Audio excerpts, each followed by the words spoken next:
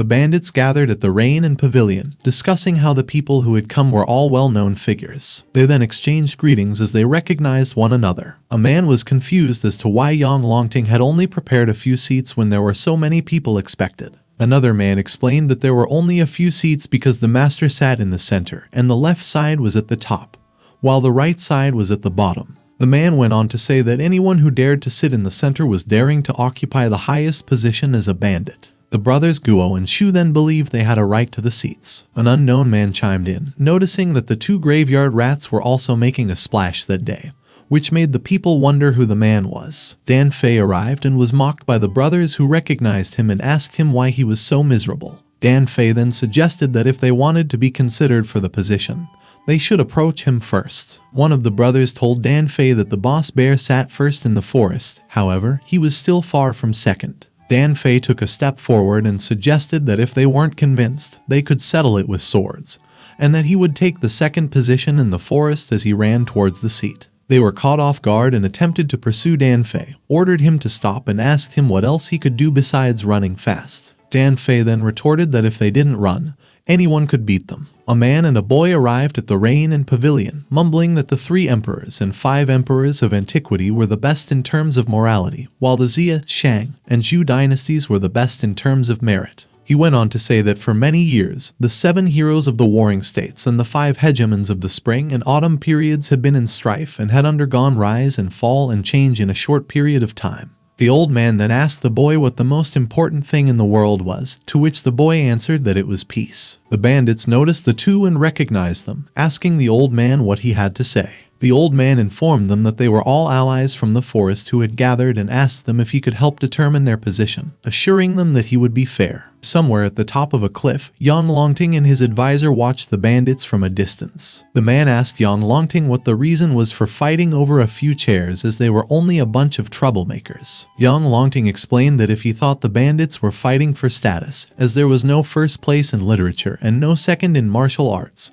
they fought over every centimeter when a group of wild people got together. Lai Shanyan, the military strategist of Yang Longting, asked him if he wanted him to take charge as he was afraid chaos would arise. Yang Longting then told Lai Shanyan that there was no need for it because he just had to let them fight and didn't care if a few of the bandits died, because all he wanted to know was who would become the leader of the bandits under his jurisdiction. He went on to say that they were poachers from the forest. However, he believed that there were also exceptional people, but unfortunately, they were not useful to him. One of the bandits asked the fortune teller which one of them would take the second chair, as it was clear to them that the first chair was for the boss bear of Fuhu. Another bandit said that they didn't want to compete with the boss bear for the first chair, so he could tell them about the second place. The fortune teller asked them about their achievements that they had made in the forest, and in that way, he would know who could be ranked second in the forest of Yuzhou. He then pointed to the 2 brothers, telling them that their mother died too soon for some reason, and that after the funeral, they were discovered by grave robbers. They also grew up to be grave robbers who robbed people's graves. The fortune teller called out the Ma family from the wild man's shore, telling them that they liked to rob on waterways. However, their real hobby was slaughtering the whole family. And as for Liu, the fortune teller asked him if he wasn't afraid of being held down and beaten to the ground.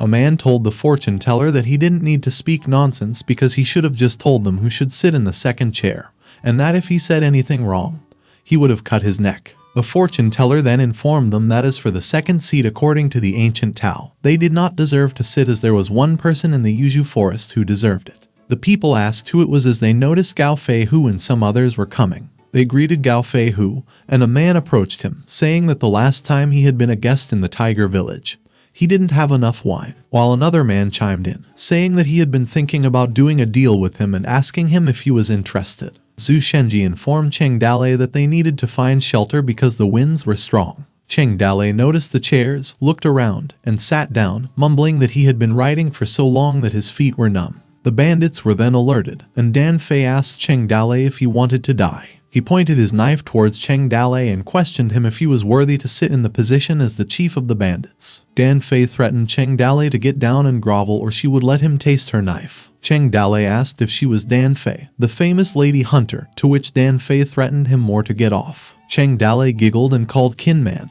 ordering him to slaughter Dan Fei for him. Qin Man sprang towards Dan Fei, who had been thrown to the ground and coughed a mouthful of blood. Dan Fei then believed that she had to run as Qin Man was unbeatable. She flipped and ran as Qin Man was standing behind her. Qin Man unsheathed his spear, stared intently at the running Dan Fei, and threw his spear at her. Dan Fei was struck, bled, and died, and the people who saw what happened wondered where Cheng Dalei and company had come from. Cheng Dalei laughed and murmured that it was much quieter at the moment than it had been earlier. The fortune teller mumbled while sitting and eating that the few lines of names in history books had created countless burial mounds, and that the subsequent generations had seen the foundations created by earlier dynasties taken over by later generations, while the parties themselves thought they were engaged in a tiger fight. He then asked him if he was Cheng Dalei of the Toad Village. Cheng Dalei asked the fortune teller what his name was, to which the old man answered that his last name was Guo. Cheng Dalei took a guess that his name was Guo Jedang.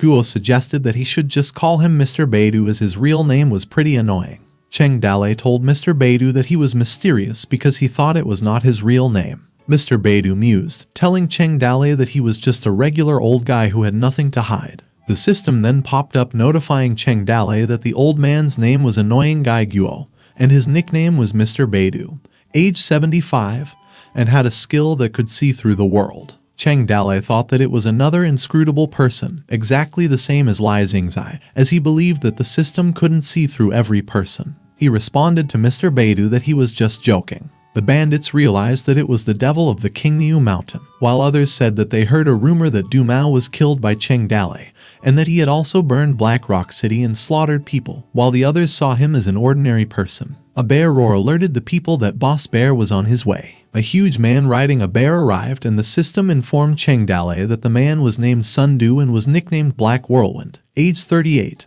and the master of the Fuhu Mountain. Each bandit greeted Sun Du with respect, telling him that he had recently lost weight, and would appreciate it if he could give him some ginseng to use as a tonic. The other bandit introduced himself as Haiwa and asked Sun Du if he remembered him. Sweating, Cheng Dalei wondered if Sun Du was the boss bear, and was amazed by the bear he rode. Cheng Dalei's eyes shone as he wondered how someone could tame a black bear as a mount, and was captivated by the appearance of Sun Du. Stuttering, one of the brothers informed Sun Du that one of the seats at the Wind and Rain Pavilion was occupied by Cheng Dalei. Sun Du stared intently and stood up on his bear mount and leaped towards where Cheng Dalei was sitting. Sun Du stared down at Cheng Dalei and leaned closer to him, threatening him to get lost. Cheng Dalei stared back and informed Sun Du that he had an eye booger. Sun Du gritted his teeth and scoffed and proceeded to laugh hysterically. Cheng Dalei then mocked him, saying that his laugh sounded worse than crying. Sun Du raised his axe and was about to hit Cheng Dalei, telling him to die. Qin Man intercepted Sun Du's axe and parried it, making Sun Du praise him as he had been able to block a blow from him. Cheng Dalei ordered Qin Man to block another of Sun Du's attacks as he would summon the thunder to kill him. Sun Du yelled at him, asking Cheng Dalei if he still wanted to harm him. Cheng Dalei raised both of his hands and told Sun Du to look at the thunder in the sky.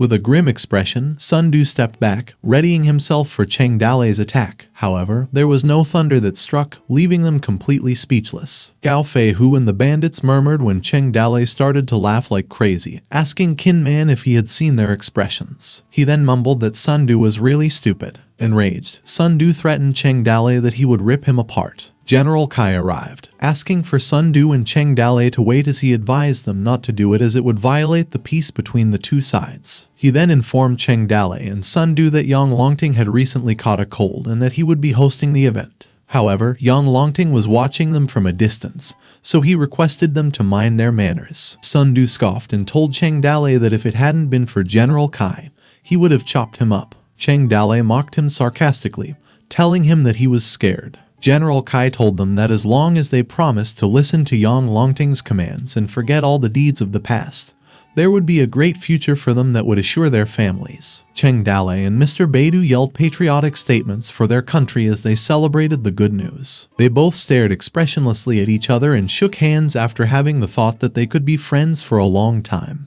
Cheng Dalei then informed General Kai that for a long time he had desired to serve the realm, and that since his youth he had read wise books and thought about doing something for the country and the people, which made General Kai uncomfortable. He went on to say that if he could, he would have loved to rip his heart out and show General Kai how hot it was. General Kai told Cheng Dalei that there was no need for him to get excited at their recruitment at the time, and that Yang Longting was ready to form an army of heroes, and from the two of them, a general would be chosen. Cheng Dalei claimed that he had accepted the official position of general and would keep his promise. Surprised, General Kai told Cheng Dalei that he hadn't said that he was the one who was chosen. Cheng Dalei held General Kai and convinced him that if he still didn't believe him, he would show him his heart. Sun Du questioned him if he was worthy of it. General Kai then told them not to hurry to argue, as at the moment they wanted to leave behind not only the past of the bandits but also weapons and equipment, assuring them of Yang Longting's sincerity. While Yang Longting was watching them, he told Lai Shanyan that he found the bandits amusing because they were so excited about getting a few benefits. Lai Shanyan claimed that the one from King Niu Mountain was reasonably disciplined. However, he couldn't say the same for Sun Du.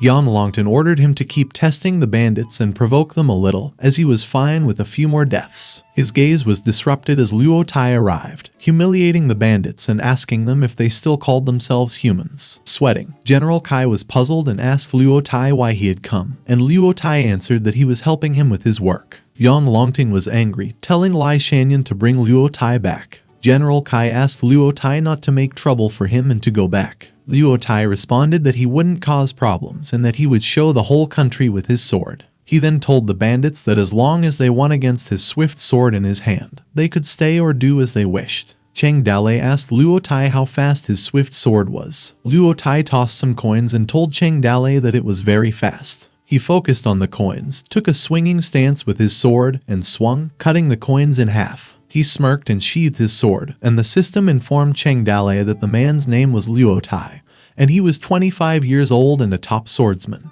The bandits were in awe after Luo Tai cut with 3 cuts in one sword. Believing that he was indeed powerful, Luo Tai laughed and told the bandits that even if one of them could cut 3 copper coins, he would let them go. Cheng Dalei was unimpressed and informed Gao Feihu that they were leaving, to which Gao Feihu responded by asking him if he didn't want to watch the show. Cheng Dalei then asked him what he wanted him to watch because it wasn't a sideshow, and the wind was starting to get tighter. General Kai asked Cheng Dalei why he wanted to leave. Cheng Dalei responded that he still had some work to do in the village and assured General Kai that his heart would always belong to Yang Longting, and that if given an order, he would not hesitate to walk through the fire. General Kai and Luo Tai agreed with Cheng Dalei, telling him that he had a good point while a strange man lurked on their back. The 2 soldiers dragged Luo Tai, which made him throw a tantrum asking them to let him go as he did his duty for Yang Longting. Cheng Dalei asked General Kai who those people were and asked if he could introduce him to them. General Kai responded that they were just his fellow co-workers. He asked Cheng Dalei if he was about to leave, to which Cheng Dalei answered that he was going to go at the moment. Cheng Dalei waved at Luo Tai and company, telling them that he had talked to General Kai about them, while Luo Tai struggled, asking the 2 soldiers to let go of him. Cheng Dalei then told them that he had heard a lot about them and that General Kai's buddies were also his buddies, and he knew them like the back of his hand. He suggested that they pay tribute to each other, which surprised General Kai. One of the soldiers informed General Kai that they were soldiers and were incompatible with the bandits. He also reminded him that he had to think about his future and not get close to the bandits, which left General Kai speechless. Meanwhile, on their way back, Cheng Dalei told them that Luo Tai seemed crazy, and that he also seemed to have no regard for the people in the Yuzhu forests. Qin Man responded and told Cheng Dalei that he hadn't given his order, or he would have made Luo Tai's life hell. Cheng Dalei told him to let Luo Tai be crazy as he had nothing to do with them. Gao Feihu chimed in and informed them that Luo Tai was the adopted son of Yang Longting, who was headstrong and not willful enough to be feared. Cheng Dalei mumbled that it was hard to say that Luo Tai had some real skills and that Yang Longting was indeed surrounded by a wealth of talent,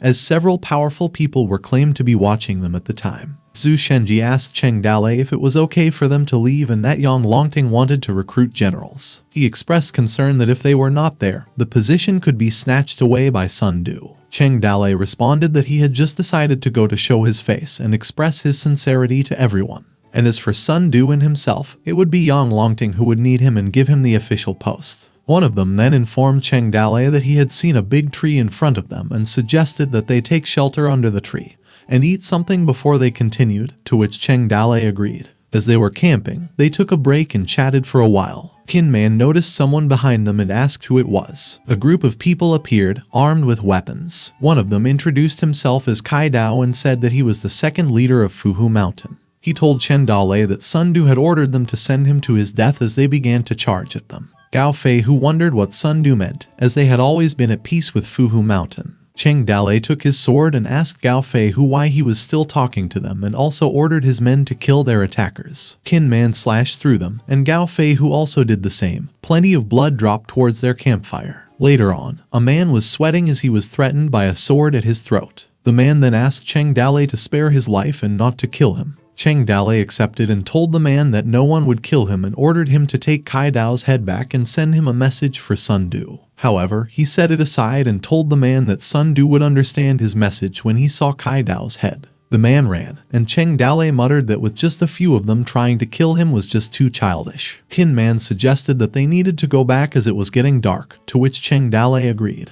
One of them wondered if the road they took was going for the Fallen Leaf City, and was amused by how close it was, while the other asked Cheng Dalei if he was going to see Su Ying. Cheng Dalei agreed and told them to go back to the village first as he would just go back by himself. Then one of them told Cheng Dalei to take care. Cheng Dalei told Zhu Shenji not to go as he had to go with him. After their arrival at Fallen Leaf City, Zhu Shenji asked Cheng Dalei why he had taken him with him. Cheng Dalei told him the reason was that he was resourceful, and he couldn't do what he needed to do without him. He suggested that Zhu Shenji call him Prince Apa'u, to which Zhu Shenji agreed and told him that he would do his job as well. Cheng Dalei then asked him what he had to do. Zhu Shenji giggled and told Cheng Dalei that he was going to drink flower wine. Cheng Dalei let Zhu Shenji go and reminded him not to miss his task of meeting him at Su Ying's restaurant the next day, to which Zhu Shenji told him that he got it. As Zhu Shenji was leaving, Cheng Dalei thought that he had run fast. However, Cheng Dalei took a pouch from his pocket and mumbled about how Zhu Shenji would drink flower wine without money. Night arrived, and Cheng Dalei knocked on someone's door. He placed his hand on the door and noticed that it was locked from the inside and heard someone crying. He then leaped onto the roofed gate and landed inside the house. Xiaoda was holding a knife, asking who the intruder was. She realized that it was Cheng Dalei and asked him why he had to go over the wall instead of going through the door. Cheng Dalei asked Xiaoda why she was crying and about Su Ying's whereabouts. Teary-eyed, Xiaoda informed him that Su Ying's father had died and that Su Ying wanted to pay her last respects to him. But she was kidnapped. Cheng Dalei questioned her and asked her to tell him more about what had happened. Xiaoda explained that Su Ying's father had died 3 days before, and Su Ying wanted to pay her last respects to him but was thrown out several times. However, Su Ying's family was targeting their Huli restaurant's business and said that if the restaurant was not returned, she would not be allowed to say goodbye to her father. Crying, Xiaoda proceeded to tell Cheng Dalei that in the afternoon, the Su family had called Su Ying to discuss the matter, but she didn't return. Cheng Dalei patted Xiaoda's head and comforted her, telling her not to cry as they would go to the Su family. Xiaoda was worried about Cheng Dalei's identity and would get arrested. Cheng Dalei, however, told her that they would go. They then arrived at the Su family's household, and Xiaoda stood in front of the door. Xiaoda knocked aggressively and yelled to open the door. A man opened the door, asking what all the noise was about and if Xiaoda was visiting to mourn. Xiaoda asked Su Zhong if she had been there for Su Ying. Su Zhong yelled at her, telling her to get lost as Su Ying had left before it got dark and hadn't seen her return. Xiaoda retorted, telling him that she didn't believe him and that she had waited for Su Ying who hadn't come back at all. Su Zhong argued back, saying he didn't know and that she must have gone to find a wild man, which wouldn't be unusual for her as she had been the wife of a bandit. Xiaoda was annoyed and told Su Zhong to watch his mouth, believing that Su Ying must have been locked up by them, and asked him to let her in to find out. Su Zhong slammed the door in her face, telling her to get lost as she had no discipline and asking her if the Su family was the kind of place she could enter whenever she wanted. Angry, Xiaoda gritted her teeth. Cheng Dalei asked her if she was sure that it was the Su family that did it, to which Xiaoda answered that Su Ying had no enemies in the city, and that there was no one else other than the Su family who had done it. She suggested to him that they go inside by climbing the wall, and find Su Ying and see what the Su family wanted to say. Cheng Dalei told her to knock again as he wanted to use the door. Xiaoda knocked and yelled again to open the door and cursed at Su Zhong. She went on to say that if he fell into her hands she would spank his ass until it turned red and added more curse words. Su Zhong opened the door and yelled at Xiaoda, asking her if she wanted to die. However, it wasn't Xiaoda who greeted him but Cheng Dalei, who was about to attack him. Su Zhong was hit in the stomach, causing him to fall to the ground, and as Xiaoda watched, Cheng Dalei asked her where she was most likely to get locked up. Xiaoda told him that the Su family had a cellar where sometimes a few subordinates were locked up who had committed mistakes, believing that Su Ying must have been there as well. Cheng Dalei then told her to hurry up as they would go to the cellar. Meanwhile, at the funeral, a woman was paying her respects. Lai Dado informed his little sister that they had locked Su Ying up and asked her if it really didn't matter. The woman responded that at the moment they had to keep Su Ying in the cellar for a few years, and when the wind died down, they were going to betroth her to a subordinate, and that she could do anything but resign to her fate when she gave birth. Lai Dadu questioned her, saying her plan was a little harsh. The woman clenched her teeth and told him that she had been with Su Sihai since she was 18.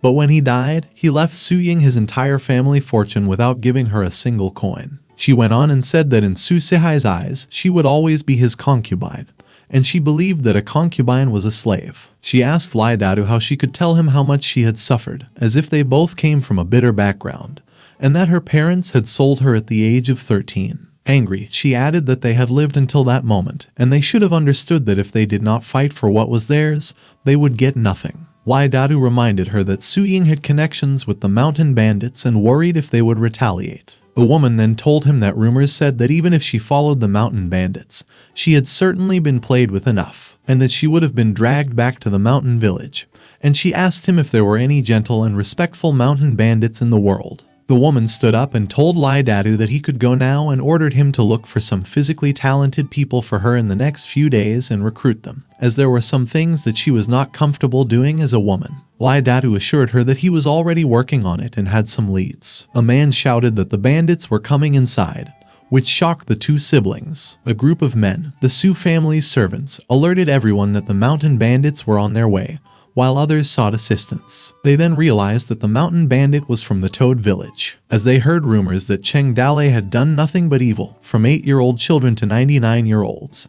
He had killed all kinds of people. Cheng Dalei informed them that he didn't want to kill them as they were from the Su family. With a serious gaze, Cheng Dalei ordered them to hand him over Su Ying as he didn't want to kill them. The men from the Su family were scared, causing Cheng Dalei to gain fear points. As they trembled from fear, they told each other to go first. Cheng Dalei then told Xiaoda that they were going to find Su Ying first. As they were running to one of the Su family houses, Xiaoda was calling for Su Ying's whereabouts. She told Cheng Dalei that they arrived at the Su family basement, believing that Su Ying must be inside. Xiaoda proceeded to announce that they came to save her. Puzzled, Xiaoda was confused why the basement was empty and wondered where Su Ying was. Cheng Dalei thought to himself and claimed that Su Ying was taken away as there were traces of movement on the floor. A woman appeared and called Cheng Dalei. Cheng Dalei turned to look at who called him, and the woman introduced herself as Su Lishi and told him that she had met him before. Agitated, Xiaoda inquired of Su Lishi as to where she had hidden Su Ying,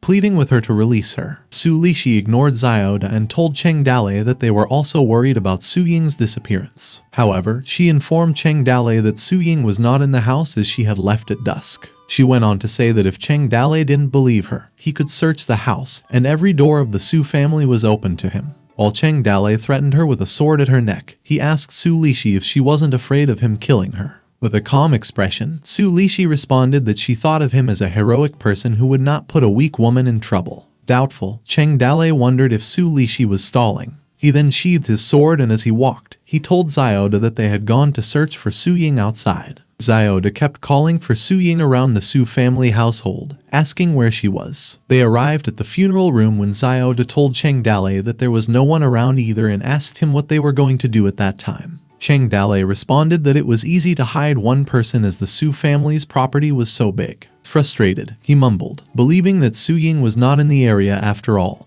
and that if they had gotten her out in such a short time, they would have been able to find her. Su Lishi once again appeared and told Cheng Dalei that she had already informed him that Su Ying was not in the house. Smirking, she went on to ask Cheng Dalei to let her know immediately if he had any news about Su Ying as she was worried about her. Aggravated, Cheng Dalei told Xiaoda that they were going to leave. However, Xiaoda was still insistent about finding Su Ying. As they rushed to leave the Su family household, Cheng Dalei looked once again at Su Lishi and noticed that she was smiling and glancing towards the funeral room, which surprised him. He then hurriedly turned back to where the coffin was and told Xiaoda to open the coffin. Su Lishi's eyes grew wide, and she told Cheng Dalei that her late husband Su Sihai's bones were still cold and that the coffin must not be opened. Cheng Dalei pushed her out of his way. She fell, and Cheng Dalei forcefully opened the coffin and threw the cover away, which made a banging sound. Shocked, Cheng Dalei then mumbled that he had found Su Ying tied down and sleeping with bruises on her face. He carried her and tried to wake her up as she was unconscious. Su Ying opened her eyes and noticed Cheng Dalei seriously calling her name as she also muttered Cheng Dalei's name.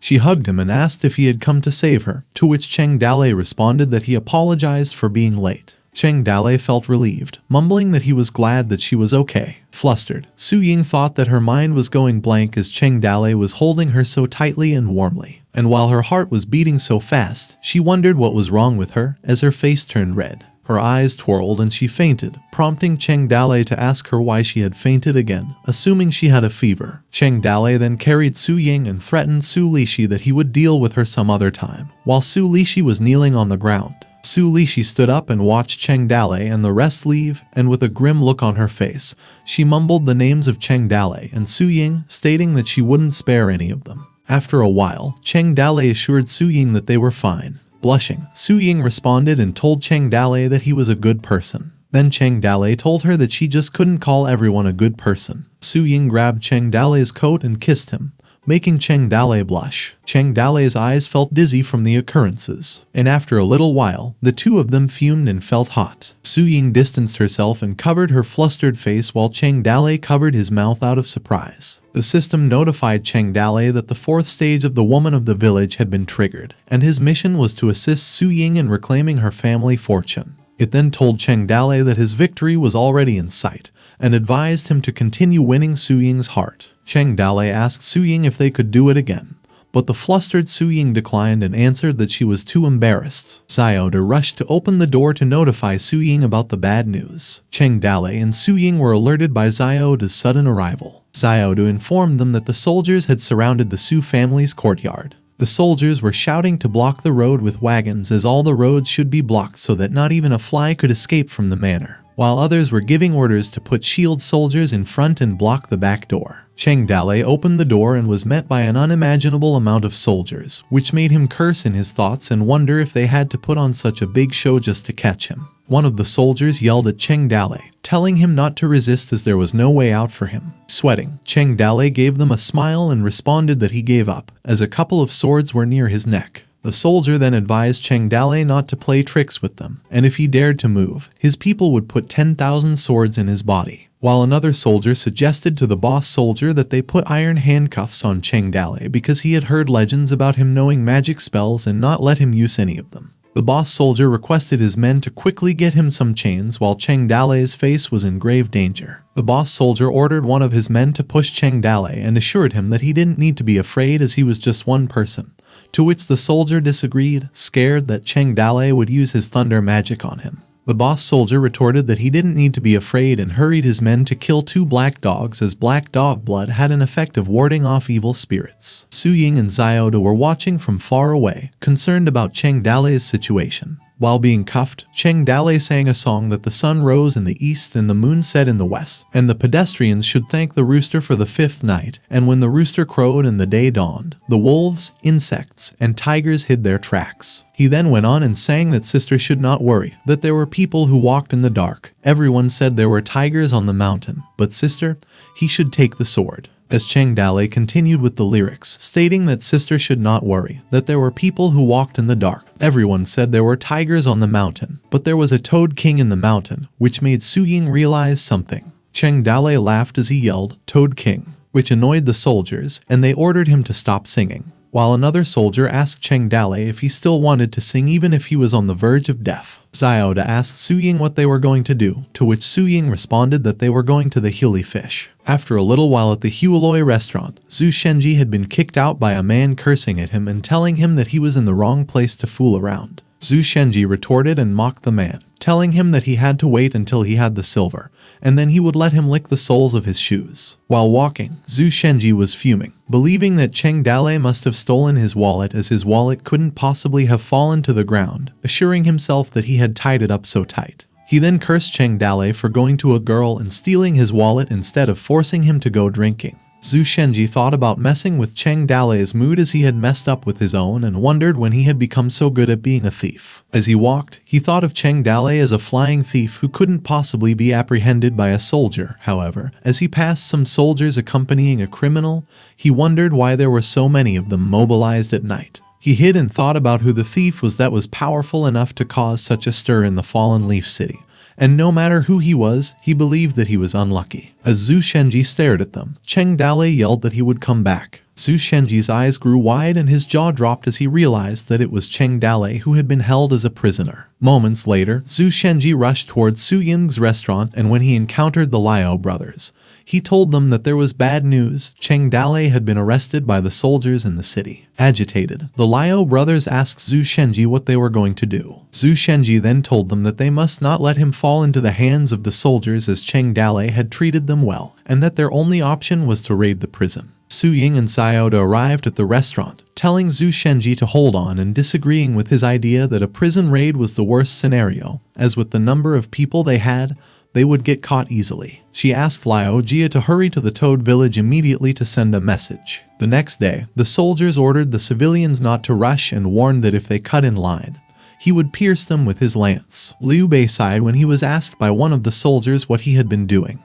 With a gloomy look, Liu Bei responded that he had been just a shoe seller and had been having a hard time making a living. He sighed again. The soldier felt sunken as Liu Bei continued to tell him that as a person, he had been born into a rocky career and had been oppressed by some higher officials. Liu Bei kept sighing. While staring at Liu Bei as he entered the gate, the soldier wondered why there had been so many people coming into town that day. As the soldier turned around, Guan Yu and Zhao Fei were behind him, shouting that they had been selling green beans for 30 copper plates per 1 pound and 10 copper coins for 4 pounds. Kinman and the White Wolf entered the gate next. The soldier looked at them and wondered why there had been so many people coming that day. He mumbled that he had seen 2 brothers selling weapons and a strong man carrying firewood, claiming that he had been handsome and had looked like a pagoda when he had stood in front of him. The soldier also noticed that there had been people who did small business and a hunter, while there had also been a nobleman with a servant girl, which he had hated as they had had some big money. He then thought that on that day everything had been the same,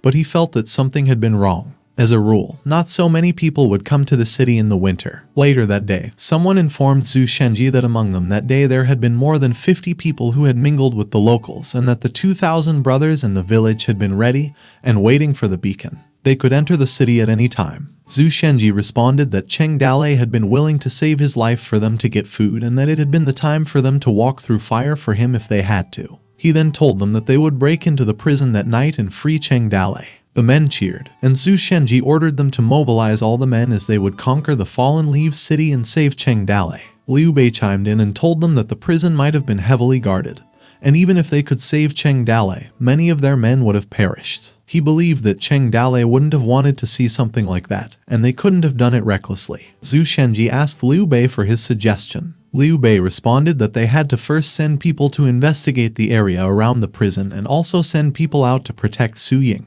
He went on to believe that they had already considered all the things he had come up with. Zhu Shenji answered that he was correct and that he had been just about to send someone out for that. Liu Bei then said that the most important thing was that Cheng Dalei must not be allowed to suffer in prison. He mentioned that it had been said that if you entered the prison in the Fallen Leaves City alive, you would come out dead. He further mentioned that inside, the 18 instruments of torture were complete, and even if you didn't die, you would suffer in agony. He went on to say that they needed to send some men to the city who would cause problems and end up in jail to take care of Cheng Dalei. Zhu Shenji yelled at them, stating that Liu Bei was correct and they had to get Cheng Dalei out quickly as he must have been in painful agony. After some time, a huge crowd of people attended Su Sihai's funeral. The people were gossiping that a rich family should rest the spirit for at least 77 days after death, while others wondered how the body had been sent out of the house before the first 7 days. Some people told others to stop talking, while some informed them that Su Lishi was the mother-in-law of the Su family, while others showed sympathy for Su Lishi for being a widow at such a young age. As night came, Su Lishi walked through the Su family's house. She contemplated that the Su family was over and was in the bag, and that in her 36 years of life, she had never experienced such relief. She stared at the moon and continued to contemplate that when she was young and poor, her parents hadn't cared much for her. and that while other people's daughters had worn new clothes, she had only worn old ones. While others had decorated themselves with flowers, she had only tied ropes around herself, and only her older brother had used his hard-earned money to buy her a piece of candy. She then believed that she had nothing except her beauty that God has given her, and that during famine at the age of 13, she was sold by her parents to human traffickers and was deflowered. And after that, she was given into the hands of several wealthy families. She seemed to look beautiful, more delicate than the March pear blossom. However, no one knew how exhausted she was inside. And at the age of 18, she fell into Susehai's hands, and once a concubine, she would always be a slave. Even other lower servants pushed her around. And because her own body couldn't compete, she could not give birth to a male child, so she couldn't enjoy any benefits. Su Lishi went on, saying that now that she was 36 years old, everyone in the whole Su family had to call her madam. She had tons of family wealth and 1,000 hectares of land, and no one was able to compete with her. She mumbled that in 36 years of her life, she had never experienced such refreshing coolness, and the bright moon in the sky had never been so enchanting. She would no longer be dispossessed and would no longer have to look up to others. Su Lishi stepped forward and continued her contemplation that in 63 years as a human being, she could finally lift her head and take a deep breath of the cool, pungent air. She then spread her arms as it was the first time for her in 36 years. And as another day passed by, Su Lishi was eating grapes in the yard.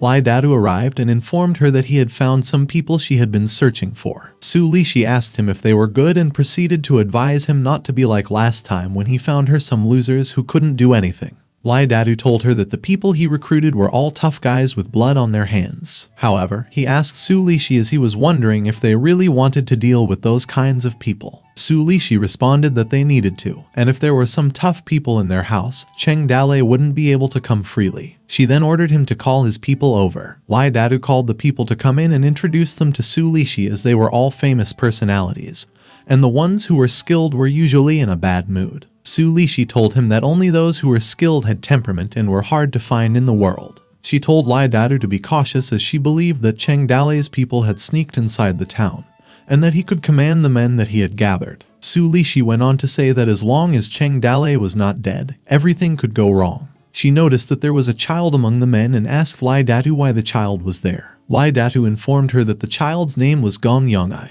and that he had neither father nor mother. He also mentioned that the child was not simple as he had also been sold to a trafficker a few years ago, and that as a result, all traffickers died overnight, and all the traces were also burned afterward. He continued informing Su Lishi that when they found Gong Yongai, they had to get him out of the pile of corpses as he was still strangling the trafficker's neck with both hands. Su Lishi leaned closer and held Gong Yongai's chin and told him to look up at her. She also asked how old he was, to which he answered that he was 16. She then told him that he would be with her from that point forward and asked him why he was still wearing old clothes, and that they would take him to make 2 new cloth sets in a few days. Stuttering, Gong Yongai responded that she didn't need to. Su Lishi laughed and told Gong Yongai that he had been one of them from that moment, and that she had to treat him better. Evening arrived, and the drunk General Kaio strolled down the street when he was complimented by a woman who asked him not to forget them after his promotion, to which he laughed. General Kaio laughed again and walked away, and the 2 women gossiped, telling each other that General Kaio had hit his stride lately, and that his concubine was pregnant with a child, while the other smiled and repeated what the other woman had said. General Kaio arrived at his home and knocked on the door, asking the people inside to open it. The door opened, and he then called out to his wife, and he noticed that no one was there and wondered where everyone had been and why they hadn't lit up in the middle of the night, while an unknown man stood beside him, staring. A hand appeared and covered General Kaio's mouth, and a knife was placed on his neck, which sobered him up. The unknown man ordered him not to move. General Kaio was cornered and was told by one of the men that he had been busy lately, that he had been coming home so late at night. General Kaio responded and asked them not to take the lives of his wife and child, and if they wanted silver, they should just ask. The man asked him how much silver he could own in his account as he had some borrowed loans from his love of gambling. Dejected, General Kaio asked the man why he had come to his house when he had been investigating so thoroughly. The man then informed him that they had come to visit him not to ask for money, as they were there to give him some money, and he poured a huge amount of silver. General Kaio stared at the silver and told the man that he would not dare to take the money without having done something for it. The man pointed his knife at him and told him that they had come to make a deal with him, and that if he promised, they would offer 1,000 taels of silver. But if he did not, they would exterminate his entire family, while the other man held a knife to General Kaio's wife. Enraged, General Kaio asked them if they were from the Toad Village, to which the man answered that he was really smart. General Kaio responded that even with more silver, he could never have released Cheng Dale, not because he didn't want to, but because he couldn't. The man squatted and pointed his knife at General Kaio's wife, telling him that Cheng Dale had gotten lost and stuck in the Fallen Leaves city, and that as a soldier, he had to catch a bandit, and that they couldn't blame him. He went on to say that their master's body wasn't made for hard work, so he would ask General Kaio once again to be gentler in prison. General Kaio told the man that Cheng Dale was not in his care, so he couldn't help them even if he had wanted to. The man clapped and assured General Kaio that the 1,000 taels were for him, and another 1,000 taels would also be his. 2 boxes of silver taels clattered on the floor beside General Kaio, which made him wonder if the Toad Village was rich. The man stood up and told General Kaio that they would talk on another day as their journey would be long, and bid him farewell. And as they were about to leave, General Kaio asked the man if he wasn't afraid that after they left, he would betray them and take the silver without doing anything. The man looked at him and replied that if he took the money and did nothing, they would have to take something away from him the next time they visited, and threatened him that it was difficult to protect against bandits in the long run. General Kaio trembled as he wondered what the man would take away, and began mumbling some body parts before concluding that it was the heads of his entire family. The man then told his men that they would get going, as General Kaio was staring at the scattered taels of silver. General Kaio thought that his choice didn't seem to be difficult. The next day, Su Lishi was talking to General Kaio, asking him when he would kill Cheng Dale and eliminate evil for human beings. General Kaio responded and told Su Lishi that the matter was not his responsibility. Su Lishi opened a box and was about to bribe him. However, she was stopped by General Kaio, telling her that he declined as he couldn't accept her money. Su Lishi then wondered what was going on and when General Kaio had become so clean. Meanwhile, at the Toad Village camp, Gao Feihu informed them that he had looked at the area around the prison, and when Cheng Dao was arrested, a lot of troops had been deployed outside the prison. He then told them that it was not realistic for them to storm the prison unless they did it on the way when they took Cheng Dale somewhere else. Zhu Shenji questioned Gao Feihu if he had taken care of everything in prison. Gao Feihu continued to report that the money had been sent to Kaio, believing that he would be careful after taking the money, and that Cheng Dale could have an easy time inside the prison. Concerned, Zhu Shenji mumbled that given Cheng Dale's behavior, he was worried that they would execute him on the spot, claiming that it couldn't be ruled out. Gao Fei responded that, based on the head of the cell, Cheng Dale was in a separate cell and was not currently sentenced, and that the head had promised to take care of him. Su Ying was depressed, while Zhu Shenji asked Gao Feihu how much silver they had left, to which he responded that there was not much left. Gao Feihu then told them that when he met with the head of the prison, he had heard a message from him that someone was trying to bribe him. Su Ying stood up and told Xiaoda to follow her, and as she walked out, Xiaoda asked Su Ying to wait for her. Concerned, Gao Feihu instructed White Wolf to bring 2 fighters with her and to keep an eye on Su Ying, to which the White Wolf agreed. He also wondered where Su Ying would go. A little while later at the Su family household, Su Lishi told Su Ying that she had missed her and was about to send someone to look for her, and after that, she invited her to have a mother and daughter conversation with her. She went on and said that although Su Sihai didn't recognize her as his daughter, she had always treated her as her own. Su Lishi smiled and told Su Ying that she had never come to see her, and as a mother, she could hardly come to her. Su Ying stood straight in front of Su Lishi and asked her if she thought that it was funny. They then stared intently at each other. Su Lishi closed her eyes as she was about to drink her cup and asked Su Ying the reason for her visit. Su Ying straightforwardly told her that she didn't want the Su family property, and what she wanted was a sum of silver. Su Lishi asked her what she meant by Su family properties and told her that from what she knew when Su Sihai kicked her out, Su Ying was already not part of the family. Su Ying retorted that she had known for a long time that Su Sihai had given her all the Su family's fortune before he died, and that the reason she had visited her was not to divide the property, but to give it all up to the Su family property, as she only wanted a sum of silver. Su Lishi then reminded her that her restaurant was also a property of the Su family, to which Su Ying responded that she couldn't give it up. Su Lishi asked her how much silver she wanted, and when Su Ying told her the number she wanted, Su Lishi kept declining. Agitated, Su Ying informed her that the fields of the Su family, and the business in the city and on the docks, wondering if it was still not worth 10,000 silver. Su Lishi raised 3 fingers and told her that the values of those businesses had nothing to do with it, and the best she could give her was 3,000 silver at most. Su Ying clenched her teeth in anger and agreed. Su Lixi then told her that her words were not proof, to which Su Ying responded that writing was her proof. She took a brush and suggested to Su Ying that she would have to let her subordinates send it to her, as 3,000 silver was not a small amount and she wouldn't be able to transport it as she passed the contract to Su Ying. After their negotiation, Su Ying walked out. However, she told Su Lixi that if she didn't send the silver, she had to watch out for God to punish her, as God was watching. Su Lixi responded and assured her that God had not yet taken her, a wife of a bandit, which proved that God was blind. And as Su Lixi held their contract paper, she then grinned and ordered her men to leave the wagon. After a while at the city lord's residence, a fat man asked Su Lixi why she had visited, claiming that she should be at home grieving. Su Lixi sighed and told the city lord that she wouldn't have come to him if some obstacle hadn't existed. The city lord asked her if something had happened. Su Lixi informed him that Cheng Dalei had done a lot of bad things, and that when he was caught, his people kept blaming her for what happened and kept coming to her house to make trouble. She then stated her reason for coming. She came to ask when he would kill Cheng Dalei to destroy the rays of hope left on his men. The city lord grinned and informed her about the situation, telling her that the fact he caught Cheng Dalei was a great accomplishment, and that he was more worthy of being alive than dead. He went on and informed her that they had let Cheng Dalei alive, in case the mountain bandits of the Toad village went crazy.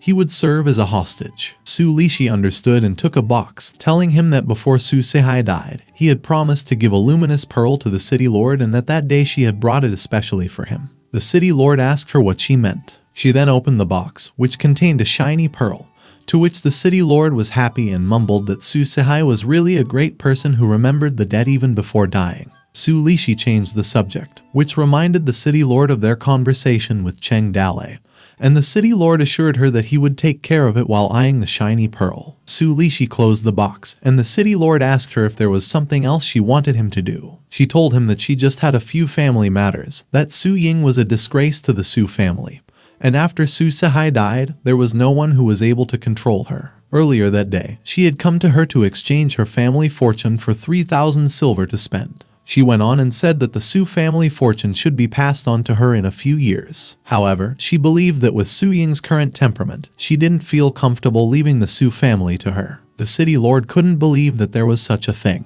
Su Lixi grinned and told him that she had also written a receipt for Su Ying, and that she would send someone later to deliver the silver. However, she was afraid that on that day it would be 3,000 taels, and the next time it would be 5,000. She would keep coming back to her, asking for money, and as her mother, she couldn't give her money, and the Su family couldn't afford Su Ying spending so much money. Worried, the city lord suggested that Su Ying should be properly controlled. Su Lixi then gave him the box and told him that after the death of Su Sihai, she had dared not to educate her. However, as her stepmother, everything she said had no effect. The city lord smiled and assured Su Lixi that he would do it for her, and that the receipt would stay with him. If Su Ying asked her for money again, she would have to see him. Meanwhile, at the front door of the Su family, Su Ying wondered why the silver Su Lixi had promised was taking so long. The man closed the door aggressively and told her to ask the city lord for money and to get lost. When she went to the city lord's manor, she was yelled at for having a large family fortune,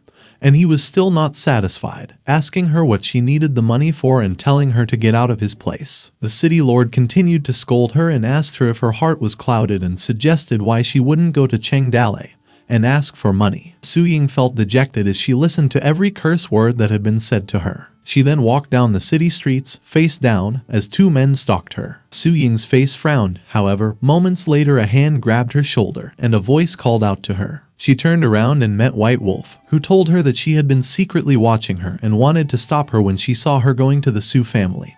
But something terrible happened in the end. She went on and said that it didn't matter when someone's time had passed, it could still be settled with the Su family. She held her hands and told her that they were going back as it was not safe where they were. A man held a bloody spear, and a massive pile of bodies lay down the street, while Zhao Zilong stood and stared at them. A voice then yelled that the Su family was full of bullies and ordered some of his men to follow him to destroy the Su family. Liu Bei told Gao Feihu to calm down, that no matter how he said it, they were still Su Ying's family. Fuming, Zhu Shenji asked Liu Bei how he could stay calm as they had already used countless amounts of silver and still got no way to save Cheng Dalei. He suggested that they should just storm the prison. Munching on his food, Liu Bei then told them that if they wanted to do it, it would be much better to wait and relocate Cheng Dale, as he was more valuable alive than dead. He believed that Cheng Dale would definitely not be executed secretly. Su Ying chimed in that she thought it couldn't be said that there was no way, and that before she went to the city lord's residence, she found a method that they could try. Liu Bei asked what her method was. Su Ying responded that she had heard that Wan Boshan went fishing at the pier every 20th of the month, and if they kidnapped him, she believed that they could trade him back for Cheng Dale.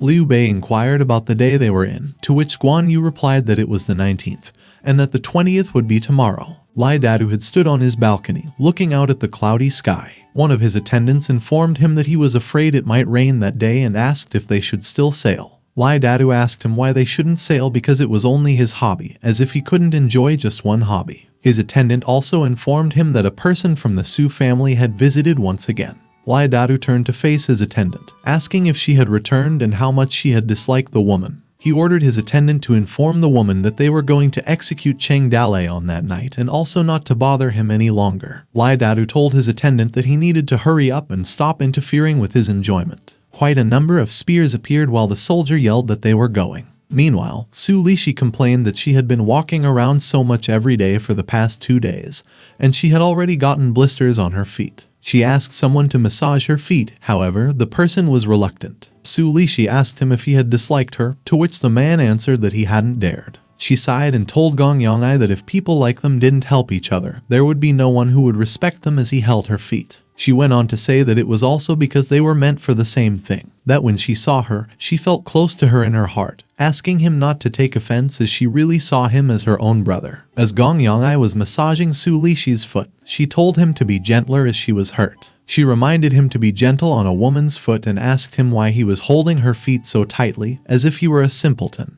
Gong Yong'ai responded that since he was a child, he used to massage his mother's foot, to which Su Lishi asked him if he could also call him his mom. Gong Yong'ai blushed and didn't speak a word. Su Lishi grinned and wondered if what she was doing was what people with higher power could enjoy, and that once she had been the admired beauty. However, she had become the observer as she moved her hands towards Gong Yong'ai. As she twirled some of Gong Yong'ai's hair, she wondered if it was the kind of power some stinking men sought. She moved her hands, pinching his cheeks, with the thought of playing with people as if they were toys, which led her to the conclusion that it was fantastic. Meanwhile, at the Toad Village group, a man reported to Zhu Shenji that they had found out that Fang Boshan had left his residence and was heading to the pier. Zhu Shenji spoke up, telling them that the battle that day would be a sure victory, but it would also be bloody, and that because Cheng Dale had treated them well, they couldn't bear seeing him suffer in prison any longer. He went on to say that after that day, he was afraid that he would not see many of them in the future. And if someone was afraid, he would not be for him. He suggested that they drink now, and that when they walked out the door, they would be brothers forever. A man voiced out asking what Zhu Shenji was talking about and that he could just say that they could lay down their lives for Cheng Dale as he also did the same for them. The men agreed. They were told that they were going to drink wine together until it was empty and that they would go together to save Cheng Dale as a firework swooshed into the air and made a huge bang in the sky. Fang Boshan noticed the fireworks and asked one of his subordinates why they were being set off in broad daylight. One of his subordinates asked Fang Boshan if he wanted him to send someone to take a look, to which Fang Boshan responded that there was no need for it, suggesting that they needed to pick up the pace as they would need to be faster. Zhao Zilong stood on top of one of the house roofs, holding a bow, watching them, while Liu Bei and Zhang Fei were hiding in an alley, watching Fang Boshan's movements. Qin Man and Lin Xiaoyu were doing the same on the other side. Anxious, Gao Fei Hu informed Zhu Shenji that they didn't have much time before Fang Boshan arrived at the port, and that their only problem was that the fireworks signal outside the city had yet to appear. He asked Zhu Shenji what they were going to do, informing him that waiting for Fang Boshan to arrive at the docks would be much more difficult than catching him on the roads. Frustrated, Zhu Shenji gritted his teeth and told them that they would wait for another 15 minutes, and if there was still no signal, they would attack. Gao Fei Hu tightly gripped his sword and said nothing. The cartwheel made a noise, and an arrowhead pointed towards Fang Boshan. Zhao Zilong concentrated, and the sound of a galloping horse was heard. 2 men rushed into the city and covered the gate with some sand smoke. One of Zhu Shenji's men informed him that 15 minutes had passed as Gao Fei Hu readied himself and held his sword. Zhu Shenji commanded them that they were going to do it and attacked. Gao Fei Hu and Gao Fei Bao screamed, ordering their men to attack. Sleeping, Fang Bashan's men were ordering their subordinates to stop the wagon, asking the man who had just entered the city who he was. He woke up from the noise of his men ordering the unknown man not to move, which made him wonder. Fang Bashan asked one of his men what was going on and told them they could just pursue his hobby in peace. Kai Dekyang, the man who had entered the city, introduced himself and asked to see Fang Bashan. Huang Sanyuan came running, asking his subordinates to stop. Gao Feibao asked Gao Fei who what Huang Sanyuan was doing and wondered if something had happened at the Toad village. Huang Sanyuan anxiously informed them that Cheng Dalei had been saved and that they could all stop now. Zhu Shenji was in disbelief and yelled, wondering if Yang Longting had given Cheng Dalei the title. Huang Sanyuan told him that Cheng Dalei had received a title as one of the 2 generals of the Rangers, rewarded with 100 taels of silver, armor, a noble horse, and much more. He informed them that they had also received many promotions, like 100 chief lieutenants. However, Yang Longting had not yet appointed anyone for the position and had left Cheng Dalei for the decision. White Wolf asked if they didn't have anything to do after Cheng Dalei got the position. Huang Xinyan enthusiastically informed them that Yang Longting would never allow a temporary mistake to ruin a long-term plan, and that Kai Degang had gone to Fang Bashan to save Cheng Dalei. Dejected, Zhu Shenji sat in the corner contemplating, giving Huang Sanyuan the impression that he was disappointed. Zhu Shenji spoke and told them that he could no longer talk about regrets, and that he had just drunk too much wine that went to his head, which made the people around him speechless. Fang Bashan asked Kai Degang if he wanted him to release Cheng Dalei. Kai Degang responded that it was Yang Longting who wanted Cheng Dalei released because he belonged to him and asked Fang Bashan not to kill him. Fang Bashan was in doubt and told Kai Degang that it had taken him great effort to catch Cheng Dalei, and if he released him, it wouldn't be easy to catch him next time. Kai Degang informed Fang Bashan that Cheng Dalei had sworn allegiance to Yang Longting long ago, and that Yang Longting had cherished him as a talent, and that there was no way he would appoint him a general out of all the rangers. He continued by saying that Cheng Dalei was now one of Yang Longting's people, and he asked Fang Bashan if he wanted to arrest some of Yang Longting's people, as well as if he hadn't tortured him in prison. Anxious, Fang Bashan felt nervous and thought that before Su Lishi came, he had asked the head of the prison to take care of Cheng Dalei. He believed that with the head's temperament, Cheng Dalei had at least one layer of skin peeled off if he hadn't died. Depressed, with snot coming down Fang Bashan's nose, he couldn't finish informing Kai Degang about Cheng Dalei's situation. Kai Degang was sweating heavily and yelled at Fang Bashan to take him to where Cheng Dalei was being held right at that moment. After some time, they arrived at some sort of a dungeon, where Kai Degang asked Fang Bashan if he was sure that Cheng Dalei was still alive. Still anxious, Fang Bashan reassured Kai Degang that he understood the people under him and believed that they had been gentle with Cheng Dalei. He hoped Cheng Dalei had a strong life force and must have been alive to the point where he could be saved. A man's voice mumbled about how much Du Mao was worth and how he should have been his equal, that the man from the Ring tribe had been strong enough to hold 3 out of 5 rounds against him in a horse fight. A couple of men inside the prison with Cheng Dalei asked him to tell them more about the method of the 5 thunderbolts, as they had heard that the gods had taught him in his dream. Cheng Dalei smiled and enthusiastically asked them if they could understand if he told them about the gods, while a bald man was all smiles serving him his meal. While Cheng Dalei stated that the method of the 5 thunderbolts had been too powerful for him to use easily because it destroyed too much, and proceeded to ask the soldier who had been serving him what they would be eating that day. A few delicacies were served. Disappointed by what had been served, Cheng Dalei asked if they could eat something milder, and that speaking of fish, he knew a way to eat fish raw, that if they dipped it in sauces, it would bring a wave of flavor. The men were amazed and told Cheng Dalei that he had seen a lot of things, to which he agreed. At the same time, Fang Bashan and Kai Degang arrived at Cheng Dalei's cell and were speechless. Fang Bashan tapped the prison guard's shoulder and asked him what it was all about, to which the guard turned to look at the man behind him. He responded to Fang Bashan that he had been the one who ordered him to take care of Cheng Dalei. Fang Bashan became enraged and told the guard that they had taken his orders literally and taken care of Cheng Dalei far too well. The two of them approached Cheng Dalei's cell, with Fang Bashan telling Cheng Dalei that if he had been careless, he would have made him suffer. They drew Cheng Dalei's attention, with him noticing Kai Degang first and telling him about how he had suffered over the previous few days. Kai Degang believed that Cheng Dalei hadn't suffered and that he had eaten much better than he had. Cheng Dalei asked who the man with Kai Degang was, and Kai Degang said he had been the local city lord, Fang Bashan. Fang Bashan cried and told Cheng Dalei that he had suffered enough. Cheng Dalei's face became serious as he remembered seeing Fang Bashan's name somewhere, and proceeded to ask him if they had ever met before. Fang Bashan grinned and told Cheng Dalei that he had admired him for a long time, believing that their meeting was fate, before turning to scold the prison guard for remaining standing and ordering him to open the cell door. Cheng Dalei got out and pleaded with Fang Bashan to let his buddies out too. Fang Bashan clasped his hand and reassured Cheng Dalei that he would immediately set his buddies free as his friends were also his. He informed Cheng Dalei that Yang Longting had promoted him to one of the 2 generals of the Rangers and that the official uniform and military seal were in the city master's residence, and asked him if he had to go there with him. He went on and told Cheng Dalei that it was now the time for him to wash the unhappiness out of his body as he had come out of such a place. As they came outside the prison, Cheng Dalei stretched his arm in relief and mumbled that he had now tasted freedom. Disappointed, Fang Bashan spoke to the prison warden and asked him how much silver he had received, as it was hard for him to trick him as he was not foolish. He ordered the prison warden to call all the people who had taken the silver, as they needed to talk, to which the prison warden obeyed. Fang Bashan was enraged by the idea that he didn't get a single coin.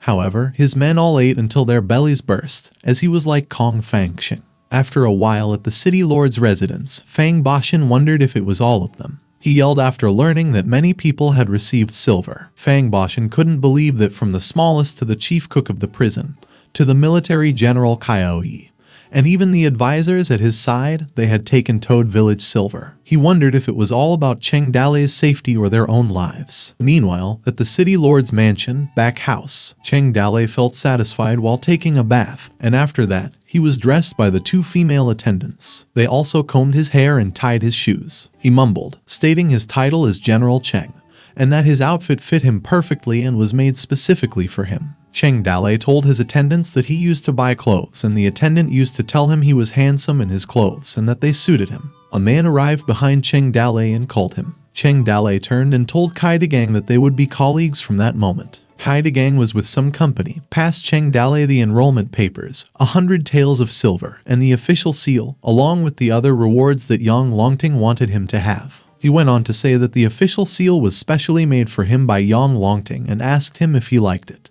Dejected, Cheng Dalei couldn't speak a word as he saw a huge golden toad and wondered why there was a toad sitting on the official seal. Kai Degang asked Cheng Dalei if he liked what Yang Longting had specially made for him, while Cheng Dalei looked depressed. Cheng Dalei took a deep breath and responded that he would ride into battle for Yang Longting even if he died. Fang Bashan wondered if Cheng Dalei had such deep feelings for Yang Longting. He grinned and told Cheng Dalei that in the last few days he had suffered enough, as it was like the flood had dashed against the temple of the Dragon King. He clapped his hands, ordering his men to come, and a few people appeared, bringing with them boxes. They lined up the boxes which contained a huge amount of silver, and Fang Bashan informed Cheng Dalei that the silver had yet to be returned to him and his subordinates had eyes but failed to see. Cheng Dalei responded by telling them that the silver was his gift to his friends because they had all been working hard lately, and he wanted them to divide it among themselves. Fang Bashan's men thanked Cheng Dalei for his gratitude. Kai Degang was watching what was happening and wondered what Cheng Dalei was greedy for, as he had never seen a mountain bandit who was not greedy for money. He reasoned that once everything was settled, they needed to get rid of Cheng Dalei because such a person should never have been alive. Kai Degang was confused after he saw Cheng Dalei and Fang Bashan whispering,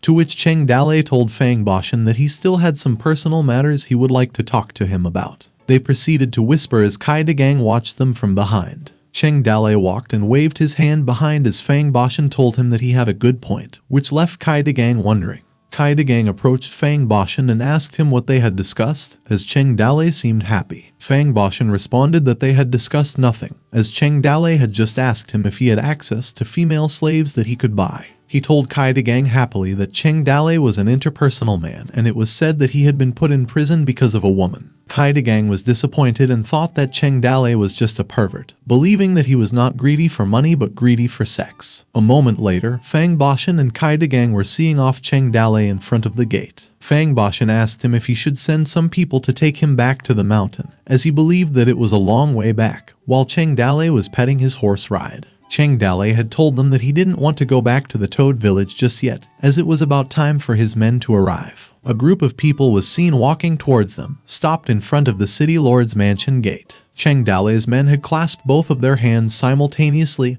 and greeted him. Haida Gang and Fang Bashan, who were watching, wondered when so many people had sneaked into the fallen Leaf City. Cheng Dalei smiled and told his men that they should call him by his title, General Cheng, at that moment, and ordered that they were going to get going. While trudging away, Cheng Dalei sang a song in which he stated that he had also attended the Qianling banquet, ridden through the street in front of the palace gate, and that everyone had praised his beauty. Moments later, snow was seen falling, which meant the start of winter. Su Ying and Sioda were standing by the side of the road, and Sioda reassured her that she didn't need to worry because she had heard that they had released Cheng Dalei, believing that he would return later. Su Ying's face was still gloomy. A second passed by and a galloping horse arrived. Cheng Dalei stepped down from his horse and greeted Su Ying. Su Ying's eyes were wide open, and the umbrella that she was holding left her hands as she ran towards Cheng Dalei. She hugged Cheng Dalei, which he also did the same, and cried on his shoulders. Cheng Dalei comforted her, assuring her that everything was fine, as they could go and do business now. Puzzled, Su Ying asked him what he meant, to which Cheng Dalei responded that they were going to take back what belonged to her. Meanwhile, Su Lishi was taking off the clothes of Gong Yangai, asking him if the new clothes would fit him. Gong Yangai called Su Lishi madam, but was interrupted by her, telling him not to call her madam as she was only a few years older than him, and if he didn't mind, he could call her sister. Uncomfortable, Gong Yangai called Su Lishi Ru's sister. However, Su Lishi leaned close to him, noticing his scars and mumbling that he might have suffered a lot. She asked him if he could tell her the story of the scars. Gong Yangai recalled his time as a slave, which made his eyes bulge, and he could only remember blood. He told Su Lishi that they were just some ugly scars. Su Lishi chuckled and told Gong Yangai that she used to be just like him before, but they hadn't dared hurt her tender flesh. She was relieved that he was pure even if he was wounded, and asked him if he wouldn't look down on her for what she had said, to which Gong Yangai responded that he wouldn't dare to. Su Lishi leaned closer, making Gong Yangai blush as she asked him if he had ever touched a woman, to which he replied that he hadn't. She whispered in his ear and told him that she would help him find one, and that his body would be loved by women. Lai Dadu arrived anxiously and reported to Su Lishi that something big had happened. Su Lishi turned to him annoyed and asked him why he was yelling. Lai Dadu's face blackened as he informed Su Lishi that Cheng Dalei had come to settle scores with them. Su Lishi inquired about the whereabouts of the guard and people, having been informed by Lai Dadu that everyone had fled due to Cheng Dalei's beating. She was told to proceed to the main hall, where they had all gathered and were waiting for her. She cursed at them, stating that they were a bunch of scum. Upon arriving at the main hall, she was met by a group of men lined up on her left and right, with Cheng Dalei sitting in front of her, and Su Ying beside him. Cheng Dalei's men gazed at Su Lishi. Su Lishi spoke, asking Cheng Dalei what he had been doing in her mansion again. Cheng Dalei responded that he had come for the purpose of dividing the family property. He claimed that it was normal for him, as the Su family's son-in-law, to share the family fortune. Su Lishi gritted her teeth, wondering how a mountain bandit could talk about dividing the family fortune. Cheng Dalei coughed, and Zhu Shenji, who was also sitting beside him with the official seal, told her to watch her language. He informed her that Cheng Dalei was one of the 2 generals of rangers and asked her what she meant by calling him a mountain bandit. He told her to open her eyes and see the official seal, the title that had been bestowed upon Cheng Dalei by Yang Longting.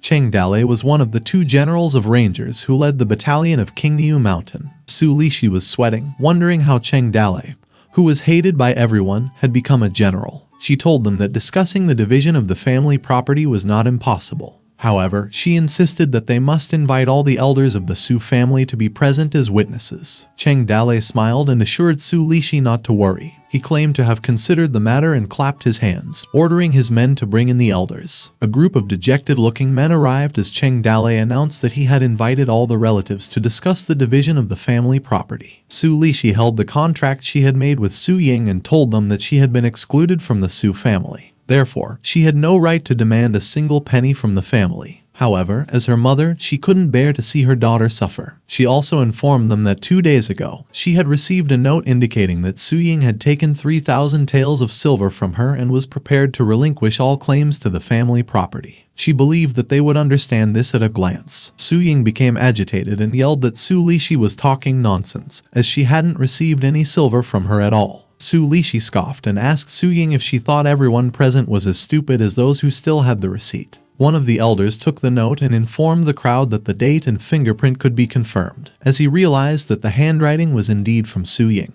Su Ying was being consumed by agitation while listening to the elders. They mentioned that the note also had the name of the city lord Fang Bashan as a witness on it. She wondered if Fang Bashan was truly a witness, as the elder assured them that the reference was true and not fake. Su Lishi smiled, thinking that Su Ying was still too young, and wondered if she had come that day to discuss the family fortune. Cheng Dalei grabbed Su Ying's wrist, causing her to look at him and notice the smile he held on his face. Su Lishi passed the note to Cheng Dalei, telling him to take a look. Cheng Dalei told her to address him as General Cheng. He warned that if she treated him like a mountain bandit again, he might consider it an insult to the empire. He slammed the note, creating a loud bang sound. Su Lishi's eyes narrowed as she asked Cheng Dalei if he didn't want to read the note. Cheng Dalei responded that he didn't need to read the note, as for him, it didn't matter. Anxious, Su Lishi asked him why it didn't matter, to which Cheng Dalei told her in an aggressive tone that if he said it didn't matter, then it didn't, and there was no reason why. Su Lishi's face darkened as she told Cheng Dalei that she feared Fang Bashan wouldn't agree. She ordered Lai Dadu to bring Fang Bashan as a witness, to which Lai Dadu quickly obeyed. Cheng Dalei took a sip from his cup and advised Su Lishi not to bother, stating that even if she invited Fang Bashan,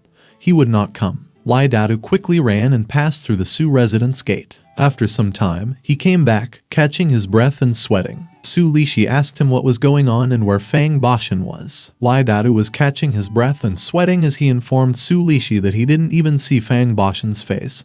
He just sent him a message. And the message's content was that there was no reason why Su Ying should not inherit the family property when her father died, which caused Su Lishi's eyes to widen. Again, Su Lishi's face darkened, and she thought that everything was gone in the end. She believed that it was such a moronic reason that there was no reasoning without power. She clenched her fist and thought that it had turned out that in the world there was only one truth that was unchangeable, and whoever had more power was also right. Su Lishi asked Cheng Dalei if she could talk to him alone, to which Cheng Dalei responded, why couldn't they talk at the same place? Su Lishi told him that there were some things she would like to share with him in private, which made Cheng Dalei think, and later on, he agreed. They arrived in an empty room, as Cheng Dalei asked her what she wanted to say. Su Lishi bowed and knelt, telling Cheng Dalei that at the moment she had felt like a little bird in his hand, that he could easily take her life by crushing her or let her live by giving her some rice to eat. She looked at Cheng Dalei as she begged him to spare a few grains of rice and her life, as what she had been only looking for was just stability, and in the future she would not regret anything even if she had to be a slave. Xiaoda and Su Ying spent time on a balcony, as Xiaoda told Su Ying that because Cheng Dalei had been a mountain bandit,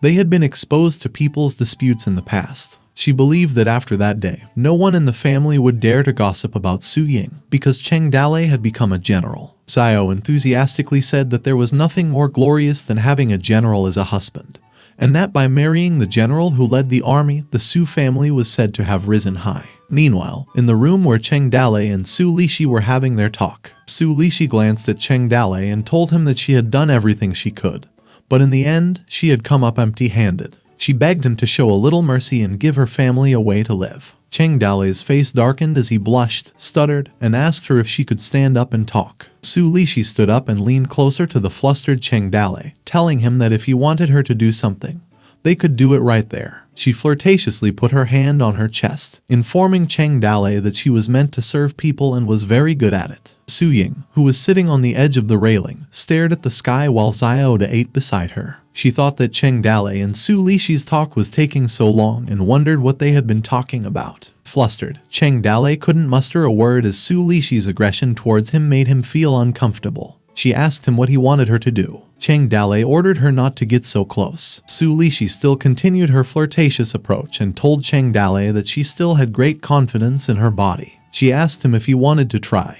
Cheng Dalei gulped as he became sweatier. Su Lishi smiled and thought that Cheng Dalei was just a mountain bandit after all. Cheng Dalei's eyes darkened as he told Su Lishi to keep her distance because she was stepping on his robe, which was the official uniform for the general and hadn't been washed yet. Su Lishi's face contorted as she couldn't believe what Cheng Dalei had said. She wondered if he was a blockhead or if she had just overestimated her charm. Cheng Dalei's face darkened and he told Su Lishi that stepping on his official robe was like stepping on the official's authority. He also wondered where his cup of tea was, as he had been there for so long, and he mocked the Su family for having no rules. A man jumped from the ceiling of the room. It was Gong Yangai, who was a sword coming behind Cheng Dalei, who had told him to die. Su Lishi's eyes went wide as she was surprised and wondered when Gong Yangai had hidden himself in the room.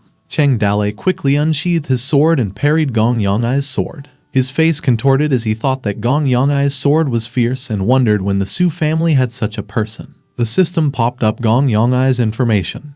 He had been a silent and excellent executioner at just age 16, which made Cheng Dale amazed at his many attributes. Cheng Dale readied his feet and kicked Gong Yong in the face. Gong Yongai flew and flopped. However, he stood up as soon as he fell and ran towards Cheng Dale. Like a fierce beast, Cheng Dale anticipated his attack. He swung his sword, but Gong Yongai was able to duck in time and growled at Cheng Dale seconds after. Gong Yongai tackled Cheng Dale, who was made unable to move and wondered how. He ran and rammed Cheng Dale through the wall, causing a huge banging sound. As he crushed Cheng Dale against the wall, his eyes began to glow red. He pounced on top of him and began his assault on Cheng Dale, who crossed his arms to block Gong Yongai's attack. However, Cheng Dale's head drew some blood, as did his mouth, as he was choked by Gong Yongai, causing him to make a rough noise. Cheng Dale struggled as his face darkened from Gong Yongai choking him, and his sword fell to the ground. Cheng Dale elbowed him in the face, and on defense, Gong Yongai pushed his face. Gong Yongai bit Cheng Dale's arms as he held tight on him, which made Cheng Dale's eyes widen in disdain.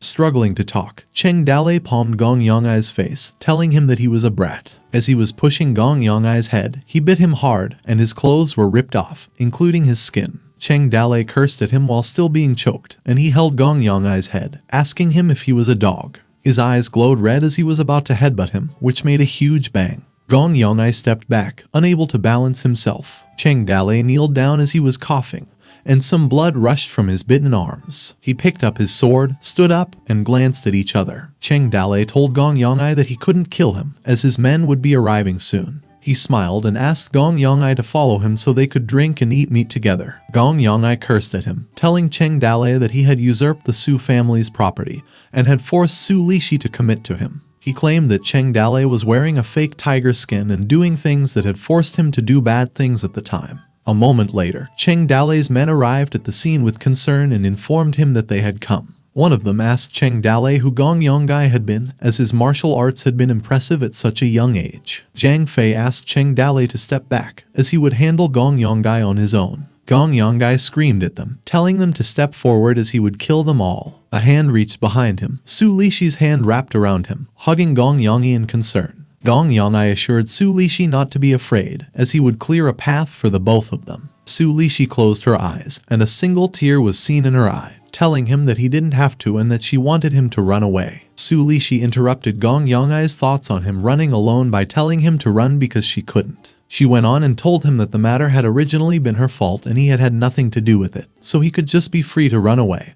And as for her, she belonged to the Su family, assuring him that she wouldn't die. Su Lishi yelled at him to go, to which Gong Yongai obeyed, charging in through one of the windows, while the mouth of the man in front of him was wide open. He leaped on the man, and the man stumbled as Gong Yongai landed on his chest, while the other man asked who he was. One of them yelled to stop Gong Yongai, as the others wondered who had come out of the window, and while some were amazed by Gong Yongai's speed. Looking through one of the windows Gong Yongai had jumped from, Su Lishi thought of Gong Yongai as silly. Crying, she hoped for him not to get caught, as for her she was just a bird in a cage. And as for Gong Yongai, he was the eagle in the sky, while looking at the horizon where Gong Yongai was running. Dao Fei who asked Cheng Dale if he wanted him to take some of the men to catch Gong Yongai. Cheng Dale's hands raised, expressing his need to stop, and responded that he claimed that Gong Yongai would rather die than be captured by them, and if they were to try, he believed a few of their men would die in the process. Su Lishi kneeled, staring at the ground, while a voice asked Cheng Dale what they would do with her. Su Lishi was in disdain and said that it was her responsibility, as she couldn't educate Gong Yongai, who was a servant of the Su family and intentionally hurt someone. Cheng Dale responded that it was now Su Ying's business on how to deal with her, as it was now the Su family's concern and he was not interested in it. And as Gong Yongai, Cheng Dale pitied him as he saw real talent in him. With a serious look on her face, Su Lishi didn't respond back. After a while, a voice announced that Su Lishi had usurped the first daughter's finances and allowed an evil slave to harm people. So she was expelled from the Su family and would have nothing to do with the Su family's future. While Su Ying stood up in front of her relatives, they went on and announced that those who conspired with Su Lishi and plotted against Su Ying would be expelled from the Su family. Also, the first bloodline would pass the second bloodline, and the property of the children of the second bloodline would revert to the family. The Su family closed their eyes as they listened that the Su family property, such as the fields outside the city, the urban cottage industry, and the cargo ships at the docks, was inherited by the first daughter of the Su family. Su Ying's face was bright as she informed them that the matter had been settled, and in the future, she hoped that they would work together to increase the prosperity of the Su family. As she stepped outside the Su family's gate, a hand holding a bag and a man said that even though the fortune was returned to the Su family, Su Lishi certainly had some private savings in secret. Another man chimed in that he believed her money was enough to open a small inn outside. Cheng Dalei and Zhu Shenji watched Su Lishi leave. Zhu Shenji warned Cheng Dalei that if the grass had only been cut, he had to be aware of having a snake in his lap and proceeded to ask him if he was too merciful to deal with her. Cheng Dalei retorted that a homeless woman who was Su Lishi was more than a mouse rather than a snake, and that the sword in his hand was to lead heroes from all over the world, and that the Su family affairs were nothing compared to that. Zhu Shenji brushed his beard with his hand and asked Cheng Dalei if he was plotting against Su Lishi. Cheng Dalei smiled and told Zhu Shenji that a rabbit does not foul its own hole because he was uninterested in them, but he was interested in Gong Yong'ai because he was a rare talent. This prompted Zhu Shenji to question him. Zhu Shenji looked at Cheng Dalei and asked him if he wanted to invite Gong Yong'ai to the village, as he remembered him saying that the boy didn't like to be bothered. Cheng Dalei, remembering his fight against Gong Yong'ai, told Zhu Shenji that that was why he wanted him in and that Su Lishi was the key. He ordered Zhu Shenji to put people around her to watch her. He mumbled, believing that it wouldn't be long before Gong Yong'ai showed up at her place again, and when that opportunity arrived, Cheng Dalei would grab it. The system appeared, informing Cheng Dalei that he had completed his task of helping her fight for the family fortune, and was given a bonus draw time of 1, asking if he wanted to draw now. Looking at the system, Cheng Dalei grinned and asked the system if she was done evolving, as he hadn't seen her in a long time. The system didn't answer, which made Cheng Dalei question and call her name. Cheng Dalei took the opportunity and chuckled as he grabbed the system's cheeks and stretched them. The system punched Cheng Dalei in the face, which made Cheng Dalei fly a distance between them. Cheng Dalei fell to the ground, still affected by the impact of the punch and with a red dent on his face. The lottery machine appeared, telling Cheng Dalei that he had a lot of nerve. Even though the system's body was developing, she was still a self-regulating body that he shouldn't just touch. It advised him that after the hit he should wake up and start sobering up.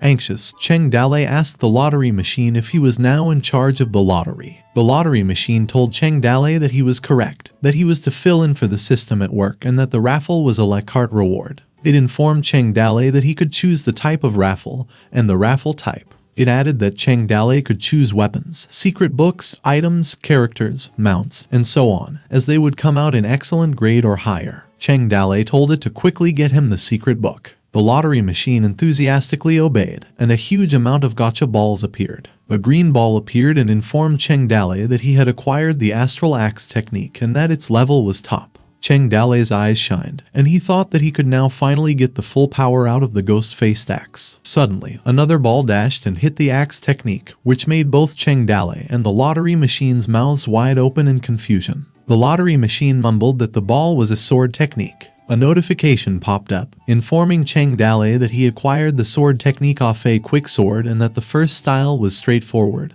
ultimate power, and crippling. Cheng Dalei rode on a horse and waved his goodbye to Su Ying and Xiaoda. Kai Gang approached him, asking if he was about to leave. Cheng Dalei responded that he was, and although he didn't want to go, he had many things to do in the Toad village. He asked Kai Gang if he wanted to stay in his village for a few days so that they could talk more through the nights. Kai Gang clasped both of his hands in respect and told Cheng Dalei that he was also busy with some official business, so he wouldn't be able to bother him. He informed him that, however, some people did want to go to the Toad village. He went on to say that the ones who wanted to visit were talented people sent by Yang Longting to help. Cheng Dalei's face became serious as he believed that it was some form of surveillance. He asked Kai Gang how many would come. Kai Gang answered by guessing that there were 3 or 4 who would visit. Cheng Dalei sighed and told Kai Gang that he must have been disappointed by him. Kai Gang held an awkward smile and responded that it was more on Yang Longting's orders and he couldn't help it. Cheng Dalei raised his hand and began his speech, stating why they didn't send some more over because what he lacked the most was talented people. Kai Gang cringed, wondering if Cheng Dalei couldn't really understand the real meaning.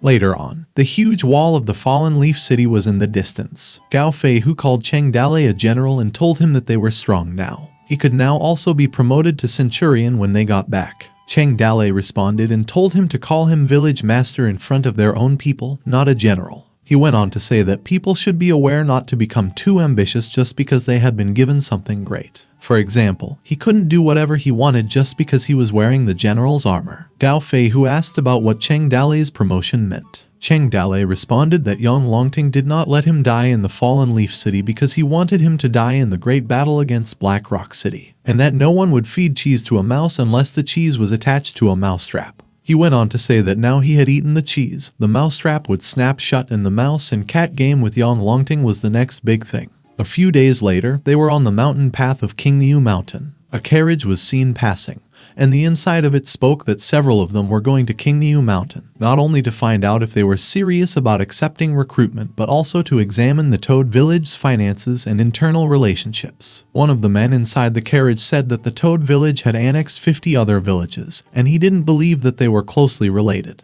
while the man on his right responded that he understood the mission. He was worried that the wild mountain bandits were said to eat human flesh. Pei Zizhai, the man with a man-bun hair, told them that only a man with great courage could accomplish their mission, and he advised the others that they were intellectuals so they couldn't get tough with the mountain bandits. However, they had to use their brains instead. The fat man mumbled that to investigate, inquire, and differentiate they wouldn't get tough with them, so they had to use their brains. While the man on the raid chimed in that they must crush the Toad Village with their minds alone and show them the power of intelligence. They told Pei Zizhai that they understood it, to which Pei Zizhai praised them. Later on, they arrived at the front gate of the Toad Village and introduced themselves as Yang Longting's men whom he had ordered to come and asked them to open the gate quickly. Pei Zizhai sweated and told his companions that they had to be careful when the gate opened and dozens of swordsmen and axe fighters rushed out. They had to immediately run away, to which the others nodded. Suddenly the gate opened, and out of their expectation, the Toad Village villagers threw flower petals at them, welcoming Yang Longting's men. Zhu Shenji, who led the villagers, welcomed them as they prepared a flag for them. Pei Zizhai and the others' faces turned blue as they didn't expect such a warm welcome. Zhu Shenji and the others grinned, and he told Pei Zizhai that they looked forward to them like winter looks forward to spring light, and that they had long awaited the arrival in their village. The man beside Zhu Shenji flattered Pei Zizhai. Pei Zizhai asked Zhu Shenji who he was. Zhu Shenji held his hand and introduced himself. He was in disbelief as he thought that the Toad Village's attitude was good and that their task didn't seem to be difficult. He claimed that he could even make some profit aside. Pei Zizhai responded that he had come to follow Yang Longting's order and check the Toad Village situation. He asked them to take the lead, and they answered that they would treat him to food as they believed that he had a long journey. The food served emitted a strong smell. Pei Zizhai and the others' faces darkened as they wondered if the food served was the food they were going to eat. Zhu Shenji chuckled and told them that they were blessed as they normally couldn't eat such things but now had the opportunity today since they had some guests. The man beside Pei Zizhai was depressed and told Pei Zizhai that beautiful women were present and sang for them while they drank and enjoyed the dance. Pei Zizhai responded that when in Rome, do as the Romans do. Trembling, he held his chopstick and was about to get some food, but he stopped. Zhu Shenji's hands collided as he told the depressed Pei Zizhai that he didn't have to be in a hurry as they hadn't prayed yet. Pei Zizhai asked Zhu Shenji what he meant. Zhu Shenji began to pray and thanked Yang Longting for the food he had given and whose light illuminated the world, which made Pei Zizhai and his men wonder what Zhu Shenji was doing. Zhu Shenji chuckled and enthusiastically told them that they must pray every day before meals, as Cheng Dalei worships Yang Longting so much that he hangs a portrait of him in his bedroom and bows 3 times in the morning and 3 times in the evening. He asked if Pei Zizhai didn't pray before meals, and he responded that they didn't have such a rule at their place. After barely swallowing, Zhu Shenji stood up and told them that they had new people in their family on that day. He asked the villagers to applaud and asked their new brothers to recount the glorious past of Yang Longting. Pei Zizhai asked him if it was really necessary. Zhu Shenji yelled, asking him if he did not respect Yang Longting and if he did not worship him from the bottom of his heart, and not regard him as the light of his heart. He spread his arms towards the villagers and told them that Pei Zizhai seemed embarrassed. He asked them which one of them would stand in for him. A man stood up and happily told them that he would start. He sang a song praising Yang Longting for his achievements. Another villager beside him sighed as he wanted to sing the same thing. Another man wrote a poem for Yang Longting. Zhu Shenji smiled and asked for the next person to perform, and beside him, Pei Zizhai felt dejected by that time. The villagers each presented their praises to Yang Longting while the others cheered for him. Zhu Shenji grinned and told Pei Zijai that he would be next, which made Pei Zijai question him. Zhu Shenji told them that they started at 5,000 words, which made Pei Zijai and his men's jaws widen. Meanwhile, in the valley of the New Toad village, Liu Bei and Cheng Dalei stood above a peak, staring at the horizon. Liu Bei asked him if he had really decided to use the method against the people sent from Yuzhou. Cheng Dalei responded that he had no other method, as it was not time to fight with Yang Longting.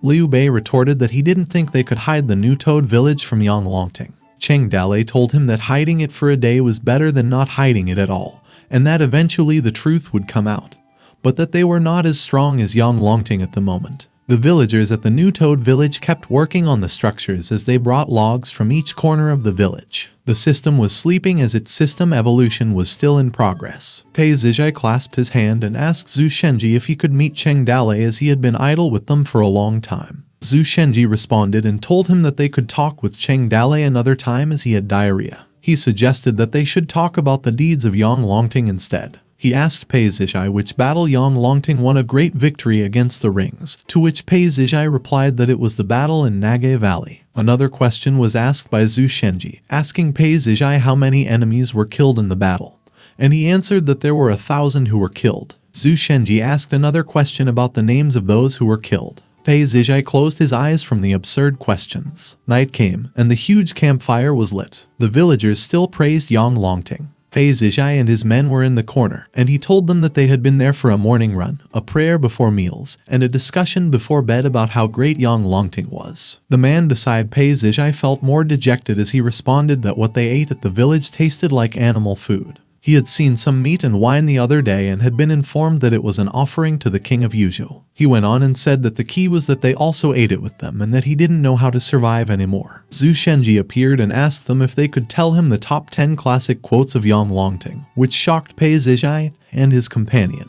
Pei Zijai gathered his men and murmured that the Toad village was a bunch of crazies, while the man in the center told them that they were completely unable to find the entry point. The last man told the other two that if they continued, he would go crazy. Zhu Shenji asked them where they were going. Pei Zijai responded that they were just going for a little pee, which made Zhu Shenji ask if the three of them would pee, believing that they had a good relationship, and they just laughed. After a little while, at the gate of the Toad village, one of the villagers happily told Zhu Shenji that Pei Zijai's party was gone, to which Zhu Shenji asked if he was sure. Zhu Shenji raised his arm in happiness and told the men to get the meat and wine from the kitchen as they hadn't eaten meat for days, which made his men happy. One day and one night later at Yuzhou City Military Division, a man yelled, informing the military strategist that someone had come back. Lai Shanyan wondered if Pei Zijai had witnessed an important piece of information. Pei Zijai and his men looked out of life in them, which made Lai Shanyan ask what was wrong with him and if he had managed to lose weight. They knelt and bowed in front of Lai Shanyan. Lai Shanyan asked them if the Toad village had locked them up and beaten them up.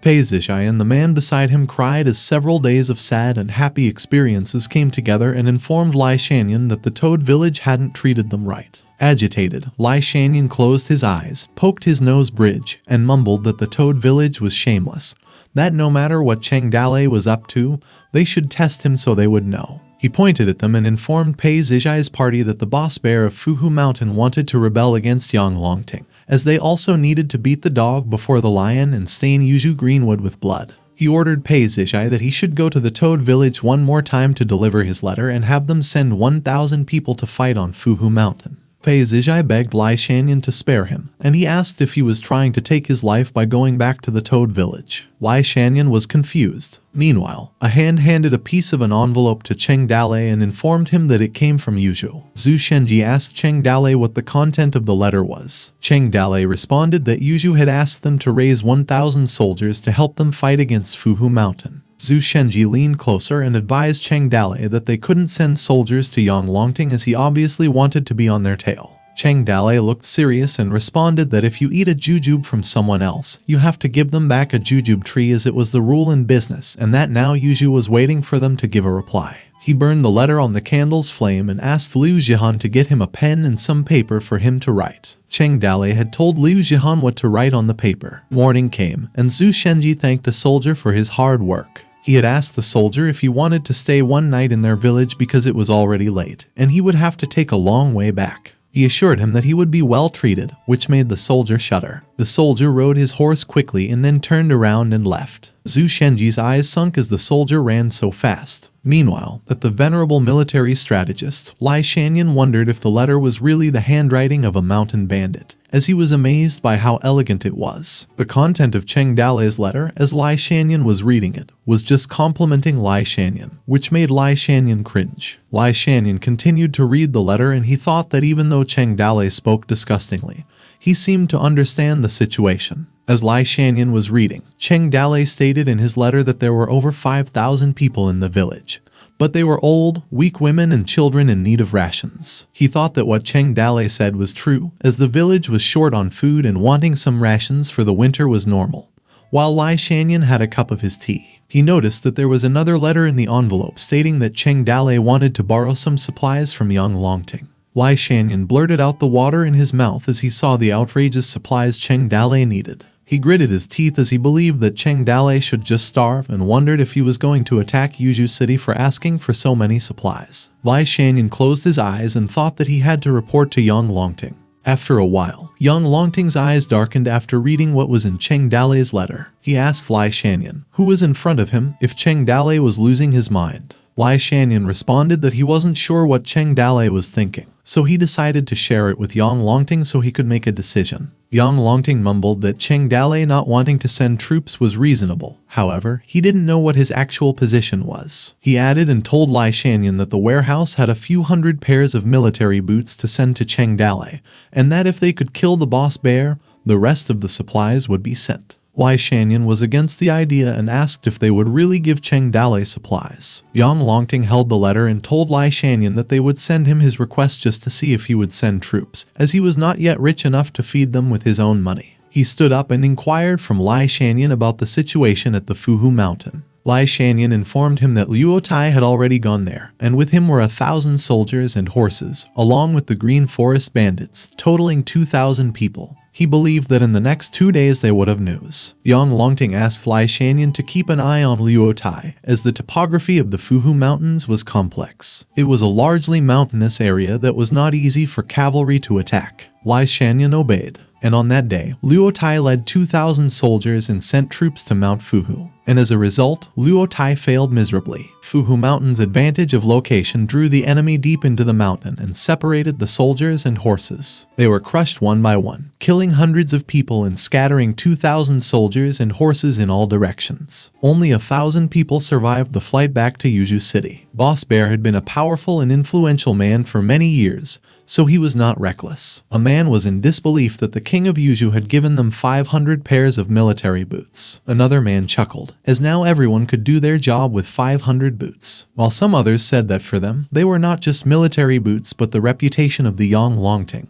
which they believed they had stepped on. Huang Senyuan informed Cheng Dalei about the news brought by the people of Yuzhu. The Luo Tai attack on Fuhu Mountain had almost been beaten to death by Boss Bear, and Yang Longting was enraged, so he demoted Luo Tai directly from general to a horseman who transported grain. Cheng Dalei responded with a scoff, telling Huang Senyuan that Luo Tai had used people carelessly, and Yang Longting had been very tolerant of him. Now, Luo Tai had just been demoted. Huang Senyuan closed his eyes and informed Cheng Dalei that after Luo Tai's defeat, Yang Longting had personally commanded the army and assembled another 1,000 soldiers and horses, and just the other day, he had sent troops to Fuhu Mountain. However, Boss Bear was not to be trifled with, and a long-drawn battle was to be expected. Cheng Dalei grinned as he had an idea to use Yang Longting to take a few more things from him, as he believed that the Toad Village didn't deserve less. He ordered Liu Zhihan to get him a pen and ink. Cheng Dalei took the brush and wrote a letter for Yang Longting. Concerned, Liu Zhihan asked him if it was okay to write it in that way, to which Cheng Dalei assured her that it was okay,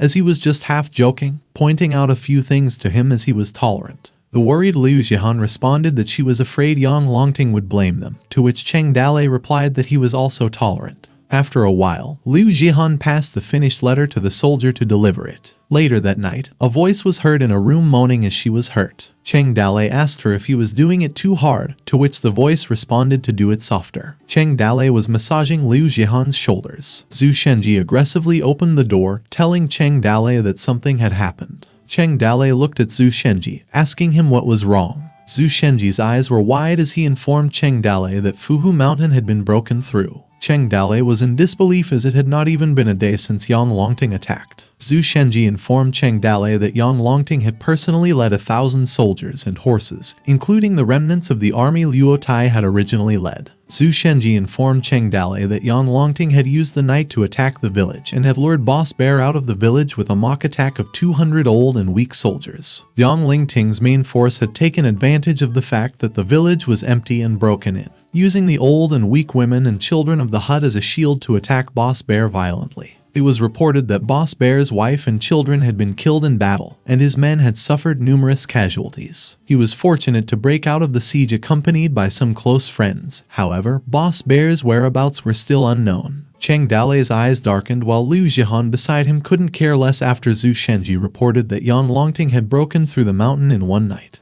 from the beginning to the end of the battle in just only 2 hours. Shocked, Cheng Dale believed that it wouldn't take many troops to defeat the Toad village. He ordered Qin Man to ride and retrieve his letter. Qin Man didn't hesitate and quickly ran in the middle of the night. Qin Man caught up with the messenger who was resting at the post that night. He retrieved Cheng Dale's letter and handed over a newly written letter. Qin Man clasped his hand, informing the soldier that Cheng Dale had found a spelling mistake in the letter and had asked him to come over to replace it. The soldier gave him the letter. Meanwhile, in the middle of the forest, Cheng Dale and his men were camping. Cheng Dale told them that they were going to send troops to search for Boss Bear, who had escaped into the forest. The man voiced out his opinion, telling Cheng Dale that he was 63 years old in the current year and begged not to be sent out, as he could hardly hold the sword anymore. Cheng Dale responded that if he couldn't hold his sword, he should pass it to Little Lei. Little Lei, who flexed his arms, told Cheng Dale that he was strong and could carry it for his grandpa. Qin Man chimed in and told Cheng Dale that Boss Bear could be very fierce, as he had heard in the last few days that others who had been chased by him had been killed. He was worried that if only a few of them encountered Boss Bear, they wouldn't be enough to fight him. Cheng Dale grinned and told Qin Man what he had been talking about, as they hadn't had the bad luck to bump into Boss Bear. He told them that after that day's hike, they would return because the more dry food they ate, the more difficult it was to digest. Cheng Dale turned to Qin Man, who was grilling his food, and told him if he could hunt some animals to improve their diet, as he came from a hunting family. Qin Man smiled and responded that he couldn't hunt in the cold weather. He was alerted and noticed a bear in the nearby trees, which also made Cheng Dale turn to look at what he was talking about. The group hid in one of the bushes, and Qin Man wondered why the bear looked familiar, while Cheng Dale mumbled that all bears looked the same to him. Cheng Dale told Qin Man that it was now up to him, as he had also heard that bear paws were very complimentary. Qin Man leaped and landed on a tree as he held his spear in his hand, watching the bear. He took another leap and was about to plunge his spear behind the bear. After a while, Boss Bear's men asked him if they should look for the second master, as he was still lost. Enraged, Boss Bear ordered them to look for the second master, as he was almost like a brother to him. He was assured that the beast was very fierce, and if someone died somewhere because of the beast, he would reveal his whereabouts. When one of Boss Bear's men noticed smoke and informed him that someone was in front of them, Boss Bear told him to be quiet. Meanwhile, in Cheng Dale's camp, they grilled the meat on top of their campfire. He complimented Qin Man, telling him that he could really do well, as it just took one hit to kill the black bear. Qin Man told them that the bear seemed weak, otherwise, it would not have been so easy. Cheng Dale scoffed and told Qin Man not to be so modest, as well as telling him to try the grilled bear, despite the fact that he couldn't hunt but was a great griller. They turned to look at their side and noticed Boss Bear standing and clenching his axe. Boss Bear cried and yelled for his dead bear, while Cheng Dale's group stared him dead in the eyes. Anxious, Cheng Dale told Boss Bear that he had no idea and invited him that he could have some instead. Enraged, Boss Bear with tears in his eyes screamed the name of his little brother. He yelled at Cheng Dale's group that he would take revenge for the bear as he charged towards them. Cheng Dale stood up and yelled at Boss Bear that he had been waiting for him for a long time and he was just in time.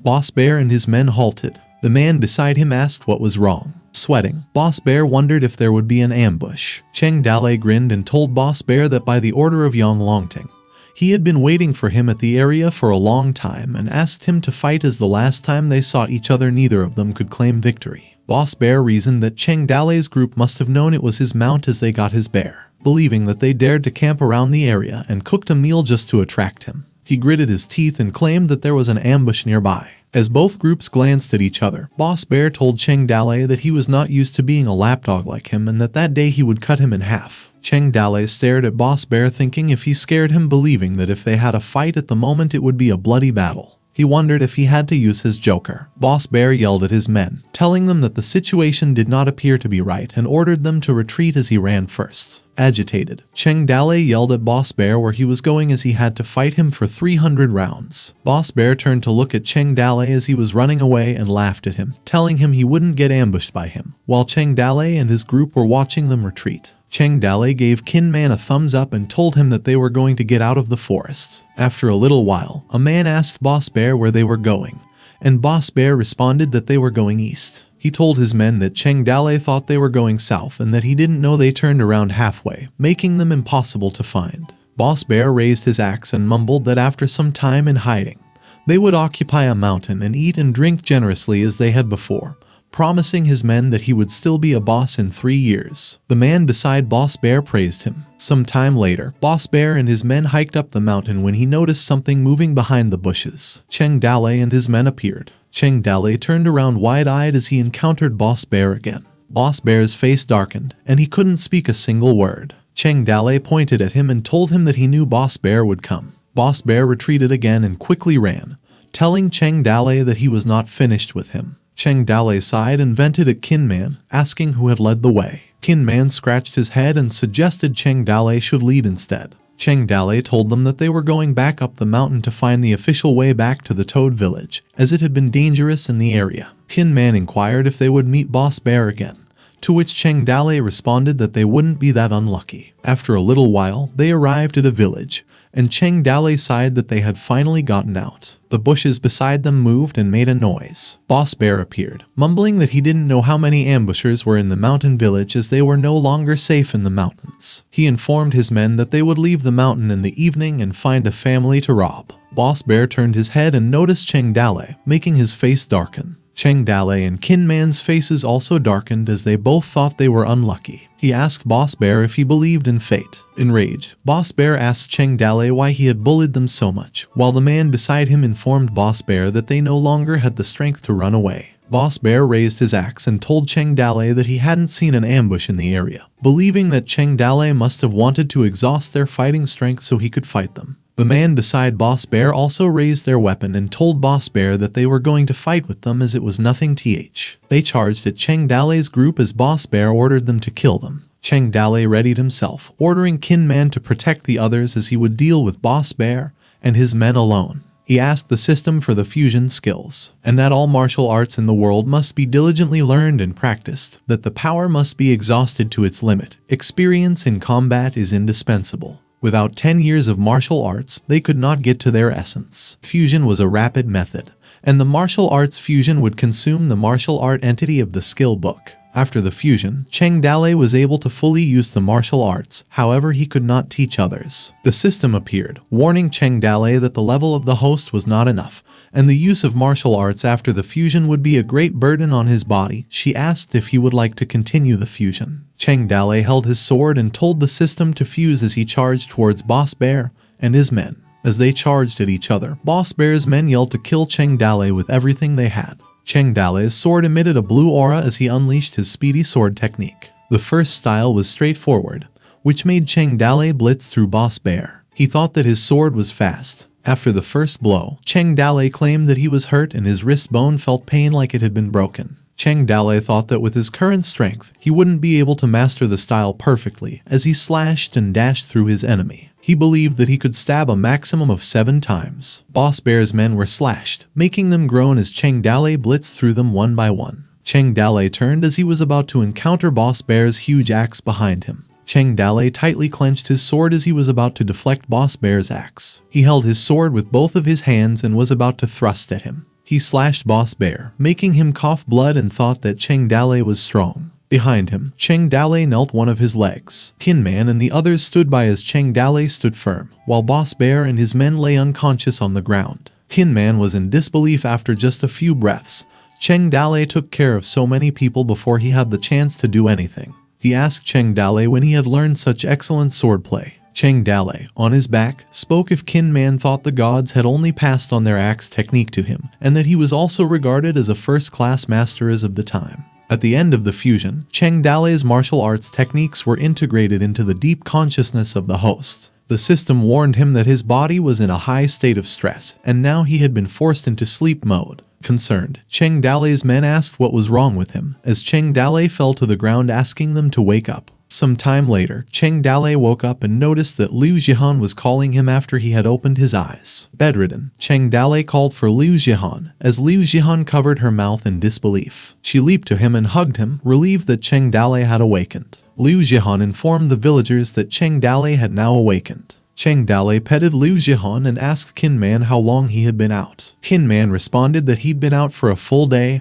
and night, as his sword style had been used in the business world and was not suitable on the battlefield. He looked at Zhu Shenji and asked him if something had happened during the time he had passed out. Zhu Shenji informed him that Yang Longting had taken away Boss Bear's body, and that Yang Longting had praised him and sent him many rewards. Curious, Cheng Dalei asked Zhu Shenji what Yang Longting had sent. Zhu Shenji responded that there were 200 pieces of silver, 10 pieces of jade, 50 pieces of silk, and some furniture. Cheng Dalei's face darkened, and he mumbled that Yang Longting had sent useless things. Liu Jihan looked at him and told Cheng Dalei that his reputation had spread all over Yuzhu City, and now everyone knew about the Toad Village. She asked him why he still looked unhappy after that. Cheng Dalei responded that if he had more power and strength, he would not have to be at others' beck and call. He brushed Liu Jihan's hair as he mumbled that he hoped Boss Bear's corpse could satisfy Yang Longting for a few days. Day after day passed. The snow melted, and everything came back to life. The construction of the village was nearing completion. At the new Toad Village, the men tried to pull the wooden bridge in front of their gate. One man yelled and informed them that the drawbridge had been raised and the gates had been installed. They were ordered to open the floodgates. The red-haired girl ordered them to get the crossbows and slingshot up the wall, as she wanted to have more crossbows on the wall. She ordered more rocks too. A system notification popped up, stating that the construction of the village was complete and the system upgrade was finished. In the morning, Cheng Dalei sat alone on the balcony. He was thinking after the construction of the village had been completed. He had only been notified about a system upgrade, but not about an upgrade to a third-level village. While he held onto a scroll, he kept thinking that, therefore, there were no additional attributes of the system.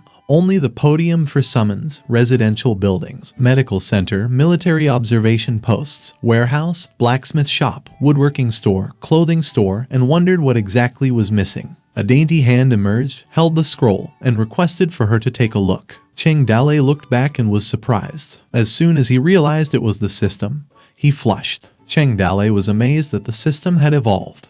Then he began to wonder how big she had become, to which she agreed the podium for summons, training ground as such these were already available, and the condition of the 1,000 inhabitants was now fulfilled. The system figured out the problem as she said that there was one more item missing. A pop-out box appeared that he had a top-level character was still missing with 2/3 of completion. Cheng Dalei thought in his mind that he did not look at anything that was not compatible with decency, and asked the system as he had been wanting to for a long time, even though it said that only he could see her. The system used to be so small, but now they were so big and that she was already a big girl, so she needed to pay attention too, which made the system further confused. Cheng Dalei continued to say that she wore a skirt every day and flew over his head and asked her if she wasn't afraid to expose herself as he might have seen it by accident, to which the system was stunned. He had a lot to say about her not being a bully to the lottery machine, her violent tendencies, and told her to be a more polite lady, suggesting to draw 10 times but couldn't guarantee him a top-level character, podium for summons, and as to why she couldn't send him a top martial artist, which could be beneficial to everyone, which made the system angry. The system punched Cheng Dalei and yelled at him to die and called him a pervert. Cheng Dalei was lying on the ground, and the system continued berating him for being shameless and a pervert and asked him where he had looked every day. She was really enraged with Cheng Dalei. She even called him a dumbass. A few moments later, Cheng Dalei asked Guan Yu if he had improved on his sword fighting training, asked Zhang about whether he felt comfortable with his snake spear, and if he felt divine power that could stop 10,000 opponents by himself, and also suggested to Lin Xiaoyu to practice with a weapon as he aspired to be a warrior. Xiaoyu replied, "How could I practice when I didn't have a weapon anymore?" Cheng Dalei answered him to go to the blacksmith Zhu and have her forge a weapon for him. He sighed, feeling dejected because it seemed impossible for anyone to level up in a short time. On the day of the awakening, the spring thunder appeared, and everything came to life. It was raining when Cheng Dalei sat on the balcony with Liu Zhai, pondering where he could find the third one. She asked her village master that the village was built, yet he was still unhappy and offered to sing a little song for him.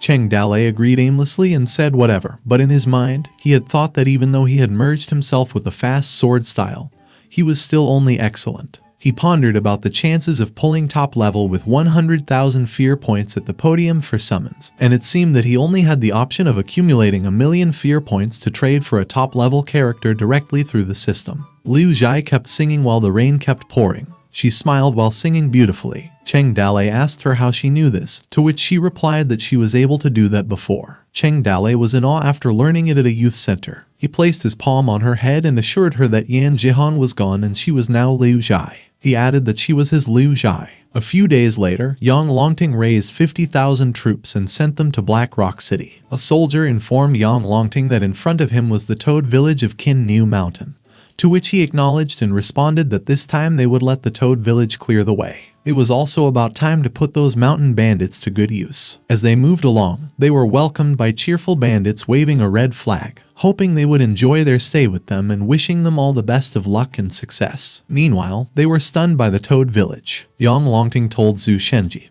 who was wearing a black face mask, that he intended to send the people of Qin New Mountain ahead so he could promote him later, and asked what he had been doing, where he had been, and why he hadn't come out for Cheng Dalei to see him. Zhu Shenji replied that his village master had been sick and unable to greet the Lord in person and hoped that the king would punish him for that.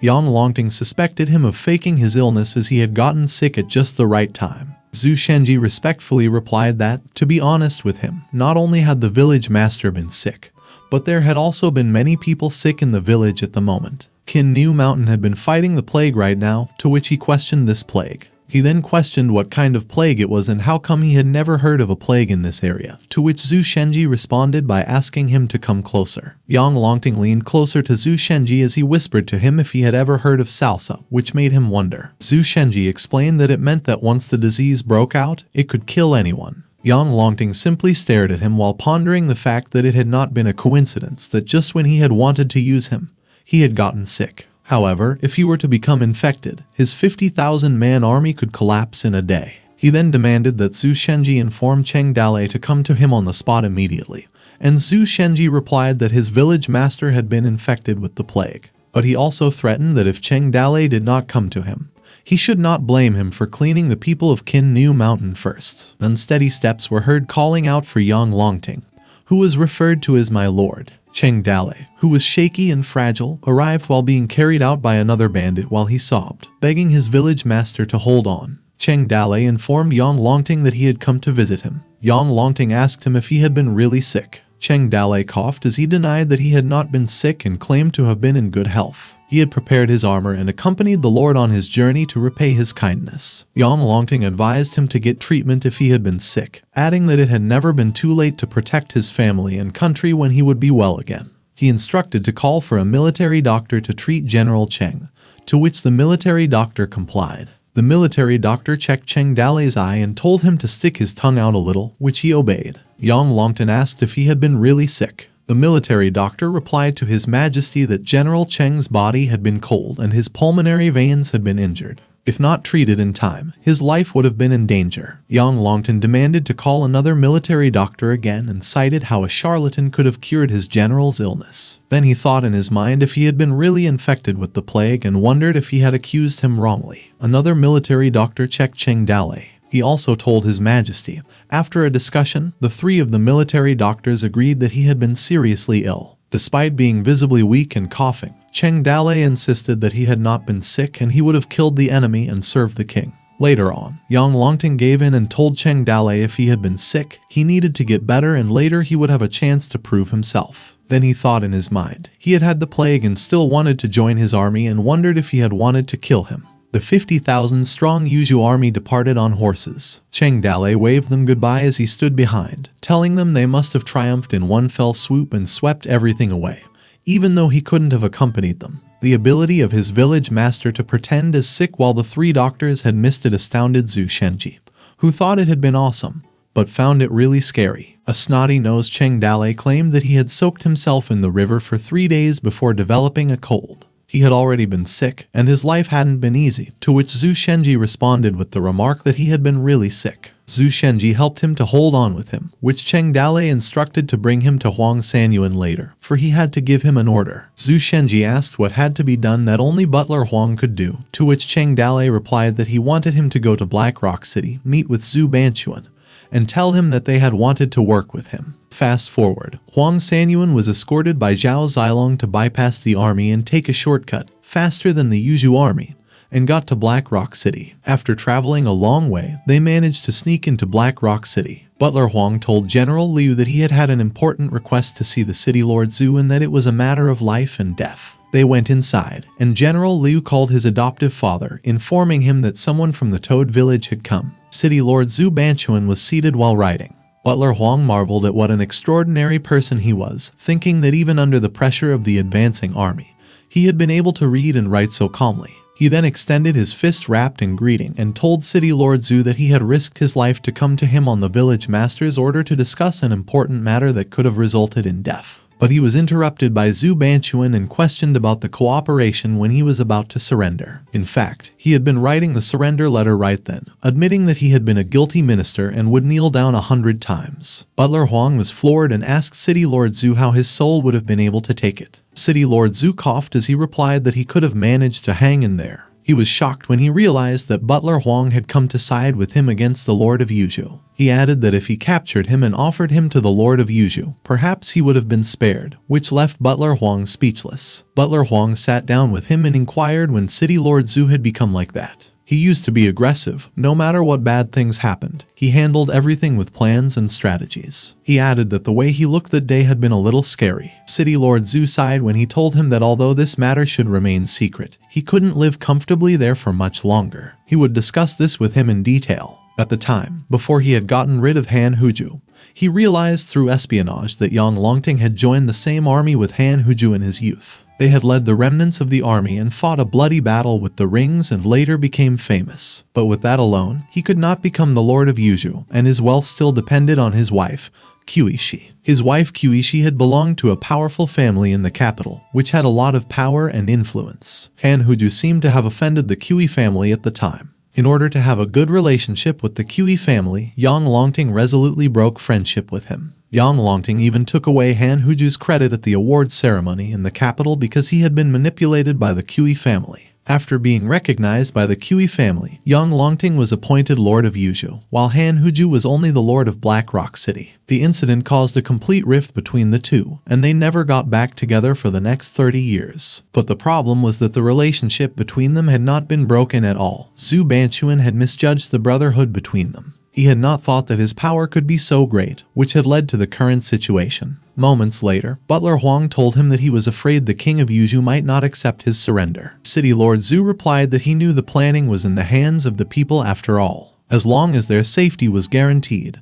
they would force him to write a surrender. Maybe the king of Yuzhu would let him go too. Butler Huang responded that he had time to write a surrender letter and why didn't he use their motivation to deter him. City Lord Zhu pondered how and with what he would deter him. He had his own people serving in the army and as officials, and he simply needed to send a message to have many powerful families report to him. He could do nothing more than wait for the army to invade so that he could open the gate to surrender. He went on to say that he had planned to take Black Rock City as his foundation, and although he might not end up being a powerful lord in the future, he had become completely exhausted from ruling Black Rock City, and his ambition was also gone. Butler Huang replied that his village master had asked him to bring a message to the city lord, which made him wonder what Cheng Dale had said. People would have died if they had gotten their heads down, but they might have lived if they had fought back. City Lord Zhu repeated what had been said, to get their heads down and fight back, and responded to Butler Huang, asking him to talk more about it. A soldier in a carriage informed General Luo that the Toad village was ahead, which he questioned if he needed to remind him of it. Seated on top of sacks, General Luo said his adoptive father didn't want to train him. Why wouldn't he be with the grain carriers and have to deal with this group of mountain bandits? To which the soldier controlling the horse replied that the Toad village had recently been recruited and was therefore considered their allies. General Luo questioned whether they truly stuck into other people's affairs and were also expected to treat them equally. questioning what the big deal was. The soldier advised General Luo that he could not say that later. When they arrived at Toad Village, the military strategist said they could not pick a fight with them now. Suddenly, the soldier received a swift kick to the head. General Luo questioned whether they took the military strategist's words seriously when he was a piece of shit in his eyes. He might as well think of a way to destroy Toad Village to eliminate a major problem for his adoptive father. Then perhaps he would be able to rejoin him. Meanwhile, Cheng Dale was informed that it was time for him to take his medication. While Liu Zhai handed him a bowl of his medication, he was lying on his bed coughing and telling her it was bad luck to say anything like that. Suddenly, Zhu Shenji stormed into the room and informed his village master that the grain transporters from Yuzhou had run into trouble with some of their people. In response to Cheng Dale's request for help, Liu Zhai objected since her village master was still ill. Cheng Dale criticized how anything could go wrong during this procedure and gave the order to take him there immediately and bring his sword. A few moments later, someone threw a jar to the ground and moaned that the wine was worse than horse poop. It was General Luo who complained about how they were treated and demanded that he get out. A bandit explained to him that the village master was not feeling well, to which General Luo did not care if he was alive or dead, and insisted for him to get Cheng Dale out. Cheng Dale, with Liu Zhai, appeared behind and asked if he was General Luo and what it was about his staff that bothered him. General Luo acknowledged Cheng Dale and realized that he was actually a sickly bastard. He then explained to him that he needed to realize that he was a mountain bandit, and that his adoptive father had made him what he was. If he did not understand how to appreciate his adoptive father's favor, he could promote and discard him at any time, to which Cheng Dale responded that he was well aware of this fact. General Luo reached for a jar of wine and questioned whether it was something his people could drink or whether this was the only thing his village could serve him. Cheng Dale slightly bowed his head, then laughed and said that he would be coming back with another great wine to entertain General Luo. General Luo responded that he wanted to drink this jar of wine, to which Cheng Dale politely denied because he was suffering from a cold and could not drink wine. General Luo poured the wine on Cheng Dale's head and reminded him to remember this well. Not showing respect to him was like not showing respect to the Lord of Yuzhou. This shocked Liu Zhai. General Luo kept saying that he wanted him to drink all the wine in this jug until there was not a drop left. The bandits were surprised to see their village master had to go through this. General Luo, who wanted him to get angry, mockingly responded to the entire jar of wine that Cheng Dale did not want to drink, which was spilled on the floor, thinking that if he lost control, he could go to his adoptive father to gather up troops and destroy him. Even though he was dripping wet, Cheng Dale maintained his composure. Liu Zhai offered to drink it for her village master. General Luo grinned as he reached for his sword, wondering where this little nanny came from. He continued drawing his sword swiftly while questioning what she was that she deserved to drink it. He then swung his sword in Lai Zhu's direction, shocking her. General Luo's sword was suddenly blocked by another sword, which caused a metallic clattering sound and successfully moved it further away. It was Cheng Dale who blocked his attack. Cheng Dale furiously stared at him. After General Luo told Cheng Dale that he needed to control his dog and not let her bark because his fast sword did not recognize the dog owner, General Luo grinned and thought in his mind that Cheng Dale was finally angry. If he had known this earlier, he would have killed the little girl long ago to make him even angrier. In response, Cheng Dale said he would discipline his people, but what about him? He called him a little dog who didn't have someone to control him. General Luo reached for his inside pocket and replied that he was holding a sword, laughing, and daring him to hold a sword in front of him. He then threw some copper plates and added that he also had a fast sword that could cut through copper plates with one swing. Suddenly, General Luo rapidly split the copper plates in half and then told him that if he could do the same with the copper plates, the matter would be settled for today. Cheng Dale responded that his sword was not for cutting copper plates, to which General Luo sarcastically asked what else he used it for and guessed it was for cutting radishes. Cheng Dale replied that it was for killing people. He then abruptly approached him, slicing his sword numerous times in a short period of time, and unexpectedly stopped behind him. General Luo froze in awe. After stating that there was such a swift sword in the world, blood began to trickle from him as he progressively lost his footing. Screaming for their General Luo, the grain transport soldiers were startled. Even the bandits were taken aback, and Cheng Dale asked them what they were looking forward to before informing everyone that it was time to get to work. As the grain-carrying soldiers fled, their boots clattered loudly. Outside the Toad village, however, they were pursued by bandits with weapons. The grain carrier soldiers of Yuzhou pleaded with General Cheng to talk, as they did not want to fight him. He responded by telling them to put down their weapons, take off their leather armor, leave the grain carts there, and they could go. The soldiers were shocked and terrified, thinking that if the Lord of Yuzhu discovered that their grain carriage had vanished, he would have them behead them. Cheng Dalei told them they should take Luo Tai's body with them. He then fiercely said to send a message to the Lord of Yuzhu that Luo Tai was beheaded by Cheng for not obeying the law. Yang Longting's army fought its way to Black Rock City and set up camp 10 miles from the city. The soldiers were divided into 4 groups to prevent the people of Black Rock City from escaping by surrounding them.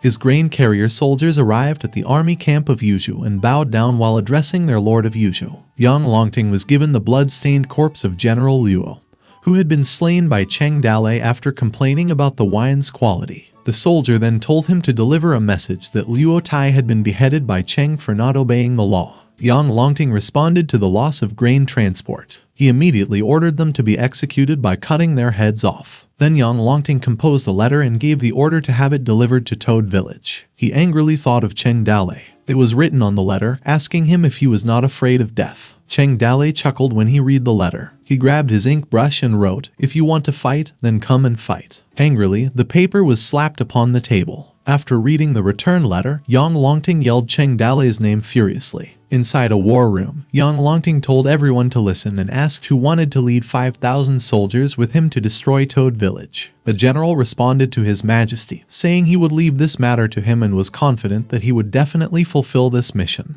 However, his military strategist voiced that he would not suggest this. Now the army had just set up camp, and if they returned now to attack Cheng Dalei, Zhu Banquan might take this opportunity to attack them from behind. He went on to say that they would find themselves in a situation where their backs were against the wall, which would be a big military mistake. Besides, he still had their grain routes in his hand. If he cut them off, their 50,000 strong army would be in a desperate situation. His general respectfully chimed in, suggesting to His Majesty that they should first leave this bandit alone, and when they successfully besieged Black Rock City, they could get rid of this bandit on the way back. Yang Longting was told to calm down while he was left speechless. He clenched his fist, crumpling the letter, and instructed to call the servants. Meanwhile, at the Toad Village, it was daytime when Cheng Dalei was informed that another letter had arrived from the Lord of Yuzhu. Liu Zhai inquired of her village master what the king of Yuzhu had said. Cheng Dalei sat with the letter in both his hands and responded that it said he knew Cheng Dalei had killed Luo Tai and praised him for a good and fantastic job.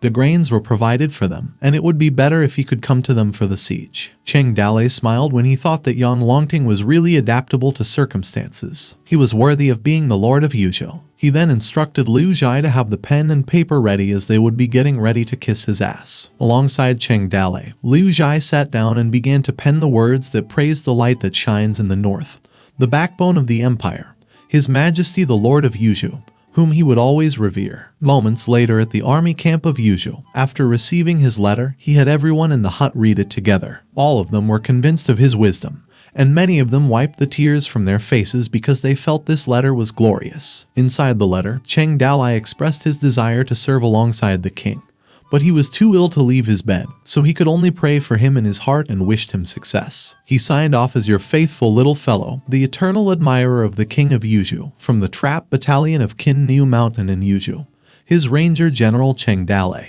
Yang Longting thought in his mind that this bandit and his flattering words, behaviors, and the letters he wrote to Yuzhou City were similar to all the other scoundrels in the city who were good at kissing asses and being opportunistic. Everyone, including him, thought this little bandit was a joke. He genuinely underestimated Cheng Dalei, thinking perhaps he was someone who was more worth as a target than Zhu Banquan. He used his tableside candlelight to burn the letter, and he didn't care too much about it at this point because his first priority was invading the city after first appeasing the small bandit. It was nighttime at the city mansion of Black Rock City. City Lord Zhu Banquan, alongside his armed soldiers and captured citizens on their knees, told them that the so-called siege of the city seemed to be still absent.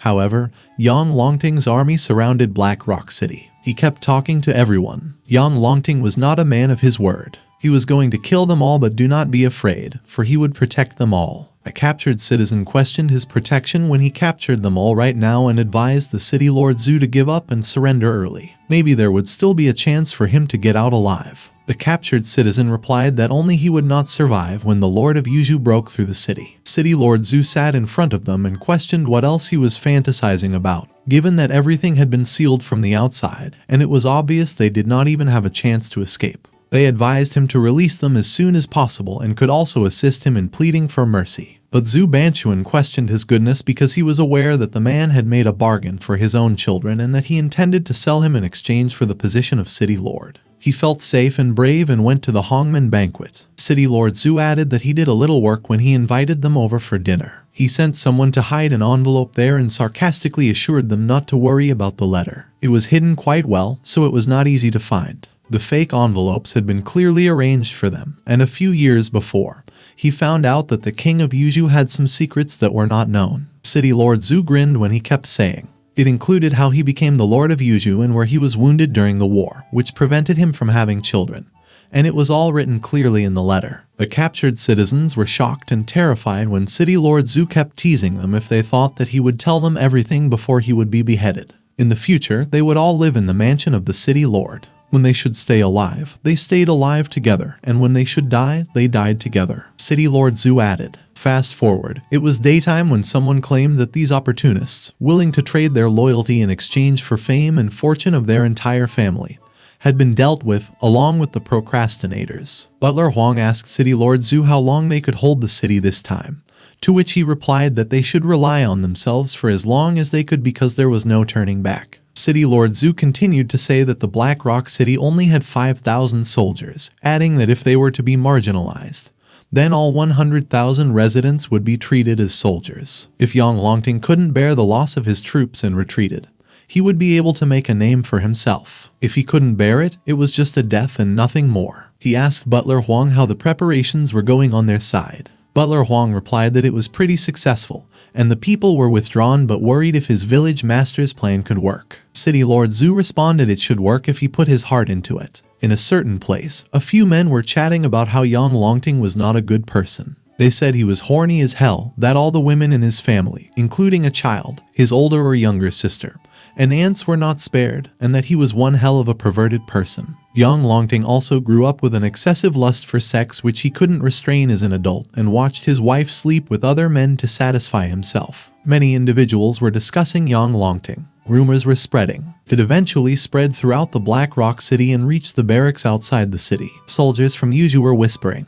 Yang Longting continued to sit inside his hut. He was furious when he thought of Zhu Si, which was City Lord Zhu Banchuan's nickname. A red flag was waving while chanting to attack the city. His soldiers blew their horns. At dawn, Yang Longting began to attack the city. The Yuju army advanced towards the Black Rock City, raising their red flags while screaming to kill them. With the intention of killing, they made their way to the wall, and then climbed up ladders. A Black Rock City soldier yelled that they needed to defend this area, and prevent others from climbing there and killing them. Soldiers occasionally fell down the ladder as they screamed. The Black Rock City remained unfazed, while at the Yuju camp at night, where its soldiers were currently being treated. Inside the hut, Yang Longting discussed with his military strategist that the previous day's attack was just a feint, as the defense of four walls would always have a weak side. He instructed his military strategist that he would lead the 1st Regiment with 10,000 soldiers to surround the East Gate, and Kai Delong would lead the 2nd Regiment of soldiers to surround the West Gate. Kai Deking would lead the 3rd Regiment of 10,000 soldiers to surround the North Gate, while Yang Longting went on to say that he would lead the main force with 20,000 soldiers to attack the South Gate since Zhu Si was a bit capable. The Black Rock City was built like an iron barrel, and it was hard to use the secret spies he had planted there.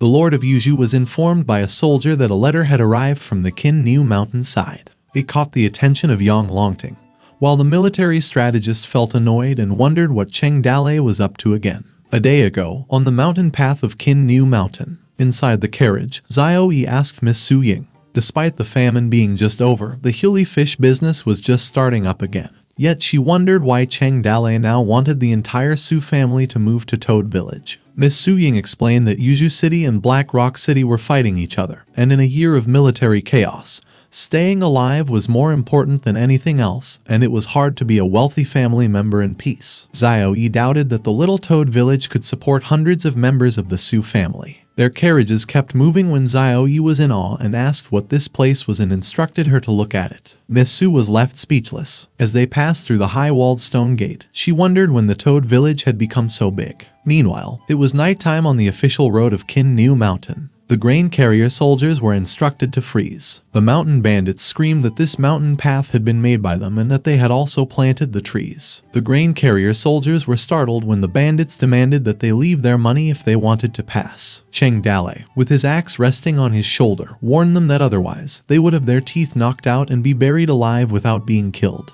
The soldier innocently laughed at him, continued to address him as General Cheng, and inquired whether or not he was joking because he hadn't done this in a while and wanted to have fun, which he thought was quite amusing. Cheng Dale explained that he was robbing them right now and wondered if they understood. The soldier was confused because Cheng Dale cheekily responded that he had quit after he had already submitted to the Lord of Yuzhou. Cheng Dale smiled and agreed when the soldier asked if he had simply decided on the spot. With delight, Cheng Dale assured them that he wouldn't treat them harshly and that the Toad Village's rule called for 20% of the grain. The soldier asked him if he wasn't afraid of dying and expressed outrage at how he dared to apply this rule to the Lord of Yuzhou. Cheng Dale leaned closer and stared at him, referred to him as a friend, and promised to be honest with him. He was only going to take 20% of the grain from him, then pretend nothing had happened. He reminded the grain carrier soldier that he should know that the people who had not brought the grain last time had been beheaded by the Lord of Yuzhou and questioned whether he wanted to bang his head against the king's sword. Then he threatened the soldier, asking if he would prefer to run into his axe, leaving the soldier speechless. The grain carrier soldier gave in 20% of the grains and left. Cheng Dale waved goodbye as he stood behind and reminded them not to forget to deliver the letter to the Lord of Yuzhou. A few moments later, a letter was opened with the words "I quit" written on it. It was Yang Longting who was furious after reading it while tightly holding the letter. He was enraged. He ripped the letter and ordered Kai Dalong to take command of 10,000 soldiers and bring him Cheng Dale's head in 3 days. Kai Dalong replied with his fist clenched, indicating that he understood. The next day he led the 10,000 soldiers and went directly to the Flying Tiger village. Cheng Dale constantly met with Kai Dalong in the Flying Tiger village and actually made Kai Dalong believe that the Flying Tiger village had become the base camp of the Toad village. His soldier informed him that all people here had run away, and they seemed to have retreated in an orderly manner and had taken everything with them because everything was empty. Kai Dalong thought in his mind that it would not be easy to run away, and instructed his troops to go after them because they must kill them all. The scouts who were sent ahead said that all the villages in the Kin New Mountain were empty and Kai Dalong wondered where they had gone. The army followed the traces to catch up with them and finally, all the traces pointed toward a valley. The 10,000 soldiers of Yuzhou army were stationed in front of the new Toad village when they arrived. As his soldier questioned whether they would still attack the city even though they lacked siege equipment, Kai Dalong was astounded and wondered when there had become such a big city there with a wall that appeared to be harder to breach than the Black Rock city. Kai Dalong responded to give it a try. It was daytime when Kai Dalong ordered all troops to charge and kill them while they mounted the ladders on the wall. Meanwhile, Blacksmith Zhu fired the crossbows and slings. The gigantic rock was launched into the air and fell on the soldiers, breaking their ladders. Their soldier went down and fell from the ladder as the gigantic stone started crashing on them. While riding his horse, Kai Dalong observed his soldiers' screams as they were struck. He was shocked and terrified, wondering what kind of city defense mechanism that was. When he realized they had slingshots and crossbows, and that he could not take the Toad village with 10,000 ordinary soldiers, Kai Dalong ordered them to retreat. On top of the gate, Liu Bei asked his village master whether they should leave the village and pursue them since they had retreated, to which Cheng Dale replied that they would not leave. He was showing weakness to bait them. He then added that he was the one in a hurry so they would just hold him off. Kai Dalong was stationed near the village for 10 days but could not fight a real battle with Cheng Dale, whether pretending to retreat or showing weakness to draw the enemy in.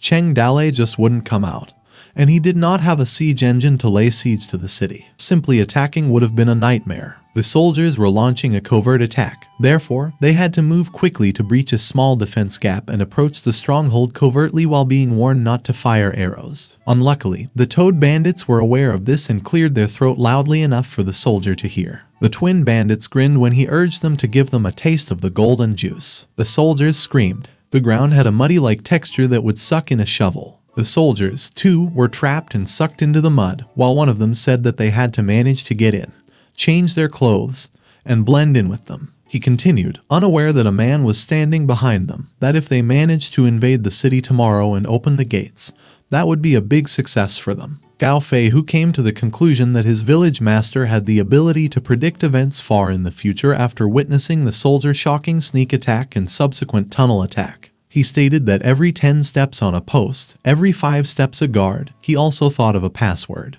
and questioned them if they thought that a few little rats like them could have sneaked in. He laid his sword tip on his neck and ordered these gentlemen to come with him. A few moments later, he stood on the top of the gate wall, and Cheng Dalei was asked why he conspired against him when the Lord had treated him well. Kai Dalong added if he still had a sense of honor, then urged him to come out of the village quickly to fight with him and questioned what kind of hero he was if he could only hide in the village. Cheng Dalei replied that their friendship was worth more than 1,000 gold. He didn't want to fight with him, and reminded him of the time they talked by candlelight at night where he said he would travel far away, and he would find a girl for him. He went on to say that they became good friends when they first met, even though they were not really brothers but considered as one, and he did not expect to cross swords with him. Kai Dalong uttered that it was bullshit and he did not care about him. Cheng Dalei questioned why he was trying to avoid this again.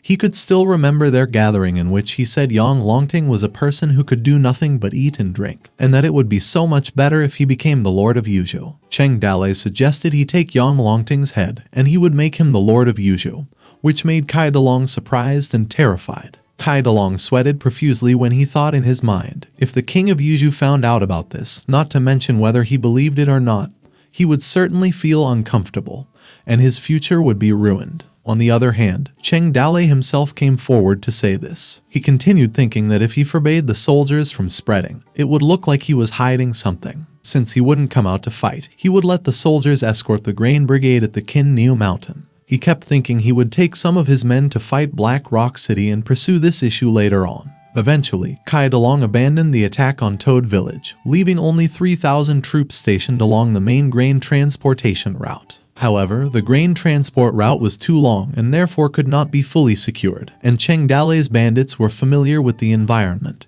conducting night raids, fires, and traps. He led a group of people to transport. Whatever could be robbed was robbed, and whatever couldn't be robbed was burned. And they never fought head-on. As soon as they encountered a larger force, they immediately fled back to the village. Someone sighed as he questioned when transporting 10 wagons of grain, at least 3 wagons would be lost. It was Cheng Dalei, saying that they should have followed the Toad Village's rules right from the beginning and given him 20% of the grain, as he stood in front of high stacks of grain. Meanwhile, on the Black Rock City side, the siege still continued. Inside the hut of Yuzhou camp, they were reporting to Yang Longting. Kai Dalong reported that Cheng Dalei had now blocked the grain channel. Another soldier chimed in that they had encountered a variety of attacks but had difficulty setting the tune with one beat of a gong. Kai Deking reported a young martial artist with amazing fighting skills, and the military strategist said that they had been too careless with this person.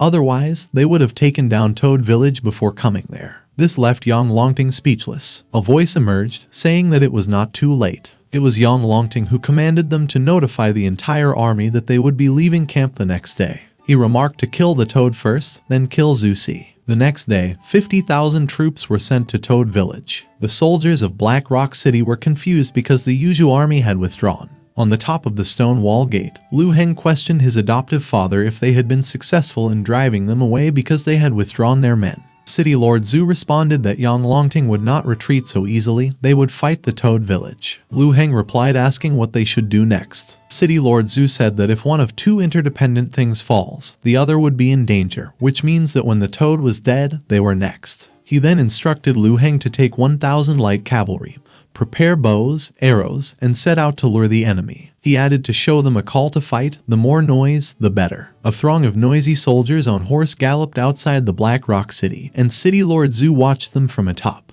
These soldiers successfully attracted the attention of the Yuzhou army by enticing it to join them in battle. Yang Longting smiled when they saw the Black Rock City soldiers were out, and that finally they could slaughter some lives. When the Yuzhou army straightened its rear formation and was ready to attack, with the swiftness of his light cavalry, Lu Heng dashed back to Black Rock City. When the light cavalries quickly returned to the gate and shut it, Yang Longting was rendered speechless. Kai Dalong asked His Majesty what to do now, and dismayed, young Longton instructed to further withdraw from the palace. With further withdrawal from the place, Lu Heng grinned when they came out again with 1,000 light horsemen and shot arrows. It was nighttime at the Yuju camp. Young Longton kept thinking and realized Cheng Dale and Zhu Banchuan had been working together in some way or they wouldn't have cooperated so well. The mountain roads to Toad Village were mostly canyons, which were not suitable for combat. And if he stubbornly attacked the Toad Village now, he was afraid they would be pulled halfway back and forth, which would tire out the troops. He had spent half of his life in the military, and it was the first time he had encountered such vile enemies as Cheng Dale, together with Zhu Banchuan. It felt like he was trapped in a swamp, as if he was being suffocated. He went on thinking he could no longer be guided by any side.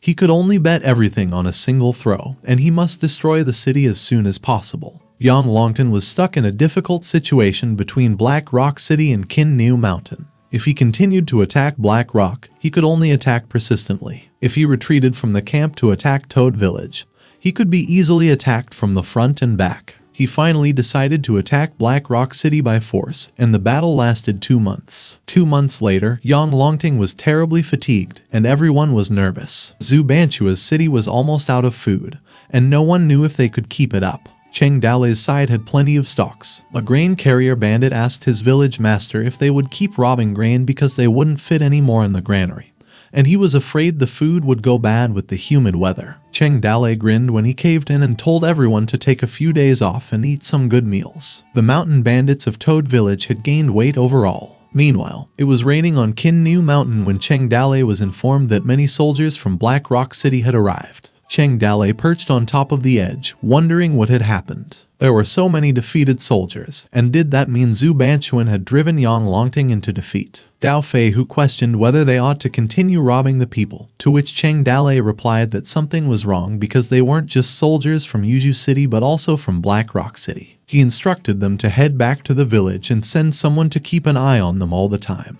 and that the defeated Yang Longting might take his anger out on them. A stream of defeated soldiers passed by like an ant colony. Soldiers on horseback and on foot moved slowly, soaking wet in the rain. On the other hand, a horse was making its way towards Toad Village and was making frantic calls for their village master. They recognized it was Butler Huang and Silong, commanded to open the gate. Butler Huang alerted his village master that something terrible had happened while Silong and he were both drenched in blood. Terrified, Butler Huang yelled that the rings were coming. The soldiers of Yuju fought at Black Rock City. It was a bitter struggle for 2 months. From the far north, 10,000 sons and daughters of the northern barbarians came south. The Yuju army was crushed in 1 day. The Black Rock City was broken through in half a day. After that, they slaughtered the city for 10 days without stopping, leaving behind a mountain of victims, severed heads hanging from tree branches, and birds swooping around. It was a gloomy day at the Black Rock City. A northern ring man on horseback led a group of captured civilians who had been turned into slaves through a series of rope ties on their hands while walking barefoot. Suddenly, the people behind the slave were startled and scared when an arrow flew straight to his throat. The northern ring man shouted furiously at Kaimei while riding his horse, telling him that these people were his slaves and threatening to kill them. Kaimei responded that he had stolen too much and asked if he could take them back, promising to take care of it for him. Kaimei was the son of the king of the Northern Ring tribe. He continued to frighten the slaves behind him by shooting his arrow at them.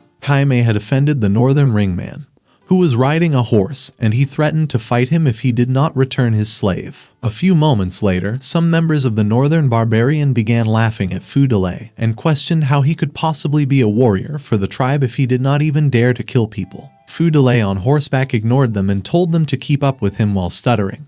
He was Kaimei's little brother, Fu Delay. Fu Delay was then told to keep up with him and labeled a coward. In response, he insisted that he was not a coward. He rode his horse, causing a loud thud, passing through where heads hung from tree branches. The Black Rock City was burning and being slaughtered. Fu Delay thought in his mind that they were all killing and robbing. Some envied them that they could not dare to do that and feel happy while he himself could not. This time the battle had just begun, and he wondered how long it would take. He wanted to go home and drink Grandma's milk tea and wondered about Wu Lihen and what she was doing right now. Butler Huang reported to Cheng Dale that 10,000 people from the rings had infiltrated the city in half a day, and the situation had become chaotic. Amongst 10,000 soldiers, they managed to escape thanks to Zhao's skills, and Cheng Dale inquired whether Zhu Banchuan was still alive. Butler Huang firmly responded that everyone was already dead because the rings had executed him as soon as they breached into the city. Cheng Dalei inquired about Yang Longting's whereabouts, whether or not he was dead, and Butler Huang responded that he was probably not dead.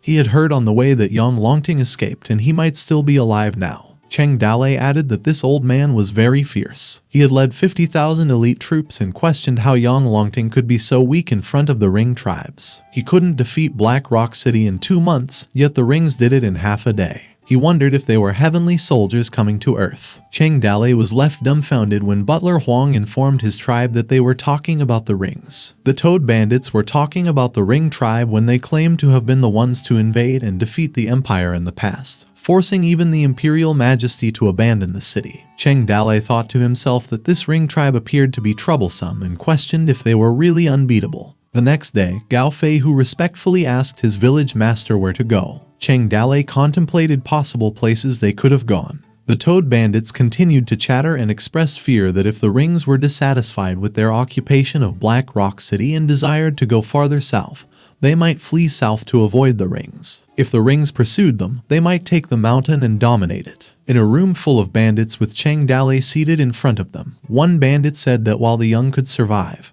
what about the children and the elderly? Another suggested that they should cross the sea since the Ring tribe could do nothing to stop them. Cheng Dalei was left speechless by their comments. Gao Fei, who inquired of his village master what he had in mind and whether he could tell them. After a brief period of silence, Cheng Dalei asked if it was possible for them to stay put rather than run away. Liu Bei questioned his village master about what he meant by wanting to fight in combat with the Rings that had terrified the bandits. The Toad Bandits were terrified and furious that it would fail completely. Not even 50,000 soldiers could have stopped them. They reasoned that they shouldn't have fought in the ring when they could have fled and even asked their Toad Master whether they wanted to die altogether. They were ordered to be silent by Cheng Dalei. As he rose up, he reminded them that he was still the village chief and argued that it was too early for them to have treated him disrespectfully. The Toad Bandits were rendered silent. Cheng Dalei clarified that he hadn't said they had to defend themselves or flee. He had just said that they might have done so if they had had their backs to the enemy's Iron Horsemen, in which case 1 to 2,000 out of 5,000 would have been lucky. The village terrain was simple to defend yet difficult to attack, and as long as they held onto the gate, not even tens of thousands of horses and men could have breached it, according to Cheng Dalei, who went on to explain how they would have protected themselves. Second, cavalry would have had a difficult time navigating the highlands, thus weakening the Ring tribe's advantage. Third, their village had countless supplies that would have lasted for a year and a half, but the Ring tribe lacked logistical support, and without food, they would have inevitably scattered. Of course, if they had defended themselves to the very end, they would have had to make a lot of sacrifices, but he believed that given all 3 conditions previously mentioned, it would not have been impossible to defend. Since Cheng Dalei was not someone who issued orders by himself and this decision would have affected the lives of more than 5,000 people, it was only natural to discuss it together. Then, he raised his fist, telling them to raise their hands if they were ready to fight. The Toad Bandits avoided making eye contact and kept silent. Cheng Dalei thought with his mind that no one had dared to fight the Rings and questioned whether they were actually so terrifying. Suddenly, a hand was raised. It was Xiao Yu. A few moments later, someone began singing beneath the dark clouds. Kai Mei ordered someone to continue singing and playing since he enjoyed hearing someone play. At the door, it was Fu Delay who then inquired of his brother as to how long they had to stay there. Kai Mei responded that they had been waiting for the tribe to bring back the slaves and supplies, asking whether he had been getting bored, to which Fu Delay replied to his brother that he had been missing Grandma. He had held his shoulder when Kai Mei had asked if he had missed her or his Wu Lihan. Kai Mei explained that Wu Lihan had been the most beautiful horse in the meadow, and only a lion-like man had been worthy of her. He then asked Fu Delay how many people he had killed that time and how many slaves he had acquired. Fu Delay stammered in response. Kai Mei was interrupted by his brother, who referred to him as a silly brother and encouraged Fu Delay to join him in listening to music. A lady had continued to sing and play the bandurria. She had kept singing as she reflected on how she had previously believed the Ring tribe to be full of demonic beings. But up close, she had the impression that these Ring people were simply normal people, or at least that this Kai Mei had not been terrifying and had a nice smile. When Kai Mei had asked Fu Delay if he had understood the lyrics while sitting next to him, Fu Delay had said that he had not and that he had not thought it had sounded good either. The lady had kept singing, and Kai Mei had laughed and told him that when he had been a bit older, he would think it had sounded good. He had then been asked if the lady had been attractive, to which he had said that she had been. Kai Mei had said that he had gotten her for him by force and now he was gifting her to him. He had already asked for him, she had still been a virgin. Fu Delay had hesitantly replied that he had already had Wu Lihan. After calling him by name, Kai Mei had given him a strong shove, causing Fu Delay to fly off the ground and crash on top of the lady playing for them. Fu Delay had looked back toward his brother and glared angrily at him. Kai Mei had risen up and told him that he hadn't murdered anyone or spilled a drop of blood throughout the battle, and he had questioned whether he had been worthy to be his brother. He had continued to say that a man who had not dared to shed blood had not been a warrior of his northern ring tribe. Either he took her or killed her, which Fu Delay had been furious and afraid about. Kai Mei had tossed a sword in his direction and threatened to murder him if he hadn't. He had pushed him to become a real man right there. Fu Delay was silent as Kai Mei laughed. Fu Delay contemplated either killing or stealing from her. Fu Delay took up his sword while the woman begged him not to kill her as she could do anything he wanted. He eventually let her go and dropped his sword, which shocked the lady. She asked whether he would be willing to let her leave, and when Fu Delay replied that he was, he instructed her to go through the back door and head south. She could reach her country if she continued traveling south, and nobody could harm her there because it was unsafe here. The lady replied that this place was swarming with his people and that there was no way for a helpless woman like her to escape them, which he then inquired what they should do. She asked if she would be protected by him. He blushed and promised to try the best he could to stop anyone from hurting her. Meanwhile, at the Toad village, where Xiao Yu raised his hand, Cheng Dalei asked him why he wanted to fight and if he had something in mind. Xiao Yu replied that for the good of the country and the people, his death meant nothing if he could save lives. He continued that the Ring tribe was raging everywhere, and they could only sacrifice their lives for justice, adding that he did not fear death. Bandits near Xiao Yu were muttering and laughing sarcastically while criticizing his national justice, and calling him an inexperienced boy. Cheng Dalei sighed as he observed Xiao Yu's look, wondering whether Xiao Yu was the only one who wanted to fight in war. While it was simple to declare support for the country and its people, mountain bandits like him could not afford it. He kept thinking that even if he gave the people missiles, they could not win this battle since the people's hearts were not prepared for war. The only way out at the moment seemed to be escape, but Cheng Dalei genuinely did not want to run away. When he questioned everyone if they still thought of him as their village leader, Gao Feihu responded that they were all at his disposal to do anything he wanted. Cheng Dalei stood up, explaining that he was putting their lives in his hands by calling him the village master, but he did not have the authority to send everyone to their death. However, if he could borrow soldiers and had enough confidence to win this battle, he asked if everyone could go into battle with him. Gao Feihu asked who would be willing to help them and from whom they could borrow troops in times like that. In response, Cheng Dalei said that he had made arrangements for the matter and that an update would be available over the next 2 days. A few days later, it rained at the foot of Qin Niu Mountain, and an army of Yuzhu soldiers walked home led by Yang Longting on horseback. Yang Longting was startled when someone shouted to block their way. It turned out to be the Toad bandits. Yang Longting questioned Cheng Dalei about what he had been doing, to which he replied that he had been waiting for him the entire time.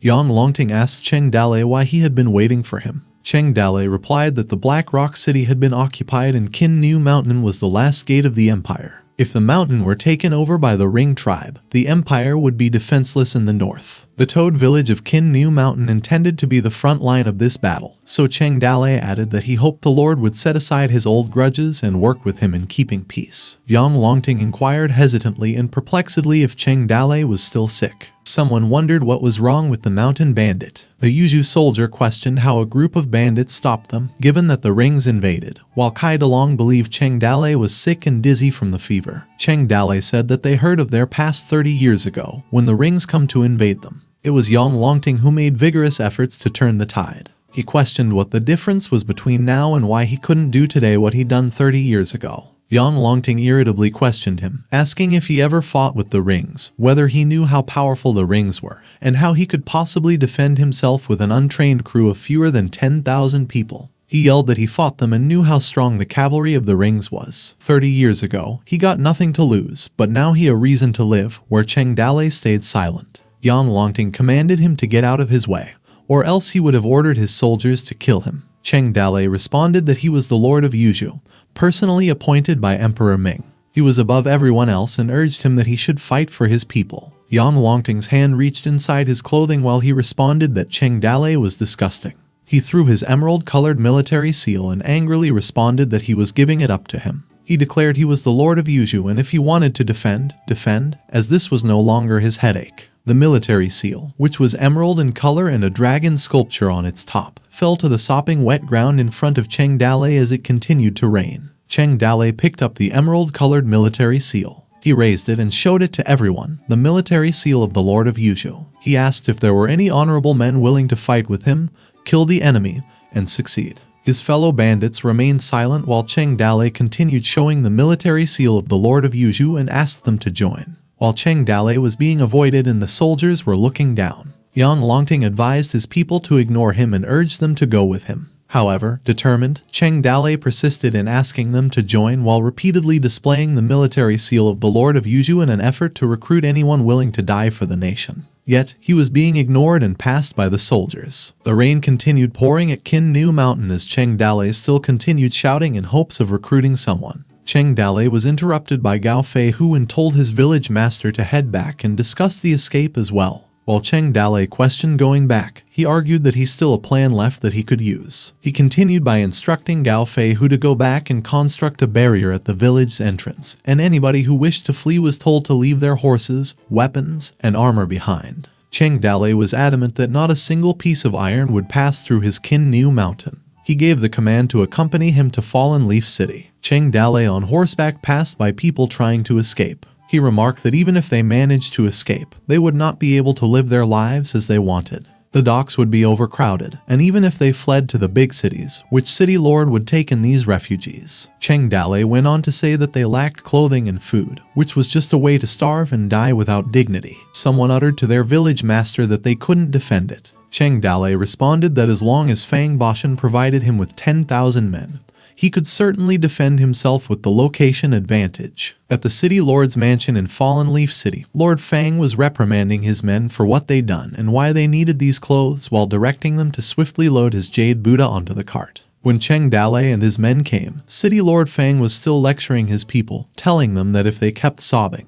he would leave them behind and rings would take care of them. Cheng Dalei and his men questioned what the city lord was doing. Lord Fang looked back and asked Cheng Dalei what brought him there and added that he didn't have any additional ships available for him if he wanted to borrow one. In response, Cheng Dalei said that he was not borrowing ships but rather soldiers and presented the Lord of Yuzhou's military seal. He hoisted the military seal and instructed City Lord Fang to cooperate with him to defend Qin Nu Mountain on behalf of the Lord of Yuzhou. He said that when people saw the seal, it would be like when they saw the Lord of Yuzhou. City Lord Fang questioned what Yang Longting was doing right now, and Cheng Dalei replied that he was sitting in Qin Nu Mountain and ordered him to deliver the order, adding that if they could hold Qin Nu Mountain, it would be a great achievement for him. City Lord Fang responded that his military service not been as important as his head, and told his buddy Cheng that since they got along and pretended that he not seen him, he would take that as a thank you. However, Cheng Dalei was adamant with Lord Fang that if Qin Nu Mountain could not be defended, Fallen Leaf City would be destroyed. It was inevitable that the people would also be killed, and he wouldn't be able to keep his head as the ruler of the city. Cheng Dalei urged him to fight alongside them because Toad Village now a geographic advantage, food,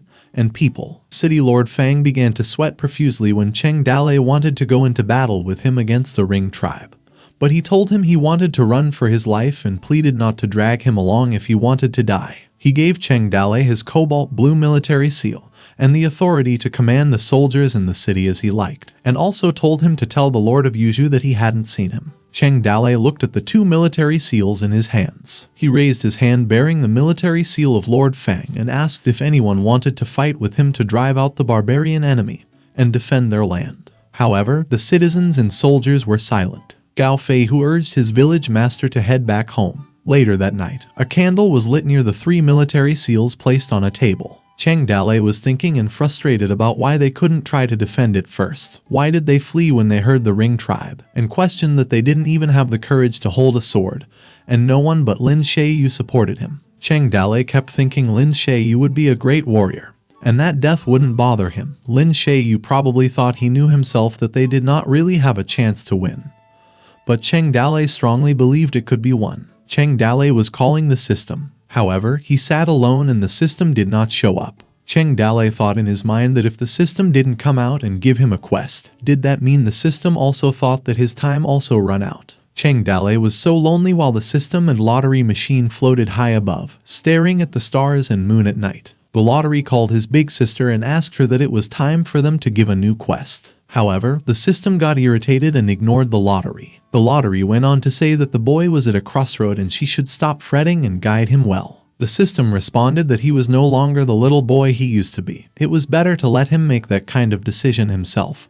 But in her mind, it was because she would be embarrassed to appear before him. Someone knocked at Cheng Dale's room. It was Su Ying who informed Cheng Dale that the people outside were all waiting for him, to which he replied to let them wait a little longer. Su Ying sat close to Cheng Dale, sympathized with him. She knew it not been easy for him to build this family business. But when there was smoke, there was fire. She held his hand and continued to tell him that there were Su family stores everywhere in Jeju and Kingju. She persuaded him to hide there for a while since the rings would not stay for long and waited until the situation was over and they could always come back. Cheng Dale was getting up as he agreed. He smiled as he told Su Ying that he was ready to go. At the Toad Village military area where a large number of bandits gathered, someone yelled to inform everyone that their village master arrived. Cheng Dale stood in front of them and addressed them as his friends, went on to say that their wives and children were all here, and this village was built by everyone together. Cheng Dale inquired whether they were willing to give up the village in order to be the same poor and hungry bandits they once were. The advantage of location, the village unlimited weapons and supplies. He asked them if anyone was willing to fight alongside him and defend their village. He continued that he would not stop those who wanted to go, and those who were ready to fight should take a step forward. Lin Shayu firmly stepped forward in support of his village master. Worried, Cheng Dale asked again if there was anyone else. Zhu Shenji said, "Never mind and forget it." As Zhu Shenji stepped forward, he questioned his daughter as to why she was following him, to which Zhu Ling'er replied and berated him for leaving her alone. Zhu Shenji responded that he lived long enough as an old man, and that today he would accompany Cheng Dale to death. But he couldn't let his daughter follow him. He told his village master to let her go. Kinman said that he didn't care as he believed they would all die one day. Liu Bei sighed and scratched his head. He added that the four brothers were ready to die for the village master. Little Wolf of Apricot Blossom chimed in while stepping in and told Cheng Dale that he was hopeless, while the female bandits were worried. The second master of Flying Tiger also stated that he would follow Cheng Dale to death, while Gao Fei, who was shocked. Su Ying, Xiao Yi, and Liu Zhai stepped out as well in support of their village master. Cheng Dale thought in his mind that in the end, there were only more than 10 people different opinions, but with the few people there, Toad Village could not be defended. He conceded and responded that he did not have the power to make them die alongside him, and he suggested talking about the escape. However, even if they wanted to escape, they needed to listen to him. Cheng Dale went on to say that if 5,000 people scattered like birds or wild animals, they could only become spirits through the swords of others. He told his people that if they wanted to escape, they would escape together. Cheng Dale would not leave anyone behind. He would not give up an old person, and he would not lose a single child. Lin Shayu responded as his village master wished and said that he would be at his service. Cheng Dale commanded Xiao Yu to climb Bull's Horn Peak alone,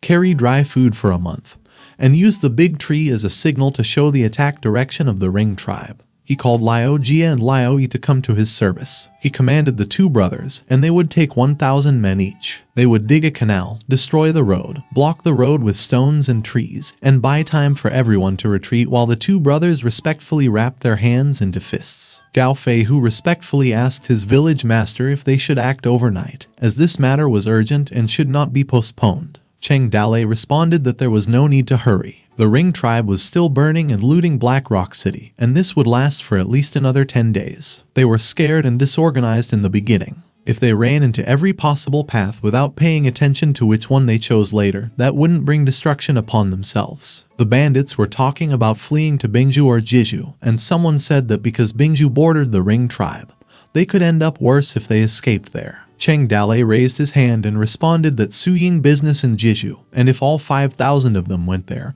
it would probably take them longer than a month. Everyone should take enough food to provide for themselves for a month. Weapons were also needed for self-defense. They should prepare everything together and cut down large trees for building horse carriages. The bandits raised their hands as well and responded to everything at their village master's command. Fast forward to the Black Rock City's City Lord's mansion. Fu Delay was walking slowly while holding a hamper. He kept going away while passing discreetly behind guards, until he arrived outside the yard of the Black Rock City. He opened a small door leading to the basement. He walked down the steps, holding a candle light in one hand and a hamper in the other. The lady asked who it was. Fu Delay responded not to be afraid because it was him. He smiled and told her to eat up because he brought it for her. They sat across from one another, with the meal and candle light placed between them. Fu Delay warned her not to choke and brought her water to drink, explaining that he couldn't always come over to her, and that this was her food supply for 3 days, so she needed to eat slowly. As she observed the bruising on Fu Delay's face, the lady thanked him for hiding her there and asked if he was beaten. Fu Delay responded that it was nothing, and that his brother used to beat him up a lot, so he was used to it. The lady continued to eat as she replied that she was the one who got him into trouble and thanked him before asking when they were leaving. Fu Delay replied that he did not know and they couldn't leave for now. His brother said he was looking for something here, and he did not know what it was. He thought in his mind that her expression when eating reminded him of the puppy he once had. It was also such a glutton back then and was later killed and turned into meat by his brother. The lady continued chewing while saying that Fu Delay was a good person and was different from them. If only they not come to fight with them, and questioned why they were so evil and come to rob them, which made Fu Delay stunned. Silence came between them. Fu Delay remained silent while the lady noticed the awkward silence while holding her bread. The worried lady was sorry that she misspoke and told him not to pay attention to what she said. Suddenly, Fu Delay assured her that it was all right and responded that they not been able to eat for a long time. The tribe was hit by a disaster last year. A large part of the pasture land was deserted. Cattle and sheep starved, and if they not robbed them, they could not have continued to exist. Fu Delay added that enough of the unhappy stuff, told her his name was Fu Delay, and asked what her name was, to which she replied that she didn't have a name, she only a stage name which was Green Cherry. Fu Delay called her Little Cherry, which left her speechless. They both laughed and smiled. The good things of the world are not bound, but like colorful clouds, they dissolve easily, like brittle glaze, and one is full of thoughts that are in the heart and not in words. The contented person would not tire of love, and people who care about each other would talk to each other. Not everything was calculated by man. Everything was determined by fate. When the candle ran out of its light, Fu Delay took his leave, told her to take care, and said he would come to see her often. After that, she developed affection for Fu Delay. He hid Green Cherry in the basement, like a little dog, and wanted to check on her every day to see if she'd grown. One day, Fu Delay brought her a hamper containing her meal. He happily called her his Little Cherry when he came to see her and asked if she was hungry because he brought her a good meal. Fu Delay's smile quickly faded, his eyes filled with fear, and he dropped his hamper when he saw his brother, whom Kai Mei sarcastically called his good brother, and asked what he brought to eat because he was asleep and got hungry. Fu Delay asked his brother if he killed her. Kai Mei replied that Fu Delay a fearsome look in his eye like a hungry wolf and questioned if Fu Delay would kill him if he told him she was dead. A fight broke out between the two brothers, where Fu Delay called his brother a bastard. However, Fu Delay was on his knees after being beaten by his brother and asked if he still wanted to be a good person. He was on the ground while his brother Kai Mei stood tall in front of him with a bottle in his hand. With visible bruises on Fu Delay's body, he was splashed with alcohol, which made him scream in pain. Kai Mei furiously asked him if he wanted to be a good person and would let him be one. While Fu Delay was face down on the dripping wet ground, he ordered two men to bring the people in. Two men brought out Green Cherry so aggressively that she stumbled on the ground. Green Cherry could only scream as she landed near Fu Delay, who managed to get up from the ground. Meanwhile, Fu Delay smiled when he saw his Little Cherry and realized that she was not dead. Green Cherry called Fu Delay's name when she saw him. Kai Mei said again that he would give a chance to be a good person and ordered two men to bring out the 7 women. Two men brought out a string of women with their hands tied. Holding a sword, Kai Mei asked Fu Delay whether he wanted to save her. He questioned if he would kill these 7 ladies, or if he could only save one. Kai Mei thrust the sword into the ground and repeatedly stated that he could either kill her or save 7 people. Confused, Fu Delay looked up as he called his big brother. Kai Mei ordered two men to strip Green Cherry naked and do it with her in front of him. Fu Delay's eyes began to tear up as he called his brother again. Kai Mei furiously screamed at him and told him to choose. He given him the opportunity, kill 1 or kill 7. Meanwhile, two men began tearing and pulling Green Cherry's clothes while she struggled on the ground. Kai Mei continued to pressure Fu Delay to take the knife and kill someone to save someone. Kai Mei told him again to take the knife and kill someone, questioning how he could save people if he couldn't learn how to kill, while Fu Delay repeatedly called his brother. Green Cherry cried and struggled as two men held her neck and continued tearing and pulling her clothes, while Kai Mei berated Fu Delay, telling him not to call him brother as he did not have a brother like him. Kai Mei called him a stupid coward and questioned if his mouth was only for pleading. He questioned Fu Delay if his knees were only for kneeling, and his hand couldn't even hold a sword while Green Cherry continued crying. Kai Mei went on to say he could save one or save seven, or everyone would die, and Fu Delay was sobbing. Green Cherry cried as she pleaded to be saved repeatedly. Suddenly, Fu Delay screamed stop while his eyes welled up in rage. He snatched the blade, slashed towards Two Man, and swiped at his hand. Two Man's hands splattered blood all over, and he abruptly threw Green Cherry to Fu Delay while cursing him. They crushed onto the ground as dust and smoke billowed up around them, and they coughed it up.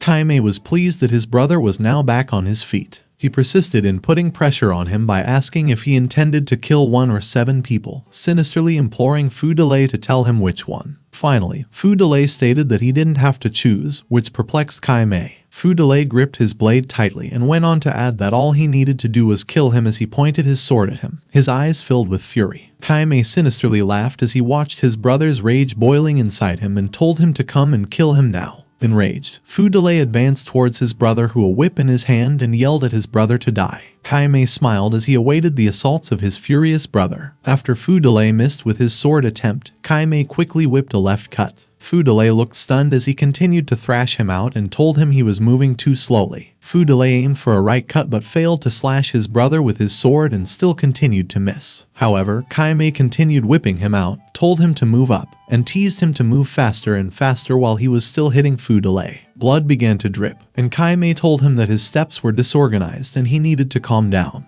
Persistent, Fu Delay aimed for a middle stab but missed, and Kai Mei told him to hold on to his knife, questioning how he could kill him if he couldn't hold on to a knife, while Green Cherry watched them from a distance. Green Cherry was worried as she held on to the remaining fabric of her clothing. Kai Mei whipped Fu Delay on his face and told him that he was too slow. Kai Mei aggressively fought with Fu Delay, and his little brother could only step back as he did so, berating him for being rubbish and wanting to kill him with such weak power. The whip suddenly got a hold of Fu Delay's sword. Kai Mei drew Fu Delay near to him and told him he liked the way he looked at him while teasing to kill him. Fu Delay screamed in rage. Suddenly, Fu Delay was able to cut Kai Mei's body and blood splashed, which stunned him. Kai Mei took a moment to realize what happened as he stepped back, and blood still splashed with the whip in his hand. His fingers touched the blood that dripped on his chest and tasted it. Kai Mei praised his brother, saying that finally he was willing to grow up. He pronounced that she was his and that he managed to save her. Fu Delay was breathing heavily, visible eye bruises and blood all over him. Kai Mei added that since he chosen to save her, he called for Chuo Man and ordered him to get rid of them.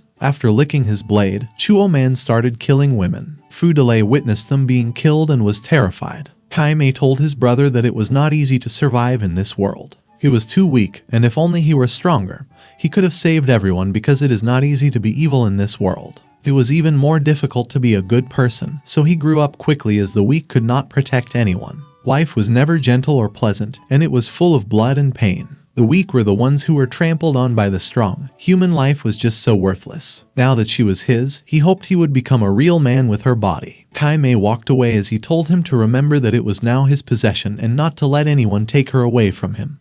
Neither his brother nor his father. Do not hesitate to draw his sword if someone reached for her. Meanwhile, Green Cherry sobbed while he held on to the little clothing she left. Fu Delay looked at her and called her Little Cherry. Fu Delay told her not to cry anymore, however, she was still sobbing inconsolably. He screamed at her to stop crying. Green Cherry stopped crying and gazed at him confusedly. He placed his hand on her shoulders and told her that she was his woman, and he was Fu Delay. He was her master and hugged her. He told her to remember his name. He would protect her from that day onwards. With Fu Delay, no one could steal her, and no one could hurt her. Life was like a divergent path between north and south. The world was long and windy, and no destiny existed with certainty. Chuo Man, eliminate the slaves who could not be transported. Kill those who to be killed and bury those who to be buried. Kai Mei ordered Chuo Man to call off the wolf cubs as they probably enough fun. It was time to get down to business. In the morning, the village master was questioned when they left because they was preparing for a long time already. Cheng Dalei replied that it was almost time to go and he had a plan in mind.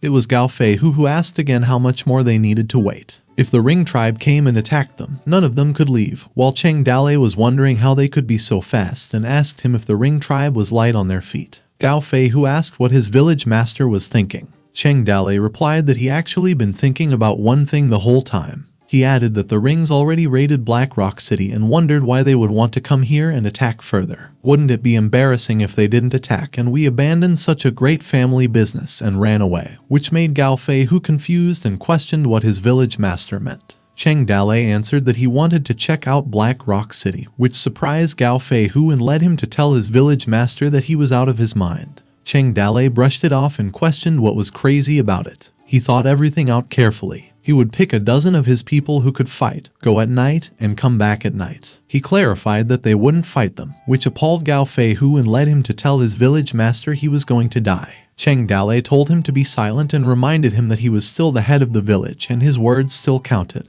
Gao Feihu tried to reason out, but he was interrupted by Cheng Dalei, and told again that he was the village master and he to listen to what he said. Cheng Dalei added that night he decided he would execute this plan, which left Gao Feihu speechless. At dusk, Cheng Dalei assembled a force of 36 people with a minimum strength of excellent rank. Lin Xiaoyu approached his village master and asked if he called him back to come along with him. Cheng Dalei replied that he not, however, he another task and he needed to take 100. All the men sharpened their weapons, brought their bows and arrows, and set out at night. Cheng Dalei led them on horseback. Cheng Dalei and his team arrived near the Ring's camp, which was right in front of them. He was told they couldn't go any further because they could be easily spotted by the guards outside. Cheng Dalei questioned what information they could find from this distance. He suggested tying up the horses and taking a closer look. However, Gao Feihu responded to his village master that it was not a very smart idea. Cheng Dalei reminded him that he was the village master and he needed to listen to him, which Gao Feihu conceded and that he was fine with it.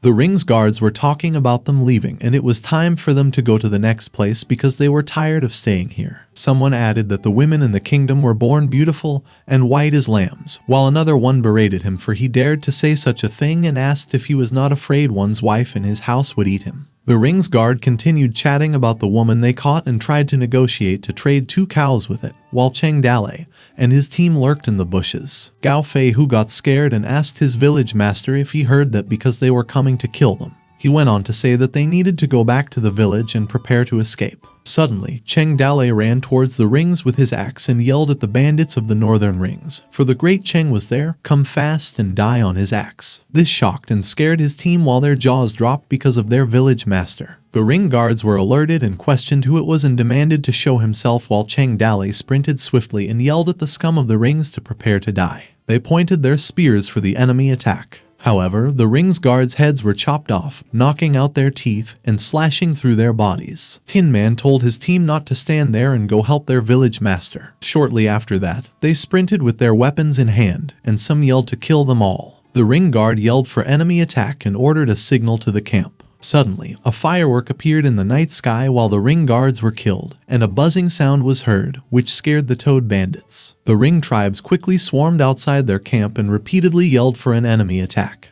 They rode their horses and carried their weapons. Cheng Dalei screamed and told everyone that the wind was tight and tearing, which means that the momentum was not right, and immediately withdrew. The bandits rode their horses away from the Ring tribe while Gao Feihu asked what the hell he was up to. Cheng Dalei responded by running for their life. If he was too slow, he would be shot by arrows of the Rings. Someone notified Cheng Dalei that their horses were too fast and that they almost caught them, which he assured them not to worry, leading them to the main path as he everything prepared on the main path. Cheng Dalei smiled as he told them to follow him and avoided the roadblocks. Liao Jia and Liao Yi erected roadblocks, rocks, large logs, and dug deep and shallow river ditches on the official road. The Rings were blocked by large logs where they suddenly stopped chasing them. His fellow Ring member told Chuo Man that he didn't have a good feeling with so many obstacles in the way, to which Chuo Man replied that they were just a few mountain bandits. Since they killed their brother, they couldn't just let them escape. Gao Feihu looked back and told his village master that they did not seem to be able to catch up with them. He suggested they escape while they still could and hurried back to the village. However, Cheng Dalei fiercely shouted and told the Rings that he was the lord of the Fallen Leaf City, the ranger general of the Kin Nu Mountain Trap Battalion,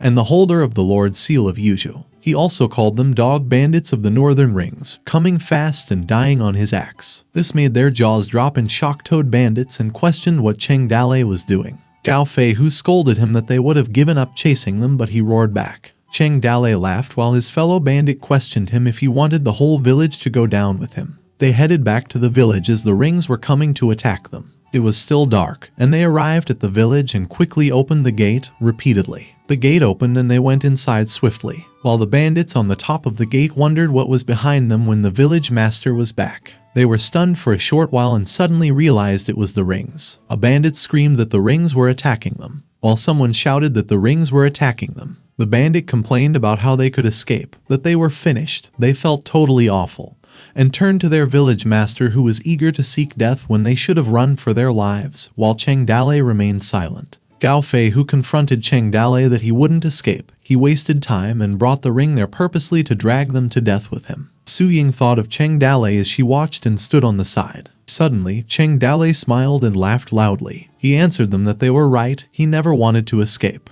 Cheng Dale went on to say that fleeing to where, like a dog turning its back on the enemy, and questioning whether they could really escape. He took his sword and pointed at the rings, and shamed his people for being afraid before they even fought. Now that the rings arrived, this place already become a desperate situation. There was no way back, and he no choice but to lay down their lives and fight. The bandits kept saying that their escape was no longer possible, but depending on it was. Someone questioned that their opponents were the rings, and only 2,000 people of them could fight. They asked if they could defend against them. Cheng Dale confidently replied that there were only a few thousand pursuers and what was there to be afraid of. Cheng Dale reminded Gao Fei that he didn't say the rings were invincible, and today he would kill them to show him. 1,000 ring members on horseback rode and aimed to attack. Cheng Dale called for blacksmith Zhu and ordered her heavy crossbowmen to push up the heavy crossbows, to which she agreed immediately. As the rings approached near the Toad village, Cheng Dale commanded teams of 5, all on his signal. He told them not to be nervous and to behave as they would in normal training.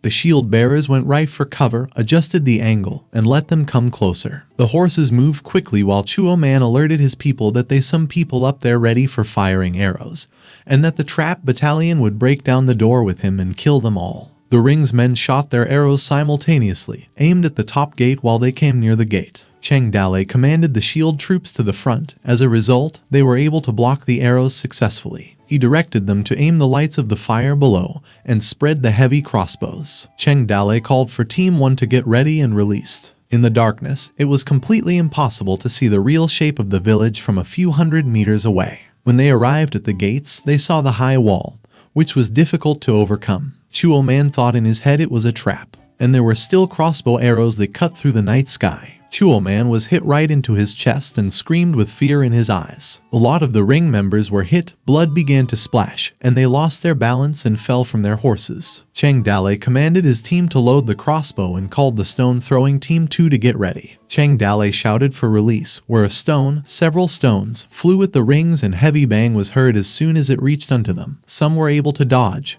however, some didn't. The rings repeatedly yelled to pull back because it was a trap, repeatedly. Another one yelled to hold formation and return to camp for support. The hastily retreating cavalry joined the charging cavalry like a great wave. People rolled back and forth, and there was no telling how many people and horses perished from the trampling in the darkness. The rings repeatedly alerted his fellow troops to retreat. They fell back quickly while heavy and large stones flew and still aimed at them. Gao Fei, who was shocked when he saw the rings were knocked back by this. Cheng Dale responded where he said every day that the rings were invincible, that they were strong and the courage of 1,000,000 men. Everyone the same opinions, that was why the rings could break Yuzhou in a day, and the Black Rock City in half a day, and berated them.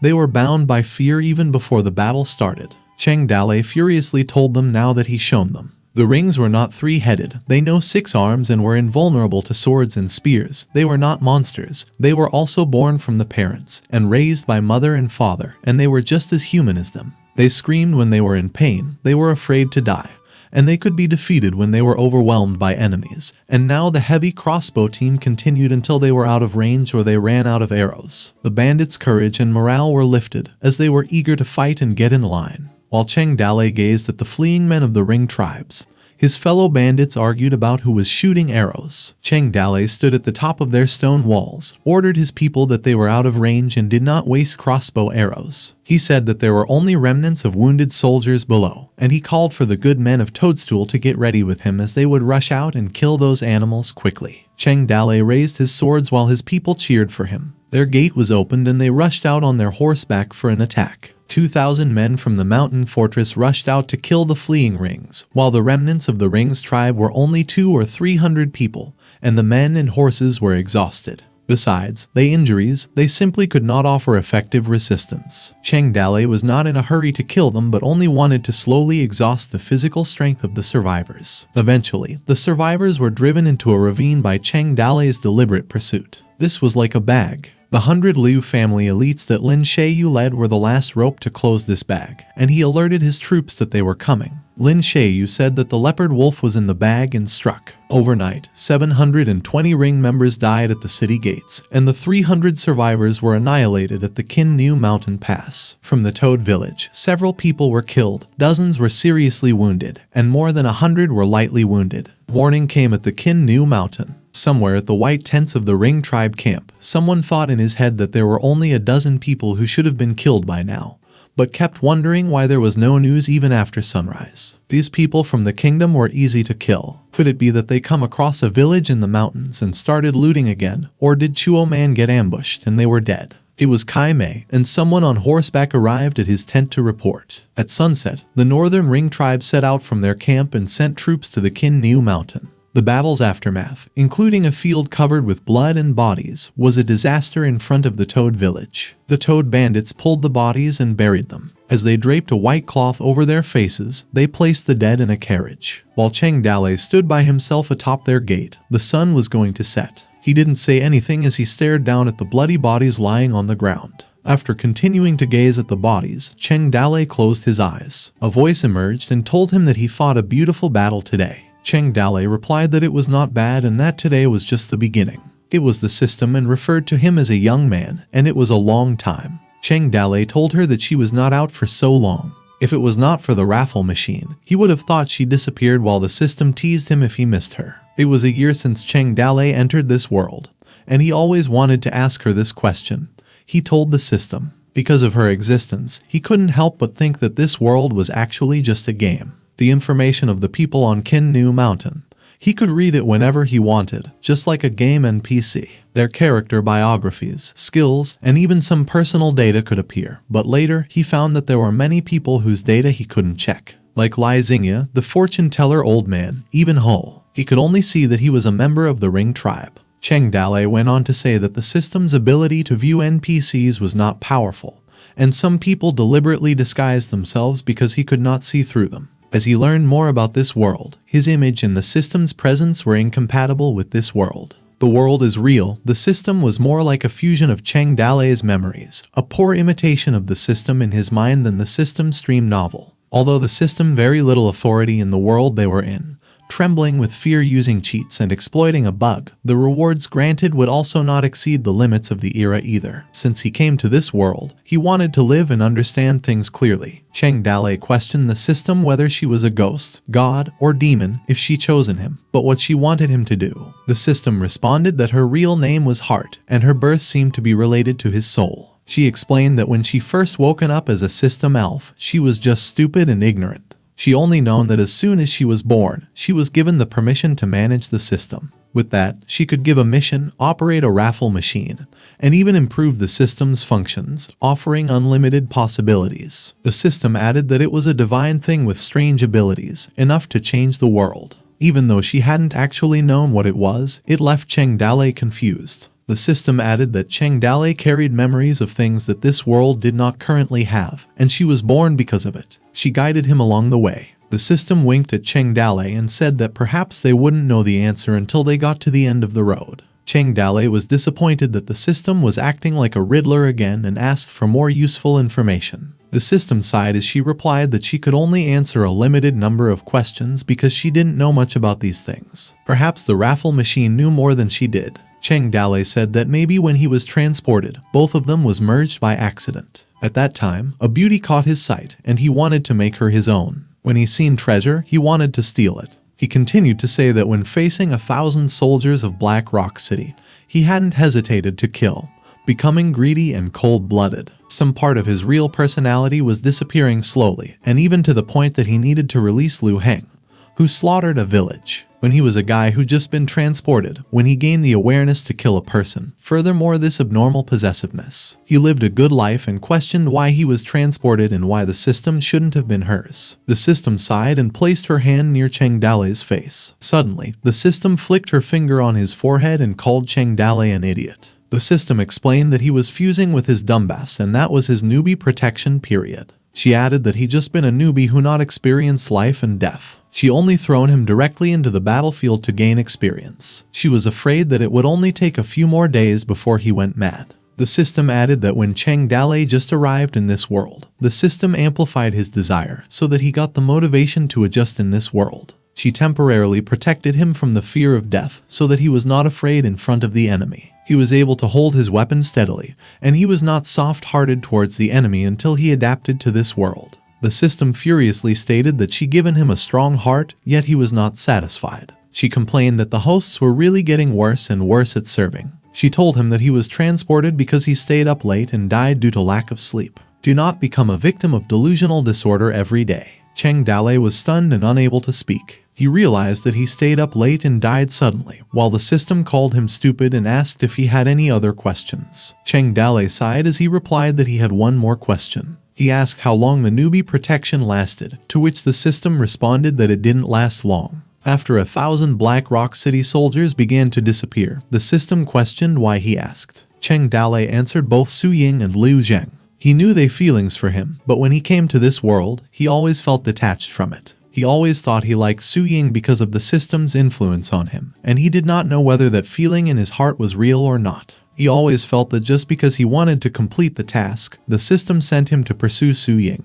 and he felt like he lost some value. The system replied that the newbie protection was long gone and asked himself whether it was true that he feelings for her, while Cheng Dale said that he should take into consideration that they were both sociable. The system suggested he go chase her. This time there was no pressure from the mistress of the fort mission. He should go and propose to her. However, Cheng Dale hesitated because the Ring tribe could invade anytime. The system replied to hurry up. If he was late, he wouldn't have a chance, while Cheng Dale could only agree. Meanwhile, the system labeled him as a retarded guy. Later that night at the Toad Village, someone knocked on a door. It was Cheng Dale, and Xiao Yi opened the door when he asked if Miss Ying was asleep. Xiao Yi replied that she was about to rest. Xiao Yi invited him to come in. Su Ying was sitting on her bed and asked Cheng Dale why he was still there at such a late hour, worried that something happened. Cheng Dale was biting his lip and responded that he would like to talk to her about something. He told Xiao Yi to go out for a moment and referred to her as a little butterfly.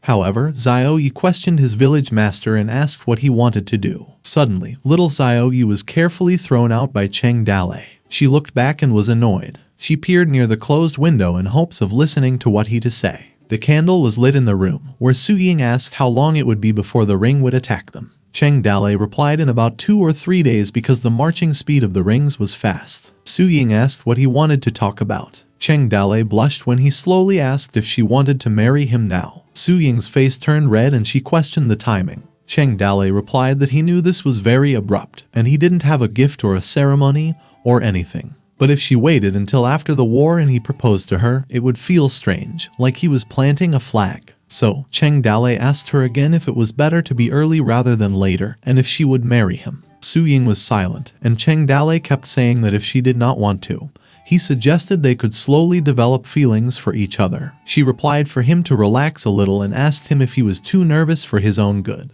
Cheng Dale was speechless as he looked away. He replied not to take his words seriously, slowly turned around, and said that she should rest early. He was near the door and added that after this battle, they did not even know whether they would live or die. Su Ying called Cheng Dale, which stopped him from leaving the room. She stood up, responding that she thought she was already his while her face was blushing. They kissed in the candlelit room. When she lost her virginity, he fell in love with her. She sensed that the gentleman was not blushing and turned to him with a hug. Suddenly, the light went out. This made Xiao Yi wonder as she continued to peek into the room. Their act of love burst out little red hearts in the air. When Xiao Yi heard what was happening, Cheng Dale and Su Ying continued making love, which resulted in more little red hearts bursting in the room. Xiao Yu was startled when she suddenly realized they were making love. She walked away. It was too sudden and she was worried about Su Ying because she was an absolute blockhead when it came to this. She should have asked his mother to show her those position pictures first. And Xiao Yu was not sure if there were any herbs in the village that strengthened the body. The system was sitting on the roof, gazing at the stars and moon,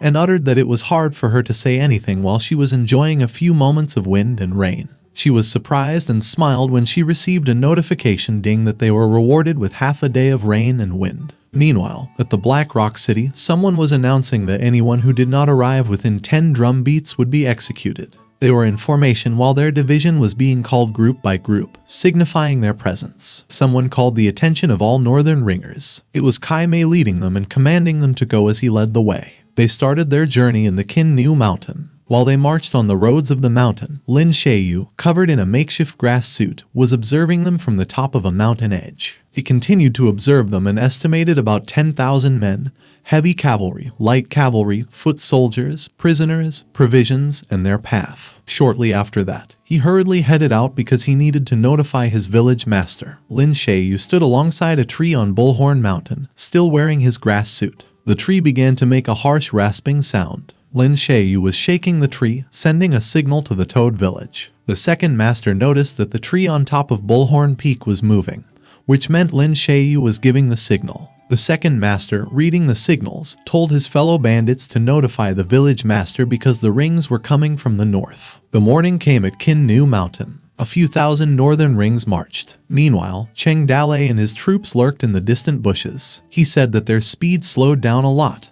However, Gao Fei who added that those ravines and wooden barriers wouldn't hold them for long. Cheng Dalei responded that they would escape once they shot some arrows. They wouldn't be able to chase them once they got deep into the mountains. He raised his hand and called his troops' attention to ready their bows and arrows. Cheng Dalei fiercely screamed for a release. Some of the members of the Ring tribe and horses were hit and lost their balance. Kai Mei furiously alerted his people that there was an ambush and to watch out for hidden archers. He commanded the longsword group to go after and kill them. Cheng Dalei, leading his troops, ran deep into the mountain and told them to keep up with him. All of his troops followed their village master into the mountains. The mountain became silent. A ring member reported to the prince that they couldn't find them after they vanished into the woods, and the forest was too dense. This shocked Kai Mei that they lost them. Kai Mei ordered the scout to explore the road ahead and reminded them to pay attention to the surroundings. With the geographical advantage, Cheng Dalei kept setting traps on the road, and the enemy was greatly slowed down. Finally, at dusk 3 days later, the Ring army arrived outside the Toad village. Kai Mei was holding a map and thought in his mind that he finally found it. The river crossed between both Bullhorn peaks, and behind the peaks lay what he was looking for. Kai Mei wondered how it could become a city when it was a densely wooded valley. He kept wondering whose army was stationed here, and if it was possible that they were the ones who attacked them a few days ago. He brushed it off, just broke down the gate, slaughtered the whole city, and they would have what was buried there. Kai Mei called for all his troops and they obeyed his order. He shouted to kill and attack the city. The rings ran towards the city with their weapons, barriers, and ladders. Cheng Dalei was informed that they were coming so fast, they did not even have to rest and set up a camp. He commanded his people to get ready because it was an all-out war. The Ring's troops were organized and prepared to go up in one go. The battle began, and the Rings were climbing on their ladders while arrows and stones flew everywhere. The bandits were steadfast in holding their positions and getting them down. However, they were shocked when the Rings tribe began throwing large stones. The bandits were alerted to watch out. However, a flaming blast struck once along with the rocks, and as a result, some of them flew back. Qin Man called Zhang Fei to come with him to block the defense line that was broken. The Ring managed to climb up and kill while the frontline bandits were struggling and calling for support. Xilong was called out to stop them. Xilong responded that he understood while his brother laughed. The Ring members who managed to climb realized that it was a dead end but got slain on the spot. They successfully blocked the Rings and confidently told them to not even think about coming up. Little Wolf was slaying and slashing Rings with his sword. A massive wooden pointy log was seen with the Rings as they continued to charge. The attack came like an ocean wave as the Rings tried to break the city gate. One wave went down with a loud bang. The bandits poured oil when the one came up again. They ignited with fire. As a result, the Ring members on the ladder were burning alive. They continued banging the city wall like waves splashed, while some Ring members complained it was so hot. The first attack made by the Ring tribe began at dusk. At 3 o'clock, the Ring troops retreated. When the attack failed, Kai Mei took advantage of the night to set up camp 3 miles away from the Toad village. Qingju and Yizhu were located on the map after Qinniu Mountain. Tianyi city of Qingju docks was peaceful and calm. However, at the city lord's mansion, someone admitted their difficulties but still invited their buddy to come and join them despite having a large family and keeping everyone safe. Inside a room, they kept talking and told Lord Fang that they liked the pearls and jades. Lord Fang told the woman he referred to as Madam that she was too kind. He told her to take anything she wanted, while the lady smiled yet felt embarrassed receiving such luxurious gifts. Lord Fang watched her walk away and told her to take care. He sighed. He was in tears as many people asked him for money and treasure, but that was the only way to live under the roof of another, to live by his grace and read his mood. Lord Fang sobbed and wondered how long his family's wealth was going to last. A soldier came in and repeatedly called his city lord's attention. He was scolded by Lord Fang and told to lower his voice because the wall's ears. He reminded him not to call him that there, and let others think they were into role-playing. Lord Fang asked how the matter. He inquired about Gon. His soldier reported to Lord Fang that the Ring tribe hadn't killed Cheng Dale yet when he asked the people who come from Yuzhou before they left. Lord Fang wondered if they hadn't killed him yet and questioned if the Rings ran away after robbing the Black Rock City, to which the soldier responded if he thought Cheng Dale could stop the Ring tribe. Lord Fang replied that it was not possible. The northern barbarians over 10,000 armored horses. He ordered to double-check it and find out what was going on at Bullhorn Mountain, to which the soldier agreed. Meanwhile, at Yuzhou City, soldiers protecting the gates were positioned in a line, each with a spear in their hand. Yang Longting was ordering Kai Dalong to prepare more large crossbows. If they wanted to defend the city, bows and arrows were essential. Kai Dalong responded that he asked the craftsmen in the city to work overnight to make 100,000 arrows in 1 month. Yang Longting furiously questioned the time and sarcastically told them to hurry up because the northern barbarians would not give him a month, and they could not lose this battle. Kai Dalong responded with his fist clenched, and they made haste. Yang Longting observed his soldiers in formation, who stood with their spears in hand. He asked the young man his age, to which the young man replied, "Your Majesty, I am 16. Yang Longting praised him for being a good man and asked if he was afraid. The young man replied that he wasn't. Yang Longting laughed and responded that he himself was also afraid, wondering how the young man could not be. Yang Longting added that if he was afraid, he shouldn't do it, but emphasized that they would protect their homes and defend their country. He told the young soldier that when the Great War came, he and the king would fight the enemy, to which the young soldier agreed. The soldiers addressed their majesty and asked him to take care as he left. The morale and courage of the Yuzhou soldiers were lifted because they did not expect the king of Yuzhou to talk to the young soldiers. They kept talking about the king being a good man and how he drove away the Ring tribe. Other soldiers chimed in, saying that following him was not a bad idea. A report was received inside the city lord's mansion in Yuzhou City. A soldier knelt down as he reported to his majesty that the Ring tribe hadn't crossed the Bullhorn Mountain yet. Yang Longting was skeptical about them not coming out yet as it didn't feel right. He asked about the whereabouts of the bandits of Qinniu Mountain and where they escaped. The soldier responded that they hadn't seen them coming out of Qinniu Mountain. Yang Longting thought to himself and wondered if fool Cheng Dale was really trying to stop the Ring tribe. He ordered to scout once again to find out the situation on Qinniu Mountain, to which the soldier agreed. Meanwhile, many people, like Yang Longting, sent scouts to infiltrate Qinniu Mountain. City lords, bandits, and rich families were everywhere. Imperceptibly, countless pairs of eyes rested there. The talks of Qinniu Mountain never been in the limelight like they were today. Among those fleeing from the wars, some people were thinking of rising again, while others were ready to pack their belongings and move away from the war.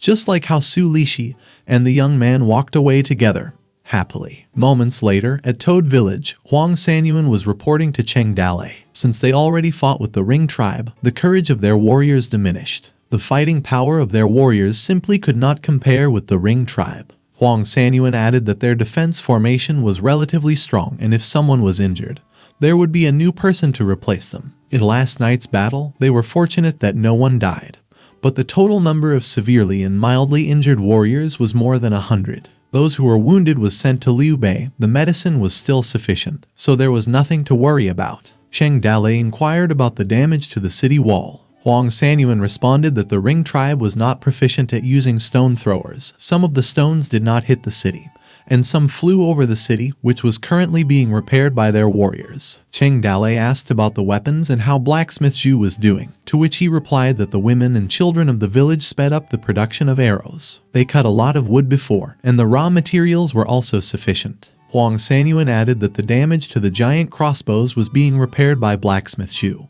and the blacksmiths of the village were making more giant crossbows and stone throwers. Cheng Dale confidently replied and smiled that the Ring tribe was just like that. As long as they were given some more time, they might be able to train them into elite soldiers who were disciplined. When the time came, they could wipe out the scum of the Ring tribe. Huang Sanyuan replied that this was just the first wave at best. It was only an appetizer before the main event, and advised his village master that this shouldn't be taken lightly. However, he thought in his mind, because of his village master's confidence, could they really win this battle? A simultaneous rustling sound was heard outside their village. Cheng Dale was alerted of an enemy attack, and the Ring tribe was attacking their city again. He ordered Hugh and Sanyuan to light the wolf smoke and sound the war drums. He commanded archers, giant crossbows, stone throwers, and everyone to position because a new wave of enemies was coming. A bandit pointed to his village master to look out. The Ring tribe came out in much larger numbers. Cheng Dale couldn't believe what he saw. Refugees were marching in their direction, pleading with them to help them. The terrified refugees were pleading with them to let them in so they could rescue themselves and their kids. Cheng Dale thought in his mind that they were planning to get inside the city using a wave of refugees. Huang Sanyuan stated that those savages used the refugees to charge at the city. They inquired of their village master about what they should do.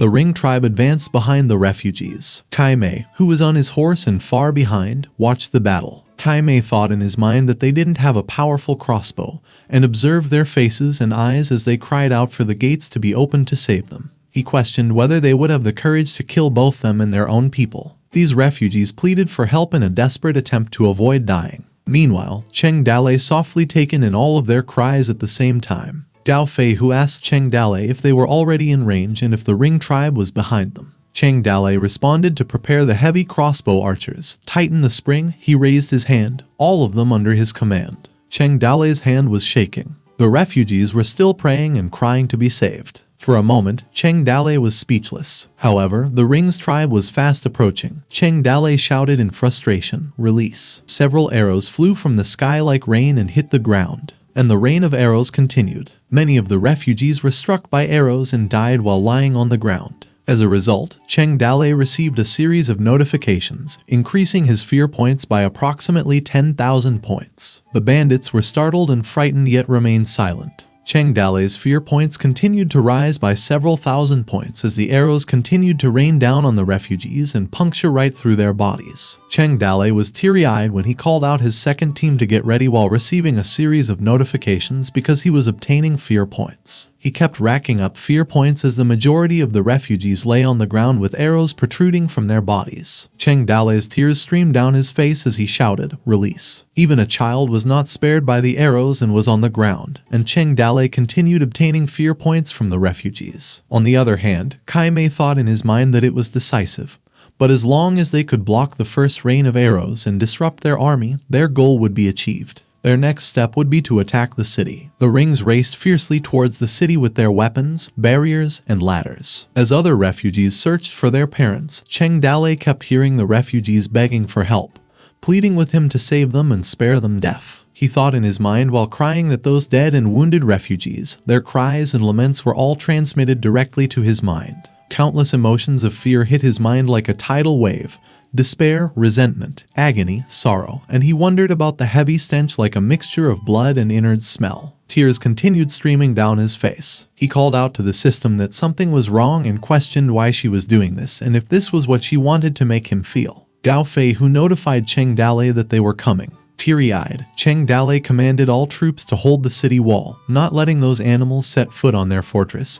Otherwise, they would end up like those refugees, and behind them was where their families were. All the bandits fiercely screamed as they agreed with their village master. Stone and arrows went inside the Toad village while the second team was told to maintain their position and go, while others screamed to kill and attack the city. Kinman and a few other bandits slashed through the Ring members climbing through the ladder. Other bandits even drew arrows at short range and swung swords in defending their city. The Ring members were close to climbing to the top, yet they would be slain and screamed as they fell back down. Guan Yu led the archers and told them to stand back and maintain formation, to which they agreed, while his brothers were fiercely fighting off using their flaming spears and stabbing the sky to kick those ring dogs off the wall and kill. The ring members struggled, but they held the ladder and still charged up there, while others screamed as they fell from the sky. Kai Mei was notified that the situation was not good and it was difficult to open a gap to attack. They lost too many of their men in the attack and suggested the soldiers retreat. Kai Mei gestured with his hand to withdraw and retreat. Moments later, a person who didn't have parents would hold and carry a burden, fearing that he would not live a long life. Who know brothers like feet and hands, who know husband and wife like a guest or a friend.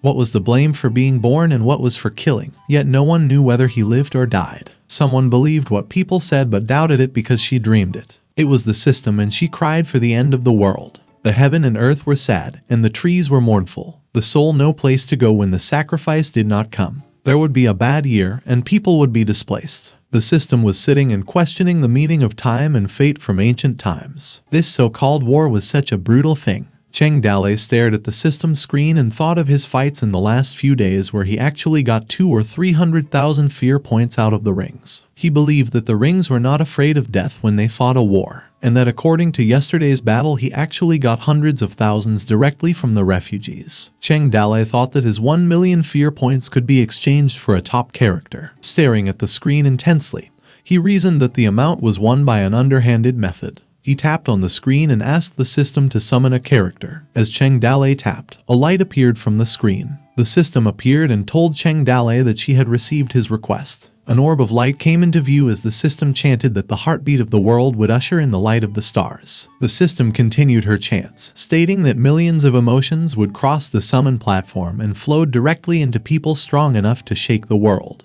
While holding the orb of light, the system smiled. Amused, Cheng Dalei thought that the skipped scene last time would just look like that. He requested the system to pity him and let him go over his difficulties as he wished for a strong character. While closing her eyes, the system continued mumbling that the hero of the story was reborn and was about to cross time and space to come. The orb of light glowed brighter as it pulsed around the place. A man appeared. A notification stated that the legendary military general was obtained, the leopard head Lin Chong. Info of Lin Chong appeared, stating that he was a martial artist unknown to the public as his age was 33 years old. And as for his skills, he had the wave-breaking sevenfold spear while his hidden attribute was a 1,000-mile-long search for his beloved. Unamused, Cheng Dalei asked the system if Lin Chong was coming. He looked at the screen seriously as he thought that he only had a level 3 village building without the additional attributes of a level 3 village. Cheng Dalei believed that he should be able to upgrade the village to level 3 since there were already 3 top martial artists. He tapped on the screen and told the system to upgrade the village. The system notified Cheng Dalei that the upgrade had failed because it had insufficient conditions, which made Cheng Dalei confused. He repetitively tapped the screen, however the result was still the same. Cheng Dalei's face darkened while the system watched behind him. She told Cheng Dalei that Lin Chong hadn't yet come and that he had to wait until he entered the village to upgrade, while Cheng Dalei looked at her with disappointment. Depressed, Cheng Dalei wondered if Lin Chong was capable of such a great feat,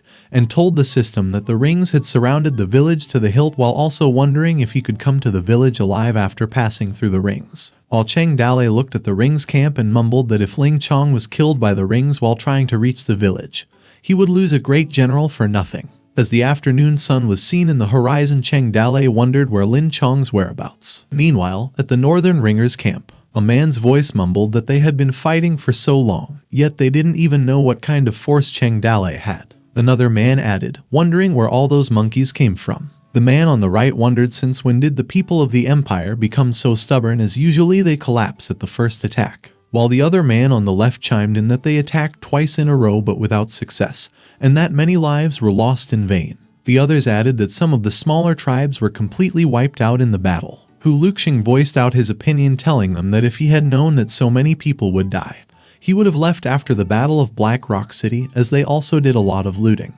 Aggravated, the man on his side asked Hu Luxing if he was saying such things because he was afraid. Hu Luxing stood up and told Gan Linyang while he was still riding a young horse he could kill when he was 9 years old. Gan Linyang also stood inviting Hu Luxing to a fight if he was not convinced. Hu Luxing cursed aggressively and told Gan Lingdian how dare he speak up, while another man joined in their argument, telling them that if he didn't give them 2 punches they wouldn't even know why flowers were so colorful. Kai Mei's face darkened as he thought that subordinates were difficult to lead when he had such stupid people under him. He reasoned if they could have read more in their spare time. He thought that there's no wonder why the Empire calls them barbarians. Kai Mei wondered how nice it would be if he lived in the flowery world of the Empire, and was not confronted with uncouth barbarians every day. Meanwhile, a drum noise was heard all around the place. Hu Luxing wondered about the noise as he believed that the enemy could be attacking. Gan Linying looked at Kai Mei wondering if they really dared to rush over as lowland warfare was their specialty. Kai Mei stood up from his seat and told his subordinates that they were going to take a look outside.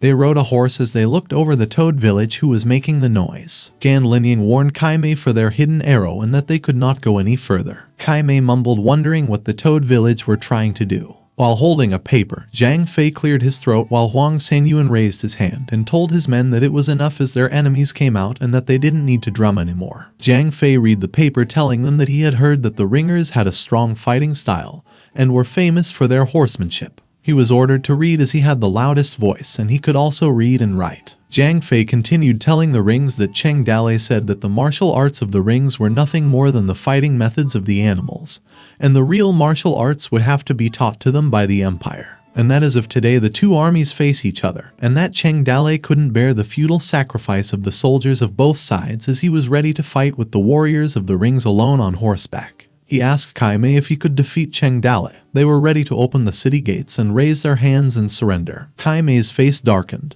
He asked them who they were, as to which Zhang Fei couldn't answer. Zhang Fei looked at Cheng Dalei telling him that the Rings asked who they were, to which Cheng Dalei couldn't believe such a question. Cheng Dalei took a step towards the edge and mocked the Rings, telling them to listen carefully. He introduced himself as the Ranger General of the Trap Battalion in Qingniu Mountain, and that he was the Lord of the Fallen Leaf City in the Empire, and also the owner of the Royal Seal of Yuzhou, and the Axe Master whom the gods have passed their abilities to. As his face darkened, he ended his statement that he was also the Toad King who guards the Qingniu Mountain. Cringing, the Rings wondered who the hell Cheng Dalei was. Zhang Fei shouted that many famous characters had died under Cheng Dalei's axe, as he proceeded to ask the Rings what they were. Kai Mei coughed, signaling Gan Linying to give him a good shout as they were unable to lose their own reputation, to which Gan Linying also agreed. Gan Linying yelled and introduced Kai Mei. Kai Mei was embarrassed and thought that it was scary to be uneducated, while Gan Linying happily told him that it was done. Another drum noise was made as the wooden bridge slowly fell down. The Toad village gate was opened as Kin Man rode out with his horse. He introduced himself and asked the Rings who would come to die under his spear. Kai Mei looked back and asked his men which one of them wanted to kill Kin Man. All the men behind were simultaneously agreed to be the one who would kill Kin Man. A horse's hooves and a man came rushing towards Kin Man. Kai Mei wondered who the man was, to which one of his subordinates informed him that the man seemed to be a martial artist who had defected to the northern barbarians and that he also possessed some skills. The man told Cheng Dalei to come out of the city, wishing him to let him smash his head with his stick. Cheng Dalei leaned towards the edge as he saw Du Mao and wondered. Du Mao yelled, mocking Cheng Dalei to come down and have a fight with him. Cheng Dalei thought how Du Mao was not dead and how he had joined the Ring tribe. He replied to Du Mao telling him that he respected him as a man, asking him how he could become a tiger after joining the Ring tribe and if he wasn't afraid of his ancestors cursing him from their graves. He asked Du Mao to put down his weapons and fight the barbarians together with him. Du Mao responded by calling Cheng Dalei retarded and told him to stop talking nonsense, asking for him to come down so he could let his stick knock his head. While looking at the battlefield, Cheng Dalei replied that he would make Du Mao regret his decision. Cheng Dalei ordered Kin Man to kill Du Mao. Kin Man charged and raised his spear and told Du Mao to accept his death as he was a traitor. Du Mao readied himself and mumbled, "Very good." Both of their weapons clashed. As both men fiercely wanted to kill each other, Zhu Shenji asked Cheng Dalei if he thought that Kin Man could win. Cheng Dalei told him that it was hard for him to say, as Kin Man and Du Mao's skills should have been equally matched. He added that if he wanted to win, they would have to use an unusual move. Both Du Mao and Kin Man fought ferociously. The spear of Kin Man almost hit the face of Du Mao. Kin Man's eyes grew wide as he saw Du Mao smiling and was about to counter. Du Mao swung his club, to which Kin Man barely managed to parry and struggle. Hu Luxing mumbled that the two were equally matched and if they were a little clumsy, their heads would fall on the battlefield. Kai Mei responded that it seemed that the Empire also had such heroes, masters who were not inferior to their tribe experts. Gan Linying chimed in that he pitied such a great martial artist. Zhu Shenji's jaw dropped as he thought that the fight did not look good. Cheng Dalei told him not to worry and just watched carefully. As both men fought, Qin Man glared at his opponent intently. The horse hooves continued to clatter. Qin Man's spear hit Du Mao's horse, which led to Du Mao falling to the ground. Cheng Dalei mumbled that the winner had been decided. Kai Mei ordered one of his men to send someone to fetch Du Mao back as he was still useful. Qin Man was about to swing his spear going for Du Mao's head. He yelled at Du Mao to die. Du Mao's eyes grew wide as he grit his teeth hard. Qin Man's spear missed Du Mao, who was lying to the ground. Meanwhile, another horse appeared and grabbed Du Mao's clothes, dragging him away. Enraged, Qin Man told them not to run away and rushed after both men. Cheng Dalei ordered Qin Man not to chase after the enemy, as to which Qin Man turned to look at him. He added that if he chased too deep, he would get hit by the ring's arrows. He ordered Qin Man to come back. Qin Man flat out obeyed Cheng Dalei's orders and went back to the city. Cheng Dalei yelled, cursing the rings and telling them how powerful they were. He ordered them to dismount and surrender and kneel down, as he would show them a move or two, which was enough for them to use for a lifetime. Gan Lining replied that there was nothing to be proud of when an empire fights an empire, and ridiculed them for being good at barking with no bite. Cheng Dalei's face darkened with anger and ordered his men to show them who they were messing with. A horse thump was heard while the city gates opened. Zhao Zilong came out holding his spear on his back and told the rings to get ready for round 2. He introduced himself, telling them that he is Zhao Zilong from Chang Mountain. The Ring tribe representative responded, telling Zhao Zilong to watch him carefully as he would teach him some manners today. The man laughed, telling Cheng Dalei how dare he let a child come out to die. He told Zhao Zilong to go back to his home and drink milk for a few years and come back to the battlefield when he has grown up. One of the men from the Ring tribe said that he would do it himself, while the others agreed that he could kill Zhao Zilong, and the other man mockingly said that he was already 60 years old, advising him that he better take a rest. Zhao Zilong stared at them, mumbling that the Ring tribe was looking down on him. He told them that he would get serious and show them their place. The man charged and told his companions to let him behead Zhao Zilong's head first. One of his companions sighed and mumbled that he stole all the show for himself. The man furiously rushed towards Zhao Zilong, holding 2 swords, and told him that he was going to die by the sword. The man smiled as he was about to cut Zhao Zilong. However, Zhao Zilong watched the man carefully. Both warriors clashed, and Zhao Zilong came out triumphant, killing the man with his 100 birds spear. The Ring tribe people's jaws dropped as their companion couldn't even last 1 round, while the others wondered what happened. Zhao Zilong yawned and mumbled that he was bored. He asked the Ring tribe who else and told them to hurry up and come at him. Another man charged towards Zhao Zilong, telling him not to be so arrogant and to fight him instead. The man grit his teeth and told Zhao Zilong to die as he was about to pierce him with his spear. Meanwhile, at the city gates, Zhang Fei mumbled that another guy came who could stand 2 rounds against Zhao Zilong, and with just a few rounds, he was already knocked off his horse. Cheng Dalei stared intensely while his subordinates mumbled that the 3rd one for the Ringers lost, and so did the 4th. At the Ring tribe's camp, Kai Mei was out of words while watching his men die one by one. A man was slashed down the camp in Zhao Zilong's 5th opponent. The 7th one just fell down. Zhao Zilong breathed out of exhaustion. Kai Mei mumbled that Zhao Zilong was so strong, as one of his men responded that Zhao Zilong was already exhausted, asking one of them as to who would go and kill him. Another man chimed in and told him that if he wanted to go, he could go, as they don't know if Zhao Zilong was just pretending. Meanwhile, at the city gate, Cheng Dalei ordered Zhao Zilong to come back. The men from the Toad village cheered, mocking the Ring tribe and telling them that they were too weak for the competition. The Ring tribe's courage decreased and they couldn't respond back. Kai Mei told Cheng Dalei if he dared to come out and defeat him, he would retreat immediately if he could win against one of his next generals. Cheng Dalei responded, telling Kai Mei that he was the one who commands and does not try to be a hero, a truth so profound that the Ring tribe would not understand.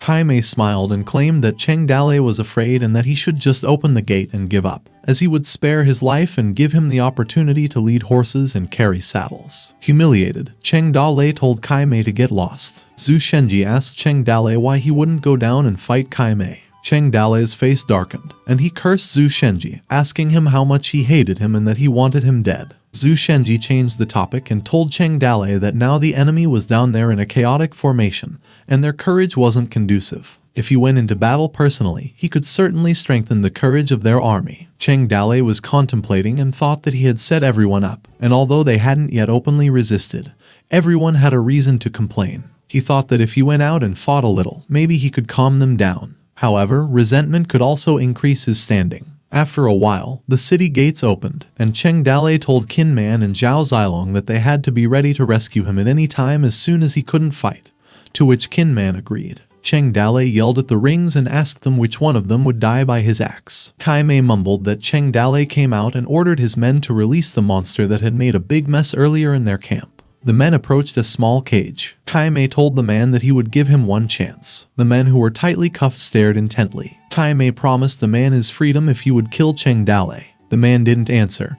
and after a while, they loosened his ropes, and the man began to walk towards the battlefield. Cheng Dalei wondered where they got a tall martial artist as he stared at the man ferociously. He claimed that the man could be Lin Chong. The man spoke and apologized to Cheng Dalei, telling him that he had to suffer as he had a mission to complete. The system appeared with a notification that the man was indeed Lin Chong, which surprised Cheng Dalei. However, Lin Chong's spear began to attack Cheng Dalei. Cheng Dalei barely dodged Lin Chong's spear and thought that it was quick. His eyes grew wide as he asked Lin Chong not to rush and hear him out. Lin Chong responded, telling him that he wasn't Master Lin and he didn't know him. He gripped his spear tightly and apologized as he leaped, swinging his spear at Cheng Dalei. Kai Mei's subordinates mumbled that if nothing came up, Lin Chong should be able to take Cheng Dalei down after a few more moves. Concerned, Qin Man told Zhao Zilong that Cheng Dalei was at a disadvantage. Zhao Zilong responded that they must not rush into anything, that if they rush now, they would be forced to fight with the rings, and they wouldn't be able to save him.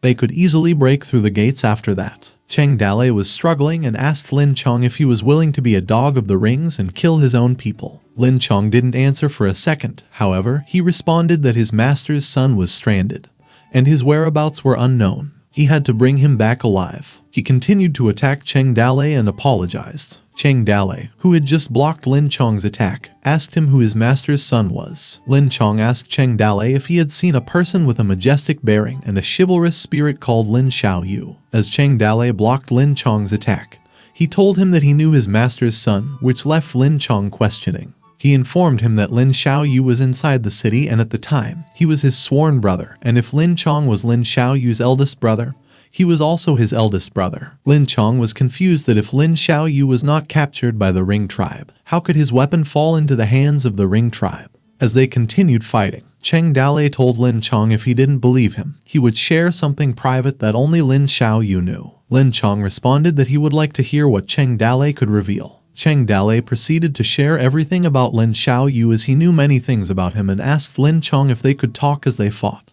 Qin Man noticed that Lin Chong's attack slowed down, and Cheng Dalei and Lin Chong were attacking back and forth. The fight continued as Cheng Dalei informed Lin Chong that Lin Xiaoyu had a red birthmark on his chest and asked if he was willing to believe him now that he had shared everything. Lin Chong's eyes grew wide and asked Cheng Dalei how he knew so many secrets about Lin Xiaoyu. He claimed that Lin Xiaoyu was homosexual. Lin Chong's face darkened as he mumbled that Lin Xiaoyu had such bad eyesight. Cheng Dalei was annoyed by the sudden comment. He told Lin Chong that he would bash his head in. Cheng Dalei coughed while retreating and told Lin Chong that he couldn't save him that day, so he would go back first and save him in a day or two. He rushed back and told him to withdraw as they couldn't distinguish who was winning, so he had to wait for him to go back to heal his stomach, as they would fight some other day. The faces of the people on both sides darkened in embarrassment, and they thought that it was obvious that Lin Chong could beat him to pulp, and he couldn't lift his head. Cheng Dalei rushed to the gate and asked for his men to close the gate. The gate closed, the wooden bridge began to lift up.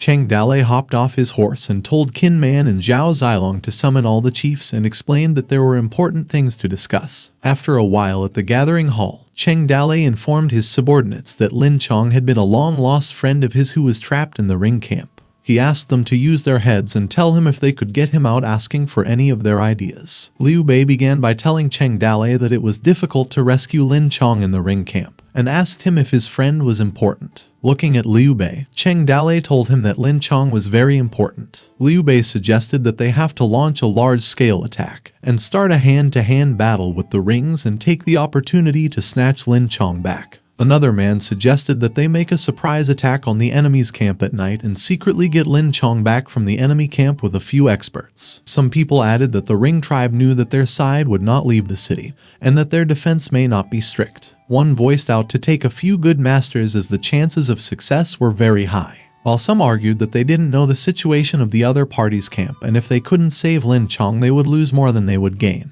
Some concluded to dig a tunnel and asked Cheng Dale what his thoughts were. As he was sitting on his chair, Cheng Dale voiced his opinion. He clenched his fist and told his people to keep thinking, regardless of the cost. Their next task was how to save Lin Chong. He informed them that he named the mission code name as Saving Soldier Lin Chong. Meanwhile, at the Ring Tribe camp, Meng Zian scolded Du Mao, telling him not to act rashly as he intended to let him show his skills at the critical moment. Their status could also be improved, however, Du Mao was too impulsive. Du Mao retorted that he could go and seek refuge with bandits as Meng Zian couldn't imagine that when he became a traitor, their future generations would not be able to lift their heads up in society. Meng Zian smiled and responded that Du Mao was just a villain and asked him who would look up to him in the empire. He went on to question Du Mao that when the emperor founded the empire, he was not regarded as a king by everyone, and that 20 years had passed. He wondered who would still dare not call him an emperor. Du Mao responded that he was not as eloquent as he was just looking for Cheng Dale to take revenge. And after he killed Cheng Dale, he would never stay in the Ring Tribe for one more day. Meng Zian reminded Du Mao that he was the one who saved him in the first place, which aggravated Du Mao. Meng Zian chuckled, telling Du Mao that Yu State was not loyal and his son was unfilial to his parents and that he didn't think he should act righteous now. Then, all of a sudden, a drum was heard in the entire place. Kai Mei came out of his tent, wondering who it was, and asked his men that they were going out to sea. Cheng Dale, who rode his horse, raised his hand and told the scum of the Ring Tribe that their grandfather Cheng Dale had arrived. He asked them which one of them was tired of living as they needed to come quickly so that he could kill them. Striding forward towards the enemy, Cheng Dale told the men of Ring that he had learned the art at the age of 3, mastered it at the age of 9, and was invincible at the age of 13, kicking the North Sea back garden as no 180 or under could beat him. The men of the Ring Tribe wondered what Cheng Dale was doing, while the others guessed that he wanted to fight them alone. Annoyed, Kai Mei ordered his men to kill Cheng Dale as he was bothering him. Hu Luxing held his weapon and told them that he was going to kill Cheng Dale. He charged towards Cheng Dale with an intent to kill. Cheng Dale asked the man to go back as he was not qualified to fight with him, and that he wanted Lin Chong to come out and fight him again for a few thousand rounds. The system appeared bearing information about Hu Luxing, a famous excellent warrior, and a leader of the Small Hill Division. Cheng Dale looked at Hu Luxing intensely and thought that the head of the Small Mountain Division might be enough to catch him. Hu Luxing swung his mace and told Cheng Dale to take his move. Cheng Dale also swung his axe, which Hu Luxing barely managed to block. His eyes widened as he thought that Cheng Dale had good blade skills and a heavy axe. He concluded that his opponent could not be underestimated. They turned at each other as Cheng Dale taunted Hu Luxing to come again and take his move as he swung his axe. Both of their weapons collided. Hu Luxing was sweating out of struggle as he thought that Cheng Dale moved so ferociously that he was going to lose. Kai Mei, who was watching from afar, mumbled that Cheng Dale fooled him the day before as he had a couple of tricks up his sleeve. Meanwhile, at the battlefield, the two were fighting with each other for 10 rounds. Struggling, Hu Luxing claimed that Cheng Dale's attacks were not as sharp as they were at the beginning. He believed that he was exhausted and that his opportunity had arrived. Cheng Dale retreated and told Hu Luxing that he was going back to fill his stomach and he would take his head another day. Enraged, Hu Luxing shouted at Cheng Dale, telling him not to go. He chased him. As he chased behind Cheng Dale, Hu Luxing angrily told him to stop running away. He claimed that he was so close to killing him and wondered why. Enraged, Hu Luxing's face darkened as he cursed in his thoughts that he was so close to catching up and wondered why there was always a gap between both of them. Cheng Dale leaped, which made Hu Luxing wonder why his horse could suddenly pick up speed and create a gap immediately. A system information popped up, stating that the horse Cheng Dale was riding was an excellent slender horse and had a skill for running away, getting a speed bonus when running away. Kai Mei shouted at Hu Luxing, ordering him to stop chasing and come back. Cheng Dale screamed Qin Man and Zhao Zilong's names as he rushed towards the city gates. He asked them why they weren't doing anything yet and wondered what they were waiting for. Qin Man came out first, and behind him were Zhao Zilong and Gao Fei Hu. Hu Luxing's eyes widened as he was intercepted by Qin Man's spear. He barely blocked the spear, however, Qin Man forced him off of his horse. Zhao Zilong, who was holding a rope, tied down Hu Luxing, who believed that his life was over. Gao Fei Hu helped Zhao Zilong in tying Hu Luxing. They hastily entered the city gate, ordering their men to close it. Enraged, Kaimei knew that it was a trap and ordered his men to attack the city. The rings charged towards the city, bringing with them their ladders. Kaimei ordered his archer units and catapult units to get ready. Gan Linying shouted at Kaimei, asking him not to shoot arrows as Hu Luxing was hanging at the top of the city gates. Cheng Dalei claimed that they should shoot their own people, as the Ring tribe liked to use catapults, bows, and arrows and serve them the same sauce. The siege lasted another day and night. After leaving hundreds of bodies behind, Kaimei finally returned unsuccessfully. A voice was heard at the top of the city gates, addressing Kaimei that if he wanted to save Hu Luxing, he should cut the crap. Cheng Dalei asked him to release Lin Chong, and they were going to exchange one for the other. Kaimei gritted his teeth and thought that Cheng Dalei had challenged Lin Chong to a fight today, claiming that it turned out he didn't want to kill him. Instead, he wanted to save him. He reasoned that the Small Hill Division was not a small force in the Northern Ringers Division, and at the moment the Small Hill Division's leader fell into the hands of the enemy. Kaimei thought that if he didn't save Hu Luxiao, the Small Hill Division would turn against him. Kaimei suggested that his side would release Lin Chong. On the other hand, he would let Hu Lu go down along the wall at the same time. Let them go over by themselves, and the soldiers on both sides must not take a single step, which Cheng Dalei agreed to. Hu Luxing walked toward the Ring tribe while Lin Chong moved towards the city gates. Cheng Dalei ordered Zhao Zilong to lift Lin Chong up. Zhao Zilong threw the rope and began lifting up Lin Chong as they noticed that he was badly wounded, and they ordered to take him to Liu Bei. After a while, Cheng Dalei thought that he had finally completed the conditions, and he began to tap the screen to upgrade the village. A light glowed. A voice was heard stating that Cheng Dalei was a righteous boy. The system appeared and told Cheng Dalei that under his attentive leadership, the village is thriving. The conditions have been met, and she congratulated him for bringing the village to level 3. She went on to say that she saw that he was righteous and had extraordinary resources, and he had proven to her that he had a heart strong enough to use great power. A light glowed from the tip of the finger of the system as he told Cheng Dalei that she would give him the power that can destroy thousands of armies. She asked him to take it while pointing the light on his head. Cheng Dalei gained power-up, physical improvement, combat movements, and combat abilities were merged with the host, and the village owner leveled up to the top level. A notification popped stating that level 3 village was reached and all skills increased by 1, and the village rewarded with 1 ability. Archery improvement for archers and the probability of producing excellent weapons in the forge is increased. A system information popped, and the character summon platform upgraded, in every summon consuming 100,000 fear points. 1 guaranteed top character after 10 summons, and he would have a chance to get 1 supreme warrior with 10 million in exchange. Both the system and the gacha machine informed Cheng Dalei that the new system store is officially open today. Each time he entered the system store, 10,000 fear points would be deducted from his account. And fear points could be used to buy weapons and equipment, props, martial arts, sundries, and population. And that the items sold in the newly opened store are only rated between average and excellent. The system welcomed Cheng Dalei to the new system store. The system informed Cheng Dalei about the items in the store, including the Da Haidan, the flesh and bones of the living corpse, priced at 80 fear value. A weapon, twin ring knife, was priced at 60, and the mount, crow horse, was priced at 200, while the 500 refugees were priced at 500. And the 100 soldiers manual, which recorded the training methods of various types of soldiers, was priced at 3,000 fear points. And the system continued. Cheng Dalei's face was distorted after he heard the expensive prices. He asked the system if there was anything that cost less than 100,000 fear points, to which the system answered that she was going to take a look. The system searched as Cheng Dalei watched behind her. She told Cheng Dalei that she found something, an ordinary cut wounds medicine, priced at 5 fear points, and a box of gunpowder powder, priced at 10 fear value. As she told him the cheapest thing, she told him that after purchase, he could choose the place where the item appeared and enjoy the quality service of home delivery. Cheng Dalei claimed that 100,000 fears for 1 box of gunpowder were cheap as he believed that it would be the most useful for now. He glared at the cut wound medicine as its role was to speed up the recovery of injuries. Cheng Dalei remembered that before Lin Chong was saved, he had been tortured by the Ring tribe and got serious injuries, and the medicine was just what he needed. Pointing his fingers at the medicine and telling the system that he wanted the item, to which the system agreed and asked him if he needed anything else. A beep noise deducted Cheng Dalei's fear points to 500,000.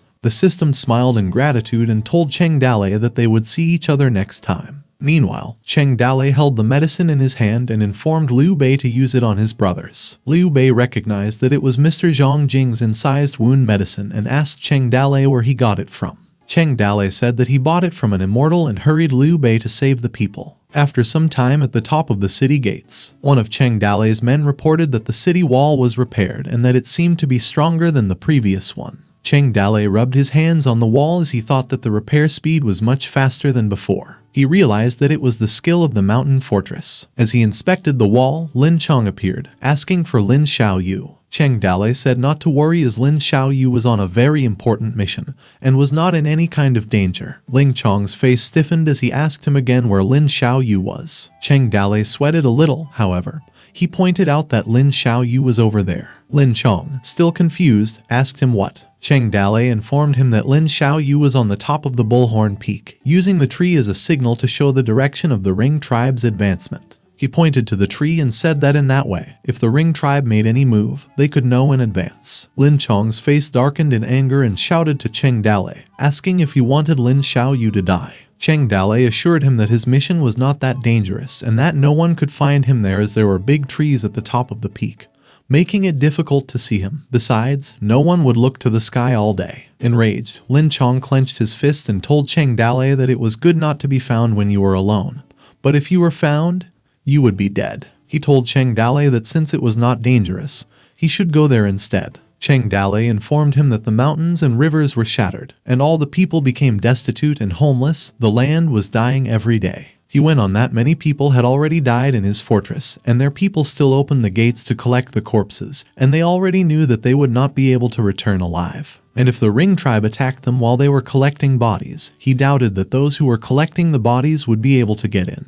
The reason was that they knew that opening the gate meant giving the Ring tribe a chance. He added that once the Toad village was breached, 5,000 lives were bound to become ghosts of the Ring tribe's sword. Cheng Dalei's face darkened as he said that he would die, as well as Lin Chong. Xiaoyu would also die, and that the both of them had no choice. Lin Chong, who was listening, didn't mutter a single word. Meanwhile, at the Bullhorn Peak, the men inside the city noticed that the tree was moving. Cheng Dalei screamed, ordering everyone to get ready as the Ring tribe was coming again. Taking advantage of the evening and sunset, the Ring tribe attacked on a large scale. Many Ring tribe warriors were willing to die, risking their lives to charge. Several times the city was in danger of being lost. The people of Toad Village had already put aside their fears and resisted the attack till death. Qin Man, Zhao Zilong, and Lin Chong each led a team to guard the city. The three generals moved together, dancing on the battlefield with their killing dance. Kai Mei's eyes were wide open as his men mumbled that Lin Chong was seriously injured, and he wondered how he recovered so quickly. The people from the Ring tribe also were confused on why couldn't their stone rocks break their city walls anymore and ordered them to load up bigger ones. Someone also screamed to hit them harder, while the others warned the others to watch for the Toad Village arrows and raise their shield as their arrows were much more accurate. The battle lasted for a day and night, but the Ring tribe returned without success. In the following days, Kai Mei launched a dozen more attacks on the city, sacrificing countless lives.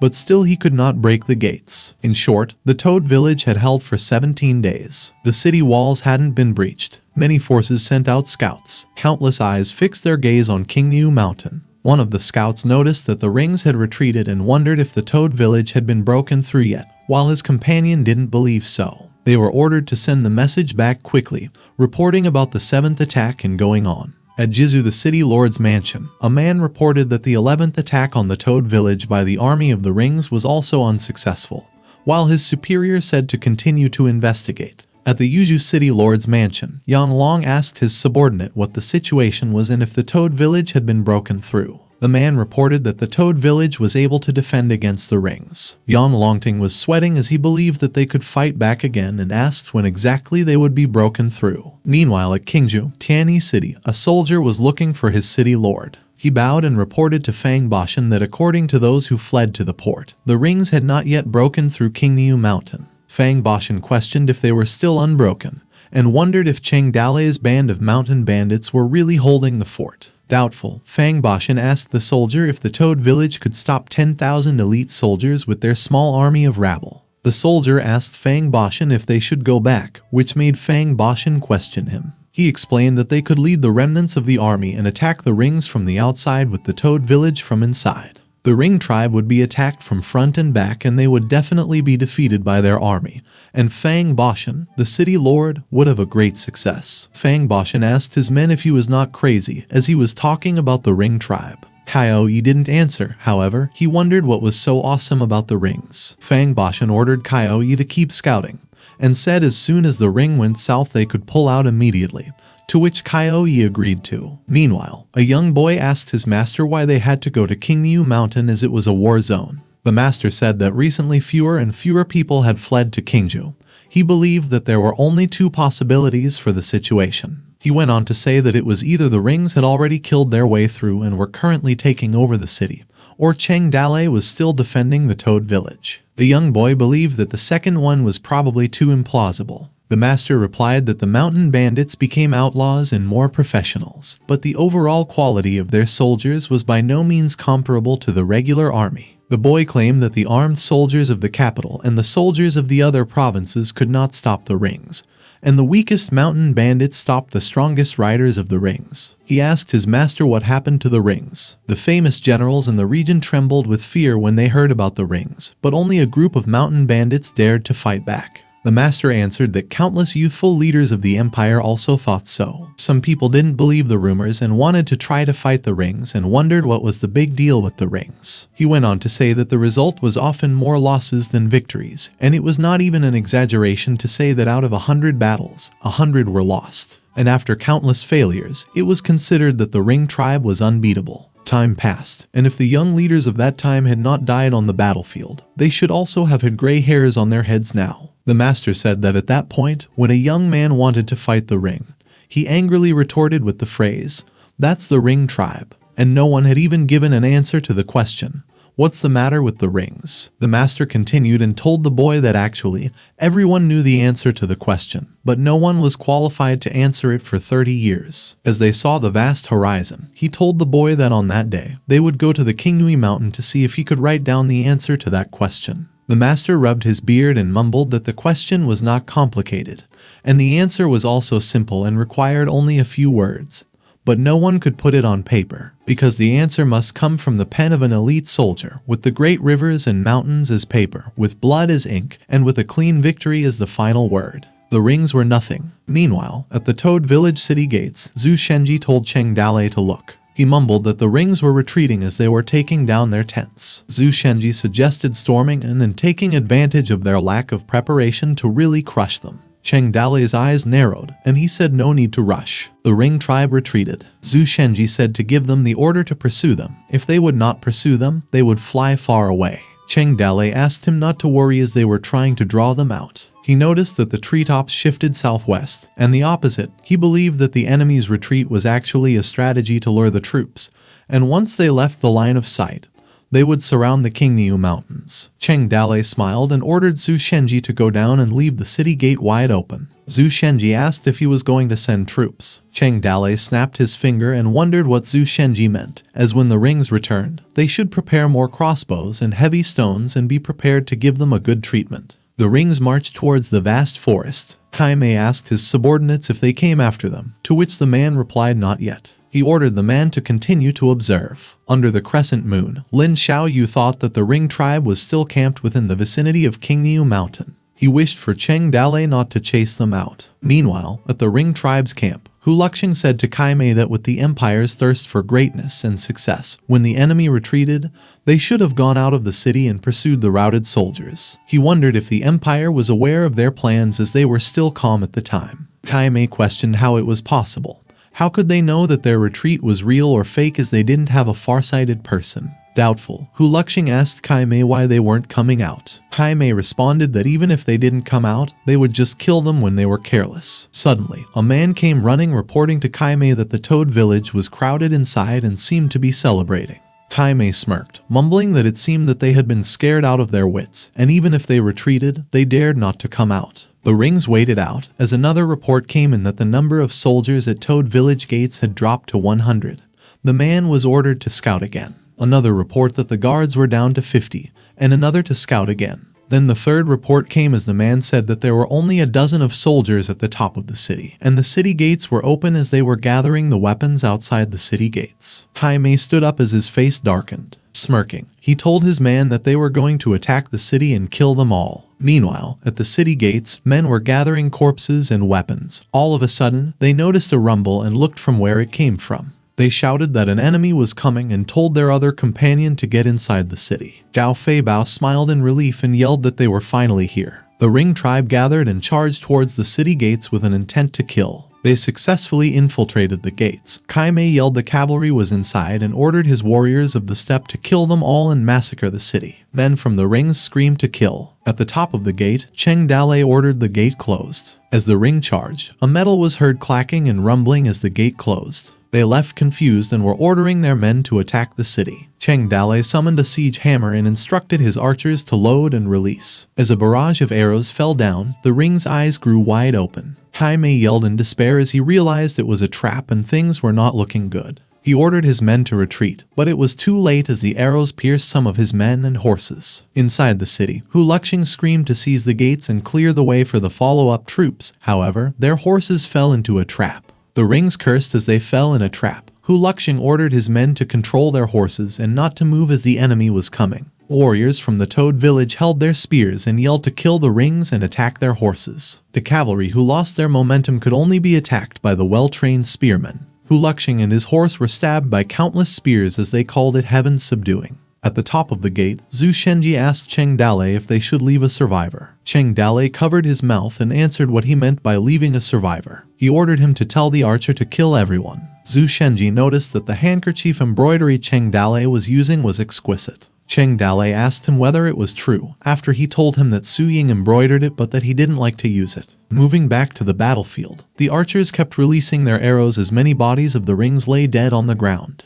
Kai Mei ordered his men to withdraw. Wounded, Kai Mei looked back at the city. Cheng Dalei asked Kai Mei to stay a bit longer and asked him if he was satisfied with his meal. Enraged, Kai Mei gritted his teeth and threatened Cheng Dalei that he would kill him and chop him 1,000 times. Cheng Dalei called him an uneducated barbarian and asked him what qualifications he had to bark in front of him as he was a defeated man. He pointed at him and said that those who are unrestrained would be stabbed, and those who violate their country would be pearled even if they were far away. And as he continued to taunt him for dating a beast who ate the raw flesh of birds and beasts to try to get their nation's weapon, he declared that he would punish him today in place of heaven. He ended his speech that Kai Mei was already defeated, to which Kai Mei's jaw dropped in humiliation. Kai Mei lost consciousness and fell. Confused, Cheng Dalei thought that the first time he saw this was when he was a student. The rings gathered around Kai Mei's tent, asking how he was. Someone mentioned that his illness was troublesome. He informed them that it was a heart disease and a heart disease needed heart medicine. The man said to Kai Mei that the medicine was ready, as he would get well after drinking it. Kai Mei sat down holding a cup and looked down, wondering how they could see through his plan. He speculated if it was because their retreat had flaws or if it was because the other side had farsighted eyes and knew their movements. Kai Mei's hands were shaking as he couldn't see through it, and wondered why the enemies knew everything about their movements. The cup in his hands fell and shattered. In his depressive state, he thought that after being besieged for nearly 20 days, the 10,000 cavalry used to beat any type of enemies they encountered. On the contrary, this time their side suffered heavy casualties and now he had only 4,000 survivors left. He questioned himself how he could face his tribesmen and his father now. A man showed up calling Kai Mei brother. Jin Wendao, the 9th prince of the Northern Ringers, said that Kai Mei was really disappointing. Kai Mei asked Jin Wendao why he was here. Jin Wendao stepped forward and said he didn't need to come in person if Kai Mei were more useful. He pointed his fan at Kai Mei's head and asked him if he got what his father wanted. Kai Mei denied and said that the enemy was very cunning. Jin Wendao responded that he was still boasting in front of their father after 20 days of fighting, and he still couldn't break through the city. He informed Kai Mei that he would take over everything now that he was here. Kai Mei assured Jin Wendao that his illness was not critical and he could still lead the army. As he slapped the fan, Kai Mei said he would break through the Toad village and get what their father wanted if he gave him more time. Jin Wendao retorted that he would teach him what war was all about and that it was not about his illness, but Kai Mei's brain, as he was too stupid. He looked down on Kai Mei and told him that if he couldn't die from his illness, he just needed to keep his eyes open and watch how he broke through the city in 3 days. Outside the Ring tribe camp, Ring men ordered Meng Zian to clean up the horse manure. The men mocked him, calling him weak-kneed. Meng Zian huffed in exhaustion as he pushed a cart full of dirt. He arrived at a quiet area and stopped and ate his food, thinking that he was now used to that kind of insult as he did it every day. Meng Zian thought that if he got a chance to lead the army into the Toad village,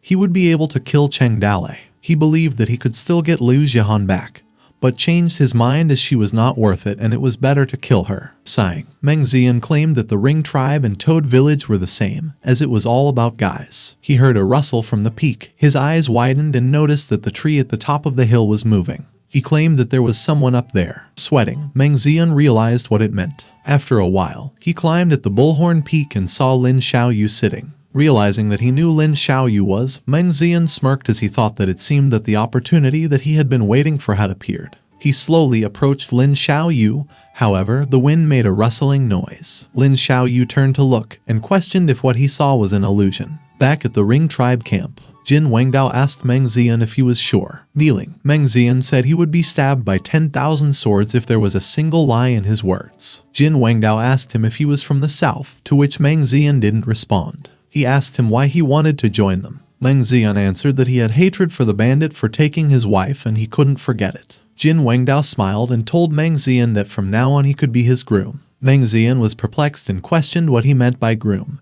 thinking that his report was so important but he only got a groom position. Jin Wengdao tapped Meng Zian's head and assured him there would be a better position for him when he really kills Cheng Dale, to which Meng Zian agreed. Jin Wengdao strode off and chuckled and muttered the word interesting twice. Meanwhile, at the Bullhorn Peak, Lin Xiaoyu was still sitting. Then suddenly a group of ring men appeared. Lin Xiaoyu's face distorted as he noticed that someone was coming and that the earlier movement wasn't an illusion. He held his weapon and remembered what Cheng Dale said, that if he took the job, he had to take a risk of being discovered, and if the situation was not good he had to retreat as soon as possible. The iron-breaking spear with attributes the broken arm refined by blacksmith Zhu of Toad Village. Lin Xiaoyu claimed that it was not a good idea to run away at the slightest hint of trouble, and since there's a chance he could drive the Ring's tribe away and save the people from a worse situation. And even if thousands of warriors surrounded the mountain, as a warrior he would die fighting. Under the crescent moon, Lin Xiaoyu was surrounded by the rings. The ring had climbed the Bullhorn Peak. Lin Xiaoyu realized that the way down the mountain was blocked. He leaped towards a group of rings and thought he would break his way out. A group of rings flew from Lin Xiaoyu's attack.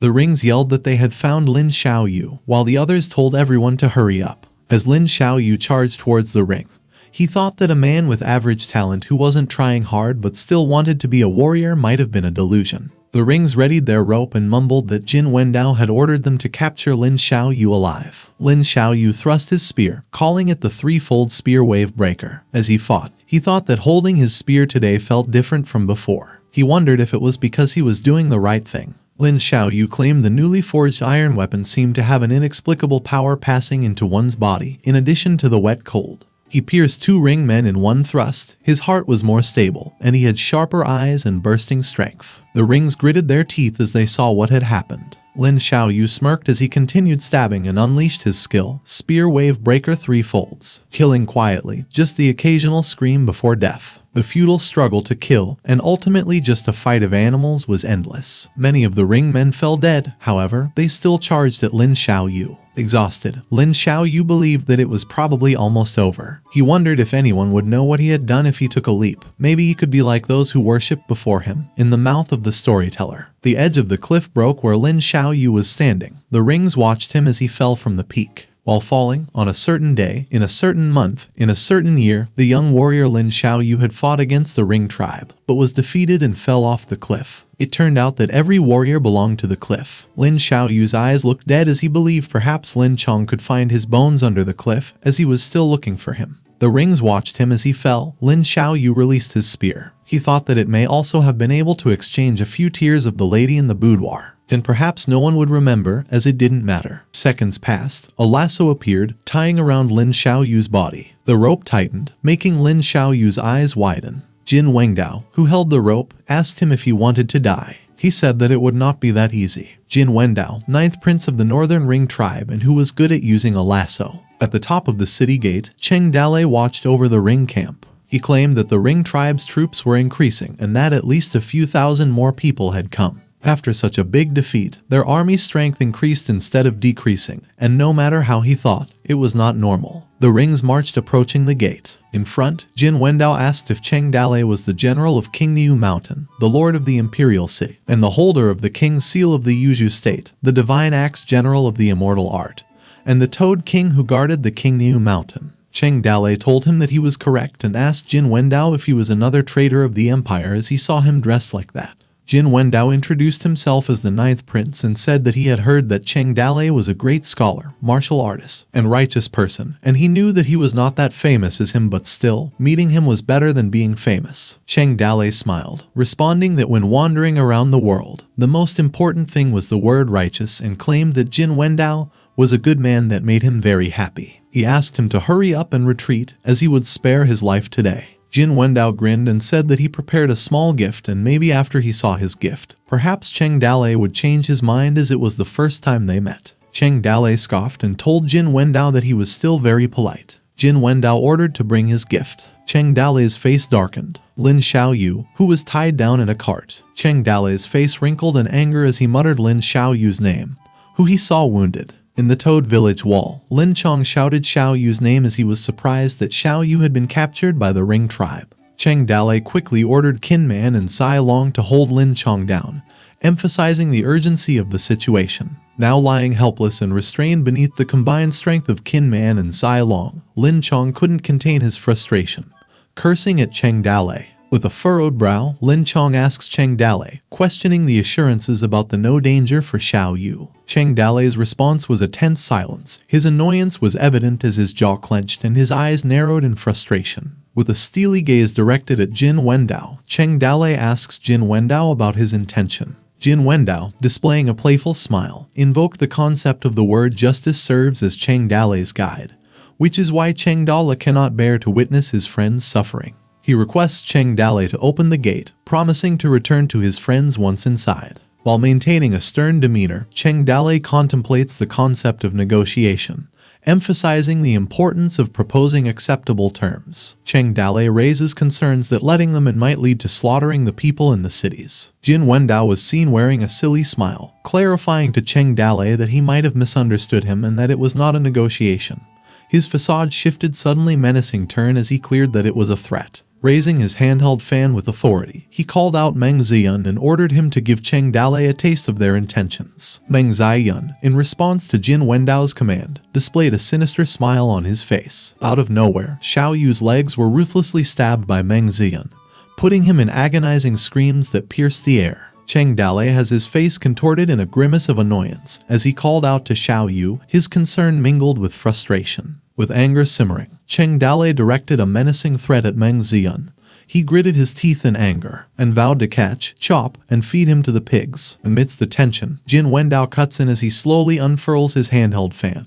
He mentions his status as a prince and expresses that he has a good heart and can no longer endure watching the situation. Wearing a sardonic smirk, Jin Wendao continues his statement, demanding to Cheng Dalei that the city be opened and surrendered within 3 days, or he would have Xiaoyu hacked to death before his eyes. Shortly after that moment, a gathering took place inside the Toad Village to discuss the unfolding situation of Xiaoyu. A person then spoke about how Xiaoyu shared life and death with them, and they could not let him fall into the hands of the enemy. Rescue was imperative. Some expressed doubts about the practicality of saving someone from the rings, and some questioned whether they could save their own people. Others voiced out that they must not surrender to the rings or everyone in the village would die, while others suggested the possibility of digging a tunnel to reach Xiaoyu as he was tied up near the city wall. Some observed that it appeared as if the only viable option remaining was the daring approach of a raw raid, but they raised a valid concern, questioning the likelihood that the opposing side would win. Sharing an insightful perspective, Liu Bei acknowledged the difficulty of this mission, comparing it to their previous rescue of Liu Chong. It was mentioned that last time the enemy had been unaware of Liu Chong's significance, but now, with Xiaoyu, the enemy must have appointed much stronger guards. Continuing Liu Bei's analysis, he pointed out the possibility that even if they managed to capture an enemy general, the enemy may not have been willing to exchange Xiaoyu. A person argued for sacrificing Xiaoyu to exploit the ring's weakness in siege warfare. However, Fei Bao opposed his suggestion and issued a stern warning if he said one more word about saving, vowing to throw him out. Undeterred, the same person reiterated his point that once the war began, more people would have to be sacrificed. Amidst the heated discussion, San Yuan asked Cheng Dale what they should do. Cheng Dale, visibly burdened by the weight of the situation, gripped his chair tightly. He emphasized the need to save Xiao Yu without further debate. His face contorted with determination as he shifted the discussion toward how to save Xiao Yu. Meanwhile, in another section of the Ring Tribe camp's tent, Fu Delay offered some food to Little Cherry, explaining how hard it had been for him to get it. Fu Delay shared his plans for Cherry's safety, reassuring her that he would soon send her away to safety under the protection of Big Brother Kai Mei, which Cherry confirmed. Curiously, Cherry inquired about the increased number of people in the camp while nibbling on her food. Fu Delay explained that Jin Wendao with his troops came over and took the position of commander-in-chief, and all the troops gathered by Kai Mei became Jin Wendao's people. He cautioned Cherry not to go out lately, emphasizing that it was not safe outside. Cherry asked if Jin Wendao was scary. In response to her query about the ninth brother, Fu Delay explained that all the princes who wanted the throne were terrible, mentioning his father, the king of the Northern Ringers, had many children. Continuing his explanation, Fu Delay stated that Hull was the most popular. However, he was killed by who knows who, and only then the other 10 brothers had a chance to fight for the throne. Everyone was trying to find a way to draw the tribes of the grasslands to themselves, and that's why there was a big chaos. In an effort to reassure Cherry, Fu Delay shared his plan, stating that he would send her to the only princess of the rings, loved by their father and with whom he had a good relationship, ensuring Cherry's safety. Cherry expressed concern about Fu Delay's asking what about him, to which he responded, asserting that he was just an illegitimate son and not a threat to their claims to the throne, thus he would not be in danger. Fu Delay made a heartfelt promise to Cherry, assuring her that after her departure, he would come to find her after the war, to which Cherry responded simply, acknowledging his words. In the meantime, outside the camp tent, a man asked others if there weren't military prostitutes in the camp, expressing his discontent. One of them reported that all had been driven to the siege before, and other slave girls were the property of the chiefs. Frustrated, the man expressed his discontent, feeling mistreated despite following the ninth prince this far. Others shared their intentions, stating that after finishing the battle in the city, they would be going to do it really hard. The conversation took a turn when one of the men mentioned rumors of hidden beauty in the tent of the useless Prince Fu Delay, and asked the man who was introduced as Muki if he was interested. Muki was a bit surprised but expressed his interest, asking his subordinate to take him there. After a couple of minutes, Muki quickly made his way to Fu Delay's tent and urgently called out for Fu Delay, inquiring if Prince Fu Delay was there. Fu Delay, upon hearing the call, decided to go outside to check. He instructed Cherry to remain hidden and not to be seen by outsiders, to which Cherry acknowledged it. He put his hands to his swords as he prepared himself to approach Muki. Muki, with a sly grin, proposed a trade to Fu Delay. He offered a good knife in exchange for what he referred to as Fu Delay's woman. Fu Delay denied any knowledge of a woman, feigning ignorance about the presence of slaves. Undeterred, Muki persisted, insisting that there was a beauty hidden within Fu Delay's tent. He suggested lending her for a night since his men in the infantry camp were excited to let off some steam. Muki sweetened the deal, promising Fu Delay a cow, and placed his hands on Fu Delay's shoulder. However, Fu Delay vehemently denied that there were nothing there, and told Muki to find someone else, even if he appeared scared with a snarling expression. Growing frustrated, Muki accused Fu Delay of being shameless and began to choke him. Fu Delay, despite being choked, reminded Muki of his royal status as the Prince of the Northern Ringers King. He suggested that Muki should feel guilty for insulting his superiors. Muki, unimpressed by Fu Delay's status as a prince, justified his actions, stating that the grassland people only respected true warriors and not nobility. Cherry, hidden nearby, anxiously watched the confrontation. Fu Delay's thoughts raced, wondering why Cherry was looking outside and urging her to go back while resisting Muki's choke. Muki noticed a sudden movement that caused the curtain to shrink and remarked with curiosity. He released his grip on Fu Delay, a smile forming on his face. Muki commented that it appeared as though a little finch was hidden inside. Muki then slowly approached the tent, expressing curiosity about what the hidden person might taste like. Meanwhile, Fu Delay, who had a hard time standing up after Muki released him from choking, kept coughing. Fu Delay firmly warned that if Muki took a single step inside, it would cost him his life, gripping his swords with determination. Somewhere at the Ring's camp tent, Muki confronted Fu Delay after the latter's threat and repeatedly asked about what was just said. Despite struggling to stand, Fu Delay managed to convey a threat, expressing his intent to kill Muki, even though he stuttered to say it. Muki's eyebrow wrinkled with anger as he commented on Fu Delay growing a pair. Suddenly, he kicked Fu Delay in the stomach, telling him that he was a piece of crap. Fu Delay couldn't suppress a wince. Blood escaped his lips in response to the powerful kick. With disdain in his voice, Muki lectured Fu Delay for drawing a sword against him when he couldn't even hold it properly. Continuing his taunts, Muki stated that his actions were merely a form of respect while toying with one of Fu Delay's slave girls. Despite his aggression, Muki mentioned that if it was not for Kai Mei's sake, he could have killed him otherwise. He placed his foot on Fu Delay's head as a display of dominance. Fu Delay, despite his injuries, defiantly forbade Muki from entering the tent while shakily gripping one of Muki's legs as he did so. Muki grew annoyed and demanded that Fu Delay get out of the way, kicking him once more. Fu Delay threw away, as Fu Delay spat out some blood after the kick and Muki walked back to the tent, while Fu Delay was lying on the ground. Witnessing the fight, one man noted to Fu Delay that he dared to challenge the right-hand man of the 9th prince, which was Muki. Another man remarked on the recklessness, commenting about some madmen who did not care about life in the infantry battalion. A person suggested whether they should inform boss Kai Mei and asked others if Fu Delay had not been killed. However, someone dismissed the idea, stating that Kai Mei wouldn't care about the situation, and they should mind their own business as they decided to leave. Another person downplayed the seriousness of the situation, noting that Fu Delay had only lost a woman. Inside the tent, Cherry's scream pierced outside the tent, filled with fear. Muki, wearing a perverted laugh, taunted Cherry, urging her not to run away. He shouted in triumph as he captured her. Cherry, terrified while resisting, pleaded for him to release her, her voice filled with desperation. Muki yelped in pain, seemingly bitten by Cherry. He retaliated by kicking her, causing her to fall to the ground. Frustrated, Muki kicked Cherry again and berated her. Cherry, in agony, called out for Fu Delay to save her while her voice trembled. Fu Delay, upon hearing Cherry's desperate plea, recalled every statement of his brother, Kai Mei, and slowly began to stand up.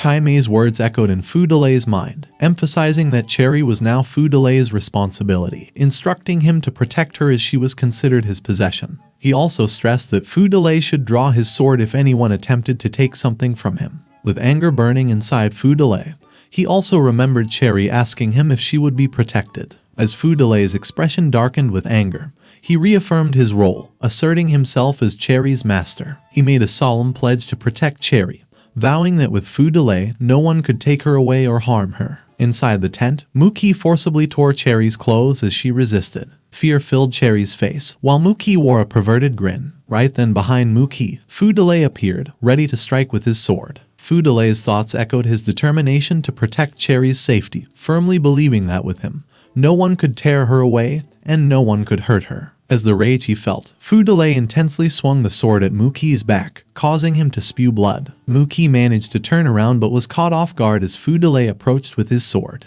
In the final act, Fu Delay cursed him and screamed die, slashing out Muki's neck. Muki's cries of pain were drowned in the tent, and Cherry witnessed the horrifying scene as blood splashed in front of her and stained the tent. Cherry called out to Fu Delay in distress while looking at him with full blood. Fu Delay responded by calling her little Cherry, to which Cherry responded in agony. Fu Delay advised Cherry to hide for now, believing that the outside might have heard the noise. He told Cherry to take his headband and find Kai Mei, who had promised to send her away. As the tears fell from her eyes, Cherry expressed her concern for Fu Delay. As he wiped the tears from Cherry's face, he explained to her that the man he had killed belonged to the 9th Prince's infantry battalion and they wouldn't just let him go. He consoled Cherry by gently resting his forehead against hers. Cherry, still crying, asked if they couldn't leave together. In response, Fu Delay regretfully declined, emphasizing that she must go to his brother for safety. Despite Cherry's pleas, asking him to not leave her, Fu Delay assured her that as a prince, he would survive and asked her not to cry, urging her to hide well. Cherry continued to address him as master. However, Fu Delay exited his tent, and the sight of him covered in blood alarmed the concerned men. One man questioned why the prince was covered in blood, while another speculated if there were an assassin. Another person inquired about the noise. Curiosity spread among the onlookers, drawing more attention. Fu Delay responded with defiance, stating that he was just killed a pervert and questioning the fuss. One onlooker's expression appeared shocked. Another onlooker noticed a lifeless body on the ground. Realization was dawned on them as they recognized the deceased man as Boss Muki. Fu Delay affirmed that he was responsible for Muki's death, citing Muki's failure to obey the law. A man raised concerns, pointing out that Muki was an important general in the army. Another interjected, questioning Fu Delay's right to punish Muki, especially considering his affiliation with the Ninth Prince. Some stated the rules about killing comrades and following military orders. Tensions escalated as some of the men demanded Fu Delay's arrest, brandishing their spears and gesturing towards him. At the watchtower in Ring Camp, Jin Wendao and Kai Mei were talking above and inquiring about Kai Mei's well-being with a concerned tone, wondering if he felt well and if he was ready to join him in command. Kai Mei replied in a weary voice, assuring Jin Wendao that it was nothing serious and he just needed some sleep and he'd be fine. Jin Wendao repeated what Kai Mei said as nothing serious, and he questioned him if he could go into battle. Seeking further details, Kai Mei asked if Jin Wendao meant to attack the city. Jin Wendao explained that if the other side didn't surrender, he might have no other choice but to attack. Voicing his doubts, Kai Mei expressed concern about how sure Jin Wendao was that he could be with his troops when the other side was not easy to deal with. While sipping his tea, Jin Wendao questioned whether Kai Mei's soldiers were not going to fight, hinting at his true motive in seeking his help to save Fu Delay. He then questioned Kai Mei's reasons for wanting to save him. Kai Mei cited Fu Delay's status, emphasizing his relationship as their father's son. Jin Wendao seemed dismissive, mentioning that their father had many sons and daughters and that he couldn't remember this bastard son. With urgency, Jin Wendao highlighted the significance of the infantry battalion, its elite unit in their army, with numerous battle achievements, and Muki was highly reputable among them. He explained that once Muki died, it would be a group without a leader. No killing would be enough to calm the soldiers' anger. Offering imperial tea, Jin Wendao encouraged Kai Mei to try it. However, Kai Mei seriously looked at him, but Jin Wendao noted that Kai Mei needn't drink it if he wasn't used to it. Jin Wendao's expression was serious as he explained the futility of seeking his help. He emphasized the need to appease the infantry battalion in the camp and find a scapegoat to push the blame. He also noted the absence of an available general for tomorrow's attack. Kai Mei remained resolute, expressing his desire to be the vanguard of the battle for the lead of the infantry battalion, causing Jin Wendao to surprisingly react. Jin Wendao raised doubts about Kai Mei's decision, highlighting the high casualty ratio within the infantry battalion and Kai Mei's current inability to command them. But Kai Mei was determined and insisted on asking Jin Wendao for information about the timing of their attack on the city. Jin Wendao revealed their plan to attack the city the next day at midnight. After their conversation with Kai Mei, his men approached Jin Wendao and asked him if Muki's death was something they couldn't just let go of. Jin Wendao chuckled, acknowledging his men's worrying about tomorrow's attack on the city and implying that swords don't have eyes. With an eerie smirk, Jin Wendao assured his men that they would have the opportunity to seek revenge. During that time, within the Ring Camp, Kai Mei went to Fu Delay's tent, who had been tied up in a crucified-like position as punishment for his actions. Kai Mei muttered, "Silly younger brother." Kai Mei expressed concern, questioning if it was worth it for that dirty woman. Fu Delay sought affirmation, asking if he was wrong. Kai Mei reassured him, stating that he wasn't wrong. Kai Mei spoke of the harsh realities of the world, where those without power had to watch as everything was taken away from them. He described how loved ones could be killed, relatives harmed, and the humiliation of wives and children, all within the human world. Fu Delay inquired about little Cherry, expressing concern for her well-being. Kai Mei paused for a moment before delivering the devastating news. He then informed Fu Delay that she was dead.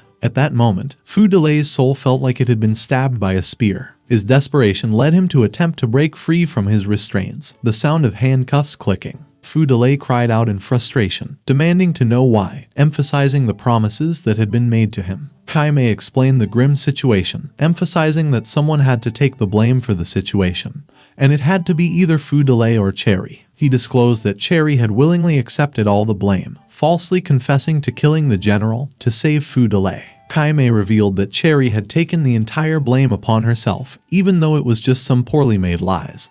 But he had no intention of saving her. He confessed to lacking a scapegoat and didn't bother to find one. As a result, she had been executed by court-martial. With resolve, Kai Mei offered advice, telling Fu Delay that as a military leader with great merit, no one would be able to bother him. As Kai Mei slowly walked away, He encouraged Fu Delay to stay safe and promised him once they were done capturing the city, they would go back to the tribe to gather an elite warrior. Tai Mei glanced back at Fu Delay and declared that they would then compete with others to rule the world. Meanwhile, Fu Delay was hunched over, tears streaming down his face, as he could only cry in pain while remembering Cherry's face. Fu Delay lamented over the words he spoke, those loud, bold, and childish words, realizing that he could not protect anything, that he only was locked there like a dead dog. As the tears streamed down his face, he acknowledged his weakness. The next day morning, the Ring launched an all-out attack. The Ring armies were currently positioned, and Xiao Yu was in front while he was bound on the cart. Exhausted, Xiao Yu uttered his plea to kill him repeatedly. On the high wall in Toad Village, Fei Hu clenched his jaw,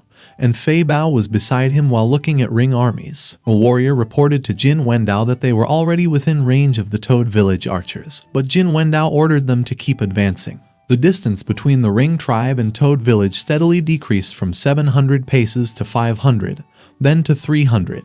As the gate of Toad Village slowly creaked open and revealed Cheng Dalei riding on a horse while wearing a straw cape and his axe on his back. The warrior standing next to Jin Wendao wondered why there was only one person and questioned what Cheng Dalei would do, and suspected that opening the gate meant they were surrendering or preparing to fight to the bitter end. Cheng Dalei continued to advance, facing everyone in the Ring tribe. In a weakened state, Xiao Yu called out to Cheng Dalei, his face and body bearing the marks of numerous scars. Stuttering, Xiao Yu expressed mixed emotions, suggesting that Cheng Dalei shouldn't have come but also thanked him with a faint smile crossing his lips. Those who hold fire for the world must not freeze to death in the snowstorm. In front of Toad Village, Jin Wendao noticed Cheng Dalei acting a bit strangely, and asked his armies who wanted to kill him. Meng Zian volunteered to fight Cheng Dalei, confident that he knew the abilities of Cheng Dalei were almost trash. With a grim smile forming on Meng Zian's face, he rushed towards Cheng Dalei, insulting him. Cheng Dalei swiftly drew his swords and struck Meng Zian down with a single powerful slash, while he cursed him to die. Meng Zian thought to himself that there were such fast swords in the world, and he also noticed that Cheng Dalei was giving off a strong killing intent.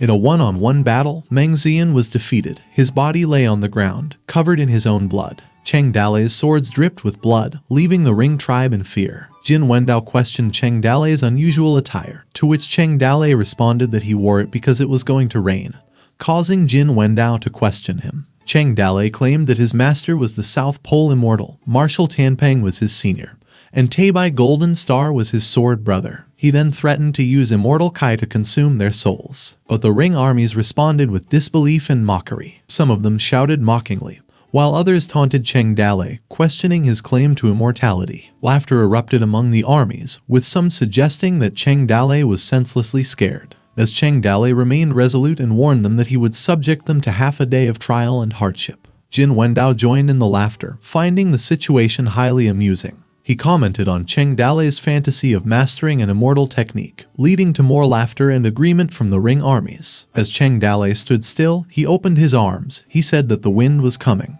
The system slightly opened her eyes when suddenly the leaves in the trees began to rustle, and the flags from the armies were fluttering in the wind. The system and Cheng Dalei performed synchronized actions. They both said the ritual, gathered the clouds, and then thunder. Suddenly, a thunderous rumble filled the air as lightning struck down, startling not only Jin Wendao, but also his people behind him.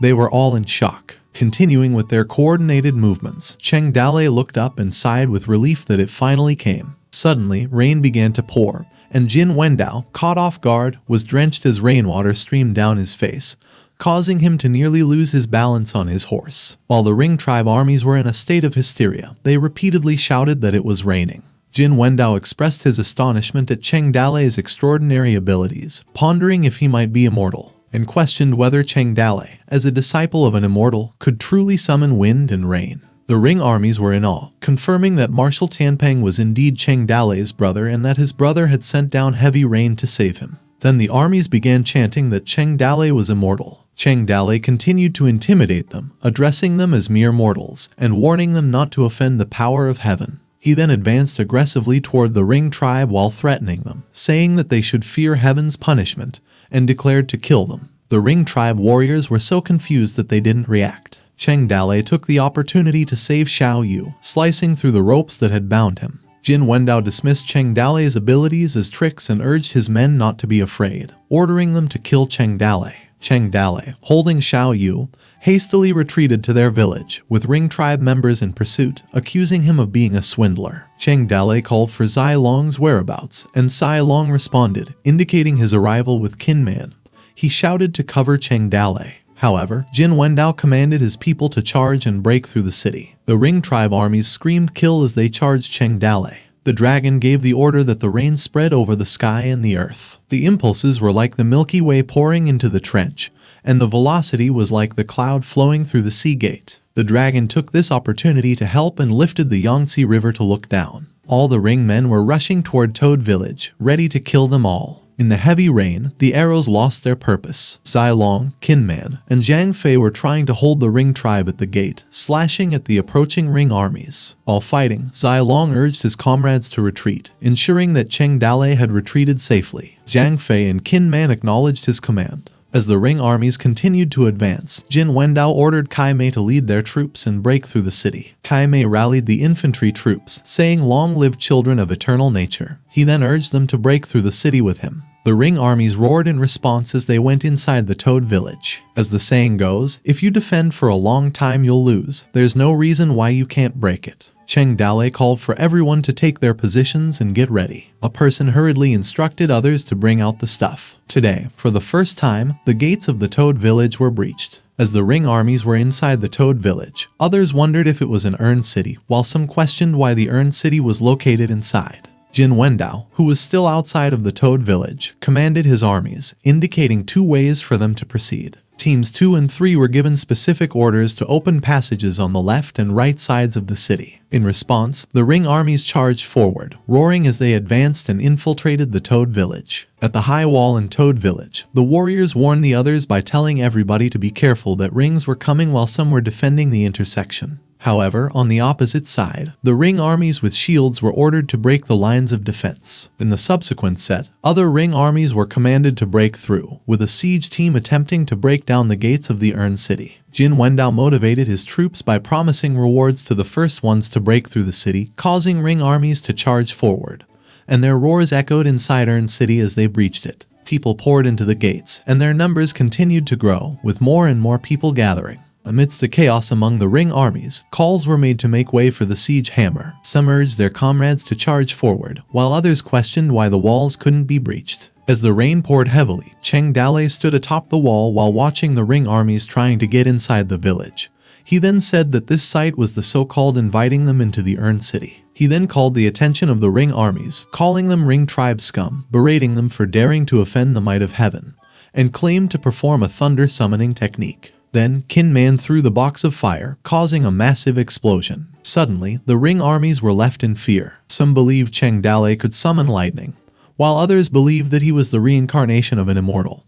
Due to Cheng Dale's cleverness, the fear points increased rapidly. Kai Mei, however, recognized the use of gunpowder and attempted to reassure the Ring armies that Cheng Dale was merely playing tricks. In a different setting, Cheng Dale's group quietly moves the explosive bombs out of the warehouse, telling others to take care not to let the gunpowder get wet from the rain. They hurriedly lit the fire and dropped each of the bombs below. The Ring armies got hit by the bombs, and some were thrown away. Amidst the chaos, some Ring armies believed it was divine retribution, stating that they had angered the immortal. The fear points continued to increase significantly. In another setting, a warrior in Toad Village wonders why explosive gunpowder was still there, recalling that this place should have been emptied. Others urged him to hurry, not to waste any time. Cheng Dale exchanged gunpowder, purchasing it from the system in this alternate setting. The system chuckles and informs him that the gunpowder has been processed for him and is ready to use, even waterproofed. In the midst of war, Kai Mei, consumed by anger, still commands his troops to charge, emphasizing that breaking the city is their only chance of survival. He urged them to kill. Internally, Kai Mei wondered how the Toad gunpowder could still work in the rain.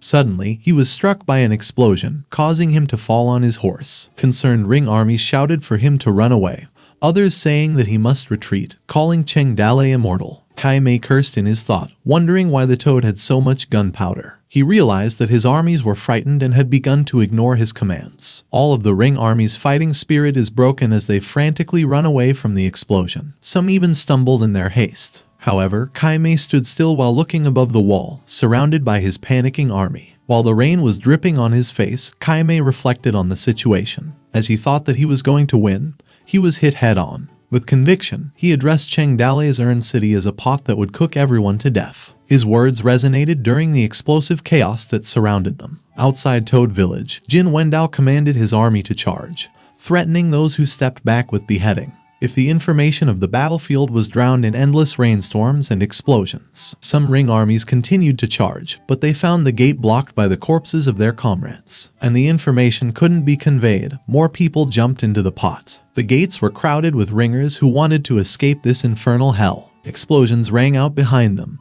and the corpses and rocks were splashing everywhere. More people outside were pushed in, blocking the gates and cutting off the way out. Then, everyone became enemies. Back inside the Earn City of Toad Village, the ring armies became hostile toward each other. Some ringers were screaming, telling others to not block the way. However, Fu Delay was pressed against the wall while looking at his companions. He thought that they were becoming crazy as they were killing each other. As he witnessed the violence and fear, he could hear the sounds of explosions and fighting, and he found himself surrounded by blood. He then tightly gripped his sword. Fu Delay couldn't help but think this was hell. In the midst of his thoughts, a ring army spotted him, accompanied by another ring army. They rushed to attack Fu Delay, seeking revenge for Mu Qi's life. But Kai Mei suddenly arrived and killed the two ringers. Overwhelmed, Fu Delay called Kai Mei's name. Kai Mei scolded Fu Delay, called him an idiot, and expressed concern for how he had gotten there and was still there. Fu Delay simply addressed him in response. Suddenly, Kai Mei quickly defended Fu Delay from their comrades who were behind him, and Fu Delay was left stunned by the turn of events. Kai Mei grabbed Fu Delay and urged him to come with him, emphasizing that the battle was lost, and staying would only lead to death. Together, they ran toward the gate, but many ringers were blocking their way. While the ringers near the gate desperately called others to move aside or expressed that they were doomed, as the gate was blocked by corpses and could not get out. As Kai Mei approached, he went on a rampage, slaughtering the ringers to clear their path for their escape.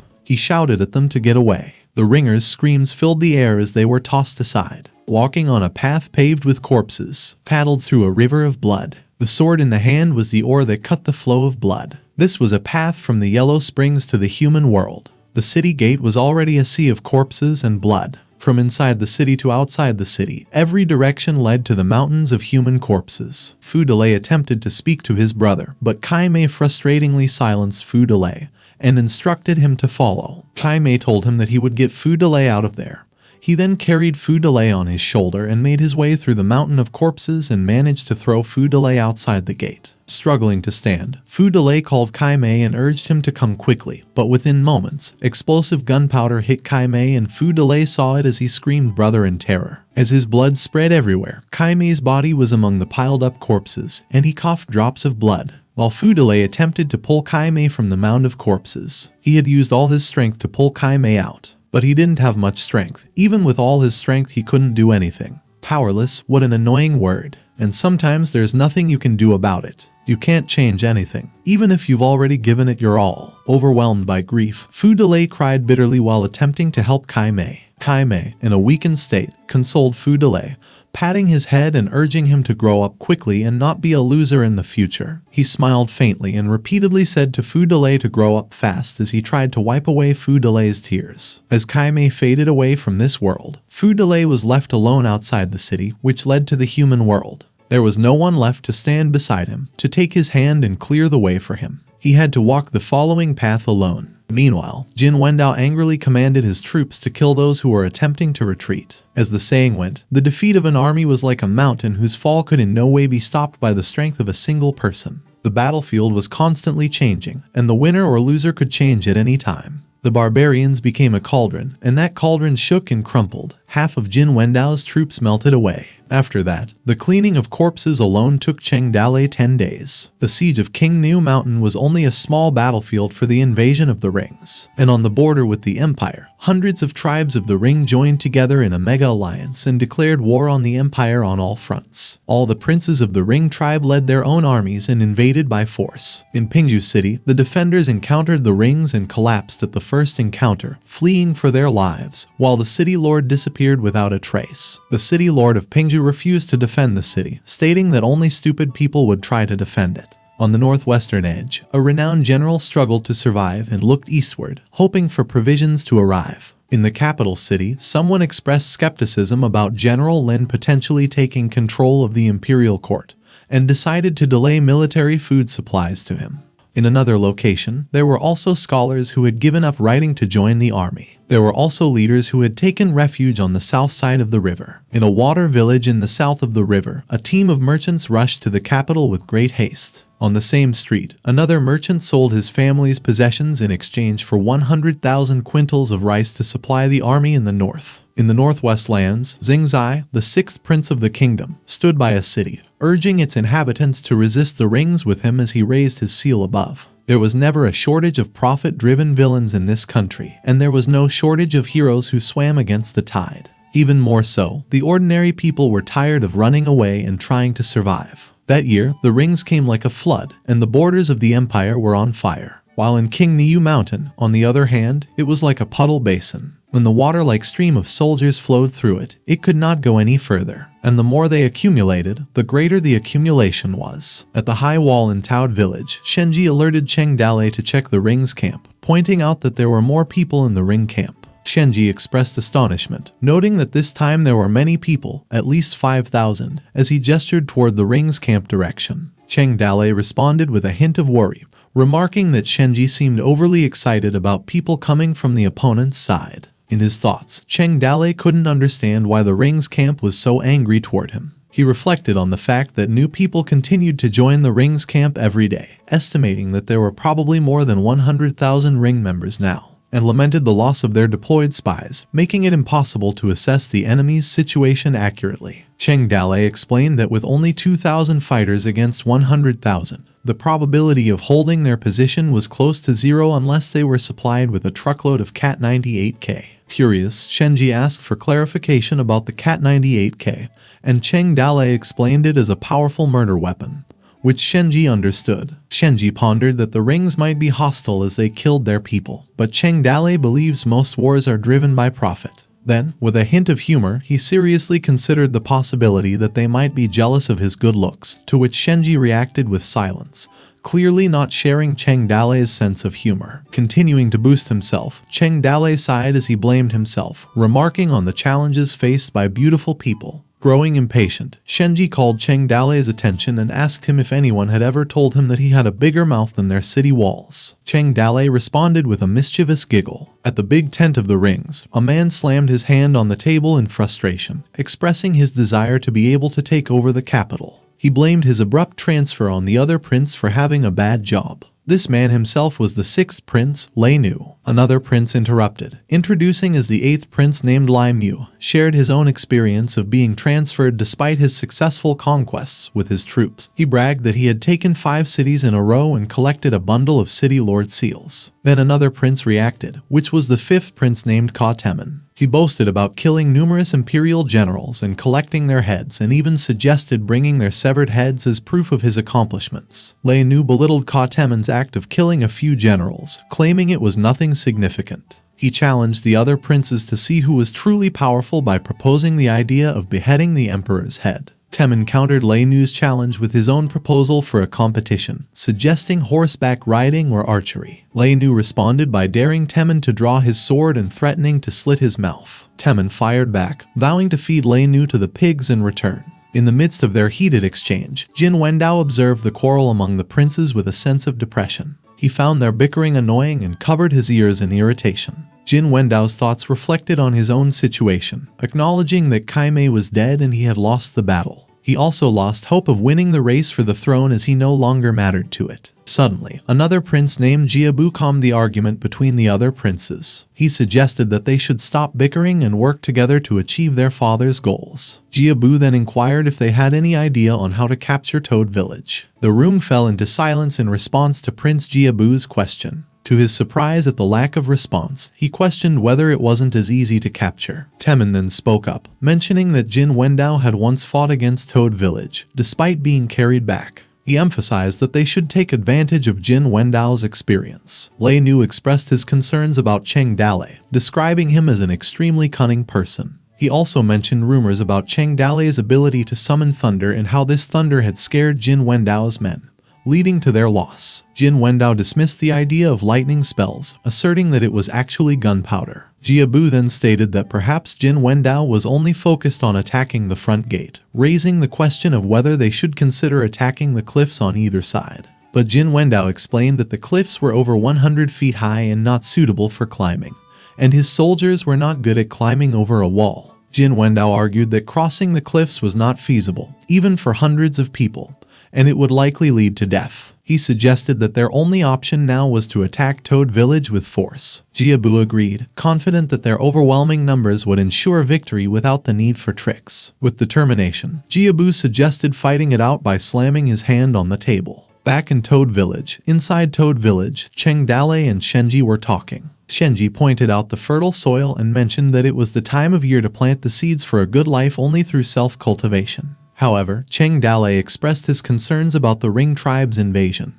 which had disrupted their peaceful way of life and made it difficult to farm or even defend the village for much longer. Acknowledging the 100,000 armies of the Ring, Cheng Dale mentioned the matter of time before the city collapsed. They had to make early preparations to survive. Shenji inquired if he had a plan, to which Cheng Dale responded that they couldn't hold out for much longer and that he felt frustrated about the situation. Shenji sought questions about their escape route, mentioning that besides the city gate, there were no other mountain roads. Cheng Dale explained, stating that they didn't need to worry about breaking out through the city gate. Instead, they planned to dig a mountain path in the valley, providing them with an escape route. They would fight if they could win and retreat if they could not. Suddenly, their conversation was abruptly interrupted by the sound of their drums, alerting them that the ringers were attacking. Shenji commented that the ringer was advancing toward them again. Cheng Dale ordered everyone to go on top of the wall. As they hurriedly positioned themselves, Shenji once again asked Cheng Dale if they could hold off the ringers, but he only replied that they should wait and watch. 100,000 ringers were ready for war, which was revealed as the mist slowly cleared. A warrior villager urged everyone to get ready. The villagers used drums to signal readiness. With a roaring command, Jiabu led his army to attack, launching trebuchets and rocks toward Toad Village while other ringers attacked below. While in Toad Village, Zhu ordered the use of the latest steel pan bombs, intending to give the ringers a taste of it. Steel pan was made by blacksmith Zhu. The outer layer was made of iron, and the inner part was filled with gunpowder, iron nails, and stones. The ringers screamed in pain as they were struck by the impact of the bombs, and Cheng Dale gained fear points rapidly due to their latest weapon. Amidst the chaos and fear that engulfed the ringers, Cheng Dale relentlessly exchanged gunpowder with the system. The system expressed its gratitude for his support as she showed a smile. In front of the city gate of Toad Village, there was a triangular open space that could not accommodate 100,000 soldiers, but at most a few thousand people in each attack. After the indiscriminate bombardment, this open space became a meat grinder for slaughter. When the city walls finally began to tatter, the rings were the first to endure heavy losses. After leaving behind several thousand corpses, they decided to retreat. In the ringers' camp, all the princes were stagnant as they huddled, weighed down by their losses. With a hint of amusement, Jin Wendao said to himself that now his brothers knew the powers of Toad Village while maintaining a nonchalant expression. He added that his brother did not underestimate him and laughed at him. Jiabu then broke the silence as he asked about the gunpowder supply in Toad Village, wondering as he had never seen a shortage of it, questioning the possibility that the mountain might have been full of gunpowder. Expressing his concerns that the number of victims would have been high if they continued to fight, he then asked his brothers for advice. Lei Nu suggested an alternative strategy if the direct attack seemed impossible. He proposed sending troops to infiltrate the village from the top and break through them from the inside. However, Jiabu opposed Lei Nu's plan, pointing out that the mountaintop was too steep and sending a small group of troops would likely have resulted in certain death. Mu suggested a plan to throw a few corpses into the valley river to infect them with the plague, causing the city to collapse on its own. Disagreeing with Mu's plan, Temin mentioned that they were still in the slipstream and the plague could have spread to them. He then voiced his idea to corner the Toad Village for half a year until they ran out of food, causing the city to collapse naturally. Mu expressed concerns about the time constraints and the uncertainty of the city's survival. He worried that their forces would have run out of food before them. Another suggestion was added, suggesting the use of fire and asking that they attack with fire. Jiabu expressed concerns about using fire attacks due to the uncertainty surrounding Toad Village's gunpowder supplies. Frustrated with their indecision, Jin Wendao questioned the necessity of fighting Toad Village. Liu explained that Mount Qingnu was a strategic place, as troops from the Empire could have used it to launch attacks and defend against them easily. He also highlighted the need to guard against potential sneak attacks from Qingnu Mountain as they advanced south. However, Jin Wendao argued that Toad Village had a small fighting strength of 1,000 or 2,000 people, emphasizing that they couldn't have played a big role. Whether they defended themselves or faced sneak attacks from behind, they would have eventually had to leave the city and fight directly, reassuring his brother that there was nothing to worry about. Jiabu reminded Jin Wendao about their father's instructions to retrieve something from Qingnu Mountain, emphasizing the importance of the task. In a rude response, Jin Wendao stated that the thing from Qingnu Mountain couldn't have grown legs and run away. Highlighting the current issue at hand, Jin Wendao expressed his concern about the decreasing morale of their troops due to Cheng Dale's gunpowder and the spreading of rumors. Jin Wendao proposed a strategic shift, suggesting that they should head south and take over other cities, to break the spirit of those who wanted to send troops to support Qingnu Mountain. He believed this would help boost the morale of their soldiers and prepare them for future battles. He laid out his plan to conquer other cities first before focusing their efforts on Toad Village. He expressed a desire to capture Cheng Dale and display his head on a flagpole. Jin Wendao desired to show the world that the warriors of the rings were unrivaled in the world. With shock on their faces, the princes seemed to find Jin Wendao's plan realistic. Jiabu acknowledged Jin Wendao's strategy and decided that they would move their forces out of the camp the following day and head south. Meanwhile, a spy observing Toad Village from afar noticed that the rings had retreated. He urgently instructed his companion to relay the message. The spy swiftly spread the news to various cities, including Yuzhou City, T City, Qixia City, and Bijan City. In Bijan City, a person was curious how Toad Village managed to defend themselves for 2 months, wondering whether Toad Village was too good or the Ring tribe was too bad. In Qingzhou, a chief named Wang Yufeng pondered the idea that the rings might not be as powerful today as they were 30 years ago. While in Yuzhou City, Lai Shanyan discussed the situation with Longting. Lai Shanyan reported to Longting that Toad Village had successfully defended itself for 2 months against the Ring's army, causing the attackers to suffer heavy losses. Longting expressed his surprise, admitting that he had underestimated them. Lai Shanyan suggested that the rings might be weakened due to the drought and that it could be an opportunity to launch a major attack and potentially destroy the ring. However, Longting advised caution, suggesting they observe, as they were dealing with the formidable Ring tribe. He believed that the mountain bandits of Toad Village could continue to exhaust them, to which Lai Shanyan agreed. Before they could continue, a soldier rushed in with an urgent report, stating that something bad had happened. Meanwhile, in Tianyi City, Bo Shan planned to return to Fallen Leaf City, and he was in a hurry, loading everything onto a cart. The man suggested that he should stay longer, but Bo Shan declined the offer, explaining that he couldn't stay anymore. A sense of frustration, Bo Shan cursed the man in his thoughts, wearing a fake smile outside as he realized that staying longer there would suck all of his assets. He decided to return to Fallen Leaf City and send supplies and soldiers to Qingnu Mountain, allowing him to relax in peace. In this exchange, the man expressed a willingness to accompany Bo Shan to the door and playfully mentioned their liking for a sword. Bo Shan initially responded with an apologetic and somewhat embarrassed tone, admitting he had lost the sword a long time ago. The man seemed disappointed upon hearing that the sword was lost, expressing pity. Suddenly, a soldier delivered news to Bo Shan that caused Bo Shan to sweat and display a worried expression, indicating that the news was unsettling. With a ridiculed expression, Bo Shan called the man and stopped them from leaving, shouting that the swords had been found. Back in Toad Village, a warrior informed Cheng Dale that the ringers were retreating, and the villagers expressed surprise at the sudden retreat. However, Cheng Dale remained cautious and thoughtfully commented that he expected the ringers to stay indefinitely. Fei Hu asked if they could retreat now, and Cheng Dale responded by noting that the ringers were leaving some of their forces behind to block their escape route. Fei Hu told Cheng Dale that the ringers were heading south. Cheng Dale suspected that the rings were preparing to attack Yuzhou before returning to clean them up. In his thoughts, Cheng Dale realized that the ringers' departure could bring suffering to the people of Yuzhou, leaving a trail of corpses everywhere. Cheng Dale told everyone that it was their chance to take a break and urged everyone to get ready. 80,000 ringers moved south to attack Fallen Leaf City first. The Fallen Leaf City was unguarded,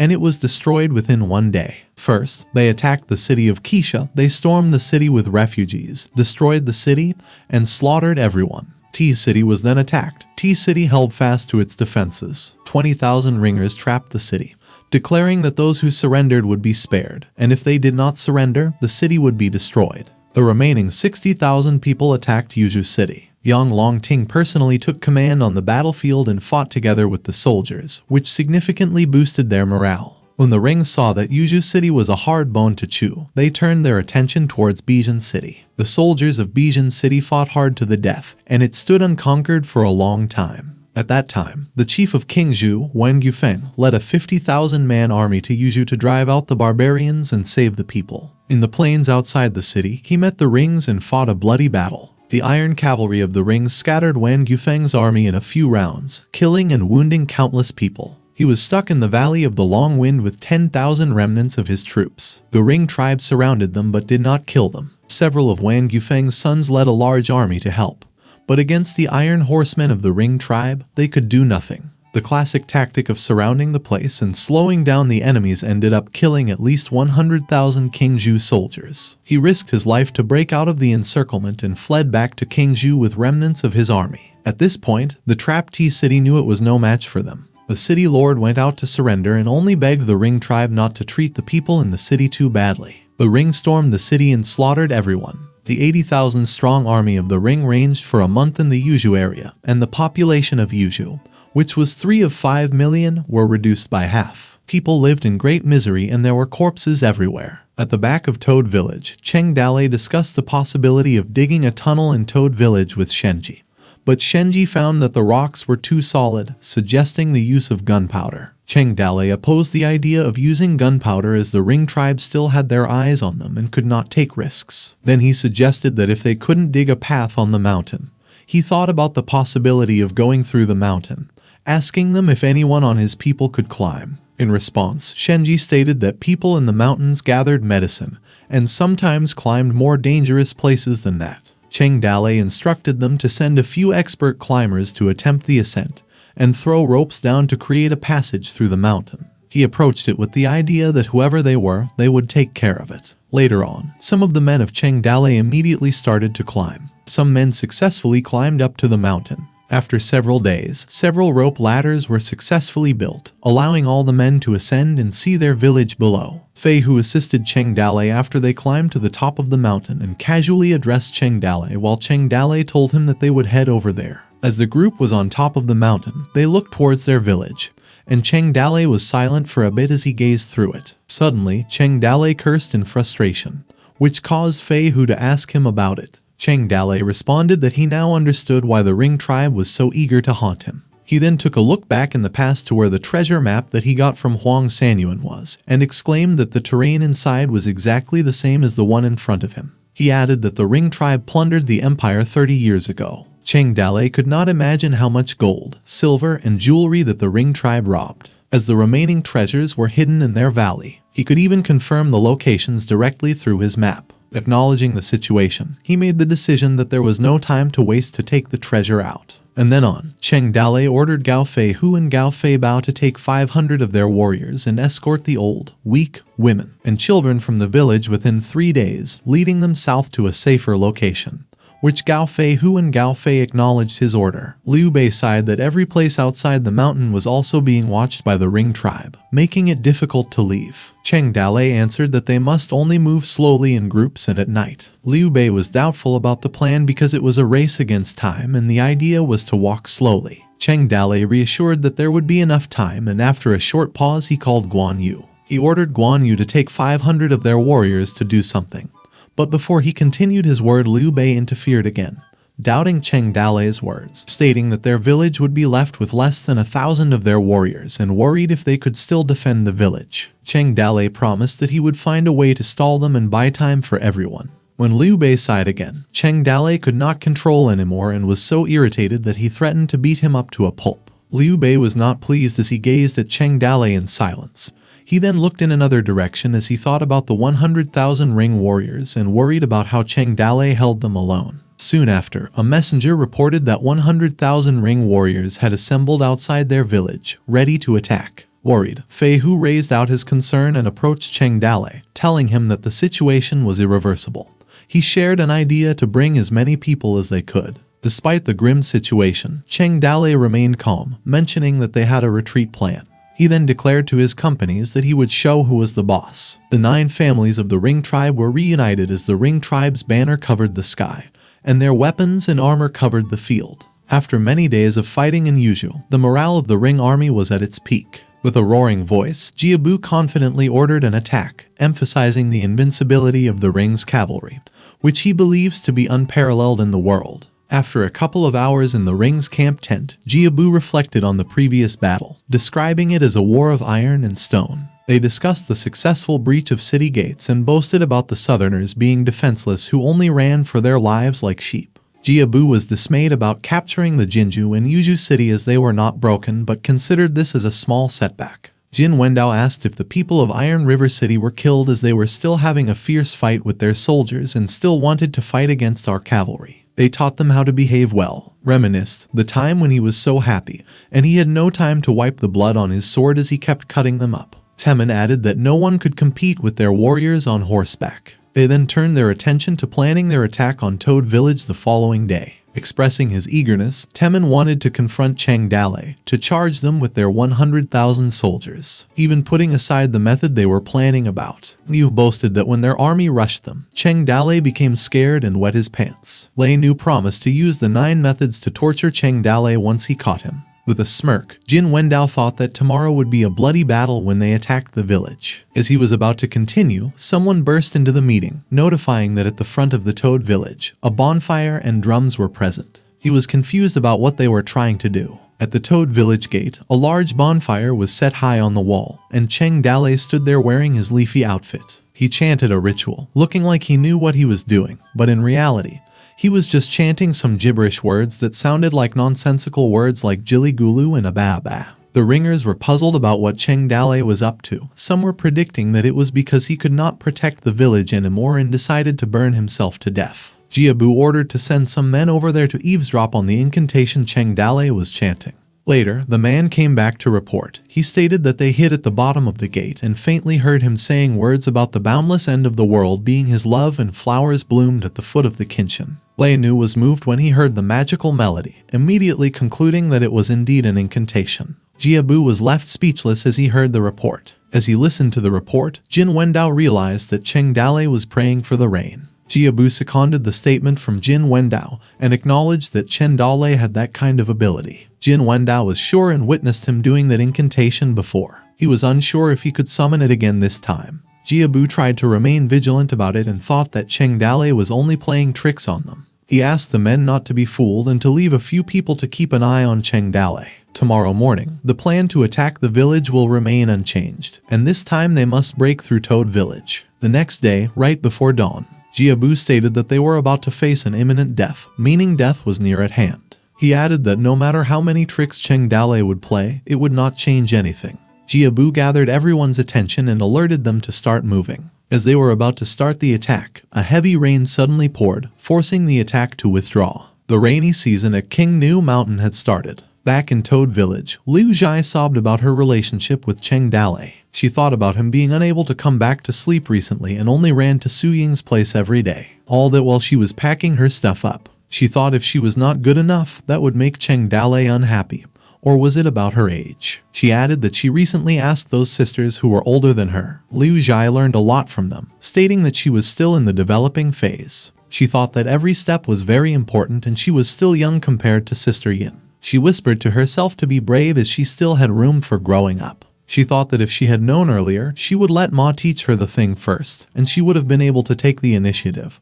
But now she didn't have the chance. Liu Zhai snapped back to reality and asked herself what she was thinking about. She was still thinking about fighting for favor at this crucial moment of the war. She concluded that it would be much better to wait until the war was over and better think in a hurry and followed the retreating army. Meanwhile, Su Ying and Cheng Dale enjoyed each other's company amidst the rain. Su Ying asked Cheng Dale if he could really summon thunder and rain. She also asked if there were really immortals in the world. Cheng Dale answered that there might be one, and he knew her pretty well. Su Ying was curious what immortals looked like as she wanted to see one. Cheng Dalei replied that there would be a chance in the future, and now they should enjoy themselves first. Su Ying told him to stop as the rain was going to stop and Xiao would hear it. Suddenly, the system beeped as Cheng Dalei received many days of wind and rain. As the rainstorm continued, Cheng Dalei received rewards from the system, while Cheng Dalei responded to Su Ying that the rain wouldn't stop so soon. The system itself hovered above. As she controlled the weather, surrounded by lightning and smoke above, she looked below him. In the ring camp, chaos ensued as soldiers tried to manage the flooding caused by the heavy rain. One of them asked if they had finished digging,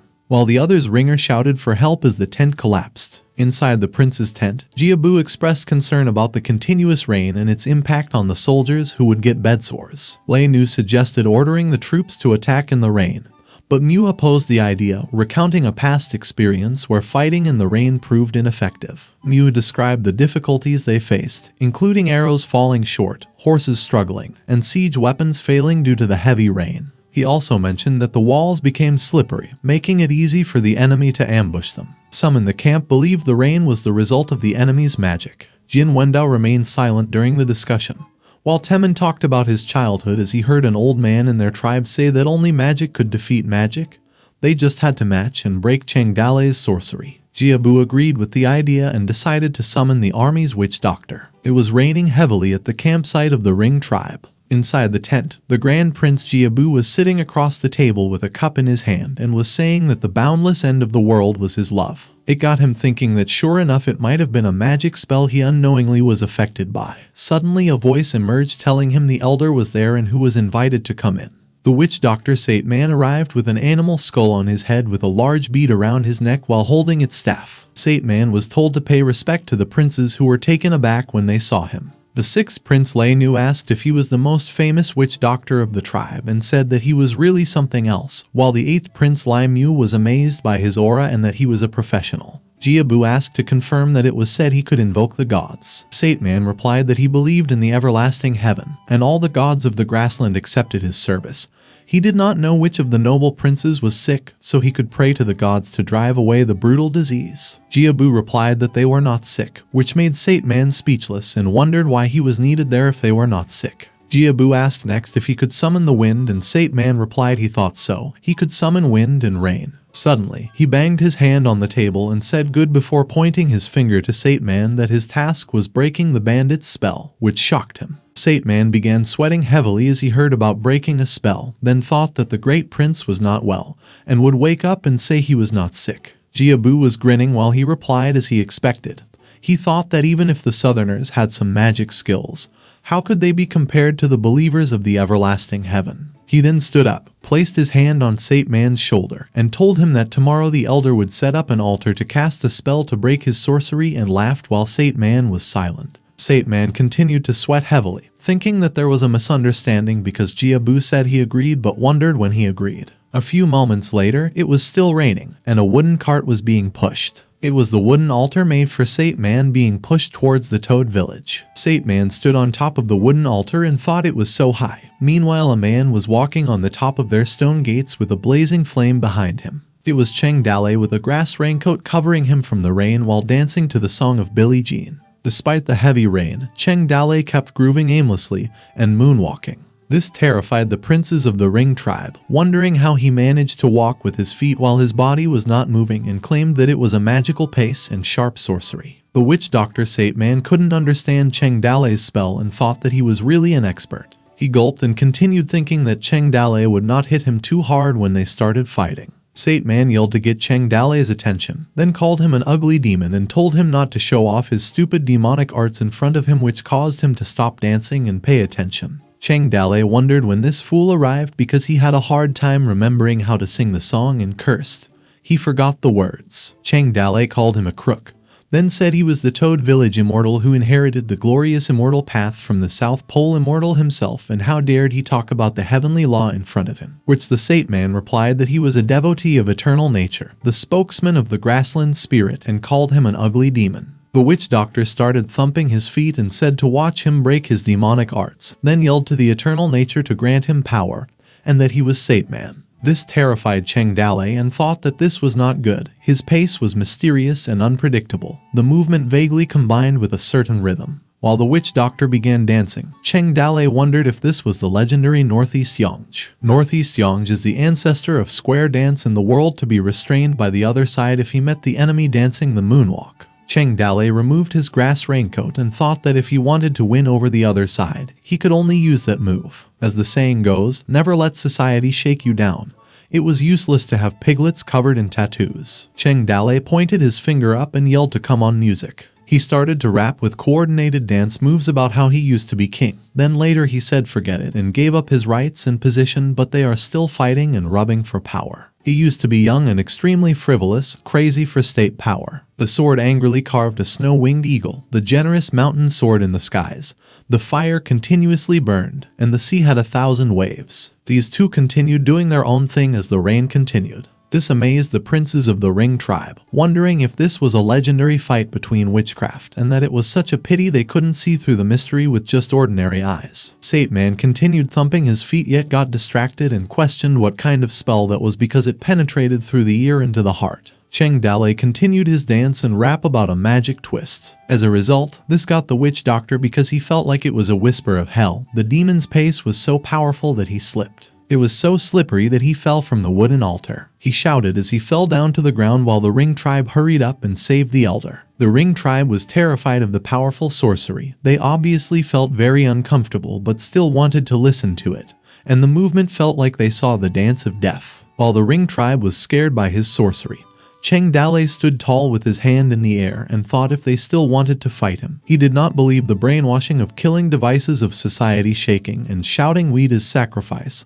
He could still survive. Fast forward, it rained heavily for several days while Toad villagers escaped. Liu Zhai with a grass raincoat thought of Cheng Dalei. Someone asked how many people were still left in the village. Then someone replied that they should be all gone in a couple of days. Su Ying was worried and thought of Cheng Dalei too. Even the longest rainy season will eventually pass, even with the help of the gods. The system was extremely exhausted. She looked dreadful and complained she was so tired. Suddenly, she turned small, which surprised her. The system panicked and teary-eyed that her last power was also used up. She yelled in her exhaustion. The next day, it was bright and sunny at the Toad village as the Ring tribe stood in formation outside its gate. The Grand Prince Jiabu on his horseback told his brothers that day, regardless of cost and casualties, they must take down the Toad village. Cheng Dalei asked how many of their people were left since the Ring tribe was about to attack their city. Tin Man replied that among them, only those who were currently present there were left. Tin Man told Cheng Dalei that the time was running out, then suggested for him to go ahead, and he would stay with his men to defend the city and buy him time.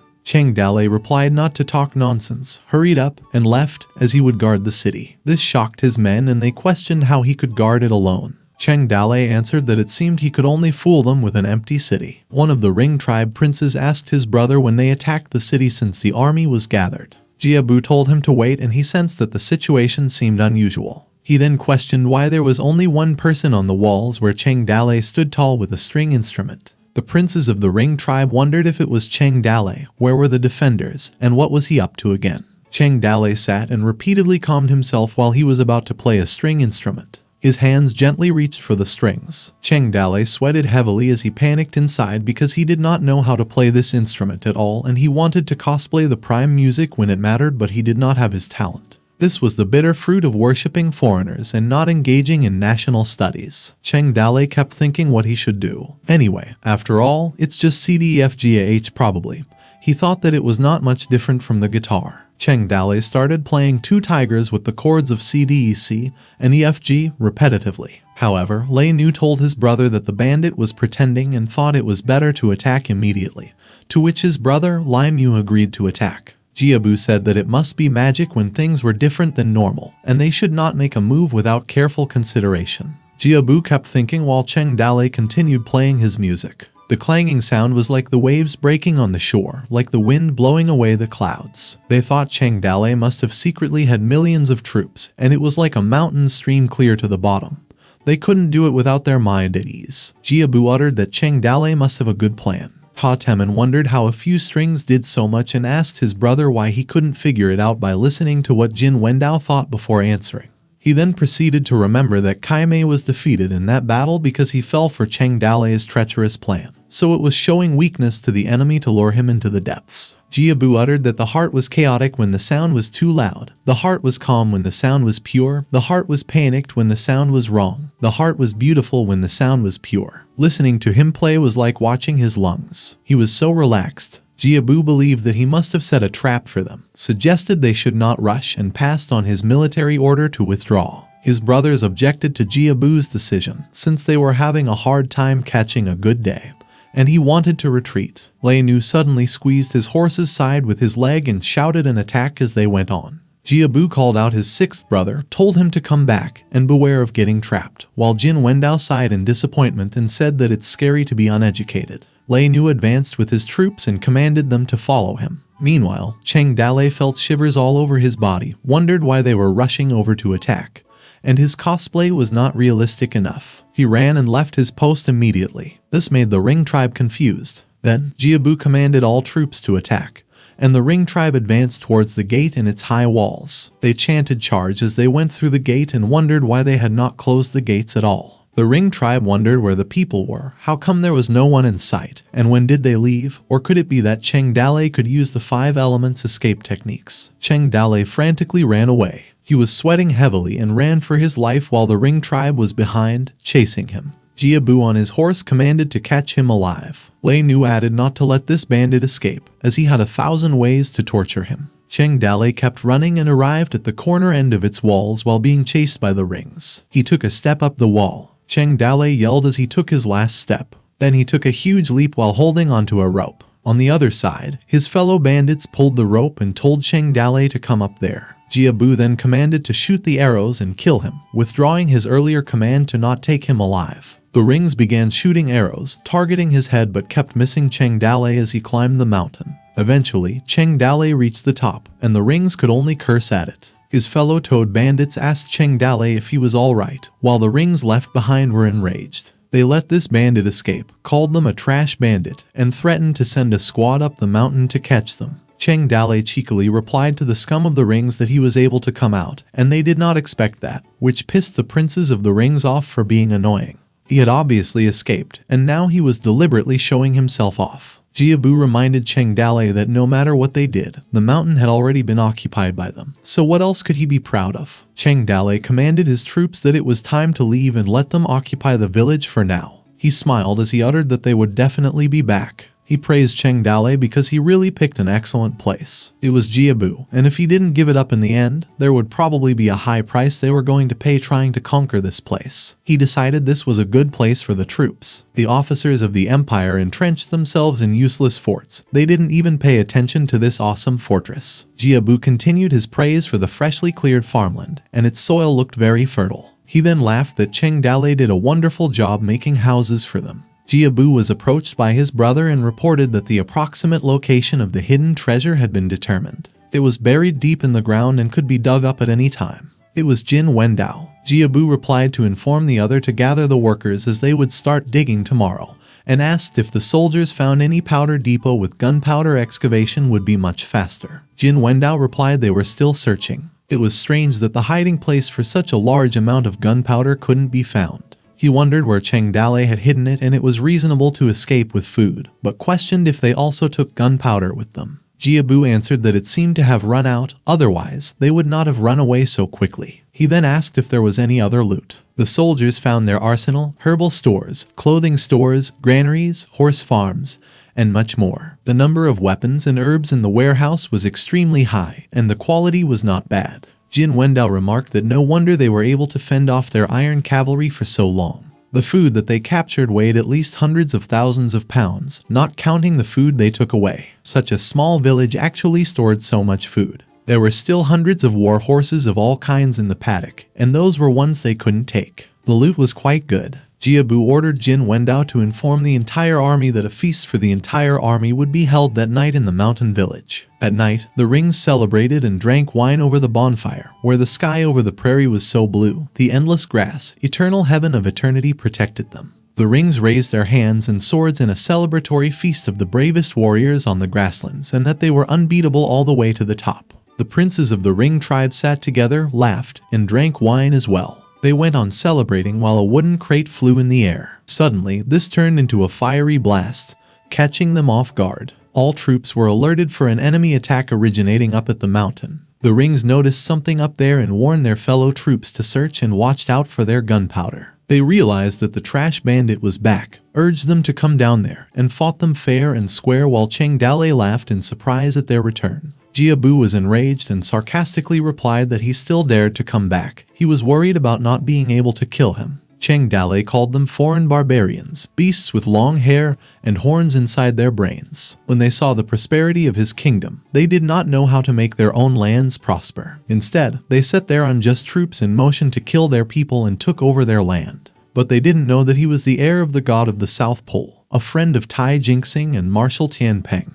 Cheng Dale was the toad god, which confused the rings about what he was babbling about. He continued to say that the heaven ways were cruel, and its retribution would do them no good. Today, Cheng Dale would execute the justice of God. If God did not punish them, Cheng Dale would punish them. He raised his fiery torches and called for his brothers, lending him a hanging river of heaven. The toad bandits recognized the signal to break the dam, and they began tossing the wooden crates of gunpowder. With a loud bang, a flaming blast of explosion after explosion was apparent. As a result, large amounts of water and rock fragments broke through the dam. This caused panic in the Ring tribe because they thought Cheng Dale really borrowed a river of heaven. Others began to drown. Other Ring members tried to run and flee to higher ground. They ran frantically while being warned to watch out for the rocks. Some got hit with rocks, while others panicked and yelled to get out of the way. Another explosion could be seen, which poured more water down with rock and wooden debris. A Ring member hung himself on a tree as the water level rose dramatically and rapidly. It turns out that this place was not only suitable for soldiers but for burying people. Cheng Dale sat on the edge of a mountain cliff near flooding water and said they had a lot of rain this year. During the day, they desperately tried to get in, and at night, they desperately tried to get out. Liu Bei stood near Cheng Dale and sighed as he remarked that humans are really strange animals sometimes and praised him for a good job. Cheng Dale replied, when the village was built, the military strategist said that the valley was actually not suitable for a mountain village. When the rainy season came, the village was extremely prone to flooding. He didn't expect his initial words to last to this day. That's why Cheng Dale sent his brothers half a month ago to cut off the flow of water. Then there was an uninterrupted half month of rain. Liu Bei responded. The time, the place, and the people, those of the rings burned, killed, and looted, and did a lot of unjust things, really suffered the wrath of God. These 100,000 people from the rings were buried here. It was time for the rings to end this march south ahead of time. This was an immeasurable merit to save people's lives, to which Cheng Dale replied that no merit and no virtue were too great. Cheng Dale thought in his head that Liu Bei was not aware of how frightening his fear points were now, so he urged him to go with him since there was nothing there to see anymore and find a place to rest. Liu Bei asked if they had picked up the others from the village. He answered they had no food and did not know when the chaos would end. When everything returned to normal, they would bring them back. A series of notification pop-ups informed Cheng Dale that the brothers had completed missions, which were rewarded with upgraded skills, increased loyalty, and a greater sense of belonging. An excellent completion grade was given for annihilating the Northern Ringer, followed by rewards for Cheng Dale's choosing. Another task was assigned to regroup the people for the construction of a new mountain village. Another notification was received, notifying Cheng Dale that the system spirit had run out of power and was about to fall into a deep sleep. Since the village was destroyed, warning after warning began popping up. A few days later, crows soared overhead, and some stayed at the submerged toad village. Dead bodies of ring members piled up, soaked in water, with crows around. A man was still hanging himself from a tree. It was Jin Wendao who appeared sorrowful and awake but was still dripping in water on his face and hands. Someone coughed and fell into the water while crows continued to soar overhead and produced a cawing sound. Jin Wendao continued to cough as he fell over the dead bodies. This water was being walked through by someone. Jin Wendao had been lying down when he noticed someone walking through. This man witnessed the flood's aftermath and was still wandering through below knee-deep water beside the dead bodies. It was Fu Delay. If someone said this was hell on earth, then no one would object, and from ancient times to the present, there were only two kinds of existence that could get out of hell. One was the ghost, and the other was the devil. What were you? Were you a ghost or a devil? During this period of time, many other things happened within the empire's borders. In the northwest border gate, the defending General Lin Wenchen was defeated due to lack of food. When he raised his sword to kill himself, he was saved by his own soldiers and escorted all the way back to the capital. The imperial magistrate accused him of leading his troops poorly. Lin Wenchen was decreed to be beheaded by Emperor Ming. A lonely city in the northwest, a shepherd posed as the sixth prince of the empire, and raised an army to resist the defenders of the city, and was arrested by the officials. When he was about to be executed, he bribed the guards to escape, and his whereabouts were unknown. At the northern tribe, its king cried for a day and a night because all his 10 sons died in Yuzhou. The next day, the king decided that it would be a good day and that he would make 10 more princes. Then asked someone whether his mother was the one with big boobs and made him his eldest prince because he did a good somersault, making him a somersault prince. A small and unknown clan of the Ring tribe, someone uttered it was safe for her to stay there. It was a Ring member and told someone it was not easy for Kai Mei to get her out, reminding her not to tell outsiders her identity, stay close to the princess, and wait for them to return from the war. It was Green Cherry, dressed in a fur coat and holding one of the Ring members' signature accessories in her hands. She thought of her master Fu Delay, and when he would be coming back, Cherry would wait for him there. Fast forward. Although the Ring tribe army in Yuzhou was wiped out, the army formed by the other clans of the Ring tribe drove straight in from Liangzhou. They fought all the way to the foot of the capital, and no one was able to stop them. Emperor Ming sent officials to negotiate peace with the Ring tribe and accepted extremely harsh conditions. The Ring tribe made a big uproar in the capital and left with a lot of money and goods. For a moment, the whole country was shocked. Countless scholars and talented people perished, and countless soldiers were killed. Wang, an imperial historian, was crushed to death in the hall. Before he died, he told the 10 sins of Emperor Ming and called the peace talks the shame of the empire. Emperor Ming was furious and ordered his body to be flogged for 10 days after his death, and his whole family was beheaded. In any case, the Ring tribe finally retreated, and the war was over. The displaced people could finally return home, bury their relatives, dry their tears, and continue to cultivate the land of their ancestors. Somewhere in the mountains, Cheng Dalei was told the water in their cottage had receded and suggested rebuilding the cottage, to which he replied there were 100,000 corpses in there and he was afraid of having nightmares when thought about it, not to mention living inside, then decided to change the place. Cheng Dalei ordered Gao Feihu to take a few people to collect surplus grain, remove the tents from the Ring's camp, then go to the horse farm to see the animals that could swim, as there should be many surviving horses, and reminded to be careful because some of the Rings were probably still alive, which he suggested taking a few more capable fighters with them, on which Gao Feihu agreed. Cheng Dalei told them to go ahead as he wanted to be alone, which his people respected and went first. He stood along near the edge of the mountain cliff. Then he sat silently. Cheng Dalei summoned the system. He continued character summoning, lucky draw, and entered the store. On his floating blue pop-out screens, a series of warnings and system errors kept notifying. Cheng Dalei had 10 million fear points on hand, but most of the system's functions were not available. Only the function status information could be used. He wondered if the system was malfunctioning. The previous upgrade was also dormant for a long time, but this was his first time Cheng Dalei encountered system functions failure. Or maybe it was under repair and did not know how long it would take this time. When the system was not around, Cheng Dalei always felt empty in his heart. Suddenly, a voice emerged. Cheng Dalei looked behind, thinking it was the system that was awake.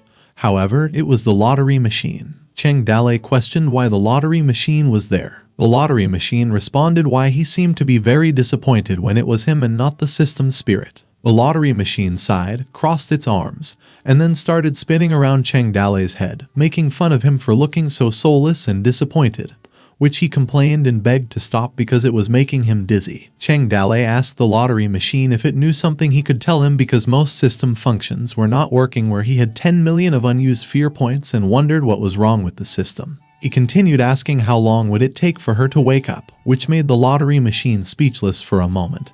Then responded that it was considered very unlikely the system spirit would awaken from that deep sleep. This shocked Cheng Dalei and questioned what it meant. Lottery machine explained the system had an error and was bugging. The system spirit was asleep inside the system, so there was no way for her to wake up. It added that he didn't have to worry about the system not working, assuring him the self-repair worked perfectly. As soon as the system initiated a reset of the data, it could return to its original form. Cheng Dalei asked if the system spirit would be able to wake up after the reset. Lottery machine responded no and explained when the system was reset, a mind-body like them, which was born with the system, would also be reset. all the data would be deleted and reset to the initial state. But the spirit system was a very special spiritual entity who was above the lottery machine, and after the reset she may never be born like her previous state. Cheng Dalei asked if it meant that resetting the system would make the system's spirit disappear, and questioned how could things end like this. Lottery machine scratched its head and responded that it was complicated to say the least. First of all, the system itself was always managed and maintained by the system's spirit. In the lower level of the permissions were the lottery machine, the summoning platform, and the store. The prosperous development of the village was the source of her power. The stronger the village was, the stronger the power the system's spirit could wield. The fear point, on the other hand, was an external force that emanated from the masses, which was chaotic and could not be easily controlled. Normally, the system's spirit always managed to control it. When the system's spirit used up all her strength and fell into a deep sleep so that Cheng Dalei could evacuate all the village inhabitants, originally, she just wanted to sleep for a few days and wait for him to rescue the people, then build a new village in another place so she could wake up and regenerate her power. However, Cheng Dalei just flooded the entire village at once. This destroyed the village. Her energy source was then shattered, and she had no way to regenerate energy again.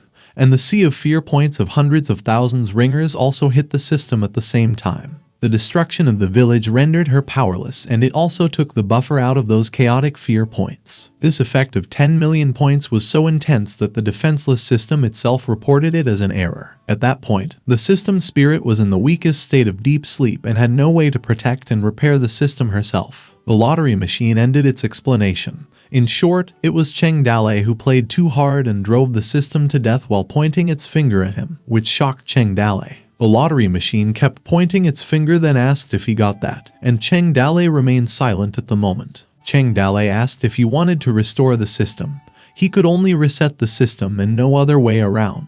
The lottery machine answered yes. He could only reset the system if he wanted it to function properly again, which made Cheng Dalei silent. He asked again about the system reset, assuring they knew how to reset it. Otherwise, why would the lottery machine be so calm? The lottery machine was a mass production type. It was just a matter of sleeping, and the memory could be stored, but not for the system's spirit. She is a very special individual, and the system had no way to rewrite her data. Cheng Dalei was silent once more before he asked if she disappeared. Then the reset system would remain without an administration, just like an empty shell. And the lottery machine answered that when the time comes, a new administrator would be born, but it wouldn't be the system's spirit, talking about an empty shell. The lottery machine added if Cheng Dalei could find the empty shell from the system, he might be able to keep the system's spirit. She depended on this system to survive in the world. Cheng Dalei just had to find a container to keep her, take her out one at a time, and then Cheng Dalei could reset the system without hurting her. And when the system was done resetting,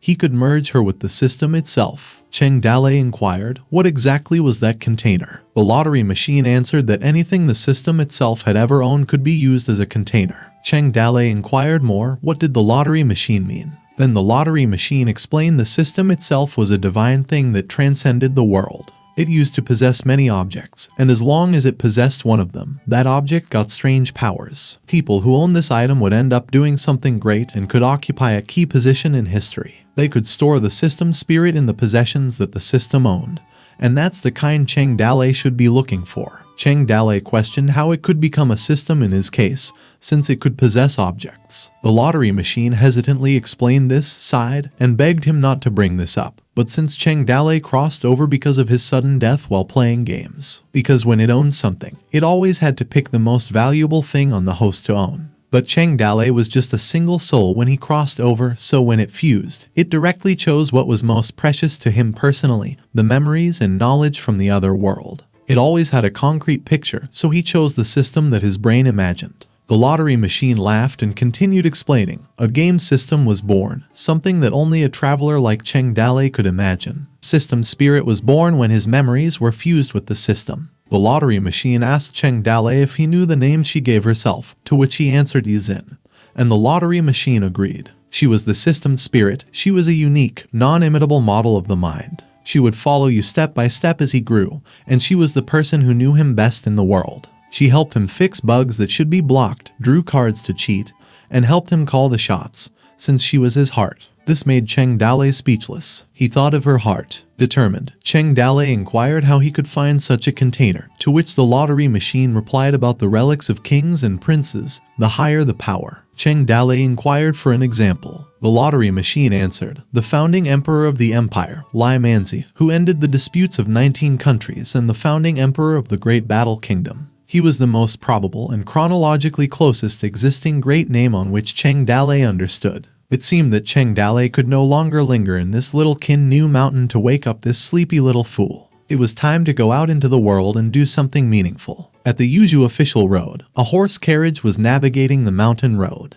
They were having a conversation inside the carriage. Someone said that it was trouble for Eunuch Liu to take this bumpy journey, which he hoped Eunuch Liu was not suffering. Eunuch Liu answered they were all doing this work for His Majesty. There was no such thing as suffering, it was their good fortune. Court Eunuch Liu Aji added that the people of Yuzhu have suffered because of the warring Ring tribes. Now he had a great victory. The Kui family had chosen a good son-in-law. Kui Yun Jian of the Kui family sighed as he replied that they should have done this for the country and the people. The carriage was almost upon the city of Yuzhu. A few moments later, Yang Longting on horseback inquired if the men had arrived yet, to which a soldier replied telling him not to worry. The scouts reported that they were still 10 miles away from them. Yang Longting thought of getting off his horse and meeting them since they were 10 miles away. An old man beside him reminded his lord that he did not have to do that because he was a noble. Yang Longting explained that the eunuch who delivered the order this time was the close friend of Emperor Ming. A single word from him in the emperor's ear could determine the fate of a person. The old man inquired if it was Liu Aji of the inner court, which Yang Longting confirmed. The old man added that with his status, he was willing to suffer on his journey to travel this far. A horse carriage arrived, and Yang Longting of Yuzhu welcomed Eunuch Liu and Lord Kui. Eunuch Liu humbly responded that there was no need to greet them. He was a meritorious hero of the empire. He did not have to salute them like this. It was offending them. Yang Longting respectfully replied to Lord Liu and invited him to talk in the city. They went inside the city with utmost respect and formalities. Later, Liu Aji still insisted that he did not need to be so serious. They were only here to convey His Majesty's wishes, and they were all admirable officials, so all other formalities were exempted. This time, the Ring tribe rebelled against their empire. Although they were finally driven away, the people were in a miserable state. Liu Aji added that especially in Yuzhu, they were directly facing the most powerful northern clan of the Ring tribe. And finally, they survived, which was a great honor for them. Yang Longting responded that it was for the country and the people. It was only a matter of duty. Liu Aji continued, stating that His Majesty said those who should be punished would be, and those who should be rewarded would be, so that the people of the world could see there were heroes in the empire,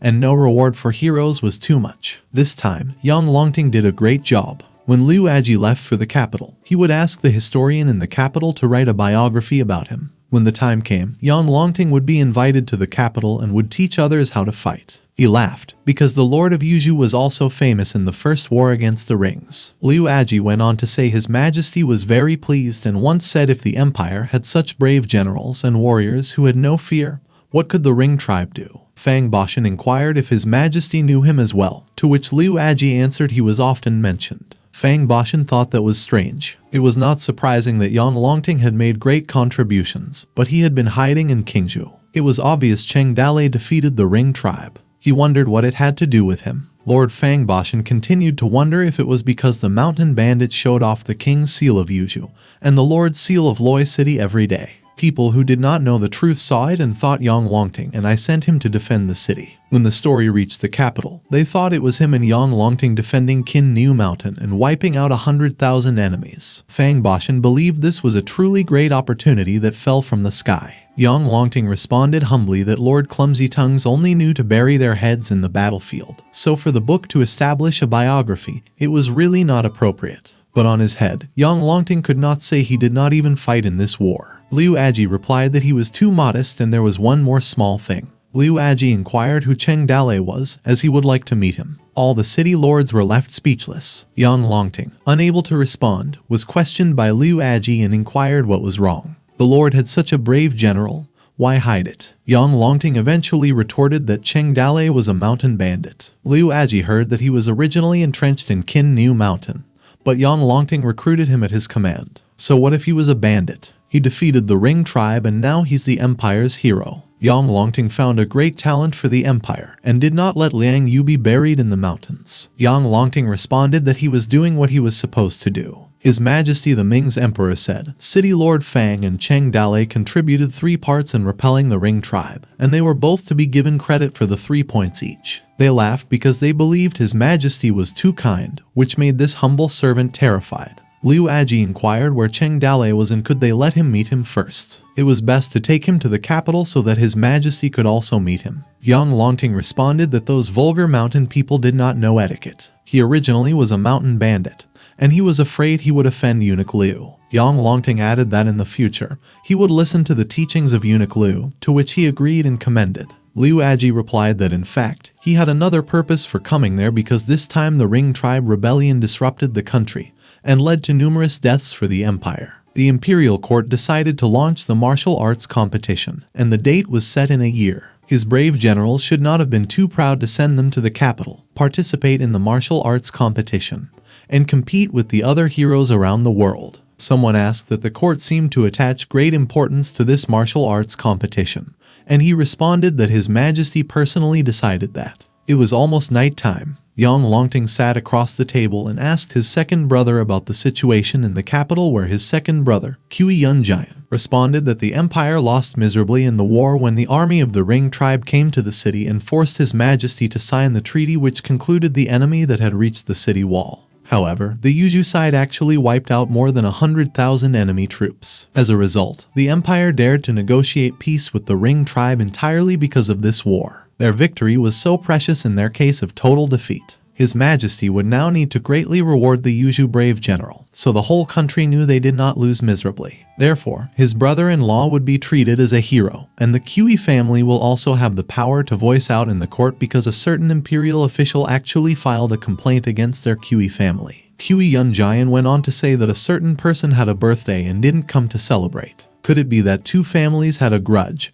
and the 2 kept talking to each other for a long time? Kui Yunjian inquired about the exact situation about Cheng Dalei. Yang Longting answered that he was not easy to deal with, and Kui Yunjian asked if he didn't listen to him. In his mind, Yang Longting thought not only he didn't listen to him, but if he met him, his axe would kill and chop his heart into pieces. Yang Longting responded it was not that he didn't completely listen to him, but the mountain bandits didn't like being controlled. Kui Yunjian insisted that this person must be controlled by him, which was very important, and Yang Longting understood. Additionally, he asked to prepare 2 teenage girls and send them to serve in Eunuch Liu's rooms tonight, which Yang Longting assured was already ready, and inquired whether Eunuch liked women, to which Kui Yunjian chuckled and said that it was a hobby of the officials. The moon and stars filled the sky as night fell. 3 o'clock came, and a shadow was observed entering a room. Fang Boshan was visited and talked about this year's thin horses, reminded not to forget to send them to the capital, and the number couldn't be less. However, Fang Boshan responded to his lord that when the Ring tribe came, the thin horses that survived were not easy to raise nor catch. The road over Skull Island was cut off, had no idea how long it would take to make a new one. In other words, he must first raise enough numbers. If it was really not working well, they would go to the small villages to catch some, which his lord agreed.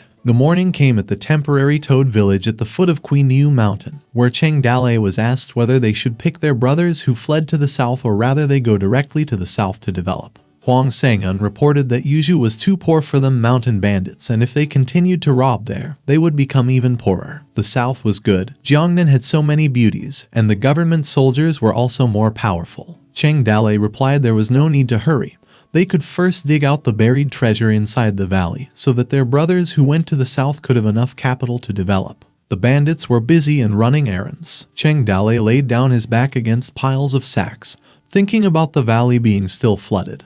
The treasure inside could not be dug out for the time being, and where could he find a container that would hold the system spirit? He was contemplating moving everyone to the south to develop or just move to the capital, and becoming a mountain bandit in the capital didn't feel worth it.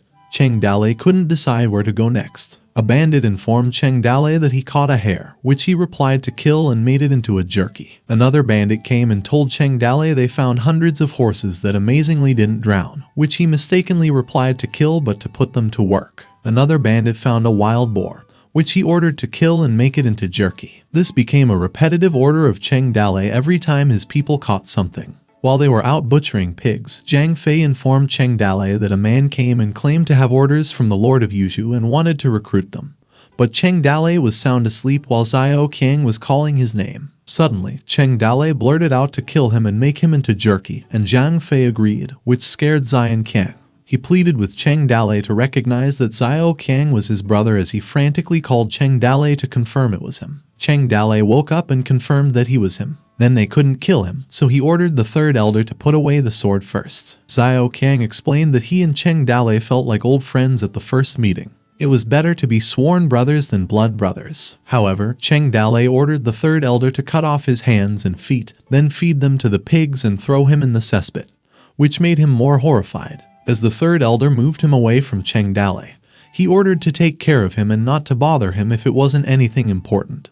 While Xiao Qiang pleaded again to Cheng Dalei that he shouldn't disown his brother, Xiao Qiang yelled if Cheng Dalei wanted to become a city lord. This made him curious. Cheng Dalei ordered the third elder to wait and listen first to what he had to say. A few moments later, they were threatening him with this sword near his neck, talking about shaving his beard and trying it out on him because his beard looked a little long to him. Xiao Qiang begged to stop making fun of him while Cheng Dalei interrogated him as to why on earth he really came here. Xiao Qiang sweated heavily as he explained that among the 4 cities, Blackstone, Fallen Leaves, Red Sand, and Iron River, Cheng Dalei could choose any of them. His lord would request this from the imperial court and reward it to him. Cheng Dalei questioned what he was trying to say. Xiao Qiang further explained that Cheng Dalei had turned the tide this time, defeated the Ring tribe by holding on to Qin New Mountain. It was said that he had made great contributions, and his lord couldn't let Cheng Dalei bleed and shed tears. Tomorrow, his lord was going to host a banquet in the Rain and Wind Pavilion. The villagers, nobles, soldiers, and generals of Yuzhou would all be there, and all brothers of Toad Village could join them. The people of Yuzhou were waiting to see all the heroes, but Gao Fei who questioned the Rain and Wind Pavilion again. Xiao Qiang chuckled that before tomorrow, Cheng Dalei better decide which city to choose, so his lord could also make early arrangements. Everyone had to attend. He would be waiting for them in the Rain and Wind Pavilion tomorrow. The Toad Bandits talked about which city would be most suitable for them and were surprised that Yang Longting gave them a city which they didn't expect in the battle, and at least they didn't fight for nothing. They went on talking since Blackstone had been destroyed, definitely not in consideration, so they had 3 cities left to decide: Fallen Leaves, Red Sand, and Iron River. They were cheerfully excited and kept talking about their promising future of becoming young generals, as it would bring honor to their ancestors rather than being mountain bandits, and people would not think of them as bandits anymore. They giggled as if it were a blessing in disguise, despite losing their Toad Village. But they got a city, and having a city they could do business in confidence, and the land would be more prosperous than before while Cheng Dalei sat still. Cheng Dalei thought that perhaps after becoming a city lord, there would be more ways to find containers for the system. Also find a good way for his brothers, while as for the treasure buried in the valley, they could dig it up later. Anyway, their legs would not grow if they continued running, and they would be able to get it when he became a city lord. Cheng Dalei stood up and called the attention of his brothers. They would pack up that night and go to the Rain and Wind Pavilion the next morning. The Toad Bandits enthusiastically raised their hands to show that they would follow Cheng Dalei's plan. The next morning, in a mass burial with an offering and gravestone, they visited their brothers and told them their blood had not been shed in vain. Cheng Dalei retorted that they all survived and their mountain fortress was destroyed. The Ring tribe had been driven away so their parents and children could live in peace. They were going to live a good life and no longer be spurned by others. Cheng Dalei went on to say they were all leaving, and it was time to say goodbye to this place forever. Even if they came back to visit them, they wouldn't be mountain bandits anymore. Cheng Dalei rode his horse and ordered his brothers to go. At Yuzhou Official Road, where the Toad Bandits were on horseback traveling the mountain road.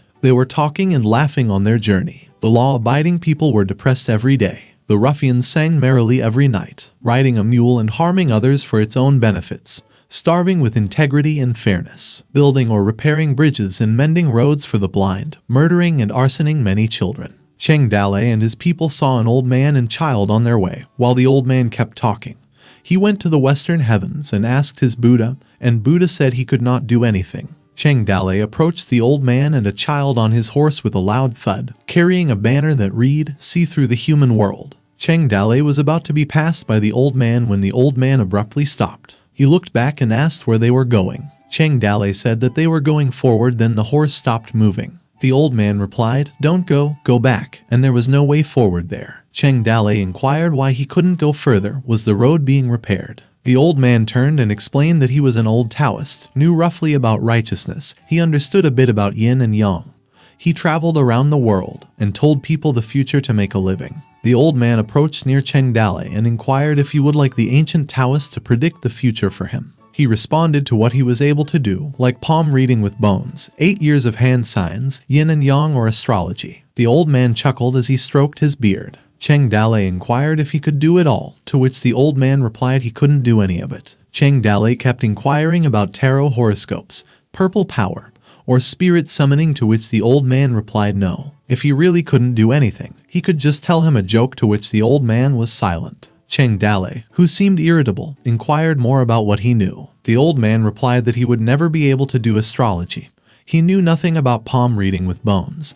There was only one thing that he could do. It was to see through the human world and let God show him the way. Cheng Dalei inquired if he could show him the way too, to which the old man replied he only knew a little bit about it. The old man went on to say that there was no way to move forward. If he continued, there was only death, which Cheng Dalei asked what if he went back. The old man responded that going back, there was no hope waiting for them. 9 times out of 10 of them would die. Cheng Dalei then had to ask the old man where was his way of being alive. The 4 divine states and the 8 heavenly realms were his paths to existence. The old man replied. Cheng Dalei was silent and looked pissed. The old man continued with his phrase, see through the human world. Cheng Dalei got off his horse, which made the old man confused. While approaching the old man, he remained silent and prepared his arm. Suddenly, his fist landed on the old man's face and fiercely yelled to eat his fist. Cheng Dalei continued to punch at the old man, chastising him for what happened when certain people didn't speak clearly, while the child man was scared for his master. Cheng Dalei went on beating the old man and complained that what he hated the most in life was the mystery man, while the old man begged for him to stop and show some mercy as his face was visibly bruised. The old man yelled at Cheng Dalei that he would die soon, and yet he was still so ignorant. For a moment, he was confused, but still he wanted to eat his fist. The child treated the bruised old man as Cheng Dalei asked whether he could speak more clearly now, to which the old man responded that he wanted to find a shady place to talk. Later, the old man inquired if Cheng Dalei wanted to go to the Rain and Wind Pavilion, which surprised him that he already knew. They both sat across from each other. Cheng Dalei chuckled that it seemed news traveled fast, while the old man asked what he was going to do in the Rain and Wind Pavilion. He laughed as he explained that Yang Longting was willing to give him a city with him as the ruler. The people of Yuzhou would also come, probably a recognition meeting or something, while Zhu Shenji advised him that it was better not to talk to him about such confidential matters. The old man sighed as he reminded Cheng Dalei was such a heroic person but couldn't even see the trick in it, to which he inquired what he meant. The old man continued to explain that the Wind and Rain Pavilion was not only a recognition conference, but was fully hoarded by officers and soldiers. There were no mountains of seafood and food waiting for them, but swords and cannons, then proceeded to ask how he felt about it. Cheng Dalei replied that he still had to ask the Taoist master for advice. The old man explained that he won the battle and not only wrecked the rings but also solved the crisis of the empires. With this fight, it wouldn't even be too much to make him a king. Cheng Dalei asked if Yang Longting coveted his credit, to which the old man replied it was not greed, which he felt relieved hearing it. However, the old man went on to say the credit was originally Yang Longting's, which enraged and shocked mountain bandits. The old man mumbled that Yang Longting, the lord of Yuzhou, seemed to be such a heroic figure that he was not retreating in the war against the Ring tribe and wiped out 100,000 enemies. He guessed that the people around the world today said that he was the war god in the empire. The old man continued that countless literary talents generously wrote about him, even in songs of singers, and in the mouths of the tea-house narrator you could hear his heroic wonder. As he brushed his beard, the old man mumbled that he heard that the palace was willing to erect a monument to Yang Longting on Qingniu Mountain so that future generations could remember the deeds of the king of Yuzhou. Gao Feihu and his men were enraged, saying that Yang Longting was such a coward, as he only knew how to flee when he saw the rings,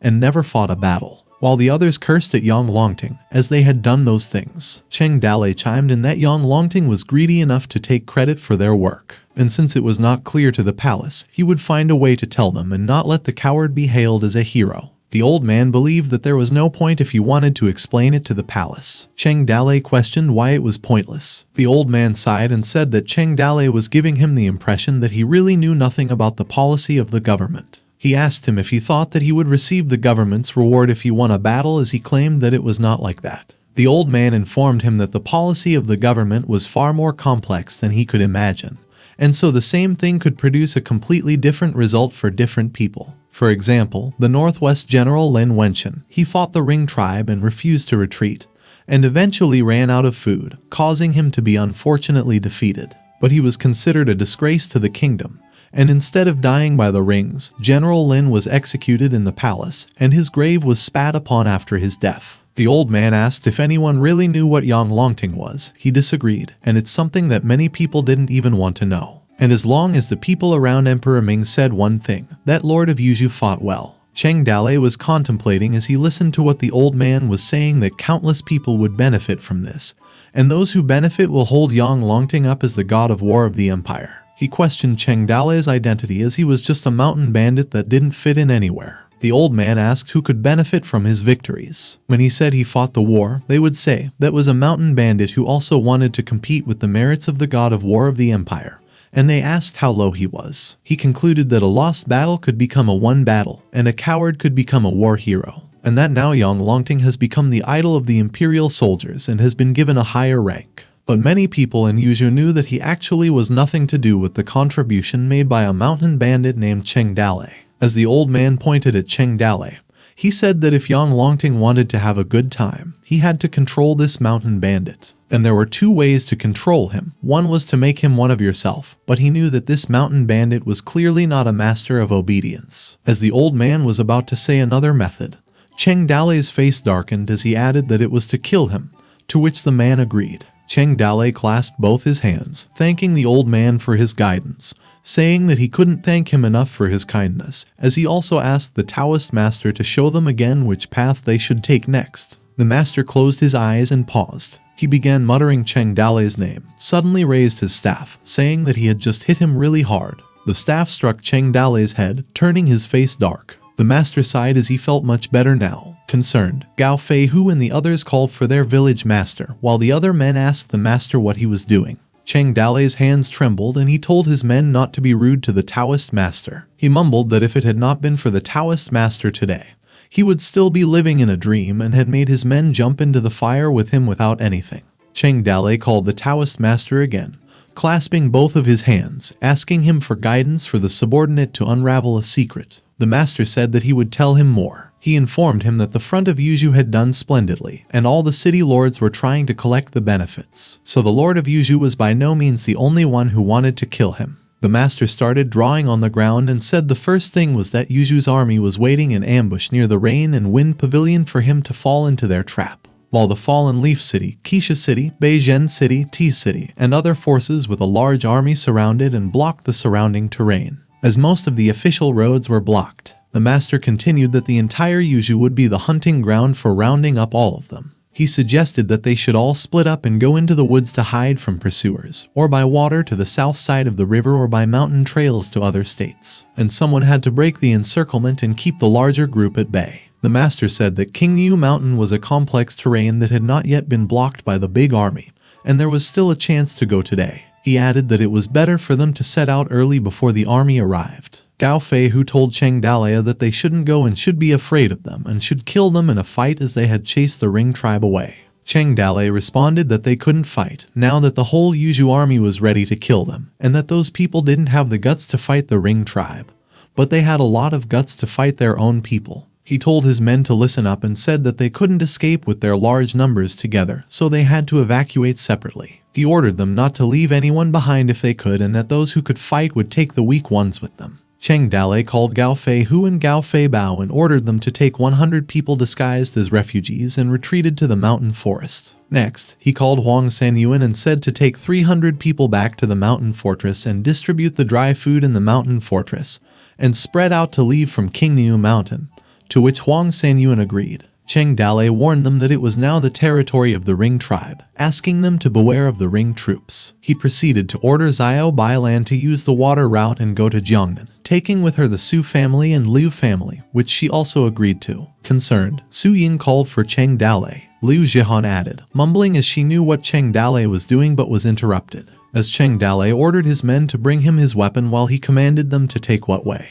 Liu Jihan clenched her fist and closed her eyes. She took the courage to speak and called for him as she charged at him with teary eyes. Sobbing, Liu Jihan hugged him and told him that they had just finished the war. While watching the events, Xiao Bailan and Su Ying blushed as they listened to what Liu Jihan said, asking Cheng Dalei if he wanted to leave them again and take risks himself. Cheng Dalei told her to be obedient, as it was not the time to throw tantrums. Crying, Liu Jihan pleaded not to leave them alone. Cheng Dalei said that it would get too hard if they went together, and besides, their target was him.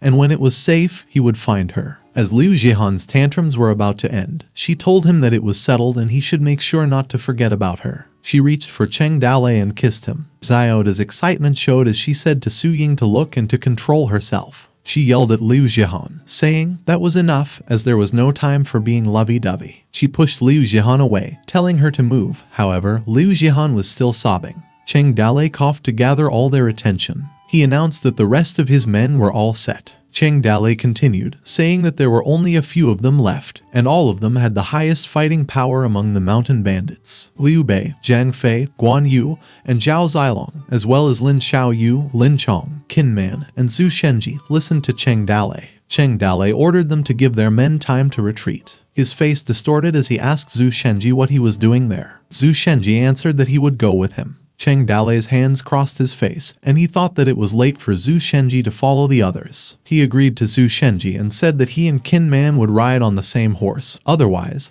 he would easily fall behind. Cheng Dalei turned his attention to the Taoist master and his disciple, thanking him for his help today and asking him that he should also leave as it was not safe to stay with them. The master bowed and said, "If the Green Mountain remains unchanged and the stream of water is crystal clear, the Taoist priest could see the future empire, and will still be able to hear the name of Cheng family." Cheng Dalei gave him a good laugh as he clasped both of his hands and said that he thought of it as a farewell blessing. The disciple watched and wondered how Cheng Dalei could still laugh in that kind of situation. Cheng Dalei noticed the disciple and asked who he was. The master responded while patting the head of the disciple that it was his apprentice, Hong Chen, as he continued that they would meet again in the future in Jianghu someday and wished him to take care. The lottery machine information popped up as Hong Chen's age was just 14.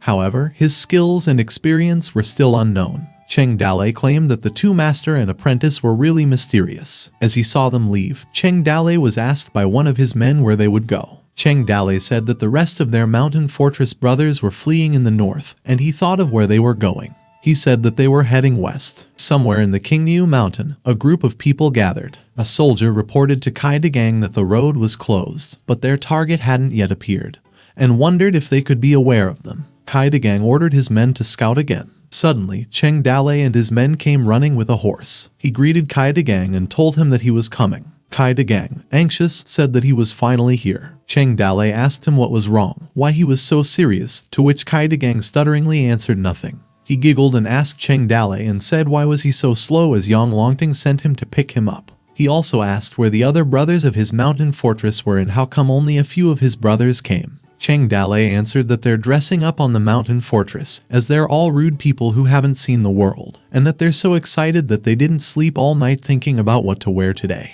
He told Kai Degang that he's afraid that Yang Longting was waiting for them anxiously, and asked that they should come over first. Kai Degang awkwardly told Cheng Dalei that it is best for him not to call his lord by his name. However, Cheng Dalei just laughed it off and said that it was his fault as it should be the king of Yuzhou, or it's my lord, as they'll become city lords of their own people in the future. Kai Degang asked him since they met, to come with him as his lord was waiting for him, to which Cheng Dalei answered that they're going together. As they both walked side by side, Cheng Dalei said that he's going to pay a formal visit to his lord today, and he's going to give him a sword which was seized from a prince of the Ring tribe. He asked him if he would help him check if the sword is suitable for his lord. Curious, Kai Degang asked which sword was it and if he could show it to him. Cheng Dalei's face darkened as he unsheathed the sword, telling Kai Degang what the sword was called. He struck Kai Degang with the sword as he told that the sword's name was the Straightforward Sword. Blood splashed out of Kai Degang's neck. As he fell off his horse he croaked one last time, saying that it was a good sword.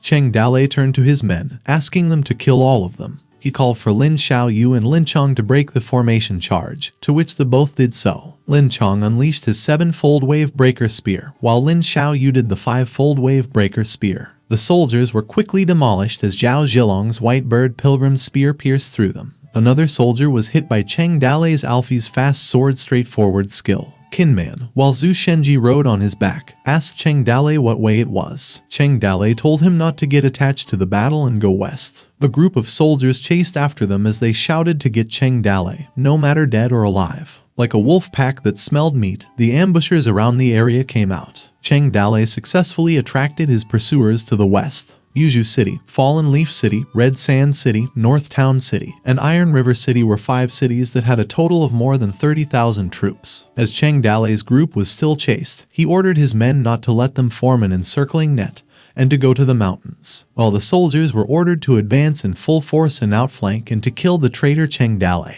Zhang Fei informed them that Lin Xiaoyu and Lin Chong were surrounded. Lin Chong raised the army with his wave breaker spear army breaker skill. Lin Xiaoyu yelled, telling Cheng Dalei to get out and not to worry about them. With his face darkened, Lin Xiaoyu told them not to look back. Struggling, Lin Chong suggested to Lin Xiaoyu that they would break out from the other direction, distracting some of their pursuers. Meanwhile, the 3rd Army of Fallen Leaf City had arrived, and the 7th Army of Red Sand City also arrived as they were ordered to surround them. Another man announced that the 1st, 5th, and 6th armies of Yuzhu City had arrived while raising their banners. The soldiers chanted to kill the traitor Cheng Dalei, while the others were ordered to shoot arrows as the city lord had ordered them to capture them alive. Cheng Dalei's group arrived in some narrow way. Zhang Fei grinned as he felt interested that there were more and more pursuers. Huan Yu, on the other hand, told them not to stay in the plain and to go into the deep mountains. Zhao Zilong added that there's a fork road ahead and that he'll wait for his brother and they'll distract the pursuers. He told Cheng Dalei to take the opportunity to enter the mountain,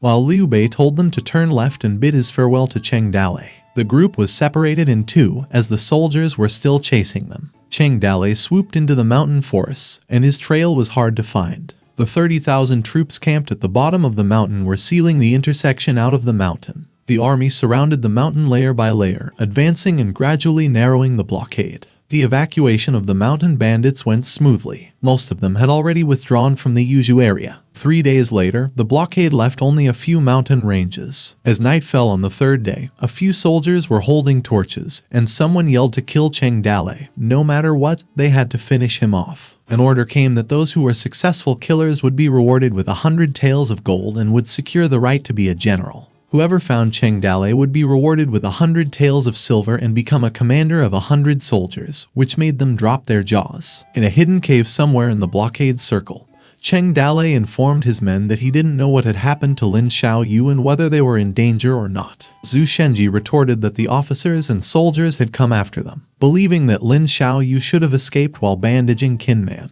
Concerned, Cheng Dalei asked Kinman if he could see how his injuries were, to which Kinman answered that he could hold it and it was no big deal. However, Cheng Dalei still insisted on letting him see. Then suddenly a hand hit Kinman's nape, and Kinman's face darkened as he fell to the ground. Zhu Shenji was shocked and called out to Cheng Dalei. Cheng Dalei interrupted, saying that the soldiers were, in fact, coming for him, believing that if he left, they would be safe. Zhu Shenji argued and told him not to do anything stupid, that if they didn't go together, he might not be able to get out. Cheng Dalei also snapped Zhu Shenji's neck, making him unconscious. As Zhu Shenji's sight faded, he heard Cheng Dalei saying that after he lured the soldiers away, he should get the opportunity to leave. Zhu Shenji's sight faded slowly as he called his village master in his thoughts. At some part of the mountain, there was a hidden cave. The soldiers were yelling to charge. Cheng Dalei held his sword in front of him as he rode his horse charging towards the soldiers. He yelled at them, saying to come and kill him. The soldiers mumbled that Cheng Dalei was coming, while someone ordered for the spearmen to advance and surround him.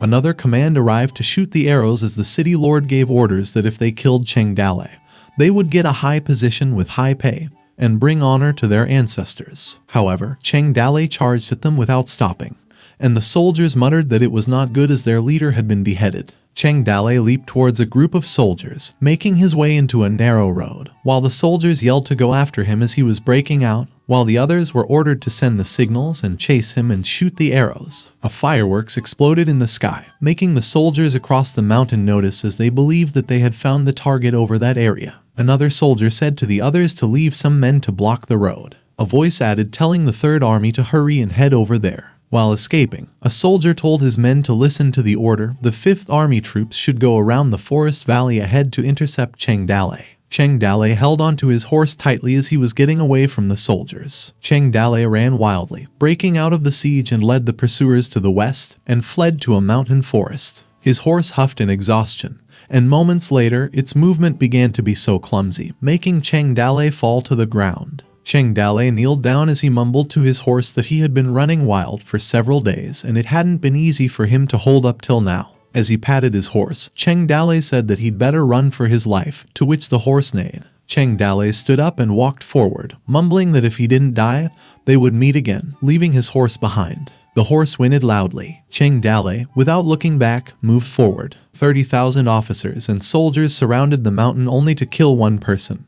Perhaps this would become a one and only unique history of the empire. Meanwhile, an officer ordered his men to search carefully and thoroughly and not miss a single tree or rock, while one notified the soldiers to narrow the area and set up roadblocks not to let him break out. A report came, bearing that General Hua's body had been found, and the entire squad he was leading was killed. Yang Longting's eyes widened as he was in disbelief about General Hua's death and also wondered how they were all killed when he had dozens of men under him. The report continued that all of them were slaughtered and cut in the throat with a sword, and everyone was killed by a single sword. One officer added that Lei Zhen of Yuzhou, Zhang Lemon of Fallen Leaves City, Han Bao of Red Sand, Dong Fengmeng of Bizan, and Sun Lianshan of Iron River were all dead, claiming that Cheng Dale was actually good. While another one of the officers also said that those were the strongest people of all cities, the Ring tribe failed to kill them, but they died under Cheng Dale's sword. Another man also believed that Cheng Dale's strength was not weak if he could wipe out 100,000 cavalry of the Ring tribe in one fell swoop, while the other suggested that they stop sending more people, as it's just asking their men to die. While the other said that they should continue to surround the mountain until Cheng Dale forces out to show himself, and they'll shoot 1,000,000 arrows at him as he would certainly die. Enraged, Yang Longting slammed his hands on the table as he cursed. With a look of irritation, he told all of the men under him that Cheng Dale is all alone now and told them that they're a bunch of losers. He ordered all the soldiers to go into the mountains and surround him, as he didn't believe he could grow wings and fly, to which the soldiers obliged. Meanwhile at the mountain, an officer commanded his men to go up the hills and search well, not leaving their groups. After searching the mountain for 7 days, Cheng Dale was finally forced out. A sword clashed, as Cheng Dale fought a soldier while his hand was pierced with an arrow. He managed to cut 2 soldiers. Quite a few blood splattered from one soldier. The men were in shock as they couldn't believe that he also killed General Liu too, while the other said that another one was also killed. Wounded and exhausted, Cheng Dale knelt down holding his axe to balance himself while on his other hand was his sword. On the edge of death, one soldier told him that he already had no way out, as the soldier continued saying that resistance is futile, promising that they would keep his whole body intact if he finished himself. Cheng Dale spoke, questioning them if he had no way out. He rose and told the soldiers who were pointing arrows at him if they had heard of a kind of superb martial art called the Phoenix, colorful body flying without wings. As he spread his arms like one surrendering, he said that hearts were linked as one. And he mentioned the fusion skill system. A system notification popped up and warned him that fusion function was available, but forced use would consume the system sprite's original power. After using it, the system genie would dissipate after a few days. After learning about the fusion, Cheng Dale asked to cancel the fusion. However, the system called Cheng Dale while a warning kept intensifying. She told him not to cancel the fusion and said that if he had used his fuses earlier, he would have been able to escape long ago. He wouldn't have to wait until this desperate situation to use it, and she wondered what he was hesitating for. All was falling, Cheng Dale answered, believing that she would disappear if he had used it. An officer ordered the killing of Cheng Dale. Hart continued, saying that if it weren't for him, she wouldn't have been born, and if he died, she would also disappear from the world. She told him to take it, as it was her last source of strength, making Cheng Dale glow in bright light. Cheng Dale apologized to her in his thoughts. Hart said that when she's gone, he doesn't have to worry and should reset the system quickly, and at that time, a new system sprite will be born. She continued that maybe the new sprite would understand him better than she did. The soldiers above the cliff were ordered to release their arrows. As a barrage of arrows fell down, hitting Cheng Dale, Hart bid her farewell to him. The fusion skill system spirit was capable of trampling the world of martial arts. Using Phoenix flying without wings was just like dancing in the sky. As Cheng Dale was dodging the arrows, he stepped lightly on a passing bird. Confused, the bird as some of its feathers fell. Rumor had it that mountain bandit Cheng Dale had jumped into the 10,000 feet cliff while walking on the wind in the rain of arrows. 30,000 soldiers searched for his body for 10 consecutive days, but no trace of him was found. Hart was in hibernation, and the system kept beeping. The lottery machine greeted his good sister. He asked her what was so good about Cheng Dale, and she got herself in a situation because of him. The lottery machine mumbled A. Meanwhile, the rain fell as Cheng Dale took shelter under some tree. However, as the rain still hit him, he kept reminiscing about his time with Hart. He looked up with a serious look on his face. Suddenly, the lottery machine appeared, calling for him. He asked Cheng Dale if he thought about it, if he wanted a system reset. The lottery machine informed him that Hart would disappear soon, and after he reset the system, there might be a better-looking little sister born, though it would not be Hart. And because of her disappearance after the reset, the tens of millions of fear points could also be retained. He repeated that it's tens of millions. The lottery machine continued asking him if he knew how many things he could smoke with just a single click of the button. Irritated, Cheng Dale spoke and told the lottery machine not to mention that matter, and if he gave up on Hart like this, he wondered if his conscience would allow him not to feel sorry about her. He asked the lottery machine if there was a way to save Hart. The lottery machine hummed and told Cheng Dale that he had a way. He informed him that if he first reset the power used to maintain the system's sprite, he could let her survive for a while. And before the power was used up, he needed to find the container as soon as possible. And that it's a container that has residual power. The container cannot only store Hart, he could also use the residual power above to reset the system. Most systems function, and Hart could be restored just like before. He continued that if he still hadn't found the right container until the power ran out, the system would backfire and absorb his life force, informing him that he would die. Cheng Dale said that he can now start as he understood. The lottery machine informed him that before the system resets, Hart is still so weak that he couldn't use any functions. A notification popped up stating that due to system insufficient energy, the main system reset function is off, and all functions are off, and energy consumption is adjusted to the minimum. Cheng Dale asked how much time he had. Another system message appears stating that the remaining energy has been regulated to maintain the system's sprites, and the dissipation time is extended to 1 year. The lottery machine answered that he has about a year, to which Cheng Dale replied good. The lottery machine said his goodbye to Cheng Dale. Cheng Dale began to walk. In order to save the Hart on the verge of dissipating, Cheng Dale embarked on a new journey. Meanwhile, at Fallen Leaf City, a huge amount of people entered its city gates. A voice said to a man that his reward was already arrived. He continued that he had no need to dwell on such things like jewels, weapons, gold, silver, army provisions, etc., as a first-class count was a powerful title. He had to go to the capital someday, and Emperor Ming would personally reward him. Fang Bashan smiled and said that although his reward was not as good as the one Yang Longting got, it's at least better than other city lords. He chuckled and mumbled that he finally came back, as he no longer had any need to depend on others and better went home. Fang Bashan believed that people's lives were really unpredictable as he imagined himself fleeing a mess back and never thought of today. After a while, at the city square, Fang Bashan stood in front of a huge group of people and called for his fellow townsmen. He told them that those ring tribes were coming to kill them, rob them of their food, and humiliate their wives and daughters, and that the only thing they could do was fight the ring tribe to the end, telling them that if they didn't protect them, who would if they weren't easy to bully, and that their fields, family, and the individuals they wished to protect were all unprotected. As he held his sword high, Fang Bashan said that now that the capital was calling for troops, good men should join the military and defend their country,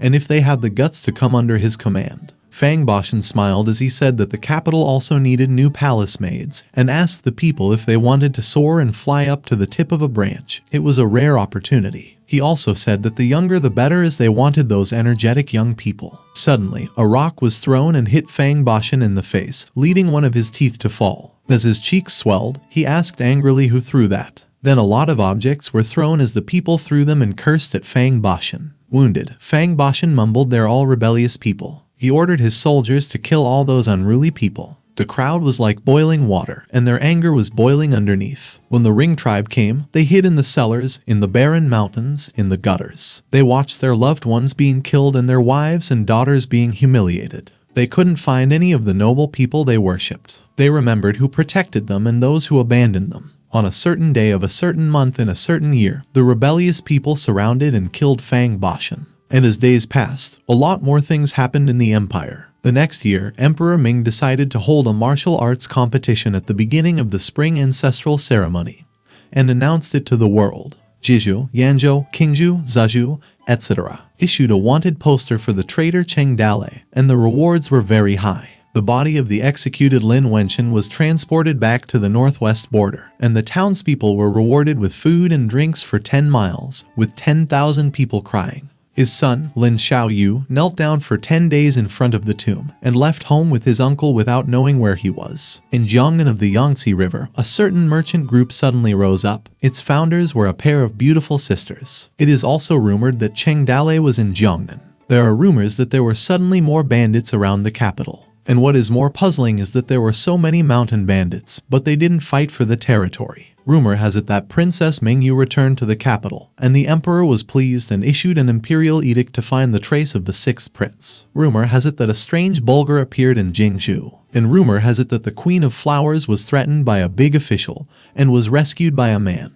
Rumor has it that a certain thing of the previous emperor in the royal tomb was stolen, and a lot of rumors still spread. Time flew by in the blink of an eye, and it was already half a year. 10 miles away from Jing City, a group of people traversed the mountain, as a man asked if they were almost at Jin City yet. Another man answered that he was correct, and asked him if he was going there to take the test. The bald man agreed and said that since the imperial court had announced that they were holding a martial arts tournament, every martial artist had been rushing to Jing City, as the way there had been very lively. At the roadside, a tea stall, the owner told his guests that the tea and meat dish they had ordered was here. He asked Zhu Shenji and his group if they were also rushing to Jing City to take the test. Zhu Shenji chuckled and responded that it was obvious that he was heading there with his eldest son. The owner was in disbelief and said that looking at Qin Man's build, he was sure he could become a centurion at least. Qin Man listened, as the owner said that if he were a few years younger, he would have joined the test himself even if he had to sacrifice his old bones. He would still take down a few Ring tribe generals with him. The other customer chimed in telling the old man to stop bragging, and if the Ring tribe were so easy to kill, why would the great generals back lose all their battles, getting beaten all the way to the imperial capital? While the man beside him said that it's just a shame that there's no one in the empire who's able to stop the Ring tribe.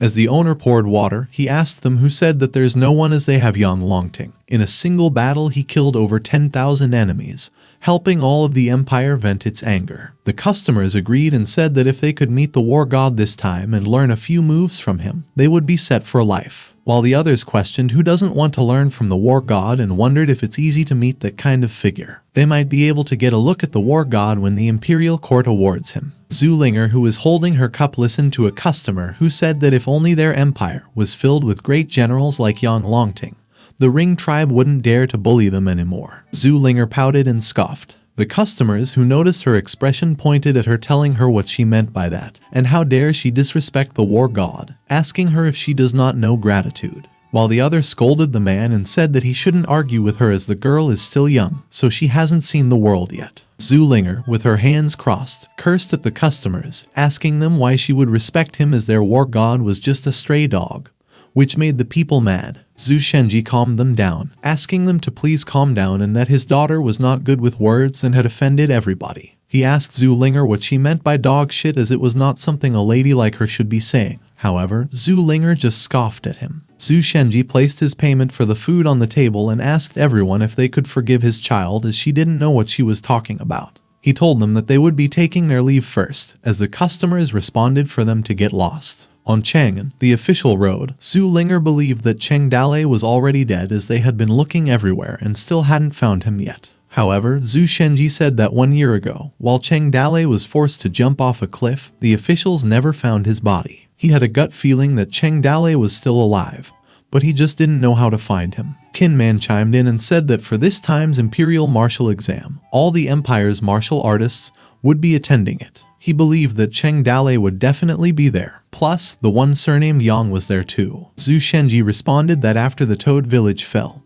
he claimed that many of their brothers had turned homeless, forced to wander the lands, and it was all caused by Yang Longting. Not only that, Yang Longting even stole the fruits of their effort and is now hailed as the war god. He continued that the Toad village did not need the glory, nor did it need the rewards, but they would not be easily taken advantage of. Otherwise, the brothers who died in battle would not have a peaceful death, as all of the survivors from the Toad village bore a grudge against Yang Longting. It's just that it's hard to kill him while he is hiding in the city. But this time, they would have an opportunity. Kinman believed that Cheng Dale would come to Jing City if he was alive. And if Lin Xiaoyu and Ling Chong were alive, they would also be in Jing City. He also believed that the four brothers Liu Bei, Guan Yu, Zhao Zilong, and Zhang Fei would also be there. And as of today, as long as the brothers were alive, they would meet them there, at Chang'an imperial capital, Jing City. Meanwhile, at an inn, a voice asked if they had found anything. Zhu Shenji said that there were two major events in Chang'an recently. The first was the martial arts examination, and the second was Yang Longting coming over, as he was sure that there was no need to elaborate. He continued saying that he also heard another thing, that the Ring tribe's Hedan battalion was coming over to take away the imperial princess. And another thing was that the 6th imperial prince had been missing since a year ago, as his current whereabouts were currently unknown. Kinman added that he also heard something while looking around the market, that there were 1,000 plus bandits residing on the Hulu Mountain near the east side of the city. The army tried to take them down a few times but failed every time. Kinman believed that they might have been their missing brothers. Zhu Linger also pointed out that she found out that the biggest brothel in Chang'an was the Full Fragrant House, and that the most popular courtesan was called Yi Jidao, as Yi Jidao did not entertain guests, and there were numerous people who would spend thousands of gold and still failed to see her. She continued that for the martial examination this time, Yi Jidao had already announced that whoever won the tournament could have her. Zhu Shenji blushed as he rubbed his beard as he mumbled Yi Jidao's name. Kinman told him that he did not think his body was capable of that anymore. Zhu Shenji retorted and said that he was still completely healthy. He told them that he was just wondering whether it had something to do with Cheng Dale. Kinman asked him how it could be related to him. Zhu Shenji chuckled and told Kinman that it was nothing. He pointed at Zhu Linger and asked her how she had been able to find out about the news on the Full Fragrant House. Zhu Linger told him that she had gone in and pretended to sell flowers as they had let her in. Zhu Shenji said how could a little girl like her go into a place like that? As she recalled her time at the house, she informed Zhu Shenji that all the big sisters there were very talented and kind. She wanted to stay there longer and asked why she couldn't go there. Zhu Shenji's face darkened as she asked him if he also went there often. Stuttering, Zhu Shenji answered that when he went there, it was for work because she wouldn't understand even if he told her. Zhu Shenji said that there were still many things in Chang'an, and they should look around for more news tomorrow. If there was nothing, they would head to the Hulu Mountain. Zhu Linger asked if Cheng Dale would be in Hulu Mountain. Kinman believed that he should be there, as he would never forget his true nature. Meanwhile, Zhu Shenji overheard the conversation at the other table, stating that to enter the imperial residence like that, the toad was very impressive. The three of them quickly realized the word toad. The man couldn't believe that the imperial residence was full of experts, as they didn't detect even a single intruder. While the other man beside him said, what was the use of such an expert? At that time, even the imperial army was sent out to search the entire place, yet they couldn't find a single trace of the intruder. Then suddenly, someone interrupted them, asking what they were talking about. The man turned and said that he was talking about the great master that broke into the imperial residence, the Flying Toad. Smiling, Zhu Shenji asked the man if he could tell more about the matter. While the other man poured a drink into Zhu Shenji's cup, he asked him if he was new in Chang'an. As the Flying Toad was a great and famous expert, he stole from the rich and gave to the poor. Plus, he only targeted the corrupt and evil tycoons. The other man beside him said that he also liked to steal a bunch of antiques, and sometimes, he would even return them the day after he stole them. And rumors said that the Flying Toad wasn't a normal person, as he was born with a pair of wings and could fly in the sky. That's why he was called the Flying Toad. While the other man added that he also thought so, and if he could escape from the imperial residence while being pursued by the army, he must definitely not have been a normal person. The man added that he would even deliver a paper with a drawing of a toad, telling the exact time he would rob before he committed the act. He did it many times already, and he never missed out on the timing. Zhu Shenji asked them if he had done anything recently. The man informed him that 3 days ago, the Zhuling Palace received a paper saying that the Flying Toad would be taking the antiques from their palace at 1:15 midnight. Zhu Shenji laughed as he said that great experts indeed were great experts. The way they did things was really different from their normal folds. Zhu Linger thought that the way the Flying Toad did things was very similar to how Cheng Dale did things. Kinman clasped both of his hands as he asked the men where the Zhuling Palace was. Night came as the three of them ran in the streets of Chang'an.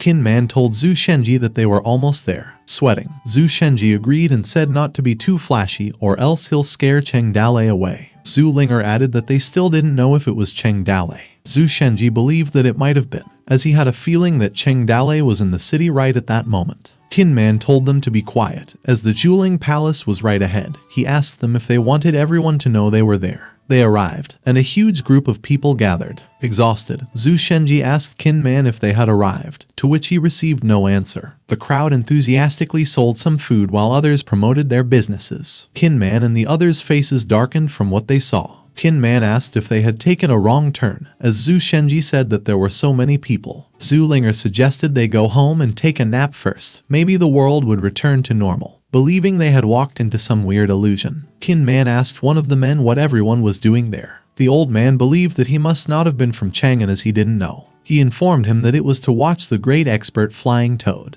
Zhu Shenji asked him if the flying toad was a thief. The old man said that if he was a thief, thieves also had fans, and also that's why he didn't like foreigners. They didn't have a single drop of culture in their bodies. Tin Man agreed and said it was their first time in Chang'an and asked for the man's guidance. The man said since he was so sincere to learn, he could reluctantly tell him. He informed them that in the past half a year, 3 people became famous in Chang'an. The first was the flying toad, the other one was the full fragrant houses He Jidao, and the last one was the imperial princess Minjiu. Zhu Shenji asked the man if the army came, would the flying toad not be able to escape as there were so many people surrounding the place? The man scoffed and rhetorically asked if the army wanted to catch the great flying toad. He added that maybe in their next life. Suddenly, one man in the crowd yelled as he pointed to take a look over there that the flying toad was here. A masked man appeared on the top of the building. As he mumbled, why bother hiding in the night, when dark clothes shine brighter than a pearl's glow? But when you step through the sky to find a path, you can escape from God's wrath, the flying toad said. Dozens of people cheered at the flying toad as Qin Man just stared at him. The flying toad stood up and said that he'd already obtained what he came here for today, as it was like hunting fish in a barrel. He came and went like the wind, robbed the rich, and helped the poor. He was the great hero of justice, as he posed in a weird way. He told them his name. Qin Man's face darkened and claimed that at his build he was nearly identical to Cheng Dale. Zhu Shenji added that his shamelessness was also identical to him. Qin Man believed that the change of Cheng Dale was a little extreme. Zhu Linger suggested that they just went back and took a nap, believing that everything would return to normal after they woke up. The crowd yelled that the soldiers were here, which made the flying toad on alert. He told them that he would be going first and told them that he loved them all. He laughed as he leaped from building to building. Zhu Shenji ordered Qin Man to go after the flying toad and said not to let him out of his sight, to which Qin Man agreed. The flying toad leaped from one building to another while Qin Man was chasing behind. Qin Man wondered since when Cheng Dale had such a beautiful lightning-type ability. He claimed that he was almost like lightning in the dark. Qin Man was exhausted from all the running and cursed under his breath. He picked up a rock and thought that if he let him get away that day, it wouldn't be easy for him to find him again. As he was about to throw the rock, he told the flying toad to get down there and released it. The flying toad was hit from behind, which made a noise. He fell down to the ground and wondered where the stone came from. Behind him, Qin Man stood as he called for Cheng Dale. He knelt and asked the flying toad why he ran away when he saw them, which made the flying toad confused. Qin Man grabbed the mask and told the flying toad that he was wearing such a weird mask. As the mask came off, Qin Man was shocked. Zhu Shenji and Zhu Linger arrived asking Qin Man how the situation was and wondered if it's Cheng Dale.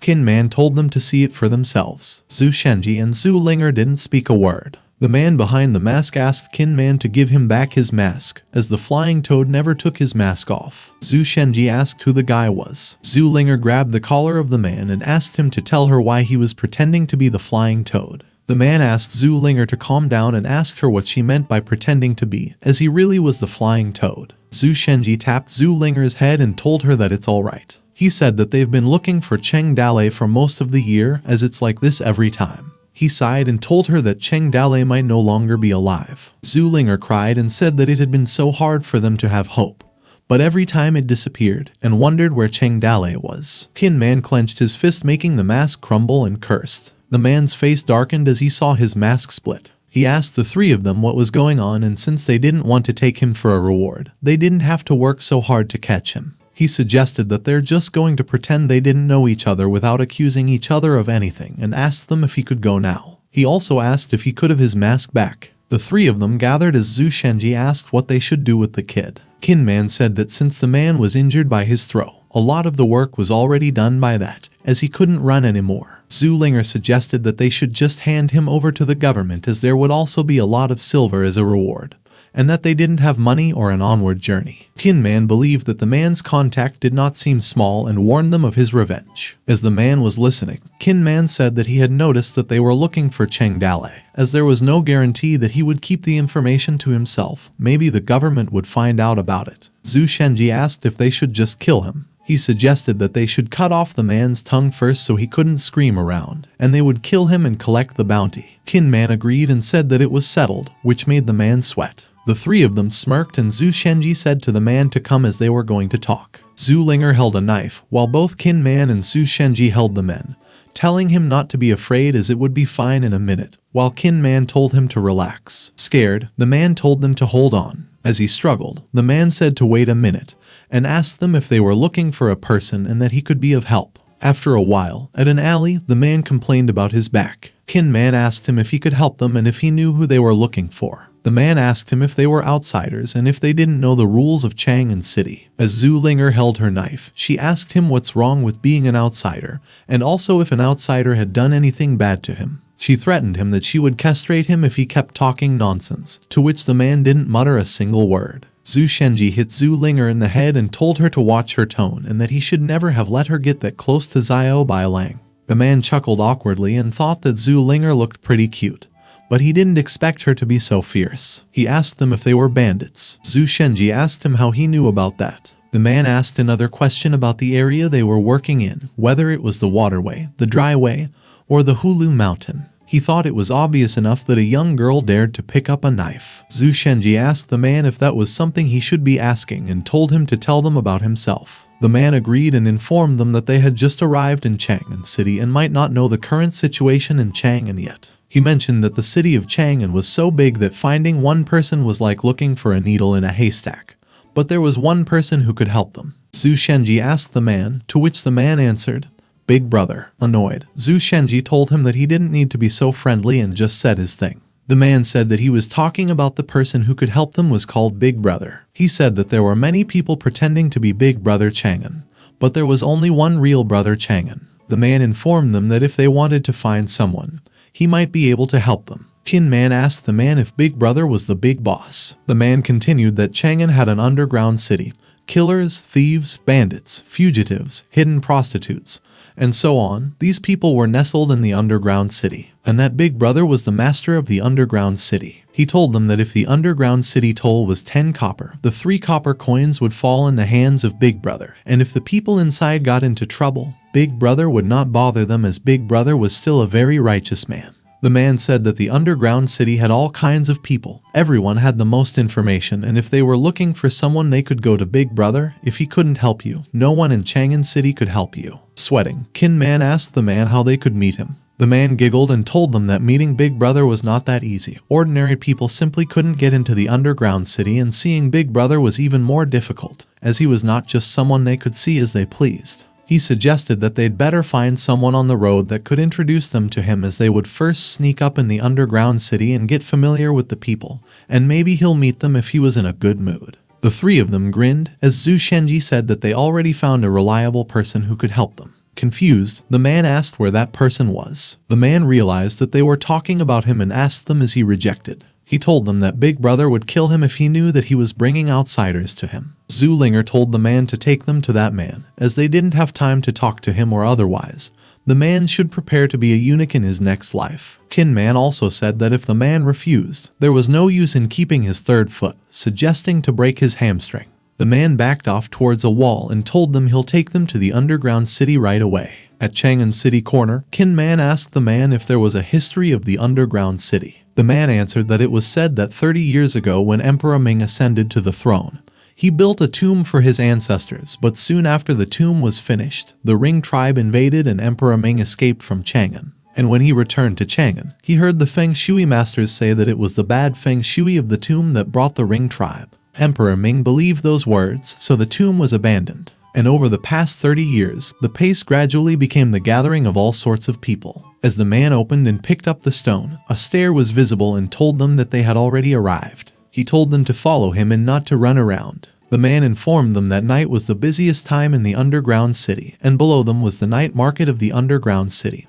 to which Zhu Shenji turned to look. He continued that the city's night market was a place for gambling, singing, selling stolen goods, and all kinds of business, and also hiring fighters, buying slaves, killers for revenge, and hidden prostitutes, a variety of stolen goods, a variety of rare treasures, and unseen things. As long as you had money you could buy anything in the underground city, the man said. As they climbed towards the stairs, 2 guards were guarding a huge door. The man told them not to talk nonsense in front of Big Brother. He informed them that Big Brother had a rule: if they wanted to ask him for help, they had to do something for him. Tin Man asked what it was. The man said that sometimes he would ask them their family heirloom, and sometimes he would ask to kill someone or steal a treasure, and also sometimes he would ask what you ate in the morning. The 3 didn't speak a word. The man greeted the guards and asked them if they had time, as he has friends in Jianghu and they wanted to ask Big Brother for a favor. Axie spoke first and asked the man if he got the treasure that Big Brother asked him to steal, and if so he could put it and he can go. Aku added and told the man to go back, as Big Brother didn't want to see outsiders. The man looked at the 3 and told Axie and Aku if they could please tell Big Brother that his friend's business was very urgent. A voice inside the door spoke, calling Axie, and asked him what's with all the noise and ordered him to let them in. The door opened. Axie told them that the boss invited them inside. Inside, a female dancer greeted them as music played while she danced. As they entered, the man didn't speak a word. Moments later he bowed and greeted the boss. A hand appeared, asking Little Fei if he brought outsiders again to annoy him. Zhu Shenji stepped forward and said that they were new to the area and knew that he ran many things. He told him that they came to pay their respects to him. The boss showed his face as Zhu Shenji watched the man. Cheng Dalei turned to look at him, as both of them didn't speak a word. He slapped his head and mumbled that he hadn't been a boss for years. As the woman continued singing, Cheng Dalei asked her that she could step back for now, to which Little Peach agreed. Zhu Shenji's tears fell as he said that they had finally found him and wondered if he wasn't dreaming. Cheng Dalei answered that he was real and not fake at all, asking him not to pinch him as it hurts. As Zhu Shenji pinched Cheng Dalei's face, he said that he's really alive. Cheng Dalei told Zhu Shenji to stop touching him as he already pinched him enough. Annoyed, Little Fei told them to stop and asked how they could be so rude towards Cheng Dalei. Tin Man asked Cheng Dalei where he had been for most of the year. Zhu Linger added that they searched hard for him. Cheng Dalei smiled and said that he understood that they were looking for him and asked why he wasn't looking for them. He ordered Little Fei to go down to get some good wine, as today his friends arrived and no one would return sober, to which Little Fei agreed. Little Fei thought that it was the first time he saw Cheng Dalei happy, believing that it seemed like they'd known each other for a long time. Moments later, they sat in front of the dining table. Zhu Shenji asked Cheng Dalei how he became like that. Cheng Dalei sighed and said that it's a long story. He said that the day he fell off the cliff, if it hadn't been for a friend who helped him with his life, his soul would have already been in heaven. Although he just barely escaped, it took him a whole month to heal the injury, and since he was looking for something, he wandered on. But Cheng Dalei's wanted list was everywhere, and he was afraid to show his face outside. But he still had some work to do, so he could not keep hiding in the mountains. He traveled far away from the Yuzhu area to explore the world in search of clues. So he sneaked secretly into the kingdom's top city, the Chang'an city. People like him, who couldn't just go out in public, hid in the underground city. The underground city was ruled by a boss before him, and when he first arrived, he naturally had a disadvantage and such. The guy rushed up to him and said, "Young man, you are still young, the days are still long. Take out the precious things on your body and in the future you will work for me, as you are my subordinate from today onwards." Cheng Dalei, at least, was once a village master who, of course, couldn't stand it. On the spot, he broke the guy's leg bone with a kick. Then he summoned dozens of thugs. After he knocked them all down one by one, Cheng Dalei replaced him and became the new boss of the underground city. He still had some management experience and he applied the carrot and stick judiciously. If someone was in trouble in the underground city, he would help. If someone made a mistake, he would also punish them. And later, he started bribing the high-ups in the government. Thus, the underground city acquired a protective shield. So in just 6 months the place flourished. Everyone called him boss, as they felt a deep admiration because of that. In the underground hideout, Cheng Dalei asked about the situation of the others. Shenji replied that Gao Fei Hu and Gao Fei Bao brothers were still in the south of the Yangtze River, occupying the mountain as bandits. He sadly added that, for the others, who were departed a year ago, they never met them again. Cheng Dalei sighed, expressing frustration at the chaotic state of the army and their lack of knowledge about their lost people. Kinman remained optimistic and mentioned that this time, many of their people would join the martial arts examination. Cheng Dalei also thought of the idea. He explained that he left a mark in the city to help their lost people find them. Curious, Qin Man inquired about the nature of this mark, admitting that he hadn't noticed it. Cheng Dalei clarified that he set up tea stalls with toads painted on their banners outside every city gate. He questioned if they were not noticed when they passed by. A whimsical moment followed when Qin Man, Linger, and Shenji tried to recall the painted toad on the signage. Qin Man recalled what Shenji had said about that mark. Linger answered Qin Man with her father's humorous comment about the fat puppy painted on the banner, while Shenji silently smiled. Cheng Dalei doubtfully said that there might be a reason why they could not find him. Suddenly, the young man burst in. He happily presented to Cheng Dalei that he stole from the imperial kitchen, explaining that it was the 18-year-old apricot flower liquor, while pouring the liquor into Cheng Dalei's cup. Shenji, perplexed by Fei Yuan, questioned Cheng Dalei about him. Cheng Dalei introduced Bai Fei Yuan to them. He shared the life of Fei Yuan. When he was young, his parents died, got raised by an old ape in the mountain, saw a living person at the age of 12 and had no other skills, so he became a burglar. He also shared the time Fei Yuan was caught by officials and saved by him. He told him that character disguise is important. Fei Yuan chimed in with a cheeky remark about Cheng Dalei's life. Without him, there would be no flying toad today. Amidst their conversation, Jai Tao called Cheng Dalei and explained that she knew that his friends were present, so she had taken the liberty to offer a toast of a cup of wine. She poured wine into her cup and drank it elegantly. While she drank, Shenji flusteredly smiled at her while Linger and Qin Man looked at her without much reaction. After she drank the wine, Jai Tao then assured Cheng Dalei that she wouldn't disturb him today while placing the cup on the table. She mentioned that whenever Cheng Dalei wasn't feeling well, he could call on her. She was there for him, displaying graceful respect. Ji Tao included that she would wait for him. She said it with a hint of flirtation in her eyes. Cheng Dalei acknowledged her offer and suggested she go back and practice the new song he had taught her. He asked her to sing it for him the next time they met. Shenji was curious and asked Cheng Dalei about Jai Tao while he pervasively stared at her. With a proud expression, Cheng Dalei remembered her name and asked Shenji if he knew about her. Linger, however, expressed her disinterest, remarking that Cheng Dalei had fallen quite low. Cheng Dalei defended himself, claiming his innocence. He then shared the story of how he helped Jai Tao. He explained that when a big-shot person wanted Jai Tao's body, she was in a vulnerable situation, and Jai Tao asked him for help. He couldn't bear to ignore a weak and lonely woman at that time, so he decided to assist her. Cheng Dalei continued, saying that he taught her some songs, which she quickly learned, and it helped her rise to popularity, eventually becoming the first queen of flowers in the capital. Interested, Shenji couldn't help but emphasize Jai Tao's beauty, prompting bored reactions from Qin Man and Linger. Cheng Dalei maintained his innocence but couldn't help but wear a sly grin, acknowledging Jai Tao's beauty in the situation. However, Linger mentioned the names Flying Toad and Jai Tao while expressing her suspicion. She then raised the question of whether Cheng Dalei had any connection with Princess Minjiu, who was still missing, and whether Cheng Dalei had a relationship with her. Cheng Dalei calmly clarified that Princess Minjiu was actually Wanner, causing surprise among Shenji, Linger, and Qin Man. He wondered why they were looking at him in shock. The three of them went silent after hearing it. Axie interrupted their conversation with the news that a foreigner had arrived to visit him.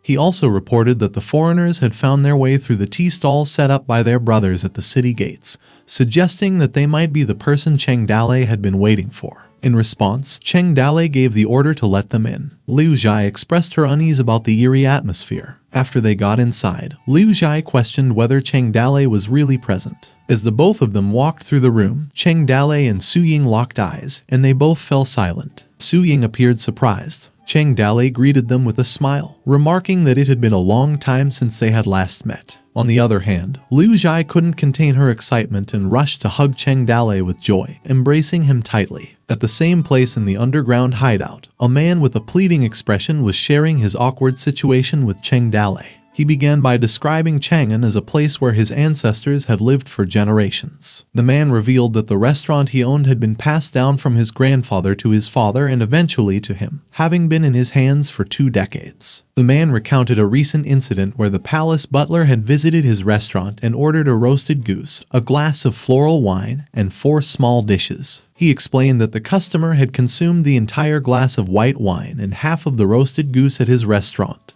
After consuming the wine and half of the roasted goose, the butler fell ill at home and blamed the restaurant's food, demanding 1,000 silver coins as compensation. He also explained that the recipe for roasted goose had been passed down through generations in his family, and their restaurant was well known in Chang'an. He mentioned that there had never been any complaints about their roasted goose in the past. However, when he complained to the government about the customers' demand for compensation, they confiscated his store. He felt humiliated as he stood helplessly in front of his restaurant, with people from the palace laughing at him. Desperate for help, he explained that he had asked around, and everyone suggested that Cheng Dalei was the only person who could help him. Cheng Dalei questioned why the man had initially approached the government instead of seeking his help. The man, with desperation in his eyes, entreated Cheng Dalei for assistance, seeking his help to teach a lesson to the corrupt officials. Cheng Dalei, maintaining a stern expression, initially declined the man's requests. The desperate man offered money, willing to pay any amount to secure Cheng Dalei's assistance, emphasizing that Cheng Dalei was his last hope in the entire city of Chang'an.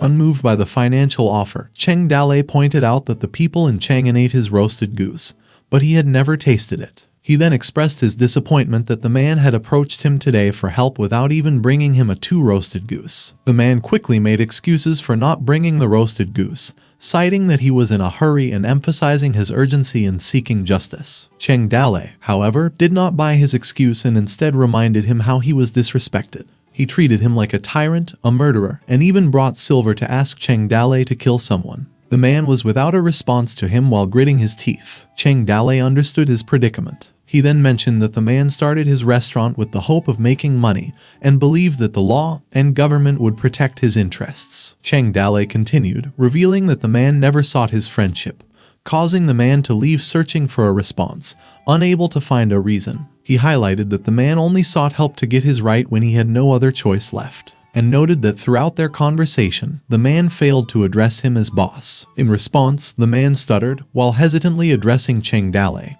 He bowed to him as a sign of respect. Cheng Dalei accepted this token of respect, remarking positively. As he approached the kneeling man, Cheng Dalei agreed to help the man seek justice, expressing a desire for mutual assistance in the future should he ever find himself in trouble. But he expressed hope that the man would be there to help him if he got into trouble someday. The man was visibly nervous, acknowledging Cheng Dalei's request for reciprocal support. On the other side of the room, Qin Man, Shenji, and Linger observed the situation. They were all stunned and speechless. Fei Yuan then chimed in, conveying Cheng Dalei's belief that a person's image held significant importance, and he said it with a proud expression. After that moment, in the Chamber of Commerce of Su, the inn where they were staying, Su Ying confronted Cheng Dalei. She began by noting that a few months ago, Cheng Dalei had come to the south side of the river but had not shown himself, leaving only a message. Su Ying mentioned that Cheng Dalei had tasked her with collecting the relics of kings and generals, which she had now brought. She asked if there was anything specific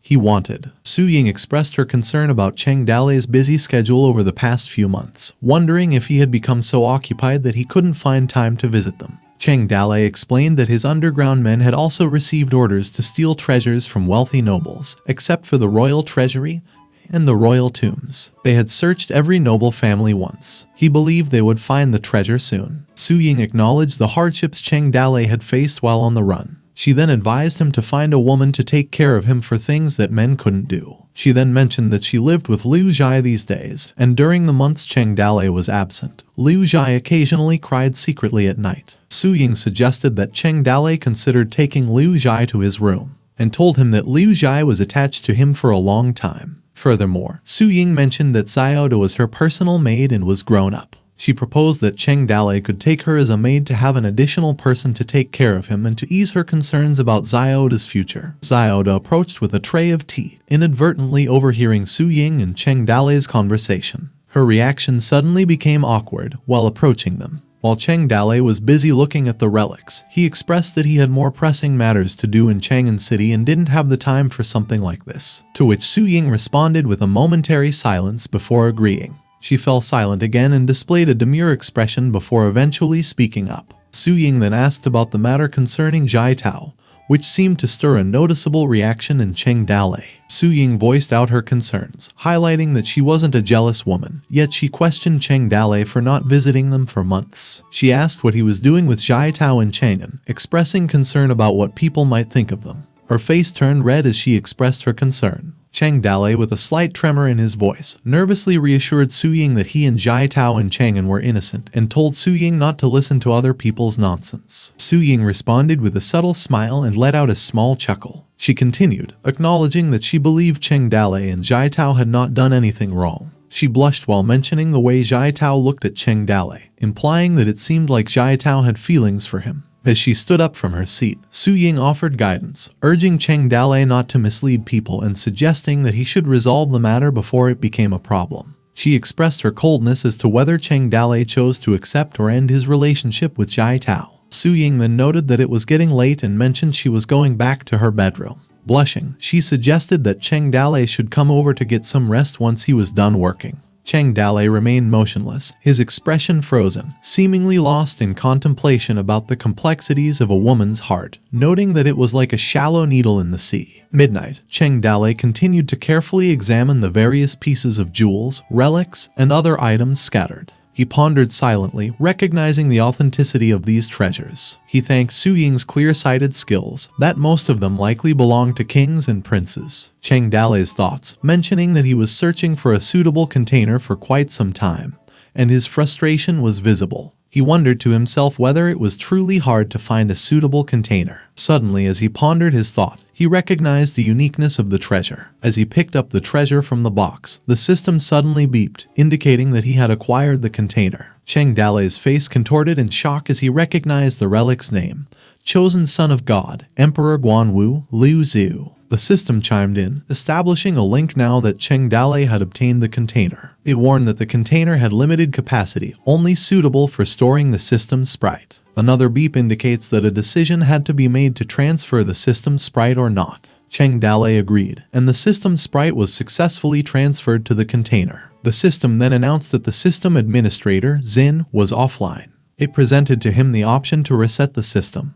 But there was a catch. The container's age had caused most of its power to escape, and it could only be used as a tank for the system's spirit. A further warning followed, stating that if Cheng Dalei wanted to reset the system, he would need to find a container with enough power. The system suddenly cautioned that the current power level was insufficient for a successful reset. In the underground world, Aku approached Cheng Dalei with updates. He informed Cheng Dalei that the Jiang Palace was lost a night glow pearl, and couldn't find it after searching everywhere. They were now seeking their help in finding the pearl. Cheng Dalei, while lying on his bed, responded, and instructed Aku to bring the person responsible for the pearl's mission to Xiao Fei, who possessed the pearl. Cheng Dalei emphasized the need for caution and to avoid Xiao Fei falling into a trap, which Aku acknowledged the orders. Next, Aku brought up a conflict between the Black Fox Gang and the Iron Burden Gang over territorial disputes. He sought guidance on how to deal with the matter. Cheng Dalei responded with an insult, questioning if they were beggars, expressed surprise that cultured people resorted to violence, and instructed Aku to tell them to split the territory in half with no violence allowed. Aku once again acknowledged the orders. Aku then reported another situation in which the Shenwu escort team had been robbed by Hulu Mountain while escorting an item. They were requesting their help to recover it. Cheng Dalei expressed his lack of interest in helping the Shenwu escort team recover their stolen goods, suggesting that if they had failed to pay tribute to Hulu Mountain, they should learn a lesson and suffer a little. He seemed unwilling to assist them, to which Aku agreed. Aku then mentioned another report that the leader of a troop, whom Cheng Dalei had previously saved from jail, wanted to meet him and personally express gratitude. Aku inquired if Cheng Dalei wanted to see him. Cheng Dalei appeared curious as he stood by his bedside and sat down, asking if it was a good idea to meet him. Aku mentioned that the leader of the troop Cheng Dalei had rescued was a male, which led to Cheng Dalei's response to Aku to tell them to get lost and not to bother him. Aku nodded and acknowledged Cheng Dalei's decision. Just as the conversation was concluding, Fei Yuan entered the room with news from the imperial residence, specifically about an event scheduled for tomorrow afternoon at Chang'an's wine house. Later in Chang'an City, Shenji couldn't help but question Cheng Dalei's if he put on makeup when he went out. Cheng Dalei sighed and explained that he had to wear a disguise when he went out because his wanted posters were plastered all over Chang'an. Without a disguise, he would essentially be a walking pile of silver. Curious about Cheng Dalei's future plans, Shenji asked if he intended to remain in Chang'an or if he would seek another mountain to rule over and find their missing brothers. Cheng Dalei expressed his opinion that despite the appeal of Chang'an, there were too many laws in the city compared to ruling over an entire mountain. However, he mentioned that he had some things to do in Chang'an, prompting Shenji to confirm and change the topic by asking who they were going to meet next. Cheng Dalei responded that they were going to meet the boss. Shenji was surprised and asked him if there was still someone higher up than him, to which Cheng Dalei revealed that there was indeed a boss above him in Chang'an and emphasized the importance of having someone to rely on in Chang'an. As they arrived at Chang'an Wine House, someone poured tea into a cup.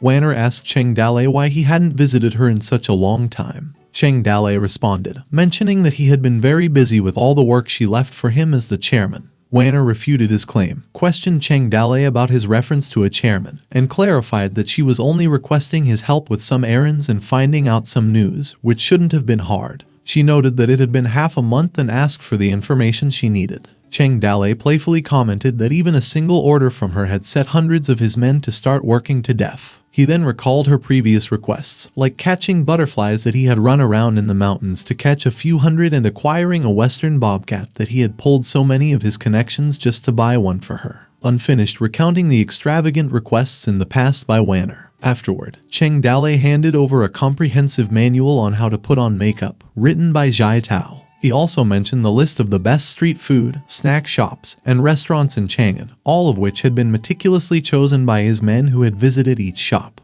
Having fulfilled her requests, Cheng Dalei asked for what he wanted. Wanner handed Cheng Dalei an item that she had secretly taken from the Imperial Armory. She emphasized that he wasn't allowed to take it away. Cheng Dalei recognized the item Wanner had shown him, stating that it was the founding Emperor Lai Manzi's long spear. As he finished examining the weapon, Cheng Dalei realized that the relic wasn't the key he had been searching for. He pondered the past story of the legend Lai Manzi with only his spear ending 19 years of war and creating the Great Dawu Empire, but came to the conclusion that the key didn't lie with the weapon. Satisfied with his brief inspection, Cheng Dalei handed the weapon back to Wanner, who was puzzled by his lack of interest, asking Cheng Dalei if he didn't want to look at it further. She commented on his weird behavior, mentioning that all effort was just to take a single look to see her ancestors' prized weapon. He chuckled and explained that he admired ancient heroes and felt a sense of fulfillment in his heart upon seeing their legendary treasures. Suddenly, Cheng Dalei changed the topic by inquiring about the reason why she was looking for him, reminding her that they were in agreement in which he would run errands for her in exchange for taking a look at her family's treasures. Initially, Wanner couldn't utter a word because she hesitated in her request and her face turned red.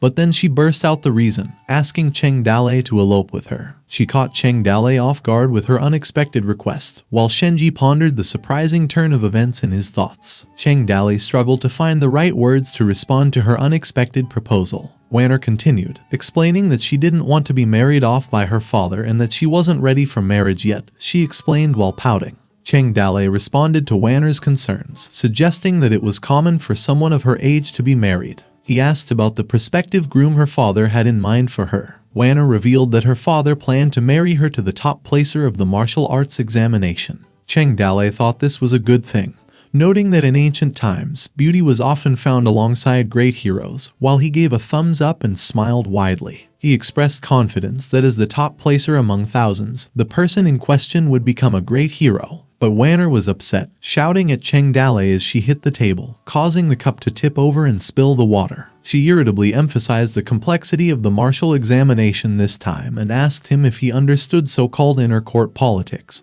to which Cheng Dalei asked Wanner to teach him about it. In response, Wanner pouted, as if she found it hard to believe him. However, Wanner still explained that the upcoming examination would not only assess martial arts but also troop formations, war strategy, and commanding ability. She mentioned that there were 3,600 spots allocated for representatives from cities across the empire, and each city would select talents to represent them in the examination this time. Cheng Dalei expressed his amazement at the size of the empire, noting that among the 3,600 chosen people, there were definitely plenty of experts. Wanner straightened up in her seat as she responded that there wouldn't be many experts, but rather a lot of nobles. She then asked Cheng Dalei if he knew how the representatives for the examination were chosen. Cheng Dalei speculated that the representatives would likely excel in both pen and sword, with local competitions choosing those who excelled the most, who were then sent to the examination. However, Wanner made it sound as if she wasn't satisfied with his explanation. Cheng Dalei questioned Wanner, asking if she was implying that it was not like what he had described. Wanner explained that the imperial court was paying a lot of attention to the examination this time. She mentioned that even if the participants didn't win in the end, a good performance could still be viewed highly by the court. She continued to describe how the chances to participate in the examination were distributed. Some spots were quietly given to influential families, while others were auctioned off to the highest bidder. Shenji interjected, questioning whether this would turn the martial examination into a feast for the nobles. Cheng Dalei considered the implications of this new information. He realized that this examination could be more complicated than Wanner had initially thought. As he thought about the past, the imperial court only held academic exams and never martial ones, and it was an opportunity for people from Jianghu to showcase their skills and potentially rise in ranks. He considered the possibility that people from Jianghu might try to rob an official token from those coming to take the exam and use it to enter the test. Cheng Dalei contemplated that in this era without pictures, he could claim the name on the token as his own, and no one would be able to confirm if his name was truly Zhang Mazai or not. He mused on the idea that among the individuals who had already entered the exam, there might be a considerable number of bandits and murderers. Cheng Dalei found the situation increasingly interesting. He let out a smirk. Cheng Dalei chuckled despite the seriousness of the matter, which didn't sit well with Wanner. She questioned his laughter, clearly annoyed by his reaction. Cheng Dalei brushed off his laughter by coughing and urged Wanner to continue with her explanation. Wanner emphasized that with the current level of conflict among the people, the competition for the top position was intense. Whoever secured it would command the border defense forces and receive land and authority from the court. She pointed out that the nobles, whether from scholarly or martial families, were fiercely competitive and all wanted the winner to be someone from their families. Wanner mentioned that the host of the examination was also from a noble family. Cheng Dalei noted the conflict of interest where the organizers of the examination were acting both as referees and competitors in the competition. Wanner expressed her concern about how the examination would assess military strategies, as they couldn't engage in actual war with each other, but merely write it down on paper. She continued, stating that whoever they claimed to be unqualified was unqualified. Cheng Dalei expressed his understanding that the judges were already corrupt. He questioned whether her father was aware of the corruption surrounding the examination, and whether he was willing to let this mess continue. Wanner revealed that her father was aware of the situation and intended to marry her off to the top placer in order to establish a connection between the royal family. With a shallow expression, Cheng Dalei commented on the emperor's ruthlessness. Wanner expressed her reluctance to become a political tool and her desire not to be married to anyone, emphasizing that even if she were to marry someone, she passionately aspired to marry a great hero who led millions of elite soldiers under his command, much like the legendary war god Yang Longting, who repelled 100,000 ring tribesmen.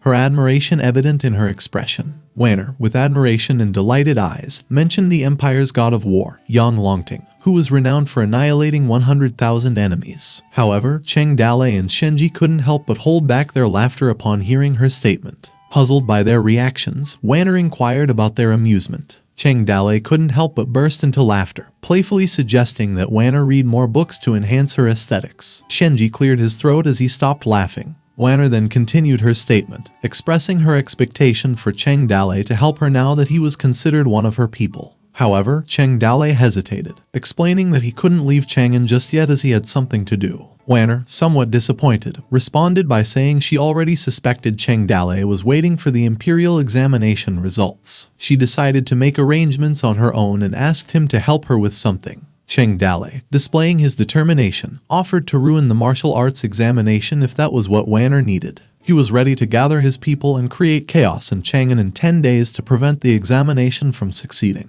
Unimpressed, Wanner told him to stop being so violent, that he was really a mountain bandit. Cheng Dalei sought clarification from Wanner and requested that she specify what she needed him to do as he expressed his confusion. Wanner proposed a plan to Cheng Dalei, explaining that it would allow him to participate in the martial arts examination and eliminate the things she found ugly and repulsive. However, Cheng Dalei, expressed doubt, stating that he was just a mountain bandit and had no desire to win the martial arts examination to become a border guard for the empire. Wanner clarified her intentions, noting that she didn't want him to take the imperial examinations. Instead, she wanted him to be an examiner. Cheng Dalei appeared hesitant and questioned how she was able to put him in the examination room. Wanner reassured him, revealing that she had already checked it. She explained that there were 100 examiners this time, representing various factions, but one individual didn't belong to any faction. Wanner continued, mentioning that no one in Chang'an had ever seen the person. She then revealed her plan, wanting Cheng Dale to disguise himself as that person and blend in,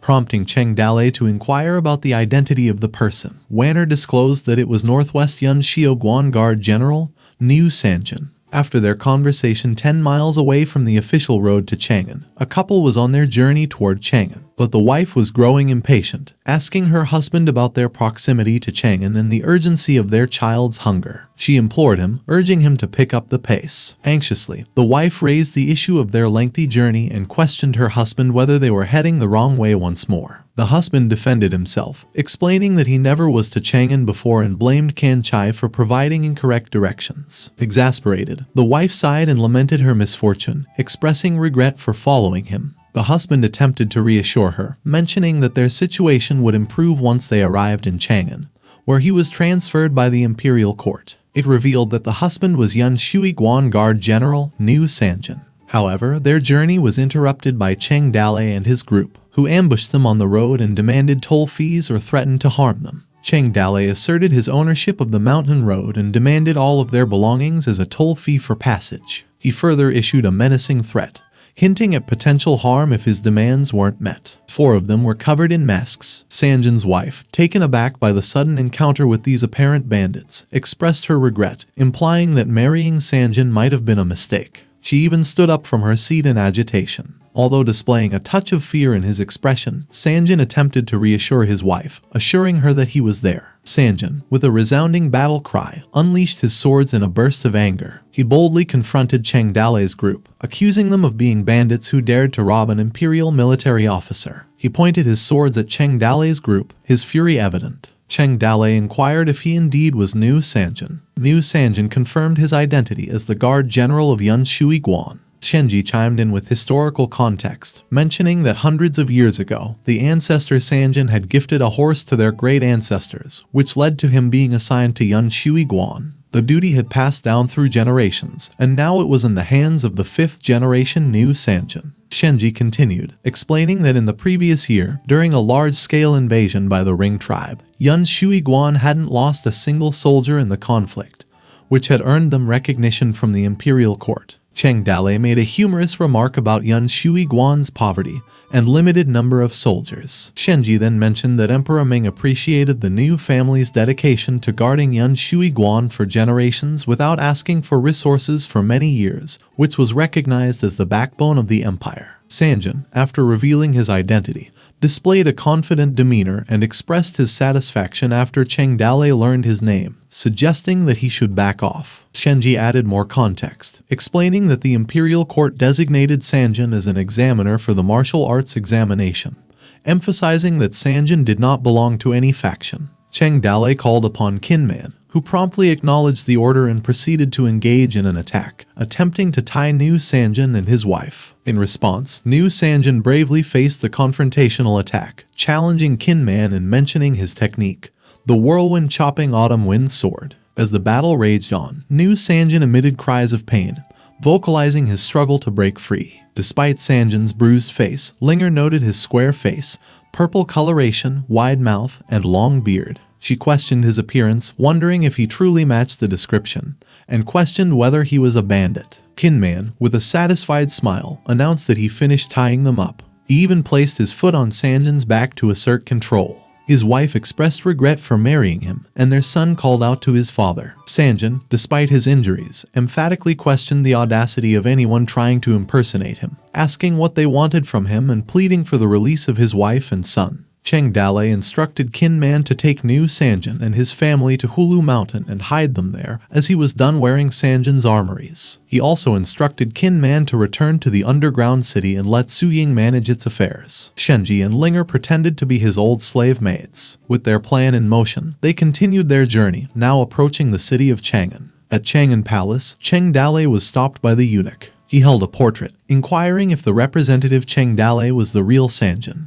Cheng Dale, who was disguised as Sanjin, affirmed that the portrait represented him. However, the eunuch remained skeptical, suggesting he looked nothing like the portrait, and questioned if Cheng Dale was pretending to be someone else. Cheng Dale calmly explained that he had been fat at the time. The eunuch continued to assert that the portrait did not resemble Cheng Dale. Cheng Dalei, instead of insisting further, surprisingly agreed with the eunuch's assessment, acknowledging that the person in the portrait was indeed not him. The eunuch, somewhat puzzled, asked if Cheng Dalei was admitting to being an impostor. Cheng Dalei defended himself, proposing that the eunuch check the age of the portrait, revealing that it was his grandfather's likeness. He expressed disbelief that anyone would impersonate his grandfather, known as Nu. Shenji then intervened, clarifying that Sanjin had long since passed away, and Cheng Dalei was his fifth-generation grandson. The eunuch, grasping the situation, acknowledged the changes that had occurred and mentioned the emperor's passing. He empathized and requested Cheng Dalei's official seal for registration, which Shenji promptly handed over. As they proceeded inside, they attracted the attention of the people in the area, who were curious about the newcomers. A person from the civilian faction pointed to Cheng Dalei and remarked that he was a complete stranger to them. Another member of the faction wondered when someone so poor had joined the ranks of the military officials. Someone in a mocking tone commented on the antiquity of Cheng Dalei's armor, suggesting it might be older than his grandfather. Another civilian faction member chimed in, stating that Cheng Dalei was from a remote place that didn't even know half the rule. Some in the civilian faction found it surprising that, despite his apparent poverty, the general had servants, which made Cheng Dalei face irritable. Internally, Cheng Dalei pondered the historical tension between military and civilian officials, wondering if these civilians assumed he was a newcomer. He then addressed the crowd directly, questioning their amusement. In response to the comments, Cheng Dalei defended himself, stating that while his armor was worn, it had been passed down through generations in his new family. The civilian faction continued to mock Cheng Dalei's appearance, questioning his origin and criticizing him for taking an exam without appearing well-groomed. Another member of the civilian faction made a reference to the importance of the temple and the reverence shown to the Son of God. Amidst the mockery from civilian factions, a member of the military faction also expressed their disapproval of the general's unkempt clothing, seeing it as a sign of disrespect to His Majesty. Cheng Dalei acknowledged the state of his old and worn armor, admitting that it no longer shone like the official uniforms. He explained that he couldn't afford new armor but would wear it in battle if the rings attacked, following the tradition of his new family's ancestors. Members of the civilian faction commented on the importance of the examiners as representatives of the martial arts examination. They raised concerns about the general's appearance, suggesting that if everyone looked as unkempt as he did, it would invite ridicule from the world. Cheng Dalei defended his choice to wear his worn armor, asking if there was any shame in it. He questioned whether the battles fought against the rings, the loyalty he displayed, or the glory of serving the emperor's soldiers were ridiculous. A member of the civilian faction was left speechless by his response, while another person in the group acknowledged Cheng Dalei's eloquence talents. Cheng Dalei, somewhat surprised by the comment, asked about this mention of eloquence. Cheng Dalei passionately emphasized that imperial soldiers didn't defend the borders with arguments but rather relied on their worn armor, sturdy bodies, and unwavering determination. He criticized those in the group who merely engaged in empty talk, accusing them of deluding themselves when discussing generals in worn armor fighting against the rings. He continued passionately, questioning their intentions, wondering if they aimed to demoralize the dedicated soldiers who served their country. He warned against allowing the Ring tribe to seize their beautiful land. In the wake of Cheng Dalei's impassioned statements, the entire civilian faction fell into absolute silence, stunned by his words. Meanwhile, one member of the military faction engaged in whispered discussions, suggesting that Cheng Dalei had a talent and suggests recommending him to headquarters, while the other, extending a friendly gesture to Cheng Dalei, offered him a pair of armor, hoping he could accept it as a token of friendship. Cheng Dalei clenched his fist as he acknowledged in his thoughts the utility of his eloquent skills. As the gathering continued, the host addressed the participants who had come from afar. The host went on to explain that before they took charge of the examinations, Emperor Ming would first conduct a written test on them. This would determine their level and position in the group of examiners. Continuing, the host clarified that the three with the best scores would serve as principal investigators. Together with His Majesty Emperor Ming, the last military leaders were selected, and that made both the civilian and military factions form shock on their faces. Inwardly, Cheng Dalei admitted that written exams weren't his strong suit. Cheng Dalei considered that he was running out of time to practice his brush writing skills, recognizing the importance of paper notes in the current era. He thought that the topic of military management struck him as quite broad. He observed the civilian officials who had recently faced a defeat and noted their eagerness for a fight, as they seemed determined to teach the military a lesson in this test. As he looked at the old military men, many of whom struggled with writing, he sensed their discomfort and embarrassment. Acknowledging his own role as a military officer, he couldn't help but feel that he was already putting on a show, and it might not have been right for him to make a spectacle of himself again. He pondered whether he should have simply submitted a blank answer sheet and gotten by with it. As he contemplated the situation, he began to doze off. However, his nap was interrupted when Wanner approached Cheng Dale's table and kicked him to wake him up. She disguised herself as eunuch. Cheng Dale, displaying irritation, looked up at her with tired eyes, while Wanner stared at him in anger. In a hushed voice, Cheng Dale asked her if there was a standard answer for the test. Wanner, on the other hand, stared intently at him. In response, Wanner snubbed him, and Cheng Dale stared at her in response. Cheng Dale thought to himself, realizing that Wanner wasn't there to help him cheat but to monitor whether he had the strength to work. Reflecting on the topic of military management, he considered it both simple and complex, understanding why these words were written by His Majesty Emperor Ming. He thought about the various aspects, from training a small team to controlling an army of 100,000. He also considered the spiritual construction of imperial soldiers. Drawing from his own experience in leading thousands of men and handling troop deployment, logistical support, and medical care for the sick and wounded, he pondered how to effectively translate his knowledge onto paper. Finally, Cheng Dale decided to write the statement as a brief discussion of the spirit of the bright sword. Within the capital of Chang'an, individuals who took the exam discussed their experiences. One person said that the exam was quite challenging, making it difficult to know where to start with the answers. Another individual agreed, mentioning the abundance of choices that made the questions particularly challenging to tackle. Wanner, with a smile, asked Cheng Dale about his answer to the exam. Cheng Dale responded confidently, stating that his answer was pretty good and simple, not difficult at all. Wanner questioned him further, asking what kind of score he expected to receive. He even boasted that he expected to receive a full score, which Wanner appeared taken aback by Cheng Dale's confidence. Cheng Dale continued to boast, claiming that if rankings were to be considered, he would easily secure the first position. Wanner, growing irritable, responded with a sigh and expressed skepticism about Cheng Dale's chances of surpassing the competition, emphasizing the complexity of the situation. In her thoughts, Wanner acknowledged that she might need to assist Cheng Dale herself. As night fell at the general's heavenly policy mansion, the general was filled with laughter and praised Niu Sanjin for speaking on behalf of the military officers. One of the military personnel recounted the situation to the general, describing the pale faces of the group of civilian officers when Cheng Dale confidently declared that he would secure first place in the test. The general appeared concerned about the possibility of Cheng Dale actually achieving the top position, as it might make the palace's academic people of the palace become laughingstock for them. The military person suggested that since Cheng Dale had no name or affiliation, they should try to bring him to their side. The general recognized Cheng Dale's talent and believed that inviting him to join the military faction would improve their chances of winning the martial arts examination. He also noted that he became rivals with an old man from the palace in this competition. Regarding the matter of imperial military power, the general emphasized the need to prevent interference from the palace and declared that the war scholar must ultimately be their man.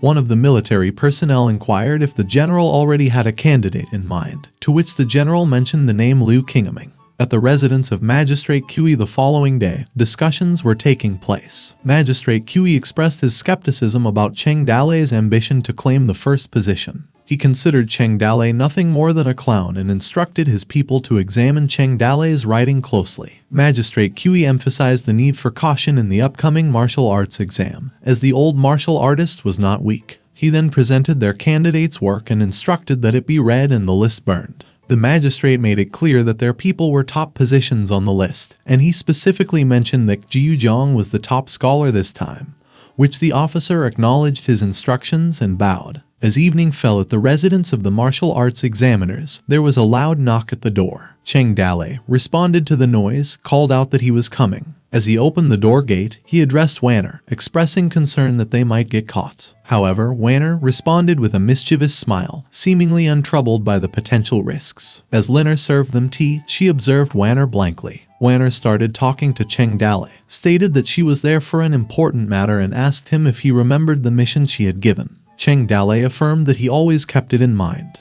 He understood that the mission involved eliminating those Wanner disliked and supporting those she favored to rise to the top. He inquired if she had specific individuals in mind. Wanner confirmed this, stating that even though she didn't know who she liked yet, she was sure about who she didn't like. She explained that there were two people she wanted Cheng Dale's help in getting rid of, prompting Cheng Dale asked to which two. Without hesitation, Wanner mentioned the names of Liu Qingming and Jiu Zhang. Cheng Dale assured Wanner that he would complete the task and showed a big smile while giving a thumbs up. Curious about her choice of targets, Cheng Dale inquired why she had specifically chosen those two people. Wanner dismissed their abilities, describing one as a wimp and the other as a muscle freak, both lacking intelligence. She speculated that they might get disqualified on their own, which Cheng Dale found to be the best outcome. Wanner then reminded Cheng Dale about her request to help her find her sixth brother and asked if he had any news. Cheng Dale explained his inability to gather information since he couldn't even leave Chang'an.